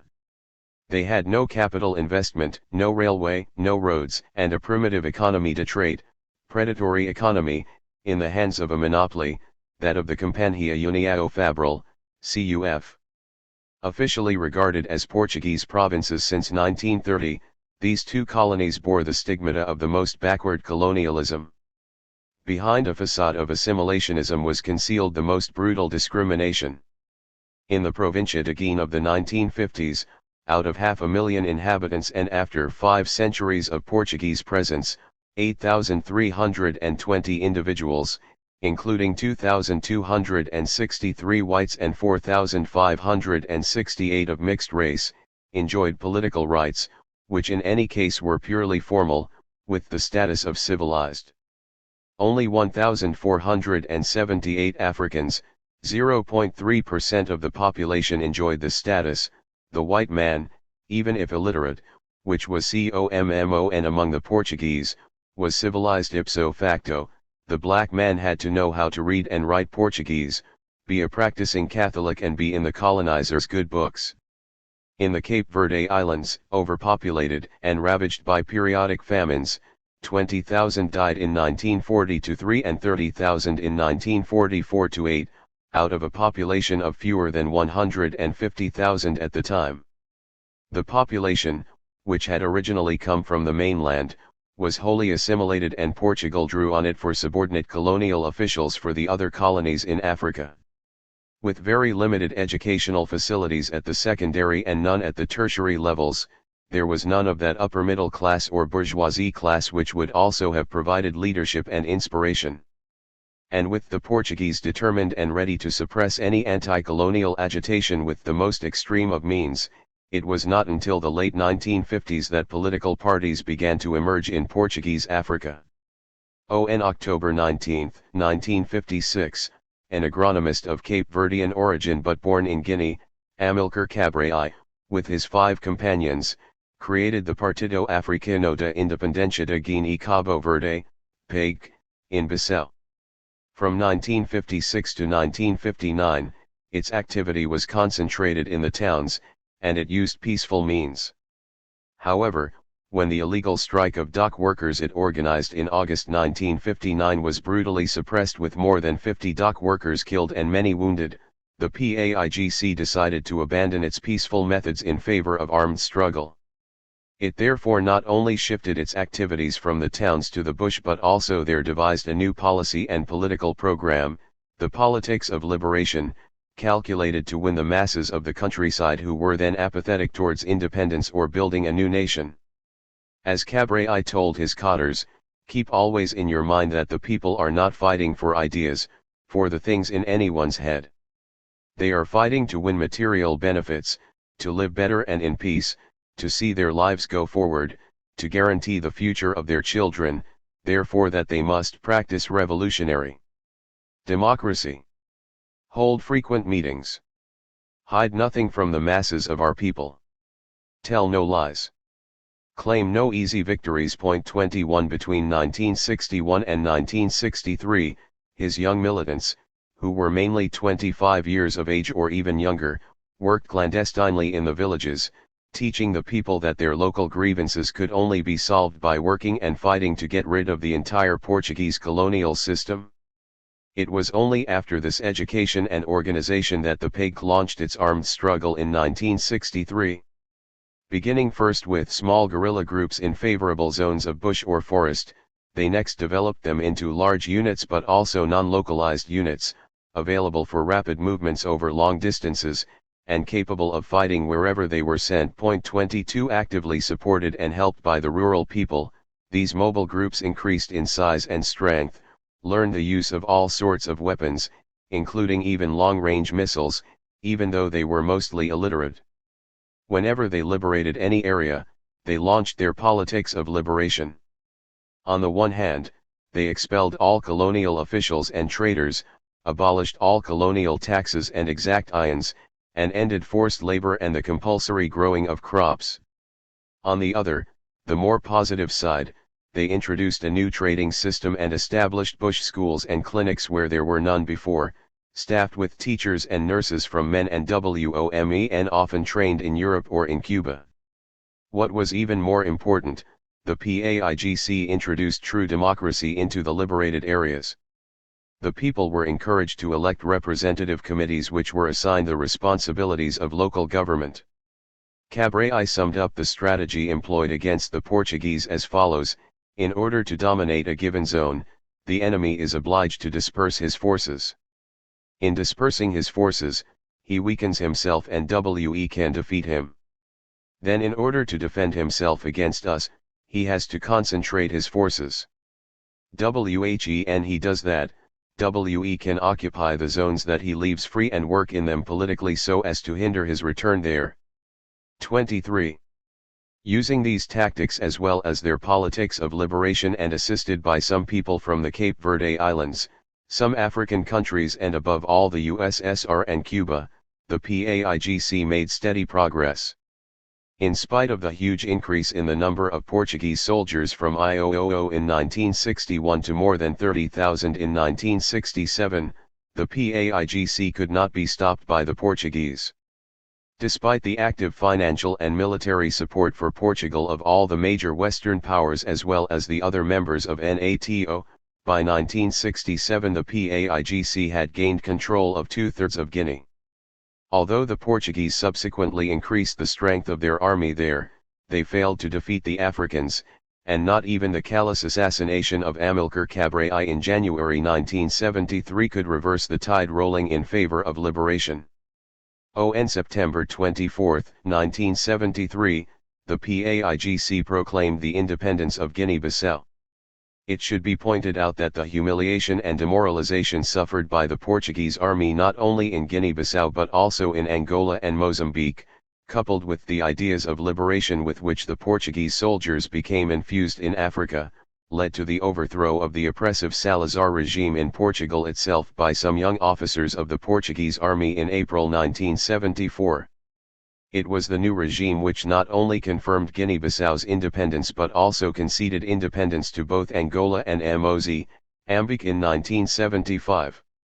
The PAIGC called for the union of Guinea and the Cape Verde Islands because of the origins of their populations. The geographical conditions of the islands ruled out a resistance of the same type as in Guinea. An attempted uprising at Praia, in 1962, ended in failure, but after the fall of Portuguese fascism the hitherto underground organization of the PAIGC took control of the country's destiny. It was Cabral's successor as Secretary-General of the PAIGC, Aristides Pereira, WHO negotiated independence in September 1974 and became the first president of the Republic of Cape Verde. Liberia. By 1945, though one of only 4 independent states in Africa theoretically in control of its own destiny, Liberia had in practice become a neo-colony of the United States. The administration and resources of the country were entirely dominated by the relatively small Americo-Liberian community of the coastal districts of the country, while the overwhelming majority of its citizens who lived in the interior were discriminated against, looked down upon and made to feel completely isolated and exploited by the small ruling oligarchy. Externally, Liberia, like the rest of the then independent states of Africa, was not in contact with the rising tide of anti-colonialism around it, nor did it make any effort to provide leadership of any kind to the aspiring colonial states in Africa. Economically, the country was on the verge of bankruptcy by 1945 and, to quote Mazrui and Tidy, remained tied to the apron strings of the United States, subject to a mightier economic imperialism than could be imposed in Africa by European colonial powers. 24 Fortunately, this rather grim situation underwent some far-reaching changes due to the efforts of one man, William Vakenarit Shadrach Tubman, who became president in 1944 and remained in power till his death in I-97. I-2's adopting an open-door economic policy and anxious to break the stranglehold of the Firestone Rubber Company on its economy, TUBMAN succeeded in attracting foreign investors, mainly from the United States, whose number rose from 1 in 1925, to 25 by I-960 and 38 by 1966. 25 This resulted in the diversification of economic activities from solely rubber planting and manufacturing to the building of artificial harbors at Monrovia, iron mining at Bomi Hills in the Nimba Mountains and other areas, and light manufacturing industries such as the production of cement. By 1966, the export value of iron ore was $112 million as compared to $30 million of rubber. By 1978, Liberia had become the leading producer and exporter of iron ore in Africa. All this led to the construction of a growing network of roads which greatly accelerated the opening up of the interior. According to Libano, this development brought a radical transformation in the way of life of tribesmen, who until recently were rigidly wedded to subsistence economies and able to afford few of the material luxuries of westernization. 27 TUBMAN also began to divert the trade of Liberia from exclusively American channels into others. Here again, some success was attained, and Liberian exports to the United States fell from 90% in 1950 to about 60% in the mid-1970s, and imports fell from about 70% to less than 50% in the same period. While TUBMAN adopted an open-door policy in the economic field, he pursued the policy of integration and national unification in the political and social fields, with the primary objective of eliminating the centuries-old cleavage and confrontation between the American Liberian oligarchy and the indigenous mass of people. As he stated, "We must destroy all ideologies that tend to divide us. Americo-Liberianism must be forgotten and all of us must register a new era of justice, equality, fair dealing, and equal opportunity for everyone from every part of the country, regardless of tribe, clan, element, creed, or economic status." He himself set the example by taking an African name, wearing African dress and encouraging and promoting indigenous art and dancing. He brought the educated indigenous Liberians more and more into the local government system, and by 1966, according to one authority, they had virtually taken over the running of their offices in the provinces. Those who were incompetent and corrupt were dismissed, even some of his close relatives. Furthermore, he extended legislative representation and suffrage to the indigenous people, while the membership of the House of Representatives was increased to allow more of the interior people to enter the House. He also steadily appointed qualified indigenous people to appropriate offices. Socially, greater educational facilities were provided for the interior people, especially with the opening of the Cuddington College by the Episcopal Church with the assistance of the Methodist and Lutheran missions at Barnga, more than 100 miles inland, while elementary schools were established in other districts by the Lutherans, Methodists, and Episcopalians. It should be obvious from the above that a great deal was accomplished in Liberia during the period under review. However, by I-960, all was not yet well. Life in the country was still dominated by the Americo-Liberian elite, while the policy of integration and national unification had really not been pushed far enough. Though the economy had improved significantly and had grown, this growth had occurred without real development, while the grip of international capitalism had become even tighter, with mineral resources being exploited primarily to the advantage of foreign investors. In short, Liberia had by I-960 still a long way to go even to catch up with the achievements of some of the newly independent states of Africa. Unfortunately, during the next 2 decades neither Tubman nor his successor succeeded in really forcing through the changes needed, the result being the military coup d'état of 12–13 April 1980, which marks the end of an era, the era of the true Whig Party. Conclusion. The period 1945 to I-960 was indeed a turning point in the history of West Africa in particular and Africa south of the Sahara in general. Beginning from a position where colonialism seemed impregnable and destined to last forever, it ended a mere 15 years later with its liquidation from not only a major part of West Africa but also from substantial parts of Central and Eastern Africa. It is equally evident from the analysis above that in the case of British West Africa and Portuguese Africa, the initiative throughout lay with the Africans themselves. This was even true of French Africa until de Gaulle's accession to power. It is also true that the pace in West Africa was set throughout by the British colonies in general and Ghana under Nkrumah in particular, and in French Africa by Guinea under Sékou Touré. Not only did Ghana's victory inspire her neighbors from 1957 onwards but, together with that of Guinea, inspired and accelerated the independence revolution throughout the whole of Africa south of the Sahara. But for the courageous and defiant stand of Sékou Touré with the full support of the workers and the students, French Africa would have emerged quite differently from what it is today. Indeed, the role of students and the trade unions in the independence struggle in French Africa, in particular, is now being recognized. Another significant feature of the independence struggle is that it marks a transfer of power not to the traditional ruling elite, as the British in particular had piously envisaged, but rather to the middle-class nationalists and, in some countries such as Ghana, not even to the upper but rather the lower strata of that class, the class of veranda boys, Standard 7 school leavers, junior civil servants, teachers, and small traders. Finally, the independence struggle had a significant impact on Europe, which is also now being acknowledged. De Gaulle's accession to power and the overthrow of the fascist and racist dictatorship of Salazar in Portugal were the direct byproducts of the anti-colonial struggle in Asia in general and in northwestern Africa in particular, and these byproducts, as Ali Mazrui has shown, have also changed the course of European history since the 1950s. Finally, to conclude this chapter as we began, the independence struggle grew out of a world which had seen the defeat of fascism and Nazism, both based on racism and the denial of human rights and liberty.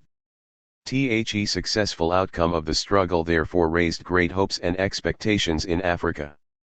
How far, then, have these hopes and expectations been realized? Subsequent chapters in this volume will attempt to address this question. Equatorial West Africa. Ilikia Mbokolo. How many paradoxes were strewn over the long combat course of the decolonization process for Equatorial Africa. How many misunderstandings, too, lay in wait, and how many disappointments when the seemingly hardest and most decisive stages were passed. First to fall under the colonial yoke, Equatorial Africa was also one of the last parts of the continent to win free from it. Portugal's crafty seizure of the Congo Kingdom and Angola dates right back to the period of the discoveries. When modern colonial imperialism came to flourish in the late 19th century, it was consolidated in the Congo Basin with the setting up in 1885, at the close of the Berlin Conference, of that curious legal construction and inexhaustible source of profit known as the Congo Free State. On the other hand, the emancipation of the region was not to be completed until 1975, 15 years after the great wave of accessions to independence. Marked by unheard-of cruelties in the early days of colonization, Equatorial Africa was to invent a wide variety of methods, techniques, and ideologies to win its freedom. The turn of the last century is rightly remembered everywhere as the most distressing period. Anti-colonial protest blossomed here in 100 flowers and was made apparent in all sorts of ways: peasant insurrections, politico-religious messianism, political and parliamentary agitation, urban revolts and strikes, people's liberation wars. Then the misunderstandings. Seldom have colonial powers been so reluctant to release their prey. Brazzaville, for instance, a symbol of freedom during the war, was in 1944 the scene of one of the most skillful moves in French colonialism, for the authorities, meeting in the capital of Free France, while stating their firm intention to make far-reaching changes in colonial practices, decided to rule out any idea of autonomy, any possibility of development outside the French Empire bloc or of instituting self-government in the colonies, even in the distant future. 2. Equatorial West Africa. Seldom, too, have peoples felt so sorely balked of their victories and their hopes. Scarcely had independence been won, therefore, when they rose again to overthrow Abbé Fulbert Yalou's regime in Brazzaville and plunge the Congo, Zaire, into a terrible civil war, that lasted from I-960 to 190 SIXS. 3. Post-war disturbances and uncertainties. The post-war years were marked throughout Central Africa by great popular excitement and, in some regions, by real political agitation. Seen from the outside, of course, Central Africa still appeared to be the Empire du silence / to borrow the title of a book by O. P. Gilbert dealing with the Belgian Congo. For example, no Central Africans were present at the 5th Pan-African Congress held in Manchester in October 1945, and it was an intellectual from British Togoland, Dr. Rafael Armato, WHO reviewed the economic, social, and political situation obtaining in the Belgian, French and Portuguese colonies in that region. 5. But the silence only seemed to be such.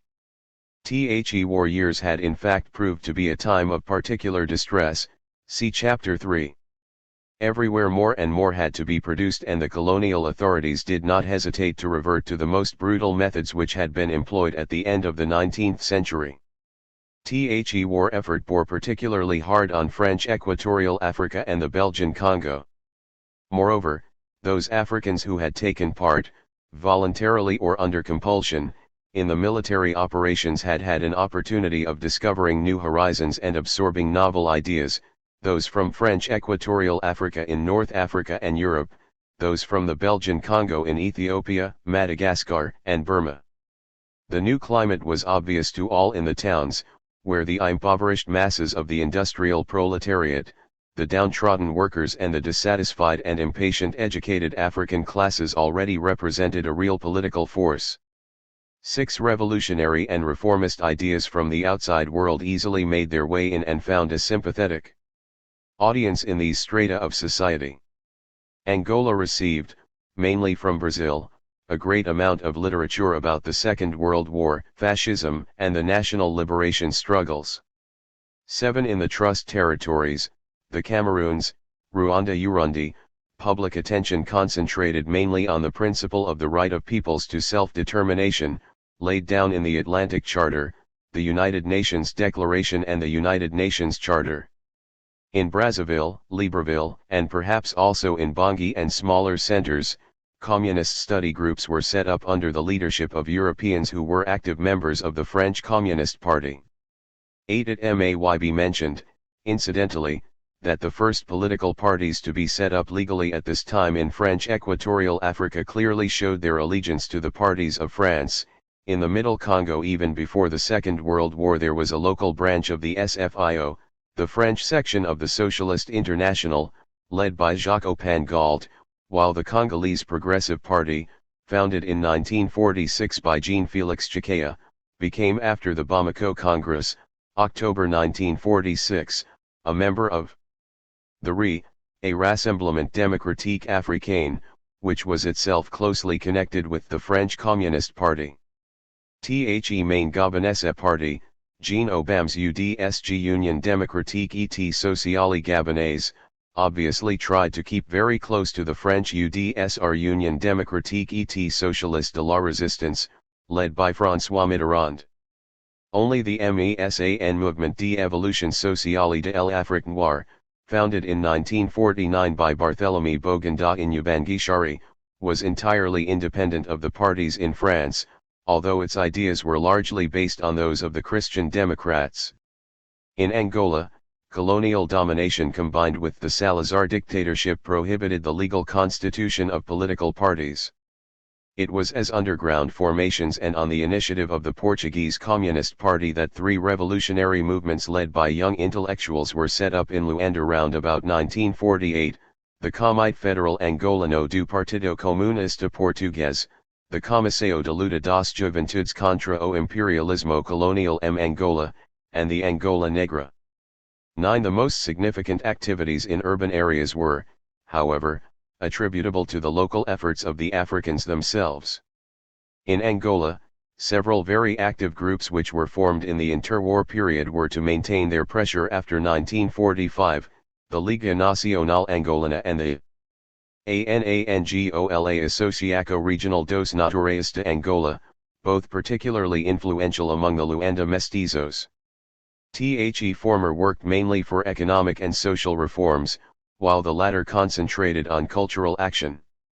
In 1948, under the auspices of the ANANGOLA, a young poet, Viriato Francisco de Mente Cruz, founded a literary movement whose members began to publish great numbers of anti-establishment poems in the review Mensagem. This poetry from the Muisques, or poor districts of Luanda, was for long to represent the principal form of social criticism and nationalist demands. 10. In the Belgian Congo, violent revolutionary movements came to the fore as early as 1944. The very serious unrest which was smoldering among the urban garrisons broke out on February 20 in the Lulyaburg Mutiny. The revolt was crushed, but some of the mutineers managed to escape to Katanga and Sankuru among other places, where they planted the seeds of further insurrection.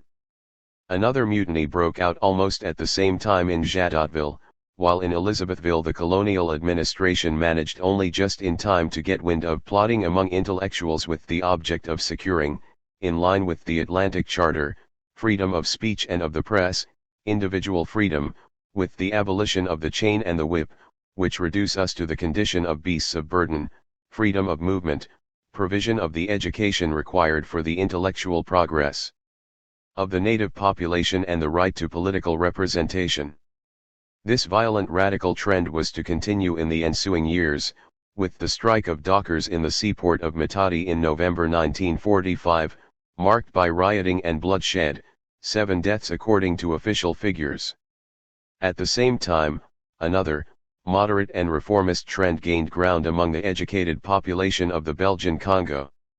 As early as March 1944, the educated inhabitants of Lulyaburg, taking advantage of the dismay caused by the mutiny of the garrison, presented to the district commissioner a memorandum demanding first and foremost that the government recognize the existence of a social class of educated natives, for the members of that class are convinced that they deserve a special status, or at least special protection from the government, which will keep them safe from certain measures or certain types of treatment which may be applied to people who have remained ignorant and backward. 12. From then on, the claim for special status polarized the energies of the educated native population. It appears in most of the articles published in the very important review, La Voix du Congolais, founded in January 1945, and in particular in the famous article Quelle sera notre place dans le monde de demain? What will our place be in tomorrow's world, by Paul Lomani Chwibamba. WHO suffered a long exile in Brazzaville as a result of it. 13 THEUNISCO Union de Intérêts Sociaux Congolais, set up in 1945, took up the same theme. In 1947 the senatorial mission sent to the Congo by the Belgian government received the same complaints from the educated inhabitants of Leopoldville and Paulus. In the Cameroons, it was mainly the French part and the south that suffered from the effects of the war, shortage of staple commodities, requisition of labor for the plantations, for the development of the Douala-Yaoundé-Abong highway, for the working of the rutile and gold mines, and for rubber tapping. The hesitations of Governor Nicholas and the reactionary conservatism of the colonists were the root causes of very serious clashes. In August 1945 the town of Douala was the venue for the Colonial States General, attended by delegates of the colonists of French Equatorial Africa, French West Africa and Madagascar, which attacked all the constructive aspects of the Brazzaville Conference and rejected en bloc all the proposed reforms. 14 On the other hand, in July 1945, a trades union confederation, bringing together all the workers' organizations, had been set up and from the outset encountered combined opposition from the colonial administration, the Catholic clergy and the colonists belonging to the Chamber of Commerce and the ASCOCAM Association de Colons du Cameroun. The inevitable clash between these antagonistic forces occurred in September 1945 with the railwaymen's strike and the Douala riots. In the course of those riots, the railwaymen had support from the best organized members of the working class, the very poorly paid hired workers and from the worst exploited. Governor Nicholas authorized the European colonists to arm and to maintain law and order from September 24 to October 9, thus legitimating a full-scale massacre. The judicial repression which followed was no less severe. In consequence it was not until 1948 that the first modern mass party was formed.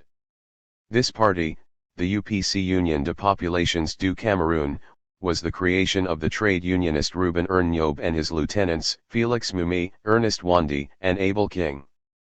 Though affiliated to the RDA, the UPC, through its newspaper La Voix du Cameroun, launched a much more radical slogan than those of the RDA, unification and immediate independence. Appealing strongly to the working classes, the UPC gained a footing mainly among the lower strata of the urban population, in Douala and Yaoundé, and among the Bassa and Bamileke in the southern half of the country. 15 Little is yet known about the state of mind of the rural population, for want of sufficient research.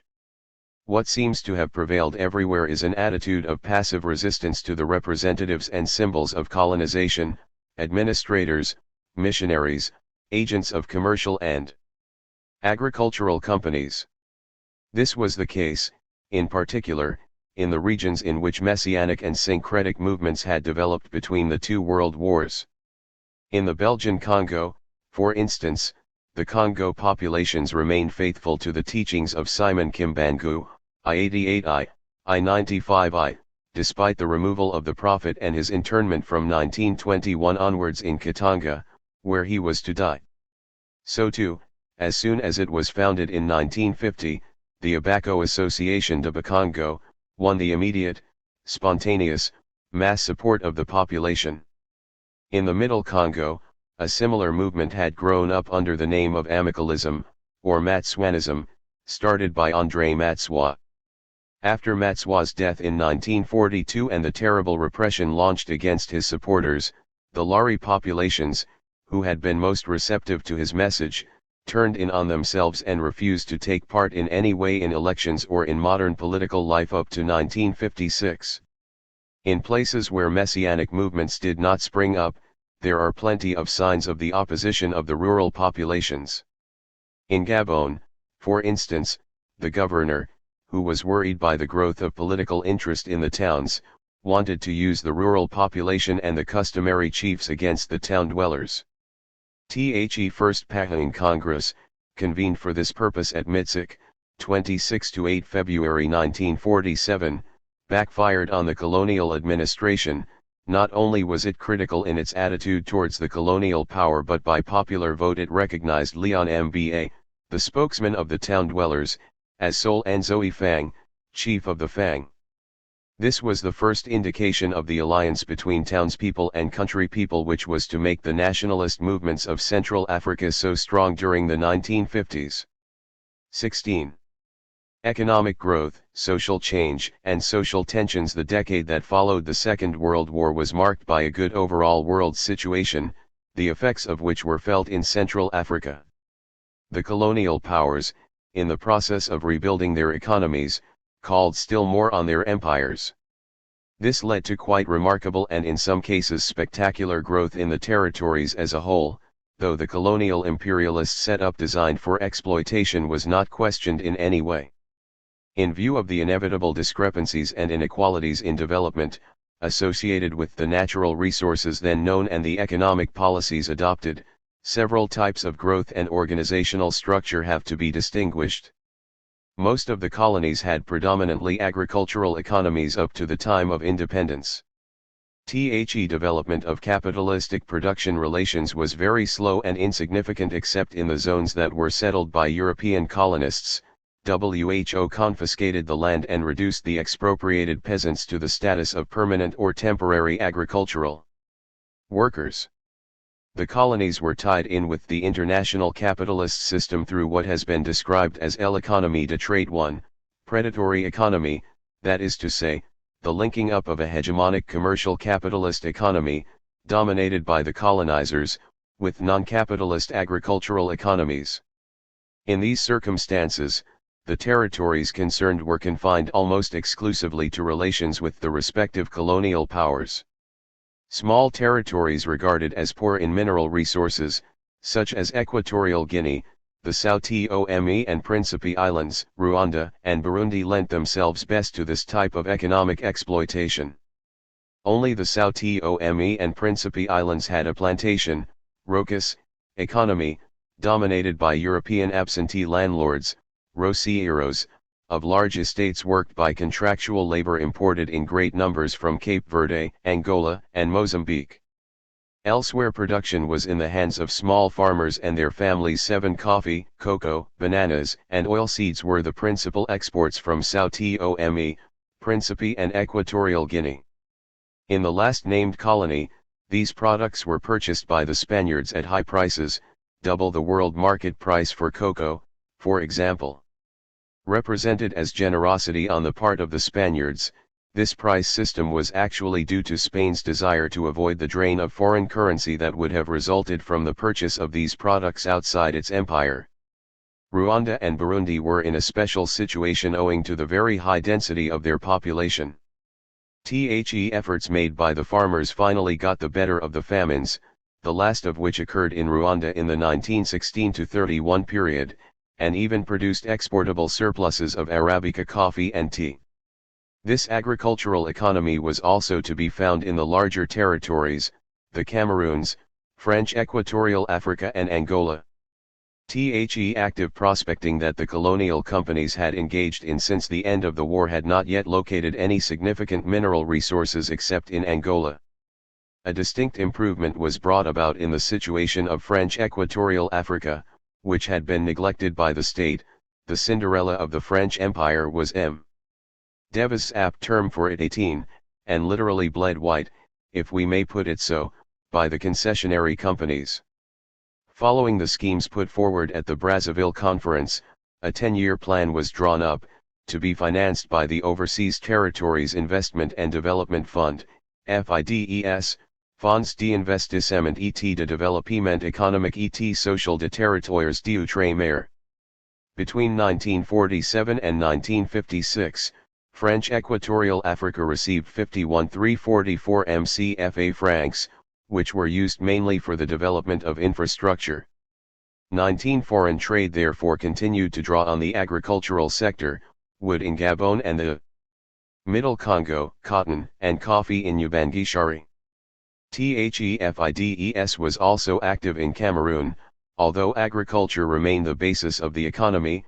Cocoa, 50% of the country's exports, bananas and coffee, 20% in 1955, small industry began to develop, based on the production of aluminium, the Edia hydroelectric and metallurgical complex owned by Aliacom, in which the French company Pechiney-Eugen had a dominant 82% interest, and on the processing of fats.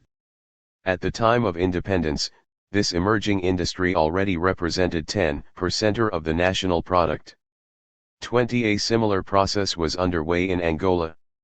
Agriculture was still the principal source of foreign currency thanks to coffee, 40% of exports in 1962, the second highest production in Africa, after that of the Côte d'Ivoire, and to various natural products, sugarcane, oilseeds, cotton, wood. But the mining industry was steadily developing. Besides diamonds, already mined before the war, iron and oil were mined after 1945. Portugal was, of course, anxious to remain the first to benefit by this tardy development. In I-960, Portugal supplied 50% of Angola's imports, and the setting up of a COMMON market for the Escudo zone in 1962 consolidated this integration still further. In Angola itself, the European sectors of the economy gained most from growth. White immigration increased significantly after the war. Moreover, the number of Europeans living in Angola rose from 44,083 in 1940 to 78,826 in 1950, 172,529 in I-960, 290,000 in 1970 and about 335,000 in 1974. Many of these people, of course, were originally from the lower classes, tradesmen, agricultural workers, small farmers, ignorant and illiterate and accordingly lacking in ambition and initiative. For them Angola was a land of unhoped-for material success. In the 1959-64 60-year plan, 3/4 of the investments were accordingly allocated to the development of sectors controlled by the colonists. After the war, a measure of economic internationalization 22 began to occur and was to develop further after 1962, with the investment of British, American and South African capital and increased trade with all the OECD countries. In contrast to these predominantly agricultural countries, only the Belgian Congo had an economy that had already come fully into the industrial age. As early as 1930, the Congolese economy showed the predominant features which were to remain the same right up to independence: extroversion and disarticulation, concentration on particular sectors, mining and transport, 70% of capital investments, and regions, dynamic role of the mining provinces of Kasai and Katanga, capital investments in the colony controlled by a very few financial groups, 75% of the capital being owned by 4 groups: Société Générale, Empain, Cominière and Brufina, including 60% by the Société Générale alone, active participation by the colonial state in the economic sector, both directly, through its OWN companies, particularly in the transport sector, and through its interests in the private sector, and indirectly, through the authoritarian mobilization of manpower. The growth of the Congolese economy, brought to a sudden halt by the economic crisis of the 1930s, started off again with increased vigor as a result of the Second World War and, after 1945, of the overall international situation and that of the colony itself. A phase in which the colonial economy was built up, was succeeded by what I have already suggested calling the phase of extended reproduction of the production structure. 23 This phase was marked by 3 outstanding features. 1. A very substantial growth of the mining sector, index 100 in 1950, 175 in 1959, enabling the big colonial firms to reach the stage of self-maintained growth as a result of the reinvestment of a fairly small part of their rising profits and to increase the real wages of the African workers. 24. 2. An appreciable development of the domestic market as a result of a general improvement in wages. Africans earned 5,000 father on the average in 1945 and 18,000 father in 1952, Europeans earned 260,000 fr. in 1945 and 450,000 father in 1958, since the state, industries, and plantations, prompted by social and political considerations, followed the example of the mining sector, combined with a definite increase in farmers' incomes, and 3. The development of the industrial sector, index 100 in 1950, and 260 in 1956, some industries being closely associated with the export sector, mines and plantations, while others were replacing imports, and still others, which had made a hesitant appearance prior to 1930, were experiencing spectacular growth which triggered off development in many areas: food, tobacco, textile, and building industries. In 1958, cash crop agriculture represented only 44.6% of the gross domestic product, whereas mining represented 19.8%, industry 4. Export 18.8% and industry for the home market 16.8%. 26. Despite these achievements, the Congolese economy retained all the features imposed on it by the colonial regime: constant recourse to compulsion and very great inequalities between Africans and Europeans. In 1958, while Africans represented 99% of the total population of the colony, they controlled only 5% of capital investment and accounted for only 55% of wages, 69% of consumption and 12% of private savings. 27. The social changes accompanying these economic changes are, of course, too numerous for them all to be even briefly mentioned here. The economy is, in any case, not the only factor involved in change. The general development of schools and of government departments must also be taken into account. The very extent of these changes suggests that, besides the always uncomfortable experience of a reclassification of individuals in the new social registers imposed by colonization, the situation contains all the elements of a real crisis. 28. One of the most spectacular signs of this crisis was the drift to the towns, which provided evidence of the old familiar crisis of agrarian societies while at the same time triggering the new crisis of urban societies. Urbanization was particularly rapid in the Belgian Congo, where the proportion of town dwellers increased from 8.8% in 1938 to 14.8% in 1945 and 24% in 1955. 29. Less sudden elsewhere, it was no less uncontrolled, leading everywhere to the formation of a working-class proletariat and, even more, a huge mass of exploited workers, 30, which increased dramatically after the reversal of overall economic conditions in the mid-1950s. In Angola, for instance, in 1961 African out of 3 lived in a makeshift dwelling in a town or its outskirts. The Centilla or native quarter of Lobido had a population of 20,000 in 1954, but there was only one tap with running water for 1,200 people, and in the 2 primary schools in these districts there were only 250 places in all. 31.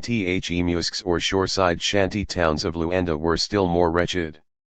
In French Equatorial Africa, the proletarianization of the population, which was not very noticeable before the war because of the economic system in force, speeded up after 1945. Generally speaking, the number of wage earners rapidly increased since, according to official estimates, there were 108,600 in 1947, 189,500 in 1949, 193,000 in 1950, 155,000 in 1952 and 1953, 135,600 in 1954, and 190,000 in 1958. 32. The variations in these figures show just how vulnerable this social category is, affected as it is by the slightest veering of the overall situation. In these figures, manual workers and laborers are by far the largest group.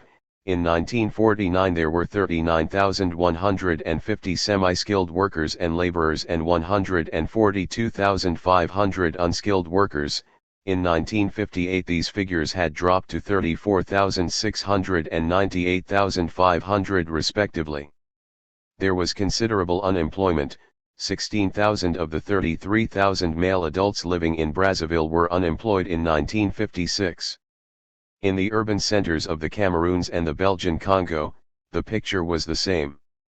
The drift to the towns, while bringing them manpower, also drained the country areas of their workforce and of their most dynamic elements, the young people. But conditions in the agrarian societies varied greatly from one region to another. There was, for instance, no comparison between the relative affluence of the Bidibula cocoa planters and the increasing poverty of the Bassa farming community in Cameroon. 33 Similarly, in French Equatorial Africa about 1952, the average annual income of the majority of farmers fluctuated between no more than 1,800 and 2,100 CFA francs, whereas that of an industrial worker was in the region of 36,000 francs.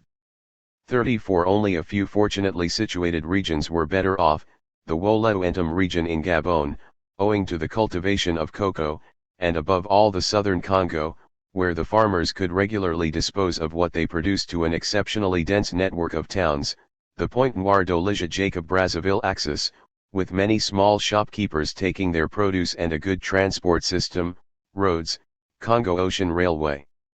So far as the Belgian Congo was concerned, a fraction of the farming community, about 2,500 families in 1952, advanced from the stage of small-scale commercial production to that of small-scale agrarian capitalism, particularly in the Lower Congo, the Kasai and Kivu. Many had benefited from the measures taken by the colonial power to bring into being indigenous farming communities, making private individual ownership of the land easier, providing financial and technical assistance. 35 The last major aspect, with lasting consequences, of this process of social change was the formation of a small black bourgeoisie. 36 In some cases, the inequalities of economic development and educational policy resulted in the lower middle classes being drawn mainly from certain regions. For instance, in the seaboard countries, where relations with Europeans dated back a long way in the coastal districts, it was in fact the people from the coast, educated in mission schools or state schools, who largely supplied the lower middle class of salaried officials and clerks. This was the case with the Douala in Cameroon, the Mayani from the Gabonese coast, the Vili of Longo and the blacks and mestizos of Luanda and Lobito, Angola. In the Belgian Congo, there was a similar disparity to the advantage of the southern savannas, Basse-Congo, Kwango, Kwilu, and Kasai in particular, as compared with the northern forest areas, the Oriental and Equator provinces, especially the latter. In any case, the vocabulary of the period reflected the advent of this new class, the terms literate and educated, which were very fashionable in the 1940s, were replaced by expressions with more precise sociological connotations and a richer sociological content, middle classes, ruling class, bourgeoisie, and so on. It is by no means certain that the colonial authorities actually created this class. At all events, they tried to use it as a moderating element at a time of rising political tensions. It is in this sense that the recommendation that the colonists of the Belgian Congo made to the colonial government is to be interpreted. An educated native class must be organized, who will endorse the ideals and principles of our Western civilization and, with equal standing, will be our equals in rights and obligations, fewer in numbers than the native population at large, but powerful and influential. They will be the allies that we need to find among the indigenous communities. These middle classes will be the black bourgeoisie that is beginning to emerge everywhere, which we must help to grow rich and to become organized, and which, like bourgeois everywhere in the world, will be against any sort of upheaval either from within or from without. There will no longer be any race differences, but, as in all the countries of the world, there will simply be class differences, the classes remaining open to all. 37. Figures from which the real weight of this class can be measured are not yet available for all the countries concerned. In the Belgian Congo, where the services of the colonial power made quite sound estimates, some sources reckoned that, in 1958, there were 176,600 people out of a total population of 13 million belonging to these middle classes, comprising 31,642 white-collar workers, no 220 skilled and semi-skilled workers, 2,335 foremen, 1,430 members of the liberal professions, 19,710 shopkeepers and 11,259 self-employed craftsmen. Other estimates, however, put the figure at 300,000. 38 on perusal of these figures. Nevertheless, it will be noted that the proportion of employees, possessed of the knowledge and skills dispensed by the colonial schools, greatly outweighed that of the entrepreneurs, whose initiative found no scope in the constricted and discriminatory system of colonization. These key personnel were to lead the independence movements. Conclusions already reached with regard to the Belgian Congo and French Equatorial Africa are no doubt significant with regard to the whole of Equatorial Africa.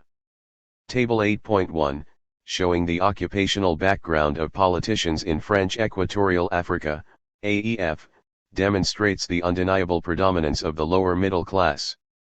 Colonial practices, continuity and breaks with the past. As soon as the war finished, the clearest thinkers among the colonizers appreciated that a new age had begun. In the Belgian Congo, for instance, where there had not as yet been any question of decolonization, the Governor-General, Pierre Ryckmans, 1934-46, wrote in 1946, "The days of colonialism are over." 39. This remark was echoed in French Equatorial Africa 6 years later in an important speech by Governor Paul Chauvet to the Grand Council. Whether we like it or not, these educated people will have gradually to take over from the old elites and customary authorities. If they do not do so with us and under our supervision, they will inevitably do so without us and in opposition to us. 40. These statements recognized shrewdly enough the structural transformations that had occurred in local societies and the irreversible changes that had come about in the psychology, attitudes, and aspirations of the community and of individuals. NEW policies adapted to this situation were, however, worked out piecemeal, with each colonial power taking action in terms of its OWN traditions, the internationally recognized status of the territory under its domination, the local balance of strength and what it believed to be the opinion of the natives. The policy followed by the French in French Equatorial Africa was in keeping with its overall African policy, though with undeniable particularities. French Equatorial Africa had the advantage of the Great Emancipation Laws 41 passed by the Fourth Republic in its early days, abolition of forced labor, recognition of trades unions and setting up of an inspectorate of labor, abolition of indigenous rights of citizenship and granting of French citizenship to Africans without detriment to their personal status in their OWN countries, institution of local assemblies in Gabon, Middle Congo and Ubangishari and of a Grand Council in Brazzaville, while French Equatorial Africa also sent several parliamentary representatives to the French National Assembly and the Council of the French Union. Despite the fact that the majority of Africans did not have the vote and that the electorate was divided into two colleges up2. 1956, effective political life began, political parties came into being and the parliamentary elections of 1946 and 1951 and the territorial elections of 1947 and 1952 gave rise to far-reaching democratic discussions among the different sections of opinion. These advances were not, however, achieved without difficulty and resistance. Colonists, of WHOM there were relatively large numbers in Gabon and Ubangishari and who were efficiently defended by the chambers of commerce, were violently against the new policy. In 1946, the Bangui Chamber of Commerce had no hesitation about protesting formally to the Governor-General in Brazzaville that the measures just adopted are appropriate only for populations less backward than those of French Equatorial Africa. Abolition of forced labor is clearly interpreted here as legal recognition of the right to do nothing. A swift drop in cotton production is to be feared. No one who knows these countries can believe that an enactment will be enough to bring about a sudden change in the mentality of the black man. 4.2. The administration itself, in which there were still many old colonials, was in no hurry to put the new measures into practice and continued to increase the humiliations imposed on both the people at large and the elites. These included the covert maintenance of forced labor, harassment of politicians thought to be over-independent, in particular the deputy for Ubangi Shari, Barthélemy Boganda, who was sentenced in 1951 for incitement to riotous assembly and threatened with loss of rights, and support for moderates, like those who, in the Middle Congo, founded a short-lived section of the Gaullist RPF, Rassemblement du Peuple Français. 3 in the Belgian Congo, the legendary paternalism of the colonial authority continued to be the backbone of policy in regard to the Africans. Until the mid-1950s, this policy was the joint product of three structural systems: the colonial administration, the big firms and the Catholic missions, so closely connected by such manifold and inextricably interwoven ties that they were dubbed, together, the colonial trinity. 44. We have already referred to the relations between the state and the leading companies, including the companies of 1906, the Union Minière du Haut-Katanga, Fourminière, and the BCK, Basse-Congo-Katanga Railway, which dominated the economy of the colony. The Catholic missions, for their part, continued to enjoy the benefit of the agreement signed in 1906 between Leopold II and the Vatican. The weight they carried in the colony was considerable, as attested by the 1958 figures: 669 mission stations, 6,000 European missionaries, assisted by 386 brothers and 745 sisters of the teaching and nursing orders, 560 black catechists. The chief prelates of the colony, Mgr Rollens and Mgr de Hemptine, were the busiest architects of the colonial ideology, while the missionaries were overrepresented in the colonial council which, from Brussels, masterminded the framing and application of colonial policy. The influence of the missions was further increased by the existence of many associations of former pupils which continued to keep a firm hold on the modern elites well after their school days were over. One of the main associations of this kind, the ADAPES, Association d'Anciens Élèves de Paris d'Escoute, which was founded in 1925, had some 15,000 members in 1950.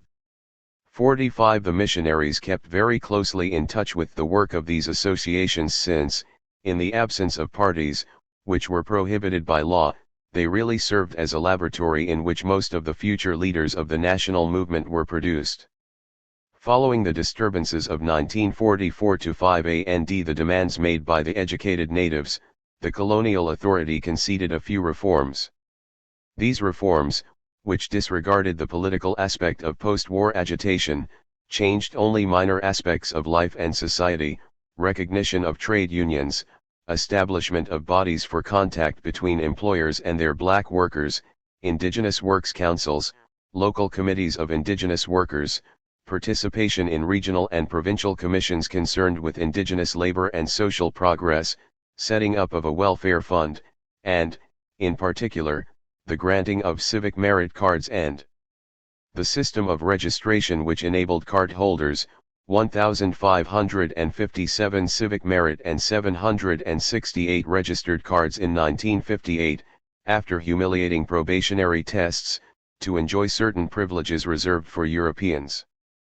46. Nothing fundamental was otherwise changed despite the appointment of black representatives to the provincial councils and the government. The Belgians continued to apply their maxim no elites, no trouble. It was not until 1952 that a black MAN from the Congo was authorized for the first time to attend a Belgian university. The regimes established by the Portuguese in Angola and São Tomé and Príncipe and by the Spaniards in Equatorial Guinea fell between the Belgian and the French practice, for while people were theoretically treated on the same footing, there was in fact no move away from narrow paternalism and the status quo in any respect.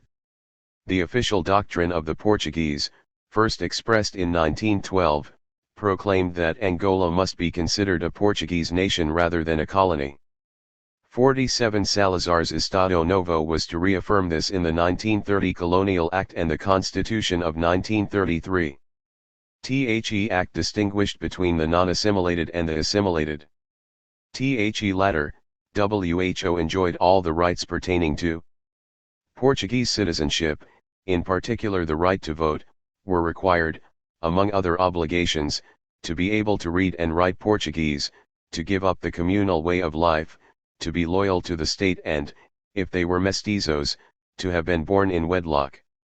The number of assimilados remained very small, there were 91,548, 24,221 Africans, 23,244 mestizos, 44,083 whites, out of 3,737,947 inhabitants, including 3,665,000 blacks in 1940, and 135,250, 30,089 blacks, 26,335 mestizos, 78,826 whites, out of 414,563 inhabitants, including 403,700 blacks in 1950.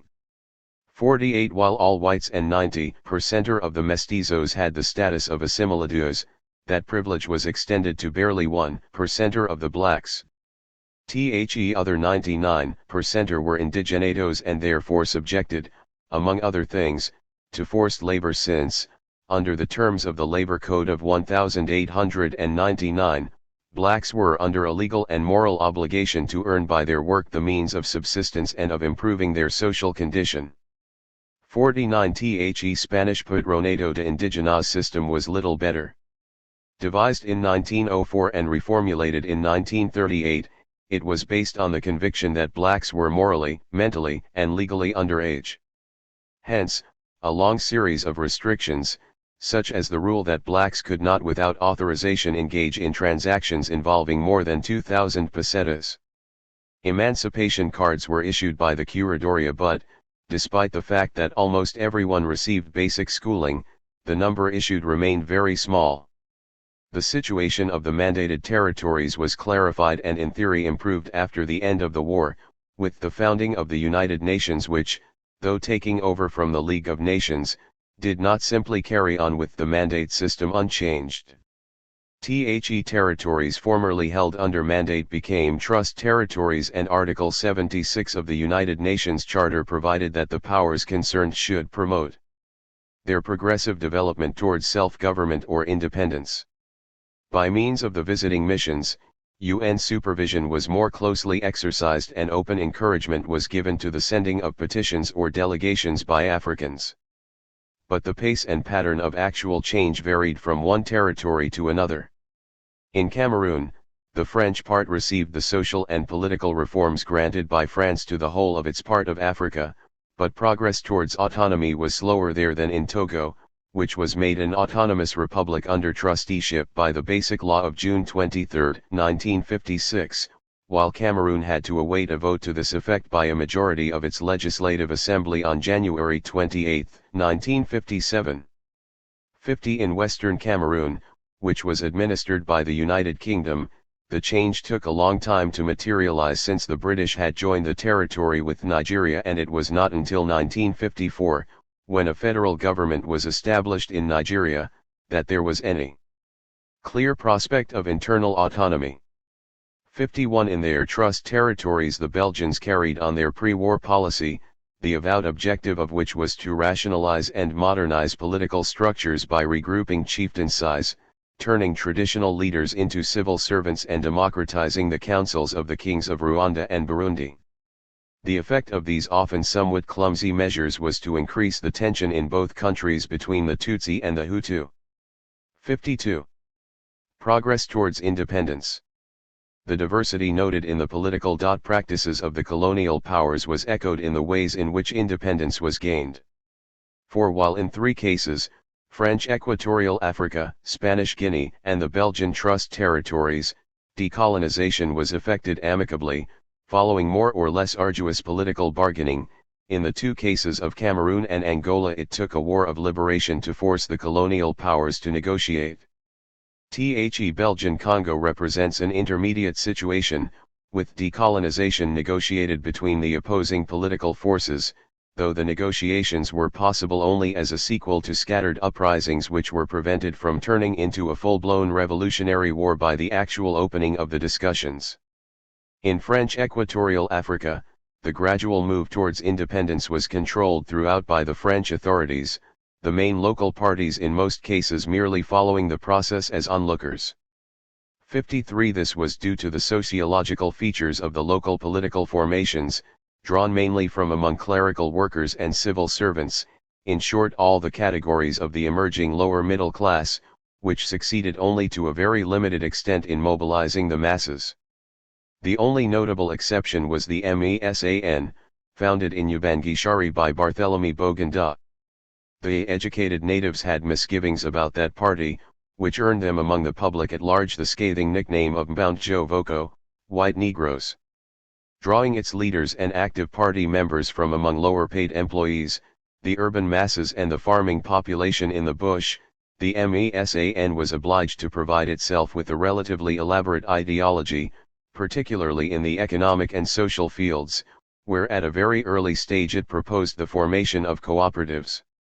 54 The African parties of Equatorial Africa nevertheless enjoyed real popular support, partly on account of their affiliation, except in the case of the MESAN, to the RDA, whose alliance with the French Communist Party was regarded as the surest sign of a progressive attitude. 55 And partly because of the particularly reactionary line taken by the French colonists, WHO long demanded nothing but the maintenance of quite outdated structures and practices. The High Commissioner Paul Chauvet, whose government, 1951-8, covered this crucial period, was adroit enough to take the most appropriate steps to break white racism. Still as deplorable and dangerous for the maintenance of law and order. 56 And to win over the African elites. These measures included banning the familiar fa habitually used by Europeans when addressing blacks, inviting prominent Africans as a matter of course to official and private ceremonies, liberally awarding study grants, and systematically recruiting young people with secondary and higher education for local positions of responsibility in French Equatorial Africa.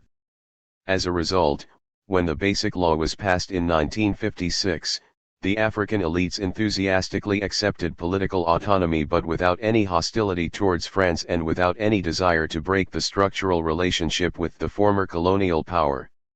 In August 1958, a few weeks before the Gaullist referendum instituting the community, on which they recommended an affirmative vote, these elites sent a long petition to General de Gaulle in which they extolled the civilizing work of France in French Equatorial Africa and the principle of independence in freely accepted interdependence for the former colonies.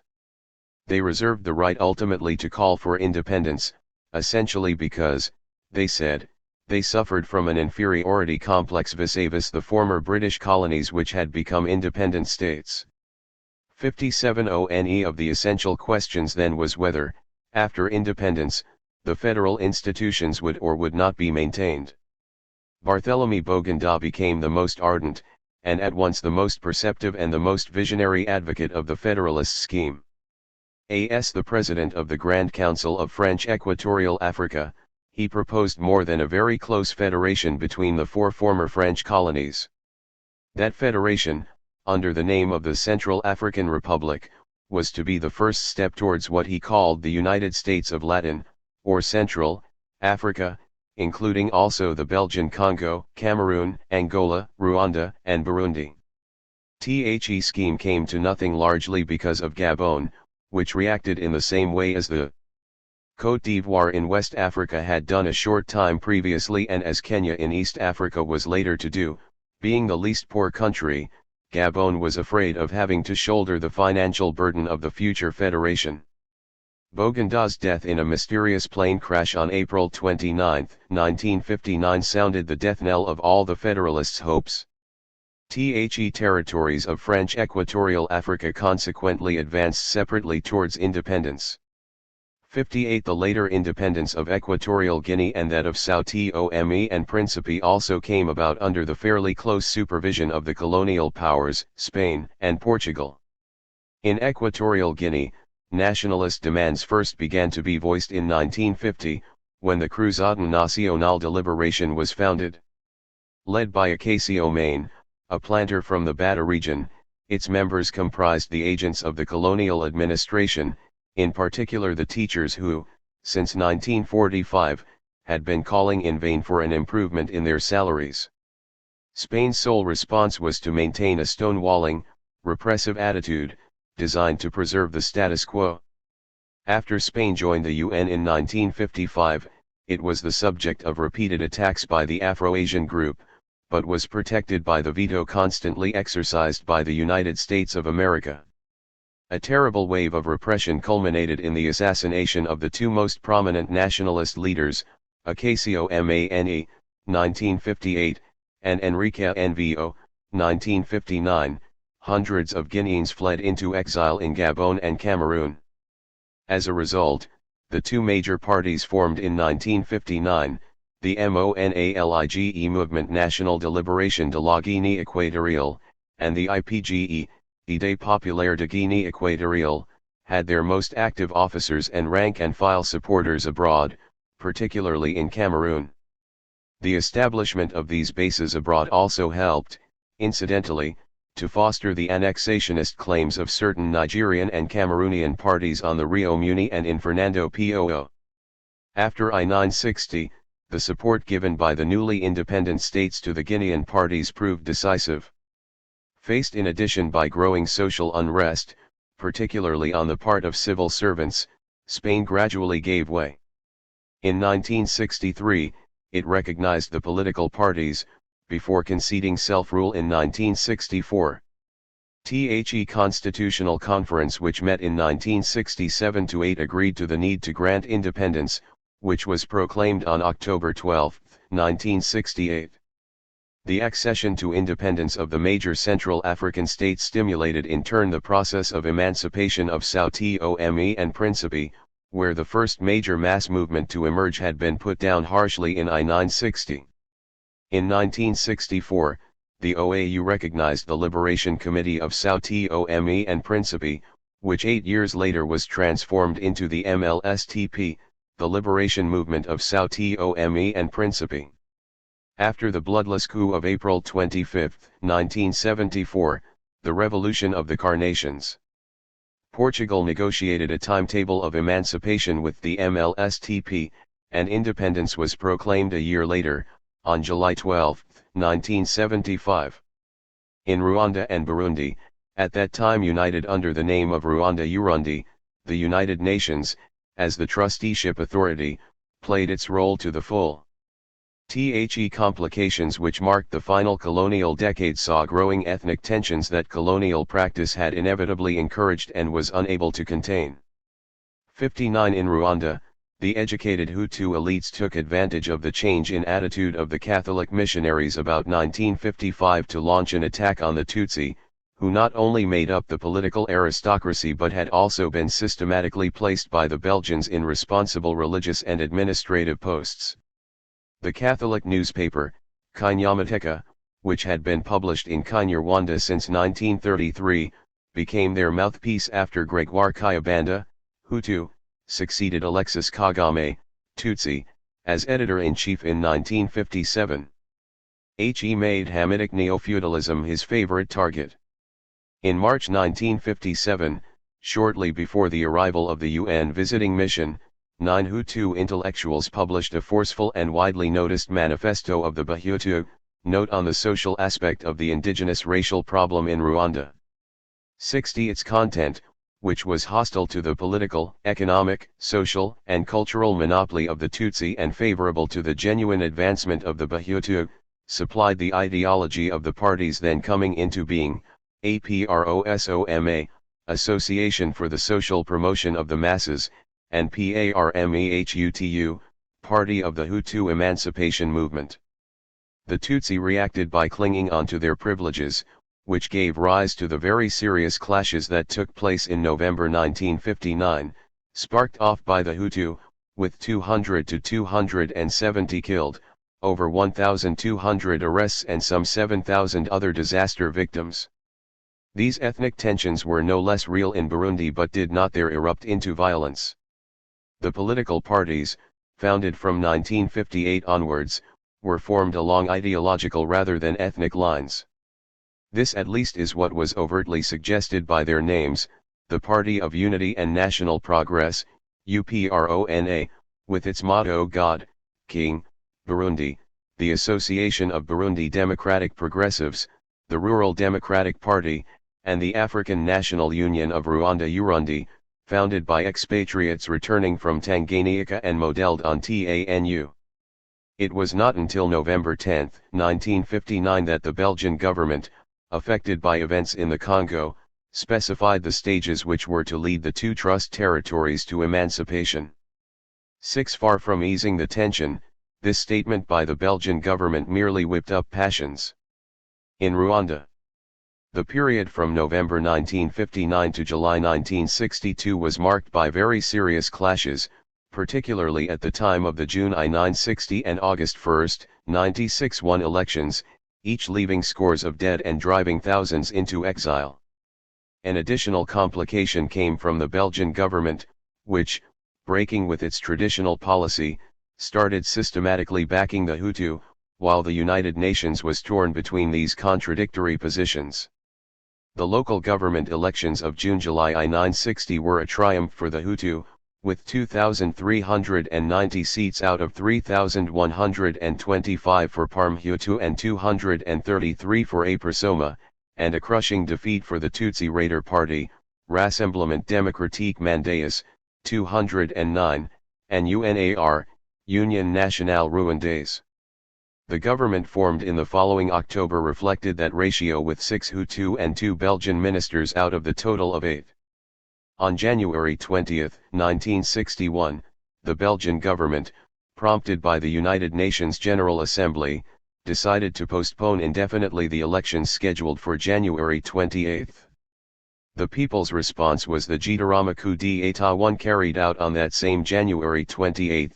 The elected communal representatives, accompanied by some 25,000 people, met at Gitarama and proclaimed the deposition of Mwami Kigeri V, who had already left Rwanda in May 1960, the establishment of the Republic, the immediate election of a government and a head of state, and the adoption of a constitution. The general elections, which were held in September 1961 under UN supervision, subsequently legitimized the coup d'état. Upon independence, Rwanda separated from Burundi, where the Belgian government was glad indeed not to have to contend with ethnic tensions. This did not prevent the administrators on the spot from increasingly engaging in delaying tactics. At the local government elections in 1960, for example, UPRONA, which was feared for its uncompromising nationalism, was in all probability sabotaged and won 19% of the seats. But it won a sweeping victory in the general parliamentary elections of September 1961, with 56 seats out of 62, held under UN supervision. Internal autonomy was granted by the Belgians in December 1961 and a United Nations Commission prepared the way for independence but did not succeed in preserving the union between Rwanda and Burundi, which had been desired by the UN but was unanimously rejected by the governments of the countries concerned. In the Congo, once the violent uprisings of the immediate post-war period were over, the need to become organized was felt still more acutely. But political parties were still banned. The Congolese consequently adopted two specific forms of organization which were to have lasting effects on the country's political and social future: the associations of former pupils and the traditional societies. Those associations, already long established, such as ADAPES, Association d'Anciens Élèves de Paris Discut, ASSANEF, Association d'Anciens Élèves de Frères de Écoles Chrétiennes, or the Cercle Saint-Benoît of Elizabethville, Lubumbashi, then entered their golden age. The young Congolese elites, thus kept under the constant patronage of the missionaries, contracted the very bad habit of approaching the consideration of society and later of policy, by proxy, handing the whole business over to obliging advisors. The colonial authorities also tolerated the existence of ethnic cultural associations, which were essentially inoffensive to them since their membership was limited and they maintained or accentuated divisions among the Congolese. NEW associations of this kind included ABAKO, Association de Bakongo, and the Lulua Frères. Colonial practice nevertheless ran into serious difficulties from about 1955 onwards, when the secular policy of the new Minister for the Colonies, Auguste Bessarade, broke the alliance between state and church, causing the latter to criticize the colonial undertaking, albeit in moderate terms. The language dispute between Flemings and Walloons also spread to the Congo and so brought the divisions among the colonizers to public notice. The African elites nevertheless continued to believe in the colonialist ideology and, in particular, in the doctrine, still formulated as a promise, of Belgian Congolese community, as can be seen from the book written by Patrice Lumumba at that time, Le Congo terre d'avenir est il menace, is the Congo, land of the future, threatened. It was a relatively obscure academic, Professor A. J. Van Bilsen, who, no doubt involuntarily, set the debate going again and prompted some Africans to adopt radical positions, by publishing the very soon famous Plan de 30 ans pour l'émancipation politique de l'Afrique belge, 30-year plan for the political emancipation of Belgian Africa, in December 1955 to January 1956. 62 The Congolese immediately responded by two manifestos, that of the Catholic group, Conscience Africaine, which accepted the statement of the problem and the timetable set out in the plan, and that of ABAKO, from then on led by the former seminarist Joseph Kasavubu, which bluntly concluded that since the time has come, emancipation must be granted forthwith rather than delayed for another 30 years. 63 The colonial government made the concession of organizing local elections in December 1957 in the major cities. But by skillfully imposing restrictions on these elections in the indigenous districts, it saw that the Congolese were left engaged in a profitless debate in which they had to fight among themselves and not against the colonizers, the effect of which was to accentuate ethnic divisions. Political parties nevertheless began to emerge on that occasion. In October 1958, Patrice Lumumba founded the movement National Congolais, MNC, which was the only major party that had a truly national base. Among the people at large, the social crisis, which had been simmering since the situation drastically worsened about 1957, exploded in the insurrection of the African quarters of Leopoldville, Kinshasa, 4–7 January 1959. Despite the severe repression, colonial rule collapsed. The Belgian authorities, WHO had never seriously contemplated decolonizing their empire, hastily improvised and pushed through the emancipation of the Belgian Congo. A roundtable conference held in Brussels in January 1960 set the date of independence at June 30 of that same year. The Congolese elites were nevertheless sharply divided on many points, less on the future structure of society than on the form of the state and the policy line of the regime. On these bases, and largely without regard for the people's aspirations, regionalists and nationalists, federalists and Unitarians, moderates and radicals confronted one another. The solution adopted, a shaky compromise, did no more than temporarily stave off major conflicts. The head of state, Joseph Kasavubu, represented the regionalist, federalist and moderate trends, while the head of the government, Patrice Lumumba, embodied the nationalistic, Unitarian, radical, and Pan-African aspirations. The inevitable conflict broke out immediately after independence, giving rise to frustration among the people at large and a very long civil war. In Cameroon and Angola, wars of liberation brought home to the colonial powers the necessity of granting independence. The UPC Union de Populations du Cameroun, incited and spearheaded the national struggle in Cameroon. The French administration was unsuccessful in its efforts to encourage the emergence of rival formations, which were both short-lived, a Bloc Démocratique Camerounois, holding Christian Democrat views, founded in 1951, and a Union Socialist Camerounois, which came into being in 1953.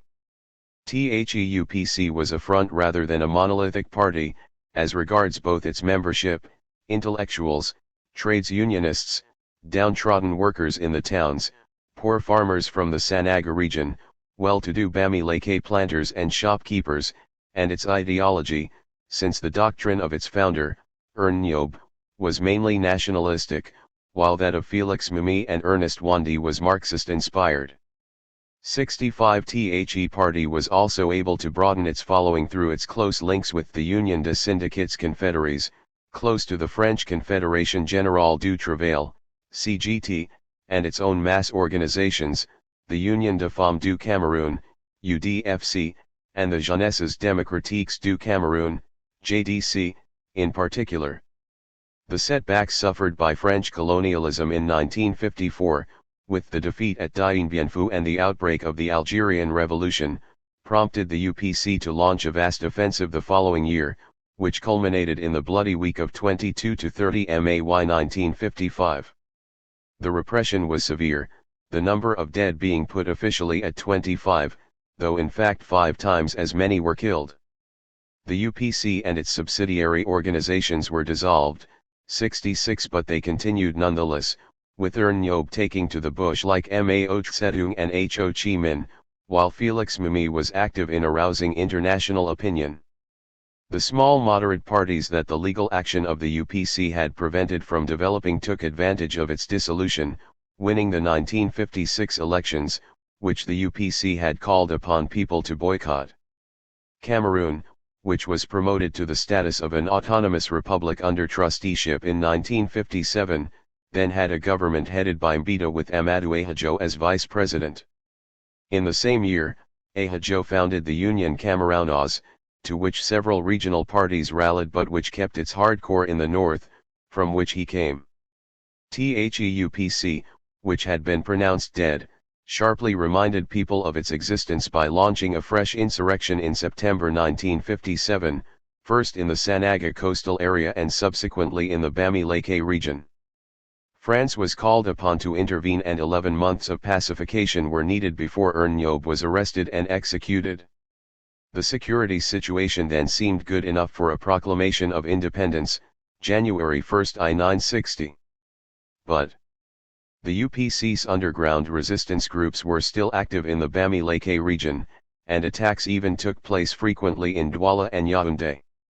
Furthermore, the legal opposition was active, since the new constitution, put to a referendum, was accepted by 800,000 voters but rejected by another 530,000. It took the intervention of 5 French battalions, the assassination of Felix Mimi in 1960, and a plot discovered at just the right time in 1962, to reduce the underground resistance and get rid of the legal opposition. But the end of the Civil War was not proclaimed until 1972 and the compulsory pass for travel between towns was abolished only in 1975.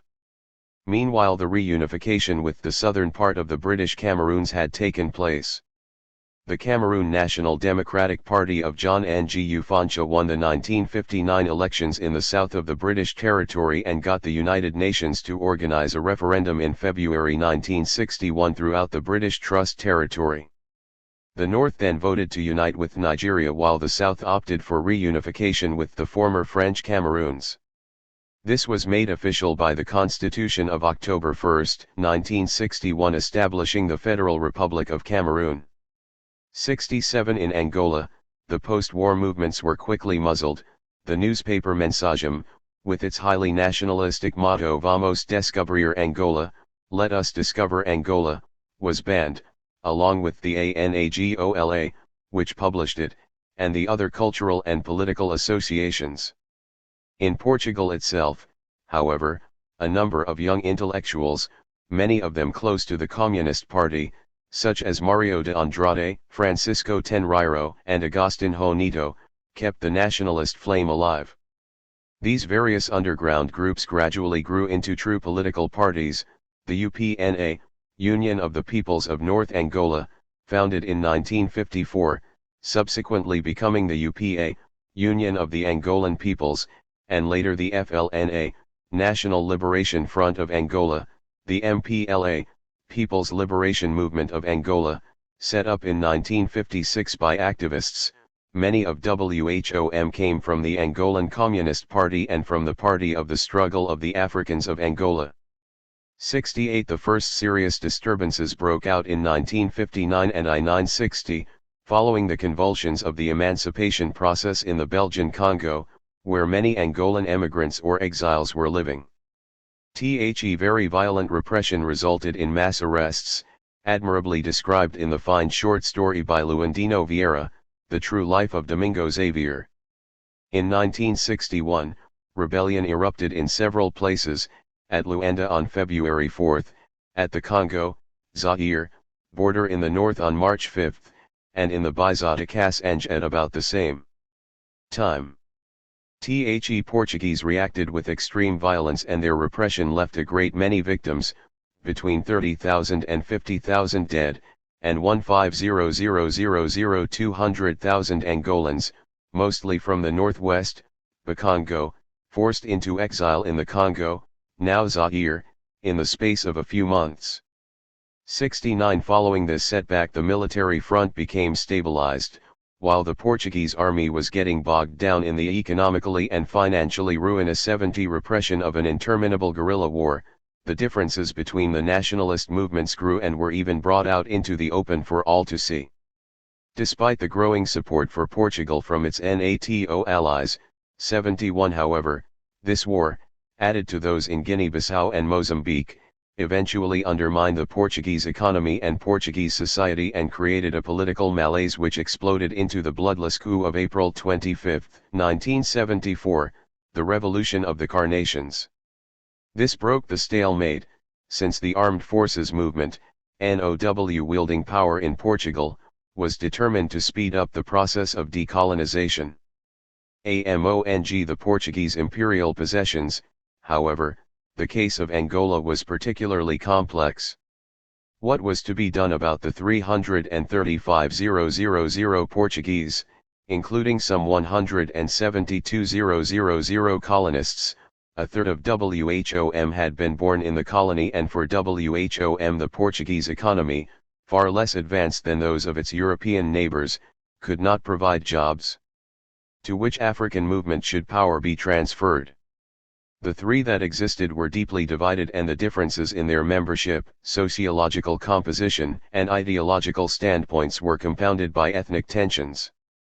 Led by the lower middle classes of the towns, the FLNA and UNITA, National Union for the Total Independence of Angola, founded in 1966 by FLNA dissidents, had gained a footing mainly in rural areas and along distinctly ethnic lines, the former appearing as the spokesman of the Congo and the latter as that of the Ovimbundu. With its much broader social coverage and firmer roots in the towns, the MPLA alone had a national base. Furthermore, the country's resources in agriculture, mining, and oil, the latter concentrated in Cabinda and the source of a strong local identity, aroused the cupidity of the great powers. It was only on January 15, 1975 that the Alvar Agreement, signed between the three movements and the Portuguese government, fixed the date for independence. 72 But disagreements immediately re-emerged. From February to July 1975, the battle for Luanda, won by the MPLA, enabled the MPLA to drive its rivals out of the capital. Independence was proclaimed on the scheduled date, but in the greatest confusion, at Luanda by the MPLA and at Huambo by the FLNA and UNITA. Civil war took over from the War of Liberation. The OAU, which was divided, 22 voting in favor of the MPLA and 22 against, with Ethiopia and Uganda abstaining, was a passive spectator of the fratricidal struggle. After a series of military successes, January-March 1976, the MPLA made the People's Republic of Angola a member of the OAU, February 11, 1976, and of the United Nations, November 1976. But several regions were still outside the control of the central authorities. 220. The struggle for political sovereignty in Eastern Africa, 1945 to independence. Michael Twaddle in collaboration with Lucille Rabarimanana and Isaria N. Kamambo. Eastern Africa for the purposes of this chapter includes not only the former British-ruled colonies of Kenya, Uganda, Tanzania, then the separate territories of Tanganyika and Zanzibar, Malawi, then Nyasaland, and Zambia, then northern Rhodesia, but the great island of Madagascar previously administered by France along with the Comoro Islands and Reunion, and also the islands of Mauritius and the Seychelles formerly governed by Britain. During the Second World War, Kenya became the center of Britain's East African Empire, especially after the fall of Singapore to the Japanese, and differences between the haves and the have-nots increased dramatically as the country's importance as a source of raw materials and food for Britain's wartime effort increased. These growing internal differences were to be a crucial cause of the single most important example of anti-colonial insurgency to erupt anywhere in tropical Africa against British colonial rule, the Mau Rebellion. But 5 years before that particular rebellion broke, the French colonial presence on the great island of Madagascar suffered a shock, also intimately influenced by the global crisis of the Second World War, in the shape of the insurrection of March 1947. Madagascar 1. There had been organized resistance in Madagascar to French colonization from its very beginning, and some southern areas of Madagascar did not lay down their arms until some 10 years later. Before the First World War a secret nationalist society was founded in Tananarive, the Six Vado Sakelika or WS, the Malagasy initials for Iron Rock Green Stem. 2. In the interwar period, the national movement concerned itself mainly with demanding equality of rights between Malagasy subjects and French citizens. The French were prepared to offer full citizenship rights to selected Malagasys much more generously than was then customary in neighboring British colonies on the African mainland. However, as the survival of WS and its transformation after the Second World War along with other secret associations into something politically much more serious indicates, while French assimilative policy succeeded temporarily in creating a pliable Malagasy collaborating elite, as a long-term strategy it failed. Indeed, French colonialism in Madagascar stimulated cultural nationalism amongst the indigenous people paralleled in intensity in British-ruled areas on the African mainland, perhaps only amongst Mau insurgents in Kenya. But the French were not working purely by themselves in this endeavor. They were unwittingly building upon the earlier cultural renaissance of 19th-century Madagascar discussed in Chapter 10 of Volume 7. It was the Second World War, however, that enabled elite nationalism in Madagascar to fuse with mass discontent. This happened for several reasons. Global war was a traumatic experience affecting all European colonies in Africa, but on Madagascar the traumas of war were further radicalized by the indignities of defeat. In 1940 the French administration there declared for Vichy, and immediately Madagascar became a target for the British and the Free French. In 1942 the great island was successfully invaded and, while Governor-Generalship of Madagascar was handed over to a Gaullist nominee, the British in fact remained on Madagascar until 1946. This was deeply damaging to French colonial prestige. Amongst ordinary islanders, post-Vichy rhetoric also clashed with the hard facts of post-Vichy life. All European colonies in Africa suffered from shortages of imported goods during the Second World War and the consequent inflation, and Madagascar's position as an occupied island after 1942 created further problems of foreign exchange. In 1943-4 there was a serious famine. The price of rice, the staple food, went sky high. The office du riz became extremely unpopular, some farmers paying enormous prices to buy back food they themselves had grown and earlier sold at lower prices. While there was much talk about a better deal for colonies after the Atlantic Charter of 1941 and the Brazzaville Conference of 1944, it was easy for nationalist leaders on the Great Island to argue persuasively after the war that colonization was simply exploitation. 3. Admittedly, immediately after the war the hated indigenat system of forced labor was abolished, and political representation in Paris accorded to Madagascar along with other French colonies. In this the French were far more generous than their British counterparts in Eastern Africa. It is difficult to conceive of Jomo Kenyatta, for example, being elected to London at this time as a parliamentary representative for Kenya. However, while prepared to go further within the more generous traditions of a Greater France, there was a point beyond which metropolitan Frenchmen became exceedingly intransigent compared with British, the point of total independence, which the British had already accepted. It was independence which Malagasy delegates to the French Parliament demanded after the Second World War. The Saint-Ho Chi Minh Accord of March 1946, which recognized the Democratic Vietnam Republic as a free state, having its own government, parliament, army, and finances, as part of the Federation of Indochina within the French Union, prompted the two Malagasy deputies to Paris also to table a bill making Madagascar into a free state, having its own government, parliament, army, and finances, within the French Union. 4th bill was immediately attacked as anti-constitutional and lost during the dissolution of the First Constituent Assembly. But it was a precedent. It was also an example of French intransigence which convinced many Malagasy nationalists that all the reforms of the immediate post-war period were really a fraud, a mere patching up replâtrage, of earlier French colonialism. 5.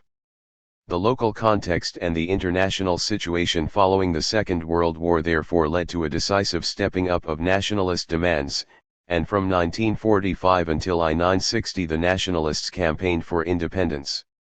This ambition was not confined to the politicians of Tananarive or other cities but spread into the heart of the country and the coastal regions and was shared by both upper and lower income groups. Above all, it found expression in a political party, the Mouvement Démocratique pour la Rénovation Malgache, MDRM. The MDRM had come into being in Paris in February 1946, under the leadership of the two deputies elected to the French National Assembly in 1945 by the Second Electoral College, that is, by the indigenous voters in Madagascar, voting rights being dependent upon a property qualification at this time. Nonetheless, the MDRM spread rapidly throughout Madagascar in urban and rural areas and among all social classes. Its success was principally due to its program being presented as immediately realizable. However, a rift developed gradually between the rank and file and the MDRM leadership as the deputies started talking about a free state within the French Union, as already noted. This caused some MDRM militants to join secret societies, the JINY6 and the Malagasy National Party, PANAMA. These were organized by the nationalists who were convinced that France would not easily grant independence, thereby making its achievement by force inevitable. Nevertheless, this did not prevent the MDRM from achieving increasing electoral success throughout the island, which caused concern to the leading figures in the coastal areas attached to France and to the existing regime. In July 1946 they founded the Partida de Charites de Madagascar, PADESM. The PADESM drew its members from the leading citizens of the coastal areas and it opposed the MDRM most vigorously. It deliberately identified the MDRM with the Hova, in other words with most of the people living closest to Tananarive, and made its appeal to the 17 other ethnic groups of Madagascar, excluding the Hova. It recruited members on an ethnic basis. The French administration, worried about the rise of Malagasy nationalism in its MDRM form, made haste to give its active support to the PADESM. In late 1946, following the election of 3 deputies to the Legislative Assembly, all of whom were from the MDRM, measures began to be taken against the party. Newspapers were curtailed. MDRM members and leaders were arrested on the flimsiest excuses. Also throwing themselves into the fray, French settlers in the coastal areas ill-treated workers belonging to the MDRM and had no scruples about harassing its local leaders. The provincial elections of January-February 1947 thus took place in an explosive atmosphere. Tension was further increased by the colonial authorities' interference in the proceedings. Nonetheless, despite this, most of the elected provincial councillors came from the MDRM. Conflicts between differing shades of political opinion became fiercer. Rumors of an imminent uprising abounded. And it actually occurred. On March 29, 1947, the French authorities and the Malagasy people in general were only half surprised. On March 29 uprisings occurred in the eastern part of the island, in Mormanga, Monacara, and elsewhere. However, in cities like Tananarive, Fianarantsoa, and Diego Suarez the movement was ineffectual. But in the eastern upland region insurrection spread rapidly, the rebels continuing to gain ground until July 1947 and controlling a large part of the Tonala and Bazabazano area. However, because of difficulties of communication between them and the fact that they were surrounded, the insurgents were forced into a more defensive position after August. The uprising was only finally suppressed by French colonial troops in November 1948, well over a year later.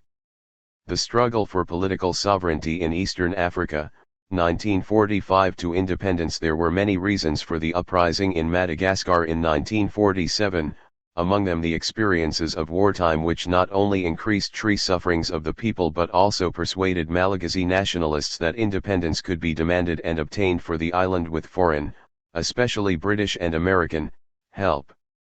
7. The principal explanation, however, was the unstoppable growth of the desire for independence amongst an ever-increasing number of Malagasy people after the Second World War, and their membership of the MDRM. The political success achieved by this political party, and the uneasiness its success aroused in French colonial officials were such that, at the start of the insurrection, French officials declared that the MDRM was behind it.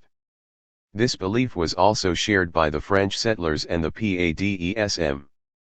The inhabitants of the Tananarive area, the Hova, too were attacked as being behind the insurrection. Only the Hova really wanted independence, so it was believed, and the insurgency in the coastal areas was simply the means by which power was to be seized. This flew in the face of the facts, and disregarded the yearning for independence that by now was widespread amongst Malagasys from every social and ethnic background. White settlers in rural areas now took the law into their own hands. Immediately the insurrection erupted, however, MDRM deputies declared that they could not be held responsible for either the preparation or the outbreak of unrest. Similarly, nationalist newspapers defended the Hova people and pointed out that they had always served the cause of colonization, too. They were also quick to point out how attached Malagasys were to French culture. 8. A spirit of repression quickly spread throughout Madagascar soon after the insurrection began. The leaders and even ordinary members of the MDRM were arrested, and the party itself was dissolved on 10 May 1947. In addition, all other parties, including the PADESM, were proscribed. Court hearings were held throughout the island. The Tananarive trial of November 1948, the most notorious of all, resulted in 6 death sentences, 2 of them for former MDRM deputies Joseph Razida and Joseph Ravohanji, and several terms of hard labor for life. WHO was really behind the insurrection? The colonial administration, French settlers, and the PADESM all believed that it was the MDRM. MDRM members themselves, and French supporters of the party in France, considered the events of 1947-8 to have been due to provocation by a colonial administration bent on doing everything it could to get rid of that troublesome party. On the other hand, the view of those actually involved in the insurrection, as recorded by the historian Jacques Tronchon, was that it was a genuine nationalist movement that arose out of the firm resolve of some Malagasys to throw the French out of Madagascar, Malagasys, moreover, who were convinced that only armed struggle would enable them to achieve this end. It is commonly held that Malagasy nationalism was stamped out by this colonialist repression, which caused the death of close to 100,000 Malagasys, 9, but this is untrue. The insurrection of 1947 was a bitter failure, but Malagasy nationalists did not give in. Even between 1948 and 1956, a period when repression was especially harsh, the ambition to achieve independence persisted and found expression principally in newspaper articles published in the capital. They demanded, not only that the country should be granted the desired status, but also that an amnesty should be declared for the numerous victims of post-insurrection repression. Those demanding the status of free state were few in the immediate aftermath of the insurrection, but as the local political situation became calmer and the French regime less repressive, an increasing number of Malagasy supported it. France's setbacks elsewhere within the French Union, in Vietnam and North Africa especially, also contributed to renewed boldness by Malagasy nationalists. The most spectacular support now given to Malagasy nationalism was undoubtedly that of the Roman Catholic hierarchy, which in November 1953 officially recognized the legitimacy of popular demands for independence. This declaration was followed by direct support for the nationalist movement, given to the moderate wing of it so as to frustrate its communist sympathizers. Increasingly thereafter the nationalist movement followed a haphazard course. There was no single unifying organization. Politicians were divided more by personal rivalries than by ideological differences. However, in 1956 the situation changed again as an outcome of the war in Vietnam, the beginnings of the national liberation struggle in Algeria, the influence of the 1955 Bandung Conference, and the coming to power of a socialist government in France. It was after the Framework Law, passed as a result of these influences, that a number of differing political parties were founded locally. Prominent among the moderate parties founded at this time was the Parti Social Démocrate, PSD, established in Majunga in December 1956 by Philibert Tsarayana and André Rizampa. It spread first to the western and northern parts of Madagascar and soon had sections all over the island thanks to the goodwill of a colonial administration ready to help a left-wing offshoot of the PADESM and the satisfaction with the institutional changes introduced by the Framework Law. There was also Antoine Zafame of his Union Démocrate et Sociale de Madagascar, UDSM.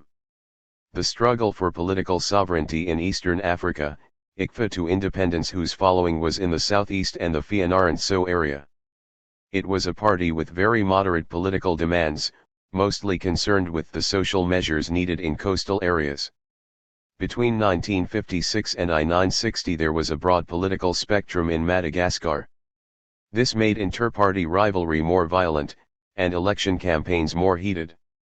The formation of the Rev. R. Andriana Manjatos AKFM, Ankotani Kongrani Fahaleovanti Nan Madagascara, in 1958 as one of the most radical parties increased the inter-party militancy of the period. The local colonial authorities constantly said that they had no intention of interfering in elections, but nonetheless irregularities were widely committed by lower-level French officials, while those thinking of voting communist were threatened with excommunication. Nationalists nonetheless won a majority of seats in a few places such as Tananarive, Tamatave, Diego Suarez, and Talier. At the provincial elections in March 1957, however, they lost ground. Responsibility for this can unquestionably be attributed to the French colonial administration, religious authorities, and white settlers, but disunity amongst nationalists themselves also contributed to their downfall. And General de Gaulle organized a referendum on continued membership of the French community in September 1958, the ayes triumphed in Madagascar. The nays were in a majority in the capital and well represented in Tamatave and Diego Suarez also, but the pressure brought to bear by the French administration and moderate politicians was so great that the advocates of complete independence from France were defeated. In June 1960, when Madagascar finally became independent, the party which gained most from it was the Parti Social Démocrate of Philibert Soriano. Those who had fought for complete independence from France earlier NOW found themselves in the parties of opposition, amongst them the Parti du Congrès de l'Indépendance 11 and the Mouvement National pour l'Indépendance de Madagascar. 12. To evaluate fully the struggle for political sovereignty in Madagascar requires a more detailed picture within which not only the respective strengths and weaknesses of Malagasy nationalism and French colonialism may be examined adequately, but also one within which their successive interactions may be analyzed intelligently. Here, despite some useful work, 13 much further research needs to be undertaken in Madagascar as well as on the immediately adjacent African mainland and islands. Forces for change in British-ruled areas. Immediately after the Second World War, Britain had a Labour government committed to sweeping socialist reforms at home as well as change in the colonies. Like their socialist and communist counterparts in France at this time, the British Labour Party saw no contradiction between these two objectives, for in retrospect, matters appear differently. The sheer scale of the economic and social plans for post-war development in East and Central Africa have been described by two British historians as amounting to a second colonial occupation of the area, 5, and can be seen to have had a far more disruptive effect upon the stability of British colonial rule there than the token representation of one or two Africans in local legislative assemblies of which British politicians made so much at the time. 4. While the British in East and Central Africa did not have the problems of defeat and loss of prestige to cope with that the French encountered in Madagascar, they too had problems of economic devastation at home as a consequence of the Second World War. East and Central Africa, therefore, had considerable importance for Britain's post-war economic recovery, in bridging the dollar gap through the sale of colonial produce and raw materials on the world market. 16. Uganda 17. Uganda in 1945 differed from Madagascar in several ways. Besides being a landlocked territory rather than an island, it was governed not only by a victorious European colonial power but also one whose policy had been to preserve rather than to destroy the leading pre-colonial polity within its borders, the Buganda Kingdom. Uganda and Buganda were of course not geographically the same, there being several smaller kingdoms and peoples in the western section of the Uganda Protectorate, not to mention the many kingless societies in the north and east of the territory. But the British in Uganda had based their rule upon Buganda, recognizing its quasi-autonomy and introducing an unusual form of quasi-freehold land tenure through the Uganda Agreement of 1900, and they based their administration of many other areas of the Uganda Protectorate upon Buganda intermediaries. Ugandan nationalism as it developed in reaction to British colonialism had therefore what seemed to be a contradictory character, sometimes identifying with the greater glory and autonomy of the Buganda Kingdom, at other times reflecting the multifarious grievances of ethnic groups occupying other areas of the British Protectorate. Wartime rhetoric about defending the rights of oppressed nationalities in Europe, like the Poles, served to enhance the force of these ethnic demands for a status comparable to Buganda. But the greatest impact of the Second World War upon Uganda probably lay less in the ideological fillip given to local cultural nationalism than in the more obviously material grievances to which global conflict gave rise in both urban and rural areas. To understand fully these tensions within Uganda in the 1940s, one has to take into account the various interest groups which were created by the colonial system itself. They reflected the fragmented character of the elite, or the petite bourgeoisie, in Uganda. Its three main fragments had particular interests which tended to be in harmony only over the short run and, in terms of forming nationalist struggle, also tended to be complicated by ethnic and religious divisions. The first fragment consisted of the civil servants whose main grievance was racial discrimination in pay scales when compared with their British and Asian counterparts. The second group was that of cash crop farmers who were full of resentment against cotton ginners, who were mainly Asians, and state marketing boards for creaming off a substantial part of their surplus product. The third fragment consisted of the traders who were demanding an end to state-protected monopoly privileges granted to certain Asian and British companies.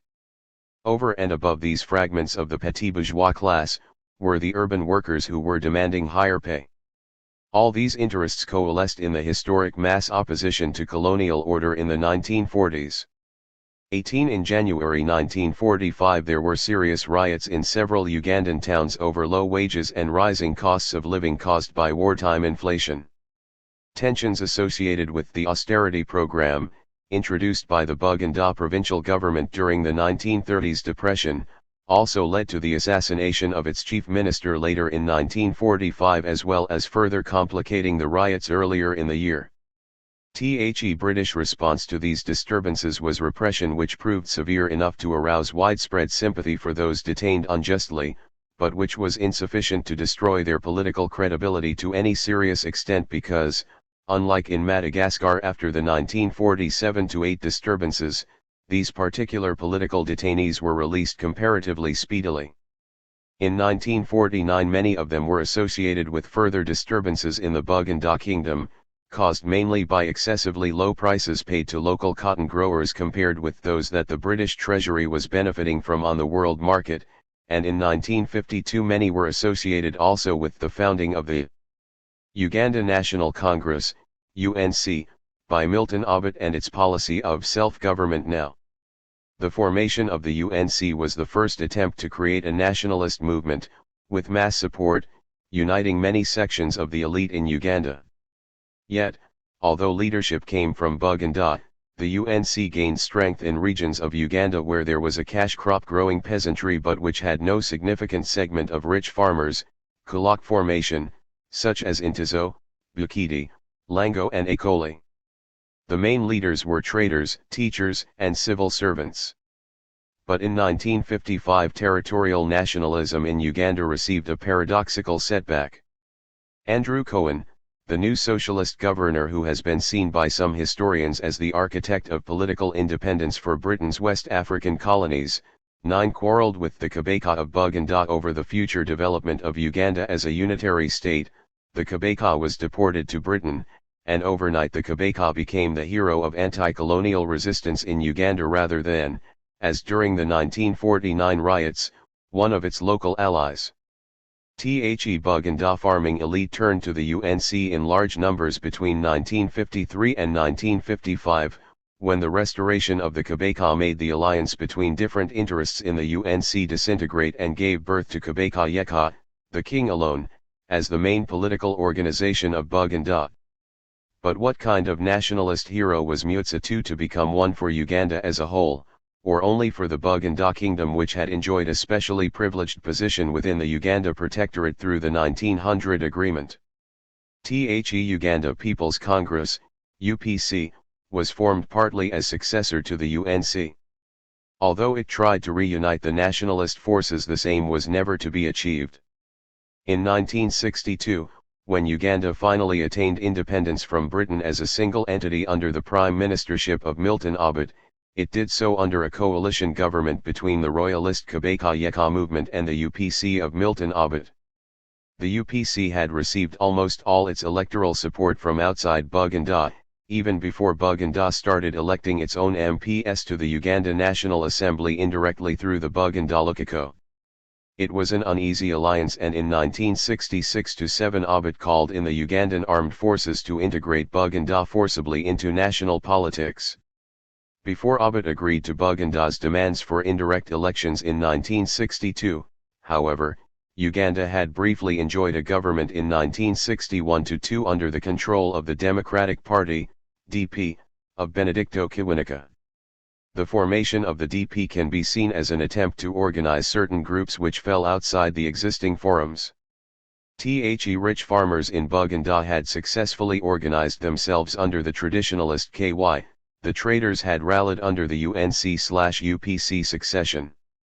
Other social forces at national level that had felt left out were to be mobilized by the expansion of DP, which had originally started in Buganda using a religious base.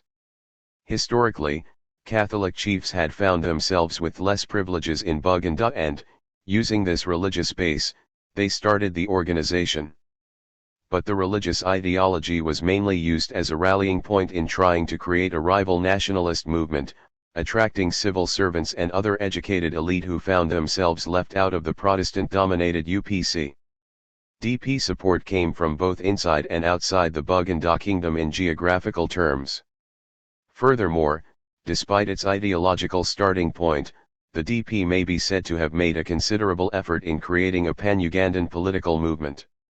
It has enjoyed considerable support from trade unions besides the Catholic Church. 20 In the final pre-independence elections of 1962, the DP came second to the KYUP coalition. 21 On the whole, however, the rise of nationalism in Uganda does display ideological and regional divisions which made it difficult for the petite bourgeoisie to emerge as an integrated and unified class in fighting against colonialism, unlike what happened in neighboring Tanganyika. Tanganyika 22.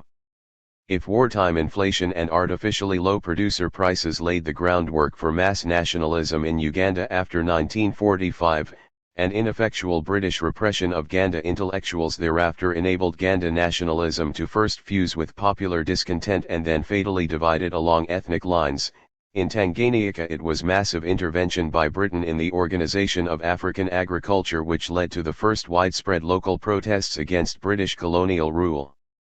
The first effect of these protests was to encourage the trend Dr. John Iliffe called tribal aggregation. 23 Colonial policies had led to socio-economic change that accentuated regional differentiation and rivalry among educated groups for faster development within their ethnic areas. As a result, a number of ethnic-based associations were formed which in turn were used to articulate opposition to unpopular policies. In some areas the process led to successful demand for paramount chiefs to strengthen ethnic unity, as was the case of the Chaga in the northeastern part of the country.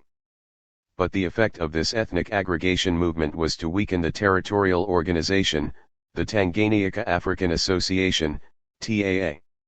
Having started in the late 1920s as a welfare organization of civil servants, 24 during the 1930s TAA stimulated the formation of provincial branches and, from time to time, the central organization was to be strengthened by their vitality. In the post-war period, the countrywide protests organized on ethnic lines tended to weaken the territorial organization of TAA but, ironically, the protests against colonial policies were to become one of the pillars on which the territorial organization was to be revitalized and eventually on which a strong political party, the Tanganyika African National Union, TANU, was to be built. The revitalization stimulus came from the Lake Province, an area of Tanganyika roughly equal to Nyasaland but providing approximately half the value of Tanganyika's total agricultural exports. In this province, as in many other areas, post-war British reforms in local government made it, in one scholar's words, easier to impose unwelcome agricultural policies from above than for the participation in democratic institutions from below. 25 Widespread popular protest erupted in the province and the provincial branch of the TAA was quick in taking up the grievances, thus linking the Urban Welfare Association with articulation of rural problems. This was the beginning of the transformation of the TAA into a political movement. The Lake Province branch did three remarkable things: it penetrated the countryside, it articulated the attack on the colonial regime, and finally, it demanded strengthening of the central organization and convening of a national conference. Among the well-known prominent leaders of this revival were M. Bomani, B. Munanka and S. Kandaro. In the central office in Dar es Salaam, the immediate post-war activities had come from a combined effort of civil servants and educated townsmen who had fought in Burma during the war.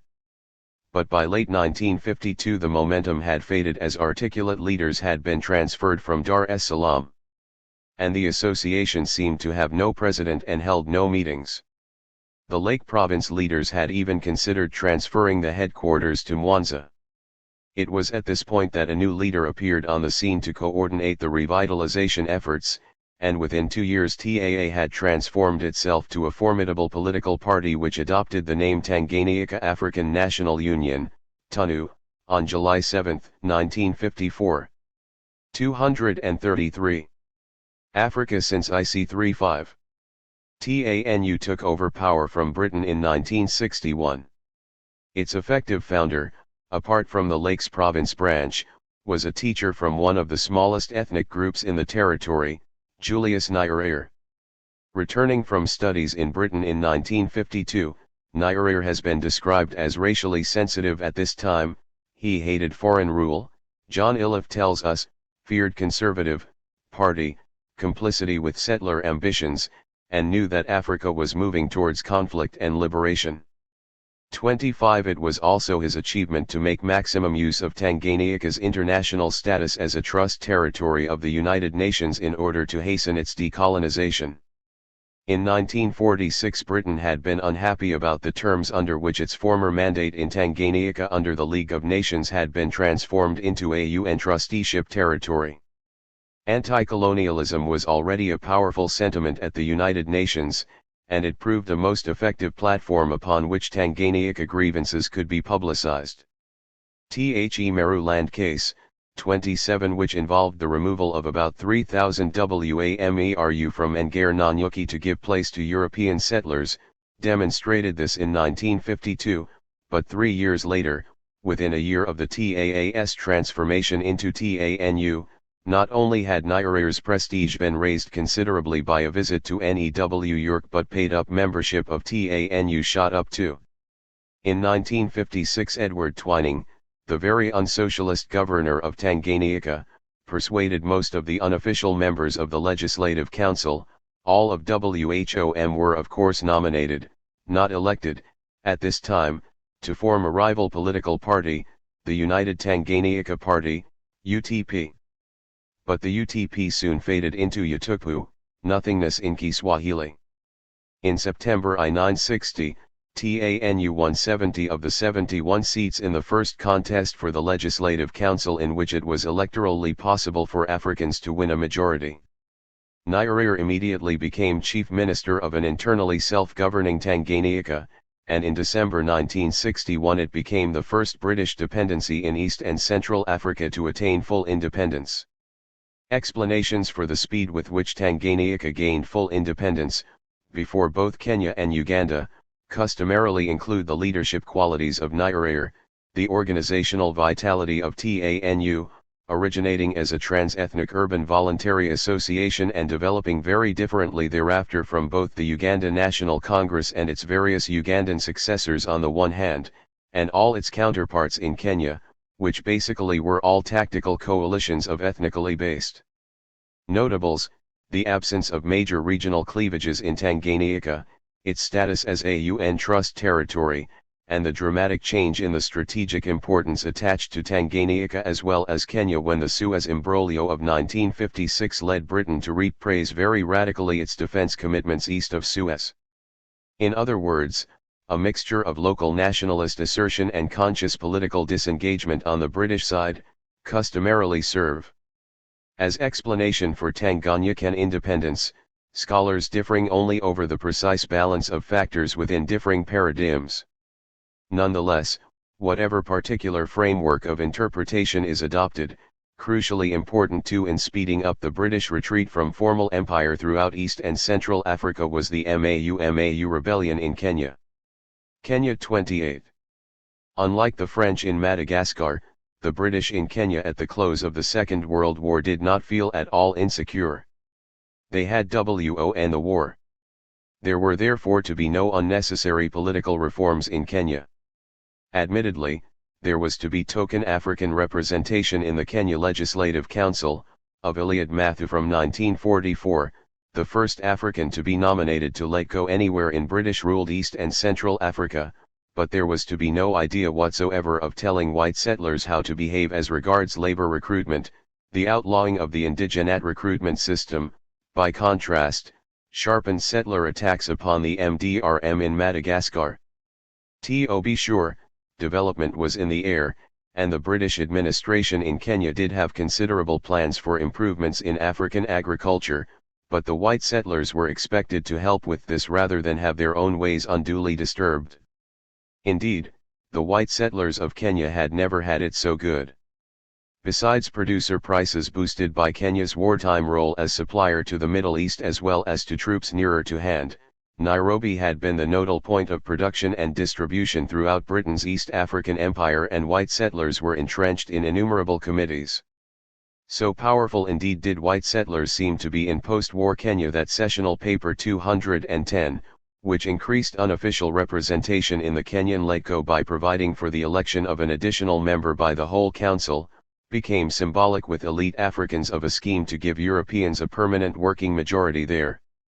Shortly after the MAU emergency itself was declared in October 1952, the Kenya African Union, KAU, wrote to the British Colonial Secretary, arguing that, much of the present trouble is due to the fact that Africans are not adequately associated with the machinery of government to make them feel that they are a real part or partners in the government of the country. This has the twofold effect of denying to the government the benefit of considered African opinion in the making of government policy, and on the other hand of creating an impression in the minds of the people that the government, because of its composition, does not work in the interests of Africans. During the last 30 years, while the requests of the European community have been conceded, the requests of the African community have been consistently ignored. This has led the ordinary African to believe that only if he has a government of his own can he benefit and not otherwise. 29. However, by this time the principal officers of the KAU had all been detained on account of their suspected complicity in organizing the Mau Mau. In retrospect, this does not seem to have been any more the case in Kenya than in Madagascar. Indeed, if anything, the gap between the African nationalist elite and the men of violence seems to have been much greater in Kenya. Originally founded as an extra-parliamentary support group for Eliud Mathu in 1944, the KAU quickly proved to be very moderate. Jomo Kenyatta became its president in 1947, a year after his return from self-imposed exile in Britain and, briefly, in the Soviet Union. But Kenyatta was now no Bolshevik. The British might remain intensely suspicious of him, but by October 1952 Kenyatta, along with most other KAU notables, had been repudiated by the MEN organizing MAU oathing. Who these people were it is still difficult to say with certainty, and the whole question of the organization of the MAU is still a matter of political controversy in Kenya. That many of them were younger MEN associated with trade union activity and with Nairobi seems clear. That MAU itself was a violent conspiracy to oust the British as well as to regain control of stolen lands also seems clear. There were oathing campaigns amongst the Kikuyu people throughout the post-war period, but it was not until 1951 that the violence associated with oathing seems to have got out of hand. Riots against rinderpest regulations as well as compulsory terracing in that year, followed by arson against white settler farms, the maiming of their cattle and, at the start of October 1952, the murder of the leading Kikuyu loyalist, Chief Werahayu, by armed gunmen in broad daylight. From subsequent memoirs published by MAU insurgents we know that preparations were being made for eventual armed revolt in the forests by thefts of arms. But it is probably the declaration of a state of emergency at the end of October 1952 by a newly arrived British governor, acting under white settler pressure, that caused the MAU to go off at half-cock. In terms of sheer territory taken over, MAU insurgents were less impressive than their earlier counterparts in Madagascar, who within a few months had taken over a sixth of the island. Very few MAU fighters had been equivalents of ancients combatants during the Second World War, no whole townships were seized, no significant stretches of cultivated land were ever completely controlled, and fewer European civilians were killed by insurgents throughout the whole MAU emergency than died through traffic accidents in Nairobi during this period. Admittedly many Africans died, and many scholars today consider that the MAU was principally a Kikuyu civil war, but even most of these murders took place after the British security forces launched their counterinsurgency campaign, after they had started detaining MAU suspects without trial, and after compulsory villagization had been introduced in order to separate forest fighters from rural as well as urban supporters. What, then, was the MAU? Present evidence it seems to have been a number of separate things, sometimes overlapping, at other times going off in different directions, a squatters' revolt, resistance against enforced agricultural improvement policies, a cultural revival, an internal war, and an anti-colonial movement that echoed earlier primary resistance against the imposition of British colonial rule half a century earlier. 30. To begin with, the Mau was a squatters' revolt. When white settlers first established farms in the White Highlands of Kenya in the early 20th century, they were frequently assisted by Africans. Who exchanged their labor services for herding and cultivation rights, but with the economic boom that began at the end of the 1930s, many white farmers became increasingly specialized and mechanized, and as a result threw many squatters off their farms.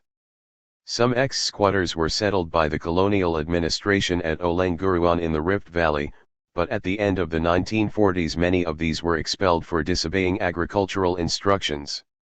It was at Olenguruan that secret oathing was widely employed as a form of popular solidarity and resistance.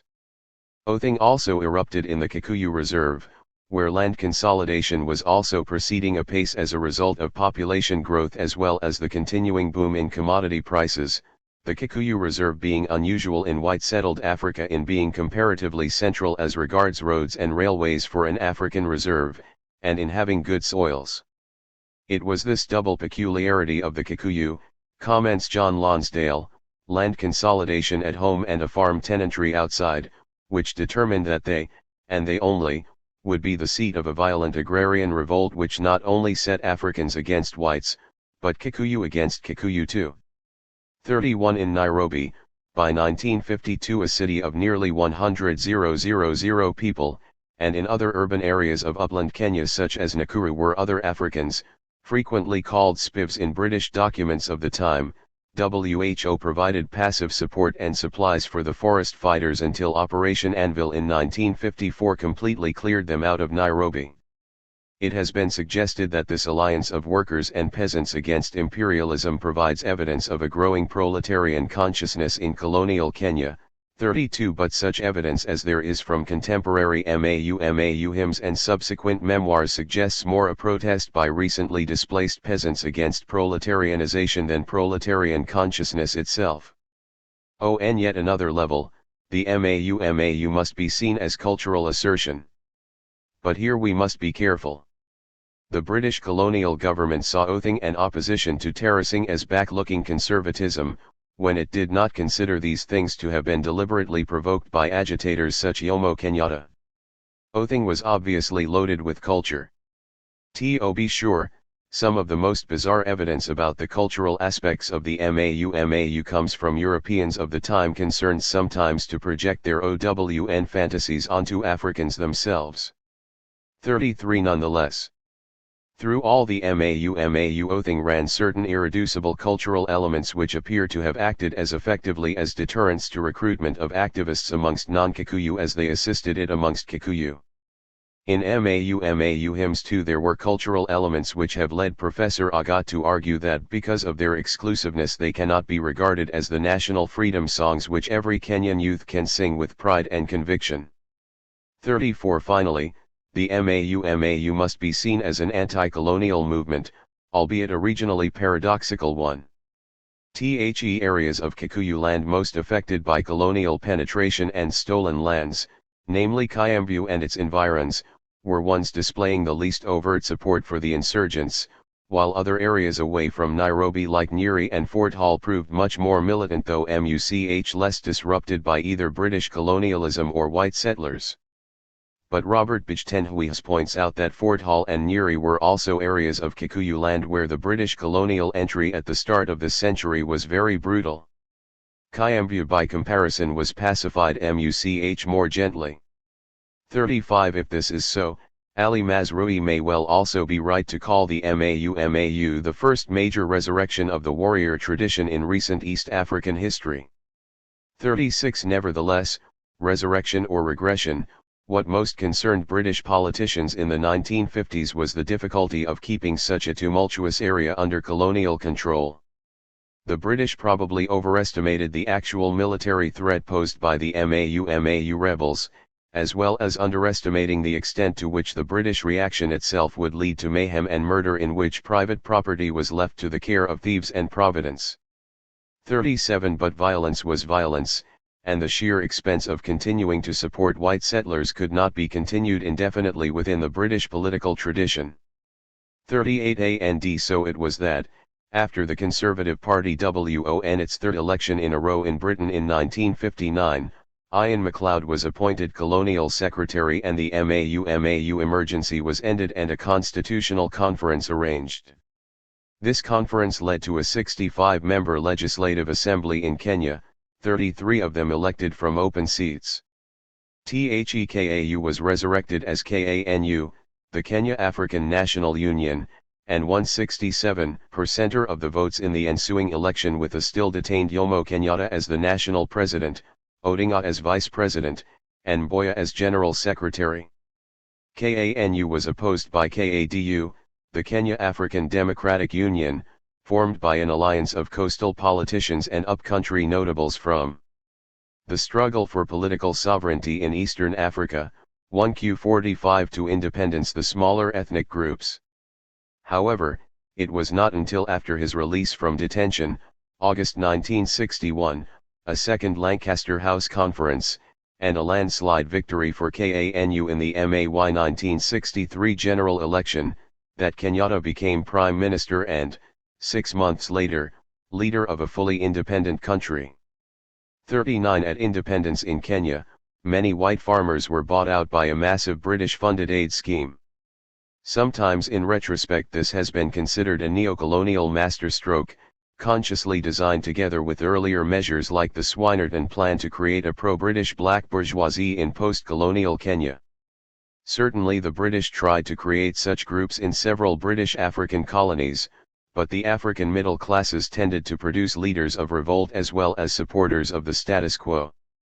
For Kenya this tendency is graphically illustrated by the complaint of the white settler politician, Michael Blundell, that go-ahead-better farmers there had a paradoxical tendency to vote for the more extreme and radical candidates, with views quite contrary to their own interests as property owners and, when asked why, said that such candidates were the only people capable of dealing with the British colonial system. 40 A black middle class was built up in colonial Kenya, but its origins must be sought much further back in time than the 1950s. It was in the early colonial government employment and farm income. 41 And anti-colonial nationalism in Kenya was a much more complicated phenomenon than simply political action by an emergent black bourgeoisie acting independently of both the wider and the local context. Nyasaland and Northern Rhodesia. 42. In Nyasaland, now Malawi, and Northern Rhodesia, now Zambia, increased British interference in African agriculture aroused considerable unrest in the immediate post-war period. 43 But it was the imposition of the Central African Federation, CAF, in 1953 which caused a really explosive political convergence of elite nationalism and mass discontent in both these British-administered territories. Why did the imposition of federation cause so much African discontent? For years white settlers of southern Rhodesia, self-governing, it should be remembered, since 1923, had toyed with the idea of amalgamation with Northern Rhodesia and Nyasaland, both then administered by the British Colonial Office along with Kenya, Uganda, and Tanganyika, and both with European minorities living in them. Immediately after the Second World War the new socialist government in Britain vetoed amalgamation but looked more favourably upon federation as an aid to economic development as well as possibly creating a political buffer against infiltration by Afrikaners from South Africa. However, protests from elite nationalist associations such as the Nyasaland African Congress, founded 1944, and its Northern Rhodesian counterpart, founded 1948, and others, were sufficient to stop anything actually being done before October 1951, when a British Conservative government came to power in London. This government was much more closely tied to business interests and white settlers favouring federation. The federal idea was also supported by civil servants, such as Andrew Cohen, before he went to Uganda and deported the Kabaka, for more bureaucratic and developmental reasons. In 1953, federation was finally imposed upon both Nyasaland and Northern Rhodesia despite considerable local African protest. 44 In Southern Rhodesia, needless to say, it was welcomed by the white electorate there because of the economic potentialities of Northern Rhodesian copper. For a time, African resistance to the Central African Federation was muted after its actual imposition. In Northern Rhodesia, the influential African Mine Workers Union ignored the 2 days of prayer called, Gandhian fashion, by Congress, and Congress itself suffered from leadership disputes which were never resolved. Finally, in 1958, Kenneth Kaunda broke away to form what later became the United National Independence Party, UNIP. A year before, however, the CAF authorities had gone too far, attempting to entrench white privilege further by establishing a new federal citizenship which Nyasaland Africans, for example, could purchase for £5 and by signing away their existing rights as persons protected by the British Colonial Office. TWO electoral rolls were envisaged, the only clear thing about their otherwise complicated provisions being that Africans, as the poorest citizens materially, would have enjoyed the worst benefits under it politically. There were NOW political storms. In mid-1958, Hastings Bunda, a medical doctor WHO had acted for the Nyasaland Congress in London before going off to work in Ghana, returned as candidate for the Nyasaland African Congress presidency. Upon confirmation, there began a campaign of non-cooperation which culminated in full independence from Britain 6 years later. A state of emergency was declared in 1959, and under Operation Sunrise, Bunda and 200 other Congress activists were detained. The commotion caused by these arrests and the associated violence and use of white troops from southern Rhodesia led to the appointment of a commission of inquiry by the British government in London. The Devlin Commission embarrassed both the local governor and the authorities in Britain. Nyasaland is, no doubt temporarily, a police state, in which it was unsafe for anybody publicly to express support for the Congress leaders, Devlin reported.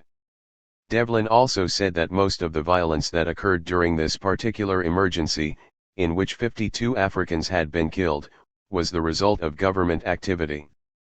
45 The British Colonial Secretary and Nyasaland Governor of the time both said that Devlin was misleading.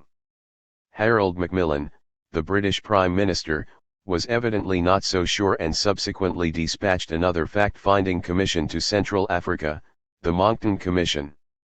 Few Africans would talk to it, certainly neither of the two African Congresses in Nyasaland and Northern Rhodesia. Some moderate Africans did talk, however, and on the basis of their comments Monckton reported that opposition to federation throughout Northern Rhodesia and Nyasaland was almost pathological. Widespread, sincere, and of long standing. He advised that immediate political advances be made there in order both to promote true partnership and greater economic development. 46 Nyasaland might be a comparatively unimportant economic backwater for Britain, but Northern Rhodesia was crucial for Britain's copper supplies. Before Monckton left for Central Africa, Harold Macmillan had appointed Ian MacLeod as Colonial Secretary. MacLeod, WHO was a skilled bridge player, devised some extremely complicated electoral arrangements for both Nyasaland and Northern Rhodesia as well as for Kenya. The political results of these were, for Malawi, as Nyasaland was henceforth to be called, a Congress victory in all the seats it fought in the 1961 election and, after a further conference, full independence in July 1964, and, for Zambia, as Northern Rhodesia NOW became, a victory shared between UNIP and the rump of the former Northern Rhodesian Congress in the elections of late 1962 and, after the first election under full adult suffrage in 1963, 55 out of 65 main roll seats for UNIP, and full independence in October 1964. Zanzibar. Zanzibar is a much smaller island than Madagascar, with just under 300,000 people on Zanzibar Island and Pemba in 1958. During the 19th century, Zanzibar had been the center of an extensive trading network in the East African interior under an Omani dynasty. In 1890 Zanzibar passed under British colonial protection, and in December 1963 it passed out of it. A month later there was an unexpected and bloody revolution, designed, so its principal instigator said shortly afterwards. Racial opposition between African and Arab on Zanzibar was partly a hangover from the slave trade of the 19th century, partly the result of British stereotyping during the colonial period, partly a consequence of capitalist penetration of the clove industry which created an Arab landlord class and an African underclass as well as further entrenching local Asian financiers. 48 After the Second World War these racial categories were given enhanced political meaning by British reforms in local government, which because of the smallness of Zanzibar assumed correspondingly greater territorial significance, and the onset of independence. More a byproduct of political developments on the East African mainland than of any urgent desire for it on Zanzibar itself, the onset of independence prompted the Arab landlord class, through the Arab-dominated Zanzibar National Party, ZNP, to seek to remove British overrule before the African underclass became mobilized sufficiently to seize power for itself through the Afro-Shirazi Party, ASP, led by Abeid Karum, president of the local African Association since 1953. The smallness of Zanzibar and the face-to-face character of its politics lent a complexity and violence to the struggle that still have to be fully disentangled. 49 Nonetheless, by December 1963 it looked as if the trick had worked. The ZNP and its allies in the Zanzibar and Pemba People's Party, ZPPP, a pro-Arab splinter group from the ASP, together gained more seats than the ASP in the immediate pre-independence elections, and together took Zanzibar into full independence from Britain on December 10, 1963. But then came the revolution of January 12, 1964. While recognizing the election tricks under which the ASP with its majority votes was prevented from getting majority seats, scholars have given two explanations of what happened on the revolution night, both of which reveal acceptance of the ASP's alleged inability to organize the upheaval. First, they see the split of the UMMA party under Abdul Rahman Muhammad Baba from the ZNP to join the ASP as an asset to the latter. They insist that the UMMA party may well have been planning their own coup against the ZNP had it not been proscribed just a week before the so-called Okolo's revolution. For it was from members of the UMMA party that the ASP obtained organizational ideas for the revolution. 52ndly, the real catalyst for the revolution was the Uganda-born John Okolo, who used a small personally enlisted force, in which UMMA supporters were prominent, to topple the vulnerable ruling regime. 51 John Okolo himself has tended even to claim the whole credit for the revolution. As an independent house painter in Pemba, he was able to step in and organize local policemen, who were disgruntled by the replacement of their British superiors by Arab officers at independence into the stormtroopers. WHO successfully seized power in Zanzibar town during the night of 11 to 12 January 1964. Perhaps the facts about the Zanzibar Revolution are still too contemporary to be available to researchers. A lot of the information is still confidential and the participants, most of WHOM are still active in politics, are unlikely to disclose all the facts. Nevertheless, recent research is beginning to reveal that Okolo's claims were probably somewhat overstated. 53 It is now more evident that the events of the revolution night were more closely supervised by Abeid Karum, the ASP president, and his committee of 14 than previously recognized. According to this view, Okolo was deliberately used by the ASP within the committee as one of the coordinating members. His main asset was his powerful voice, which was used in making announcements. But his personal claims soon made him unacceptable to the party leadership and he had to leave Zanzibar. It is claimed that Okolo was eventually lured away from Zanzibar on February 20 and never allowed to return. By then, Karum had managed to form Zanzibar into a one-party state under the ASP and was in a position to negotiate amalgamation with Tanganyika to form the United Republic of Tanzania on April 26, 1964. NEW States and Old Colonies. Political independence in Eastern Africa was intimately connected with the development of nationalism in colonies established as a result of the 19th century European scramble for landed territory. Sometimes this nationalism was that of some pre-colonial territorial entity like Madagascar or Zanzibar. More frequently it was the conscious creation of nationalists organizing an anti-colonial movement within the arbitrarily defined boundaries of some European colony like Tanganyika for, as Nyerere has remarked, until we were colonized this nation did not exist, different laws operated among the constituent tribes and there was conflict between them.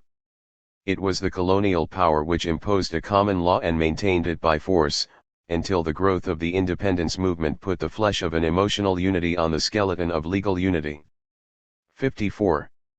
During actual independence struggles there was also frequently a Pan-African dimension, especially after Ghanaian independence in 1957, evidenced by such things as the clear inspiration both Kenneth Kaunda and Hastings Bunda received for their fight against the Central African Federation by attendance at the Accra All-African People's Conference in 1959, or in the ultimately abortive attempt to create from below an East African Federation by Uganda, Kenya, and Tanzania during the early 1960s. 56. In Zanzibar there were traces of Pan-Arabism too.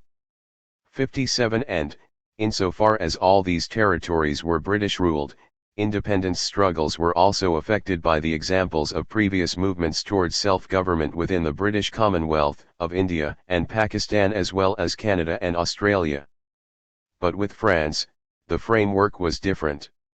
With France there was a longing for a greater France progressively transforming dominance into equality by administrative integration into the metropole. In Madagascar after the Second World War, too little was offered too soon after the Vichy defeat for the policy to be accepted without insurrection. But the old colony of Reunion was another matter. Originally Reunion had been settled by French seamen and African slaves in the 17th century.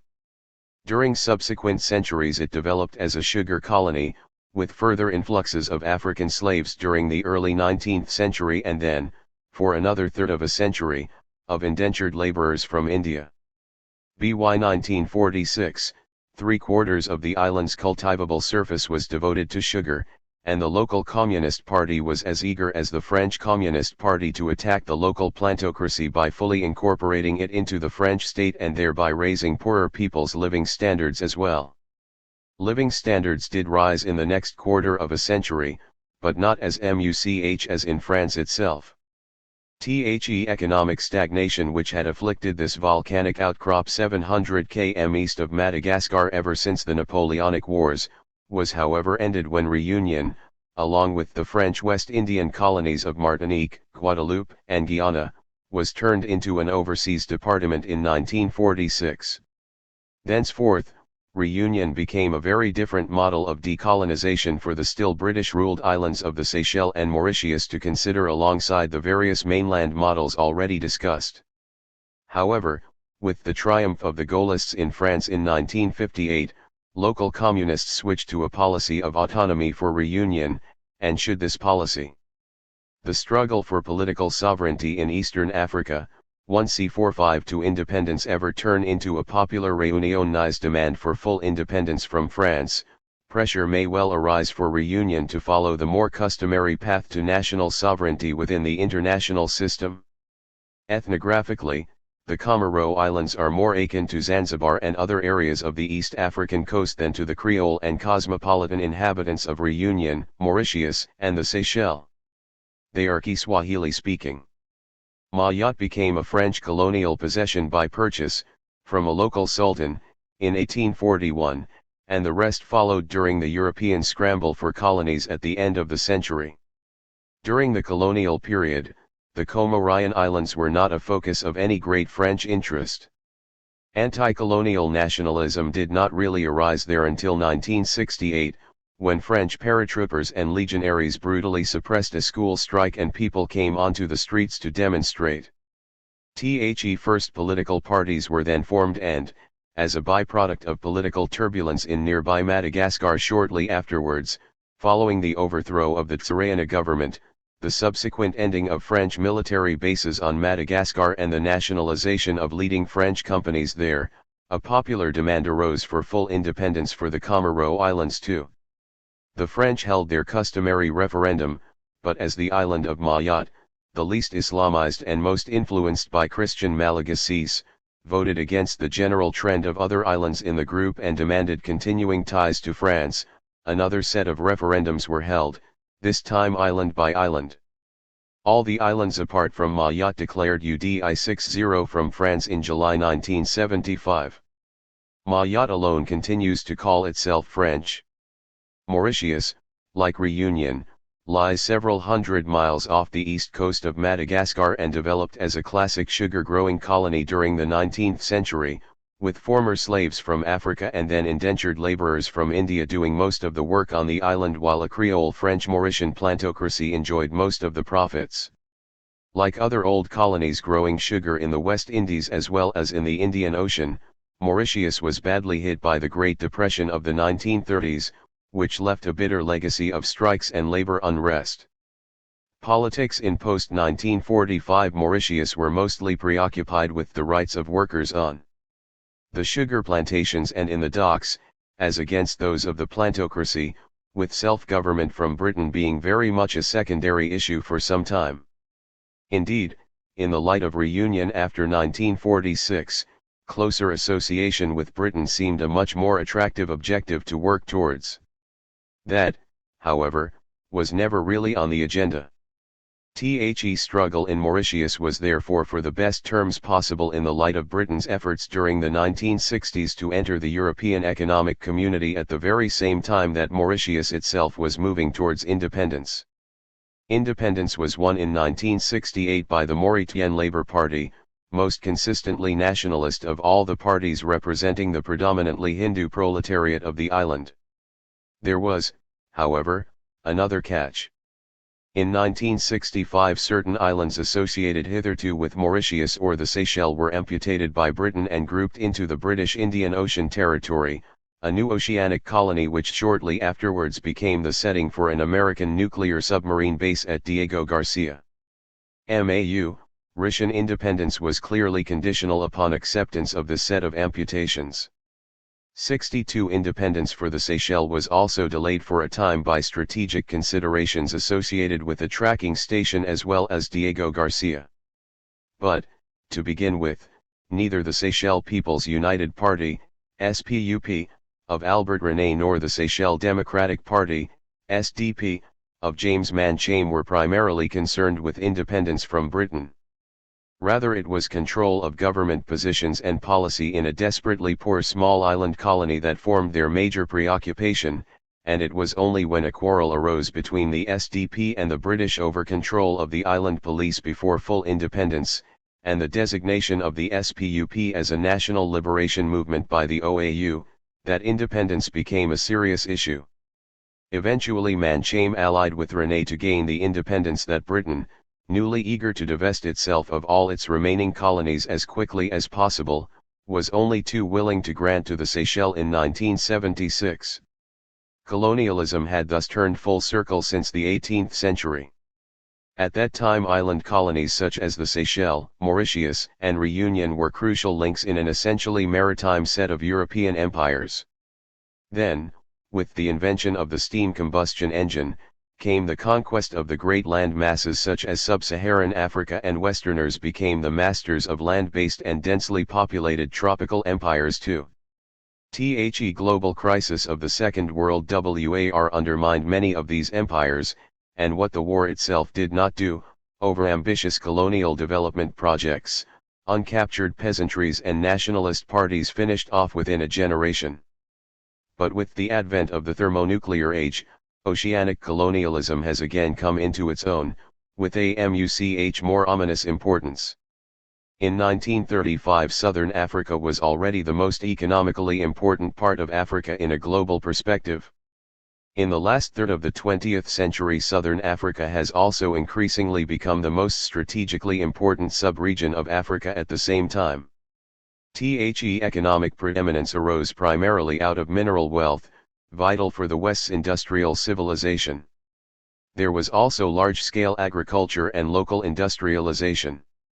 The strategic preeminence has been a combination of the wealth of the region and the rising importance of the Cape route for sea traffic between Asia and the Western world, including the traffic of oil tankers from the Gulf.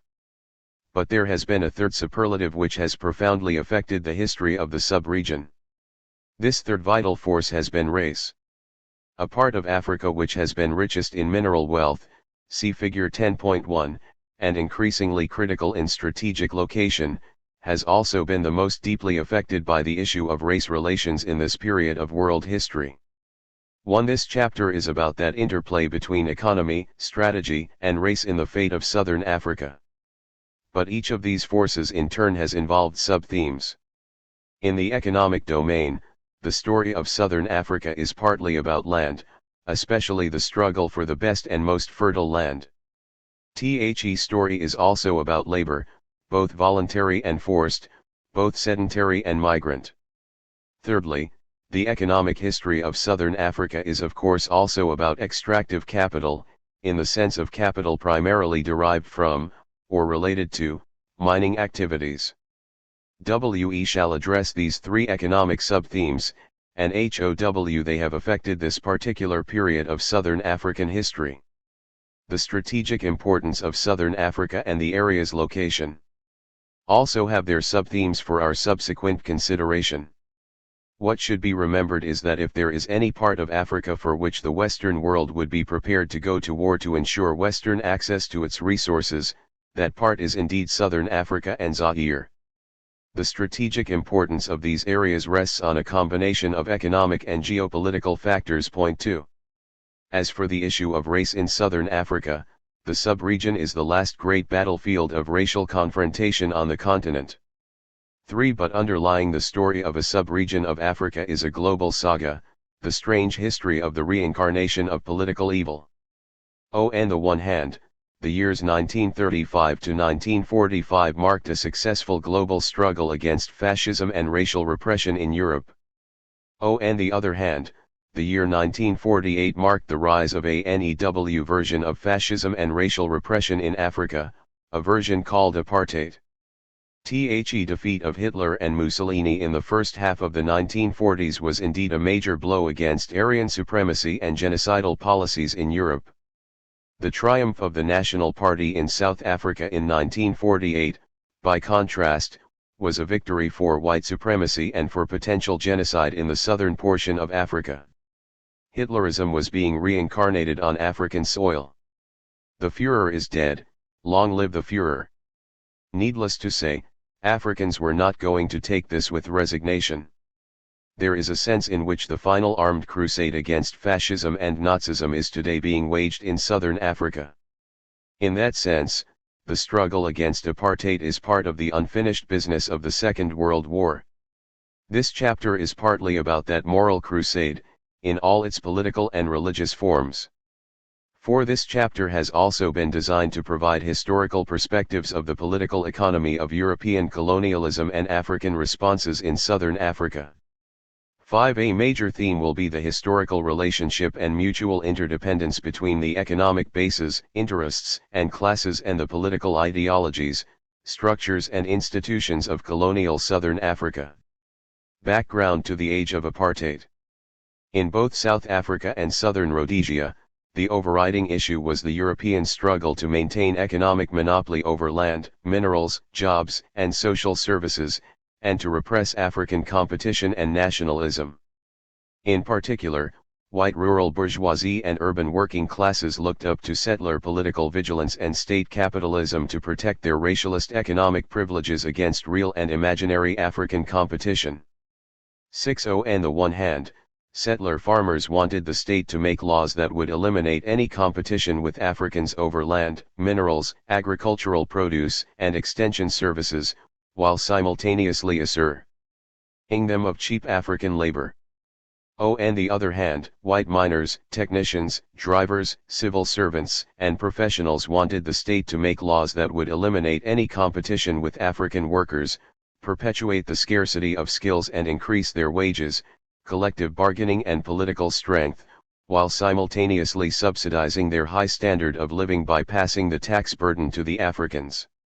By the 1930s, both settler states had passed an array of segregationist laws, such as the Natives Land Act, the Group Areas Act and the Industrial Conciliation Act of South Africa and the Land Apportionment Act, the Industrial Conciliation Act, The Natives Registration Act, and the Masters and Servants Act of Southern Rhodesia, for the purposes of 1. Expropriating African land and minerals, 2. Procuring cheap African labor, 3.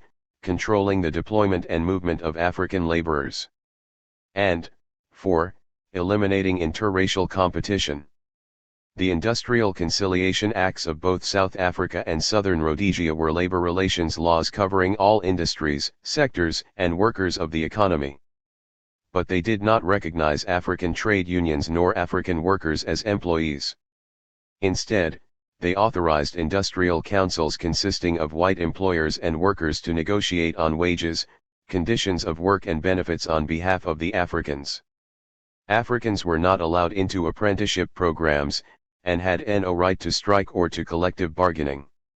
Under the Workmen's Compensation Acts of both countries, Africans were excluded from retirement benefits, hospitalization schemes and occupational safety measures. Thus, in the political economy of Southern Africa, whites did not vote as capitalists, farmers, employers, or proletarians but as whites. White workers formed all-white railway workers and mine workers unions as well as labor political parties.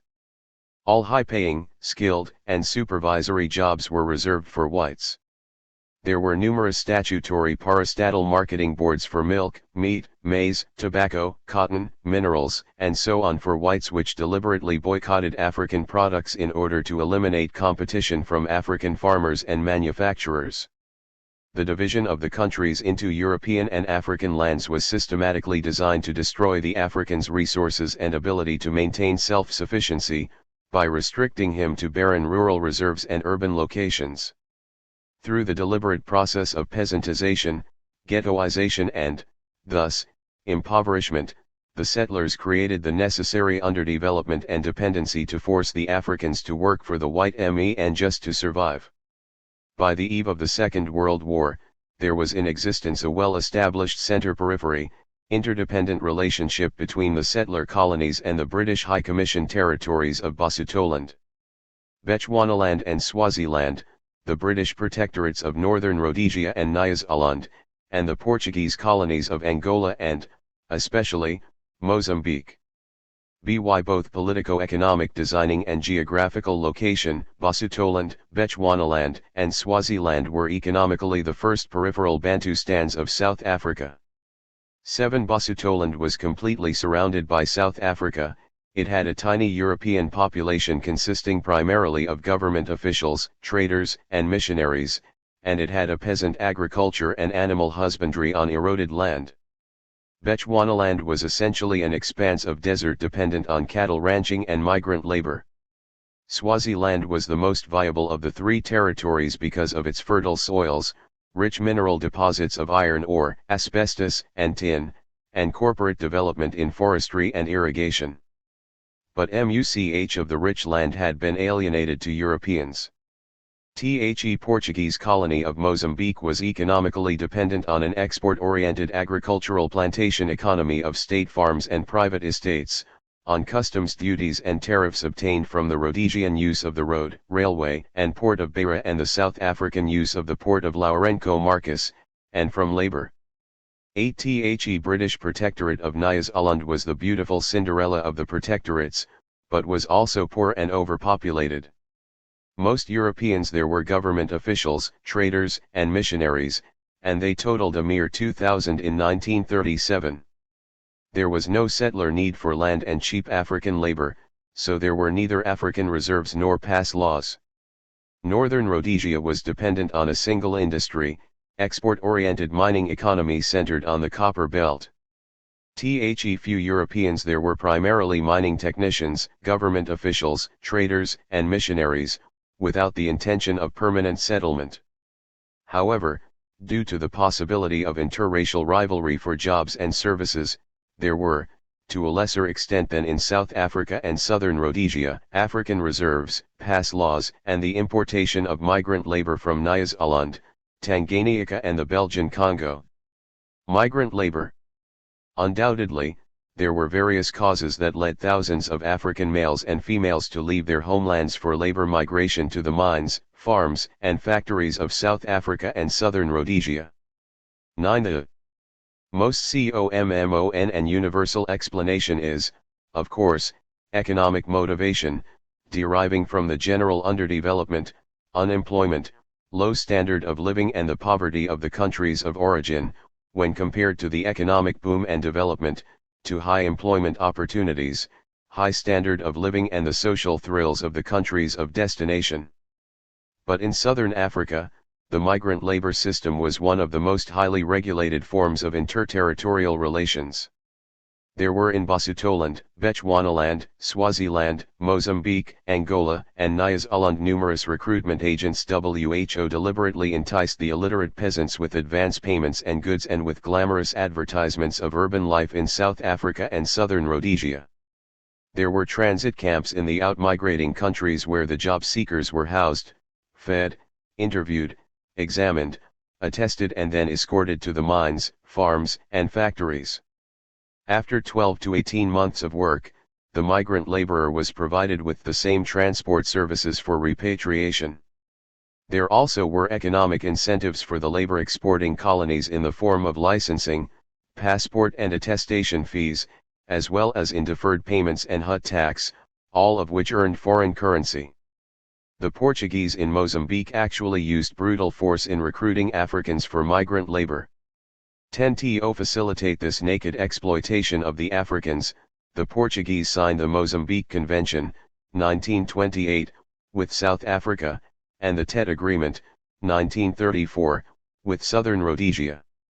11 It is difficult to estimate the total number of men, women and children who were involved and affected by the migrant labor system in the countries of origin and destination.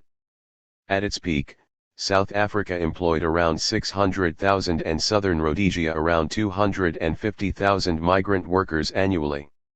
Nyasaland led the list with over 280,000, followed by Mozambique with around 220,000, Basutoland with 210,000, Botswana 60,000, Zambia around 40,000 and Swaziland 30,000 official emigrants annually. These official figures do not take into account the people WHO died in the transit camps and, especially, the many WHO entered South Africa and southern Rhodesia through unorganized, clandestine routes and methods. The migrant labor system has had very significant impacts on southern Africa. On the one hand, it gave the sub-region distinct and common cultural historical development and character. On the other hand, it led to the intensification of the center-periphery dependency of out-migrating countries on the countries of destination. In the countries of origin, there were general social disorganizations characterized by broken families, illegitimate children, divorce, and underdevelopment due to the lack of balance in the population caused by the continued absence of a large number of able-bodied men. Thus, on the eve of formal apartheid, Southern Africa was already characterized by the politics of inequality, racism, exploitation, and oppression, by mass poverty in the midst of minority affluence and supremacy. The coalition of white workers and the rural bourgeoisie were already entrenched in southern Rhodesia. In South Africa, the coalition of white workers and the rural bourgeoisie, consisting mainly of Afrikaners, had formed the Nationalist Party to challenge the United Party of the urban white bourgeoisie, the professionals, and international capitalists. Most of WHOM were English-speaking. English-Afrikaner differences over the most effective methods of maintaining white supremacy over the Africans culminated in the election victory of the Nationalist Party under Dr. Mallon in 1948. Simultaneously, African responses to colonialism in southern Africa were characterized by political parties such as the African National Congress of South Africa and Southern Rhodesia, by self-help, self-reliant welfare organizations, by trades unions such as the Industrial and Commercial Workers Union of South Africa and Southern Rhodesia, and by separatist and Ethiopianist churches. 13 The leaders of the African political parties were mission-educated, Christian elites who were deeply committed to the ideology of individualism, capitalism, non-racialism, nonviolence and universalism. Their major objective was equal rights for all civilized men, irrespective of race and color. Their means were constitutional resolutions, delegations, telegrams, sermons, pamphlets, and assemblies, and their allies were white liberals and missionaries. They erroneously perceived settler colonialism mainly as a humanistic tragedy instead of a worldly, deliberately orchestrated ratio-economic system.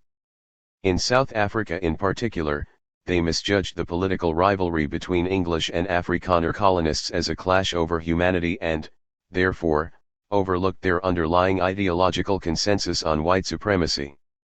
African trade unionists, on the other hand, were preoccupied with bread and butter issues of wages, conditions of work, housing, racial discrimination, and the right to strike and to collective bargaining. In spite of the legal injunctions, African workers went on strike to force resolution of their grievances. Some mission-educated preachers and laymen broke away because of the racism and paternalistic authoritarianism of white missionaries, and set up their OWN separatist churches along the same Christian doctrine and liturgy. Another set of African preachers and laymen not only broke away from the missionaries, but also Africanized Christianity to include such elements as I. Polygamous marriages, 2. Communalism, 3. Puritanism on matters of drinking, smoking, dancing and dress, and 4. General condemnation and boycott of Western culture and values. This religious movement is known as Ethiopianism, 14, and the followers are generally called Vapositori. On the other hand, the 1948 general election between Smuts's United Party and Dr. Malan's Nationalist Party in South Africa was fought on economic issues, on the Black Peril and on pro-British and pro-Dominion versus pro-Nazi and pro-Republican sentiments. Malan and his Nationalist Party won and, therefore, instituted official apartheid and republicanism. South Africa withdrew from the Commonwealth and declared itself a republic in 1961. Economically, the Second World War had brought a new era of economic growth and boom, following the depression and stagnation of the 1930s. Military and economic destabilization of Europe and the Japanese occupation of European colonies in Asia created insatiable demands for 1. Raw materials of food, textiles, minerals, and timber, 2. Manufactured goods for military supplies and provisions, and 3. Training, refueling, and recovery facilities in tropical Africa. With its established infrastructure in South Africa and southern Rhodesia, its migrant labor system and favorable climate, Southern Africa was most capable of meeting the new demands. While the war brought economic growth, wealth, and employment, it also led to new class formations and, therefore, rivalries. Among the whites of South Africa and southern Rhodesia, the war increased the role of international capitalism, represented by Anglo-American, Tanganyika concessions, the British South Africa Company, Lenro and many others, which had not only intensified mining operations in South Africa, Rhodesia, and Katanga, but also had expanded into agribusiness with sugar and fruit estates, cattle ranches and forestry. The war changed the urban manufacturing sector from the small scale to a large scale, syndicated and automated industry and increased the socio-economic role of the urban bourgeoisie against that of the traditional rural bourgeoisie. White urban bourgeoisie was then also manufacturing local, low-cost, import substitute goods such as mean meal, sugar, oils, clothes, shoes, sweets, bread, and jam for the emerging African middle class, the urban proletariat and rural peasants. Unlike the rural bourgeoisie which was export-oriented, the urban bourgeoisie was interested in skilled African labor and in African purchasing power. There was the possibility of an effective alliance between the urban white bourgeoisie, the African middle class, and the African urban proletariat against the traditional alliance of the rural white bourgeoisie and the white working class. Among Africans, the war increased the numbers and significance of the emerging African middle class consisting of businessmen, professionals, teachers, preachers, as well as owner-manager farmers, carpenters, and builders. This class was still responsive to urbanism, westernism, constitutionalism, and non-racialism. The war also created a larger urban proletariat class of workers, and war veterans who were then more politically conscious and more pressing for better wages, working conditions, benefits, collective bargaining and basic human rights. Given the lack of social security, workers' compensation, and retirement benefits, however, the urban proletariat maintained close ties with their rural relatives as an insurance against sickness, loss of job and old age. The vast majority of the Africans still were rural, subsistence-level peasants. Southern Africa from 1948 to 1960. The winds of change.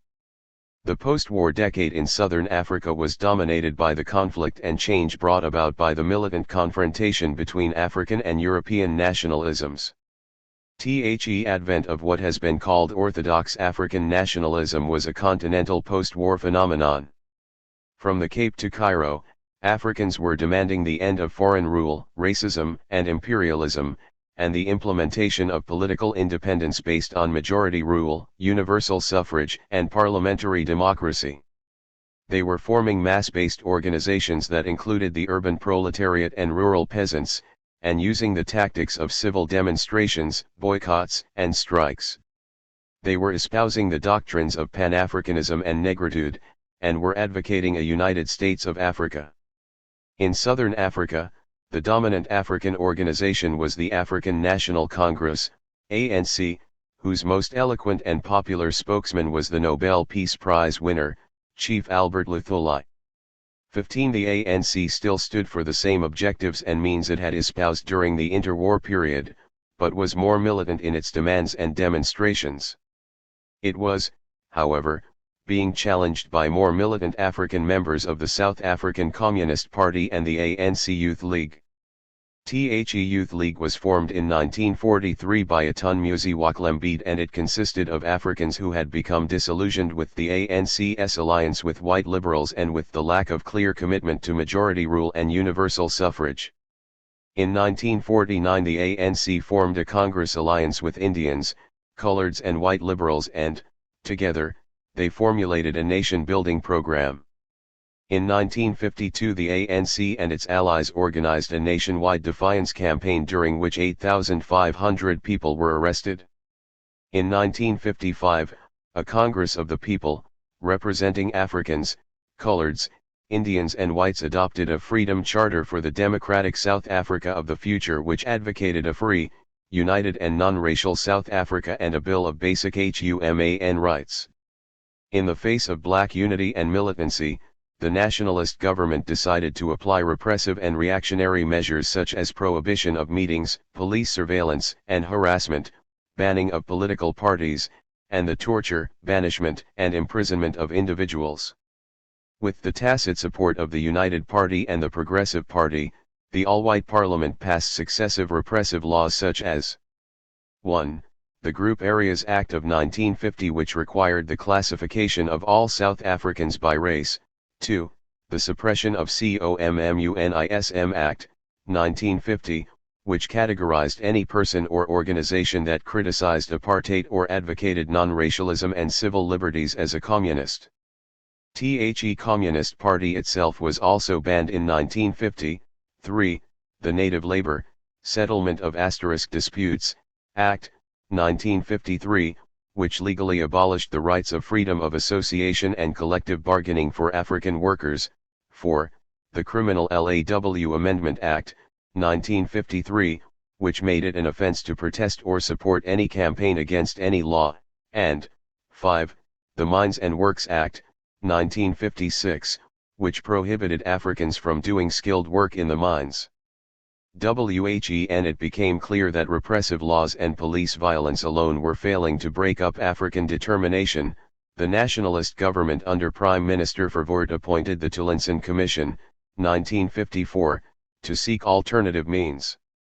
The Commission recommended the notorious Bantustan policy, which led to the Bantu Self-Government Act and the Bantu Investment Corporation of 1959. Under the Act, Africans were divided into black homelands corresponding to the traditional ethnic groups of the Zulu, Soto, Xhosa, Tswana, Tonga, and Venda, in which they were to develop separately under some measure of self-government. Matters of defense, internal security, foreign affairs, and the budget were controlled by white South Africa, though the administrator. The Bantustan policy was basically a divide-and-rule technique designed to balkanize African nationalism and to buy time while consolidating white supremacy. The idea was to revive and revitalize ethnic rivalries of the Mfecane era by reversing the unifying factors of Pan-Africanism, education, intermarriages, urbanization and nationalism. Simultaneously, any redundant worker and any political agitator would be banished to his/her respective Bantustan. Legally, all Africans in white South Africa became temporary sojourners, without title to civil liberties and property ownership. Squatter and tenant labor problems as well as personal disputes and housing shortages were resolved by forced resettlement in the Bantustans. The Bantustan policy failed to destroy African nationalism. It also further divided South Africa itself by creating new factions among the ethnic and racial groups. It created a new type of leadership and nationalism in the Bantustans. Some of the leaders, especially Chiefs Kaiser Matanzima of the Transkei and Gatsha Buthelezi of the Kwa Zulu Bantustan, achieved national and international fame. They became interested in complete independence, which white South Africa could not afford to grant. Economically, the Bantustans turned out to be modern versions of the old African reserves, characterized by overpopulation, overstocking, erosion, underdevelopment, unemployment, poverty and despair, and leaving the young males with no alternative but to offer themselves to the white man for low-paid jobs. As Nelson Mandela had stated in his presidential address at the ANC convention of September 1953, there was going to be no easy walk to freedom for the Africans of South Africa. Another peaceful demonstration of 1956 led to the famous treason trial of 156 leaders, which dragged on until March 1961. As with most protracted and complex historical struggles, the ANC leadership began to differ over the correct and most effective means of confronting white violence and repression, and, as a result, the Pan-African Congress, PAC, was born in April 1959. As stated in The Africanist by Robert Mangaliso Sobukwe, the founding president, the PAC regarded South Africa as an African country and was committed to the overthrow of white domination and to Pan-Africanism.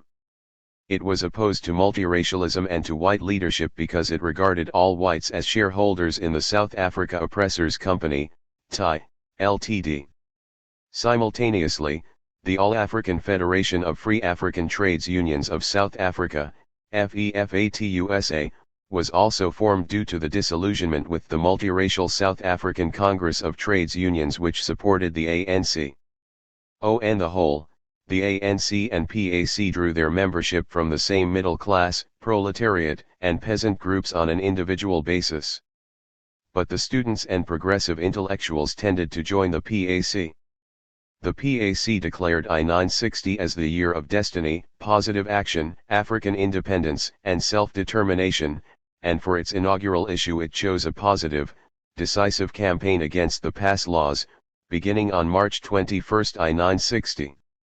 According to the instructions issued by Sobukwe in the PAC circular, calling the nation African males in every city and village were to leave their passes at home, join demonstrations and, if arrested, offer no bail, no defense, no fine.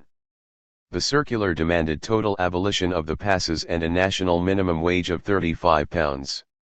The campaign, which took place in several locations throughout South Africa, ended in the tragedy of the Sharpeville massacre, where a line of white policemen, armed with guns and tear gas, opened fire upon an unarmed, amiable, well-mannered, and unaggressive crowd of between 10,000 and 20,000, killing 72 and wounding 186 others, including 40 women and 8 children. Predictably, the government blamed communist conspirators for the demonstrations, and banned the PAC and ANC.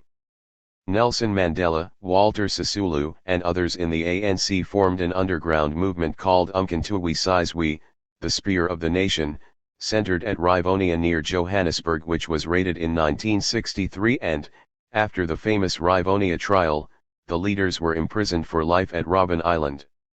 The POC also organized another underground movement called POQO, and it too was soon destroyed. The POC and ANC were forced to go underground and operate from outside South Africa, while the only meaningful internal African opposition came from Steve Biko and the Black Consciousness Movement. The Federation of Rhodesia and Nyasaland. Southern Rhodesia, Northern Rhodesia, and Nyasaland were federated for 10 years from 1953 to 1963, from an admixture of factors and interested groups. 16. The British government wanted the federation to counter the anti-British, republican sentiments and apartheid of the Afrikaners in South Africa by a neighbouring pro-British and multiracial domination. British and South African international capitalists wanted the federation as an alternative area of investment to escape possible nationalisation by the Afrikaners. The English-speaking, white minorities of the two Rhodesias and Nyasaland, having ruled out the possibility of joining Afrikaner-dominated South Africa, wanted the federation to contain African nationalism in southern Rhodesia and prevent the impending independence of the protectorates of northern Rhodesia and Nyasaland, which they perceived in terms of creeping communism and nationalization. Africans of northern Rhodesia and Nyasaland generally were opposed to the federation because they realized that it would lead to the dominance of the settler colonialism of southern Rhodesia, and therefore rob them of their protectorate status and independence. Africans of southern Rhodesia generally had mixed feelings about the federation because they thought that the avowed federation policy of multiracial partnership would possibly ameliorate settler colonialism and racism in their own country. The federation consisted of the federal and 3 territorial assemblies. Matters dealing with African affairs, such as housing, pass laws, and lower education, were reserved for territorial assemblies. African interests in the federation were represented by a multiracial African Affairs Board. As an entity, the federation was characterized by remarkable post-war economic development, with tremendous foreign investment and white immigration. Between 1946 and 1960, the white population in southern Rhodesia, northern Rhodesia, and Nyasaland rose from 82,000 to 223,000, and from 22,000 to 76,000, and 2,400 to 9,000 respectively. The Federation built the world-famous Kariba Dam for hydroelectricity, the University of Rhodesia and Nyasaland, several technical colleges, and greatly expanded the communication systems. But the economic bonanza was in sharp contrast to the African feelings of betrayal and, therefore, disillusionment, because most of the wealth, jobs, and wages were going to whites while the colonialist and racialist laws were continuing. In retrospect, the federation was moribund because of the incompatibility between settler colonialism and multiracial partnership. Through concerted effort, the Nyasaland African National Congress under Dr. Hastings Bunda, the Northern Rhodesian African Congress under Harry Ngumbula and Kenneth Kaunda, and the Southern Rhodesia African National Congress under Joshua Nkomo, Ndabaningile Sithole and Robert Mugabe soon mobilized strong African opposition against the federation. The British appointed the Monckton Commission, which inquired into the federation and concluded that partnership was a sham. In 1963 the federation was dissolved and Nyasaland and Northern Rhodesia became independent. Malawi, 1963, and Zambia, 1964, respectively. 17. In southern Rhodesia the post-war urban white bourgeoisie had attempted to contain militant African nationalism of the urban African proletariat and rural peasants by partial incorporation and assimilation of the emergent African middle class, through the policy of partnership, voting rights determined by educational and property qualifications, and preferential treatment in areas of education, housing, health, businesses, and farming. The urban bourgeoisie failed because its assimilationist strategy came too late and offered too little. And the African middle class joined forces with the masses, the white urban bourgeoisie became vulnerable to the political opposition of the white rural bourgeoisie, and the white working class WHO rallied behind the Dominion Party and played upon the ratio-economic interests of the white electorate. In frustration, the urban bourgeoisie decided to destroy African nationalism and to stay in power by appeasing the whites. 18 As in South Africa, the white parliament passed successive repressive laws, such as the notorious Law and Order, Emergency Powers, Maintenance Act. In 1957, Prime Minister Garfield Todd was ousted because he was considered Negrophile. In 1959, Prime Minister Edgar Whitehead conducted an Operation Sunrise raid, imprisoned 500 officials of the African National Congress, and banned the party. Africans formed the National Democratic Party, NDP, on January 1, 1960 under the same constitution, tactics, and leadership. In a last-ditch attempt to placate African nationalism, the British government, the settler government and African leaders agreed on the 1961 constitution, which advocated a legislative assembly of 50 white and 15 African members, a cumbersome A and B roll voting mechanism, a constitutional council and a Bill of Rights. African leaders, however, had to withdraw their support because of formidable opposition by the masses. A massive Build a Nation and Claim Your Vote campaign by the Whitehead government failed to break up African opposition to the Constitution. Consequently, the NDP was banned on December 9, 1961. In the 1962 general election, the United Federal Party urban bourgeoisie was defeated by the Dominion Party, rural bourgeoisie and working class, led by Winston Field. The Dominion Party was renamed the Rhodesia Front and Field was replaced by Ian Douglas Smith. The Africans formed the Zimbabwe African People's Union, ZAPU, under the same NDP constitution, leadership, and tactics, which was banned on September 19, 1962. The period between September 1962 and June 1963 was characterized by the leaderlessness, confusion, and frustration which resulted in the formation of the Zimbabwe African National Union, ZANU. Briefly, the causes of the ZAPU-ZANU split, like that of the ANC-PAC, were: 1. The long-range frustration over the lack of progress towards independence, 2. The inevitable scapegoating syndrome, 3. The differences over nonviolence versus armed struggle, and internal struggle versus government in exile, and 4. A general disillusionment with the leadership, especially Comu's. Simply put, the NKOMO faction at that stage was inclined to be more cautious, nonviolent, and pro-government in exile, while the Sithole Mugabe faction wanted a more radical, underground struggle. Between August 1963 and August 1964, ZANU and ZAPU were engaged in a fierce membership drive which was accompanied by violence and intimidation on both opponents and neutrals. Predictably, the Smith regime, which was preparing for its unilateral declaration of independence, UDI, from Britain, took full advantage of the fratricide to further divide the Africans and to turn the colony into a police state. On August 26,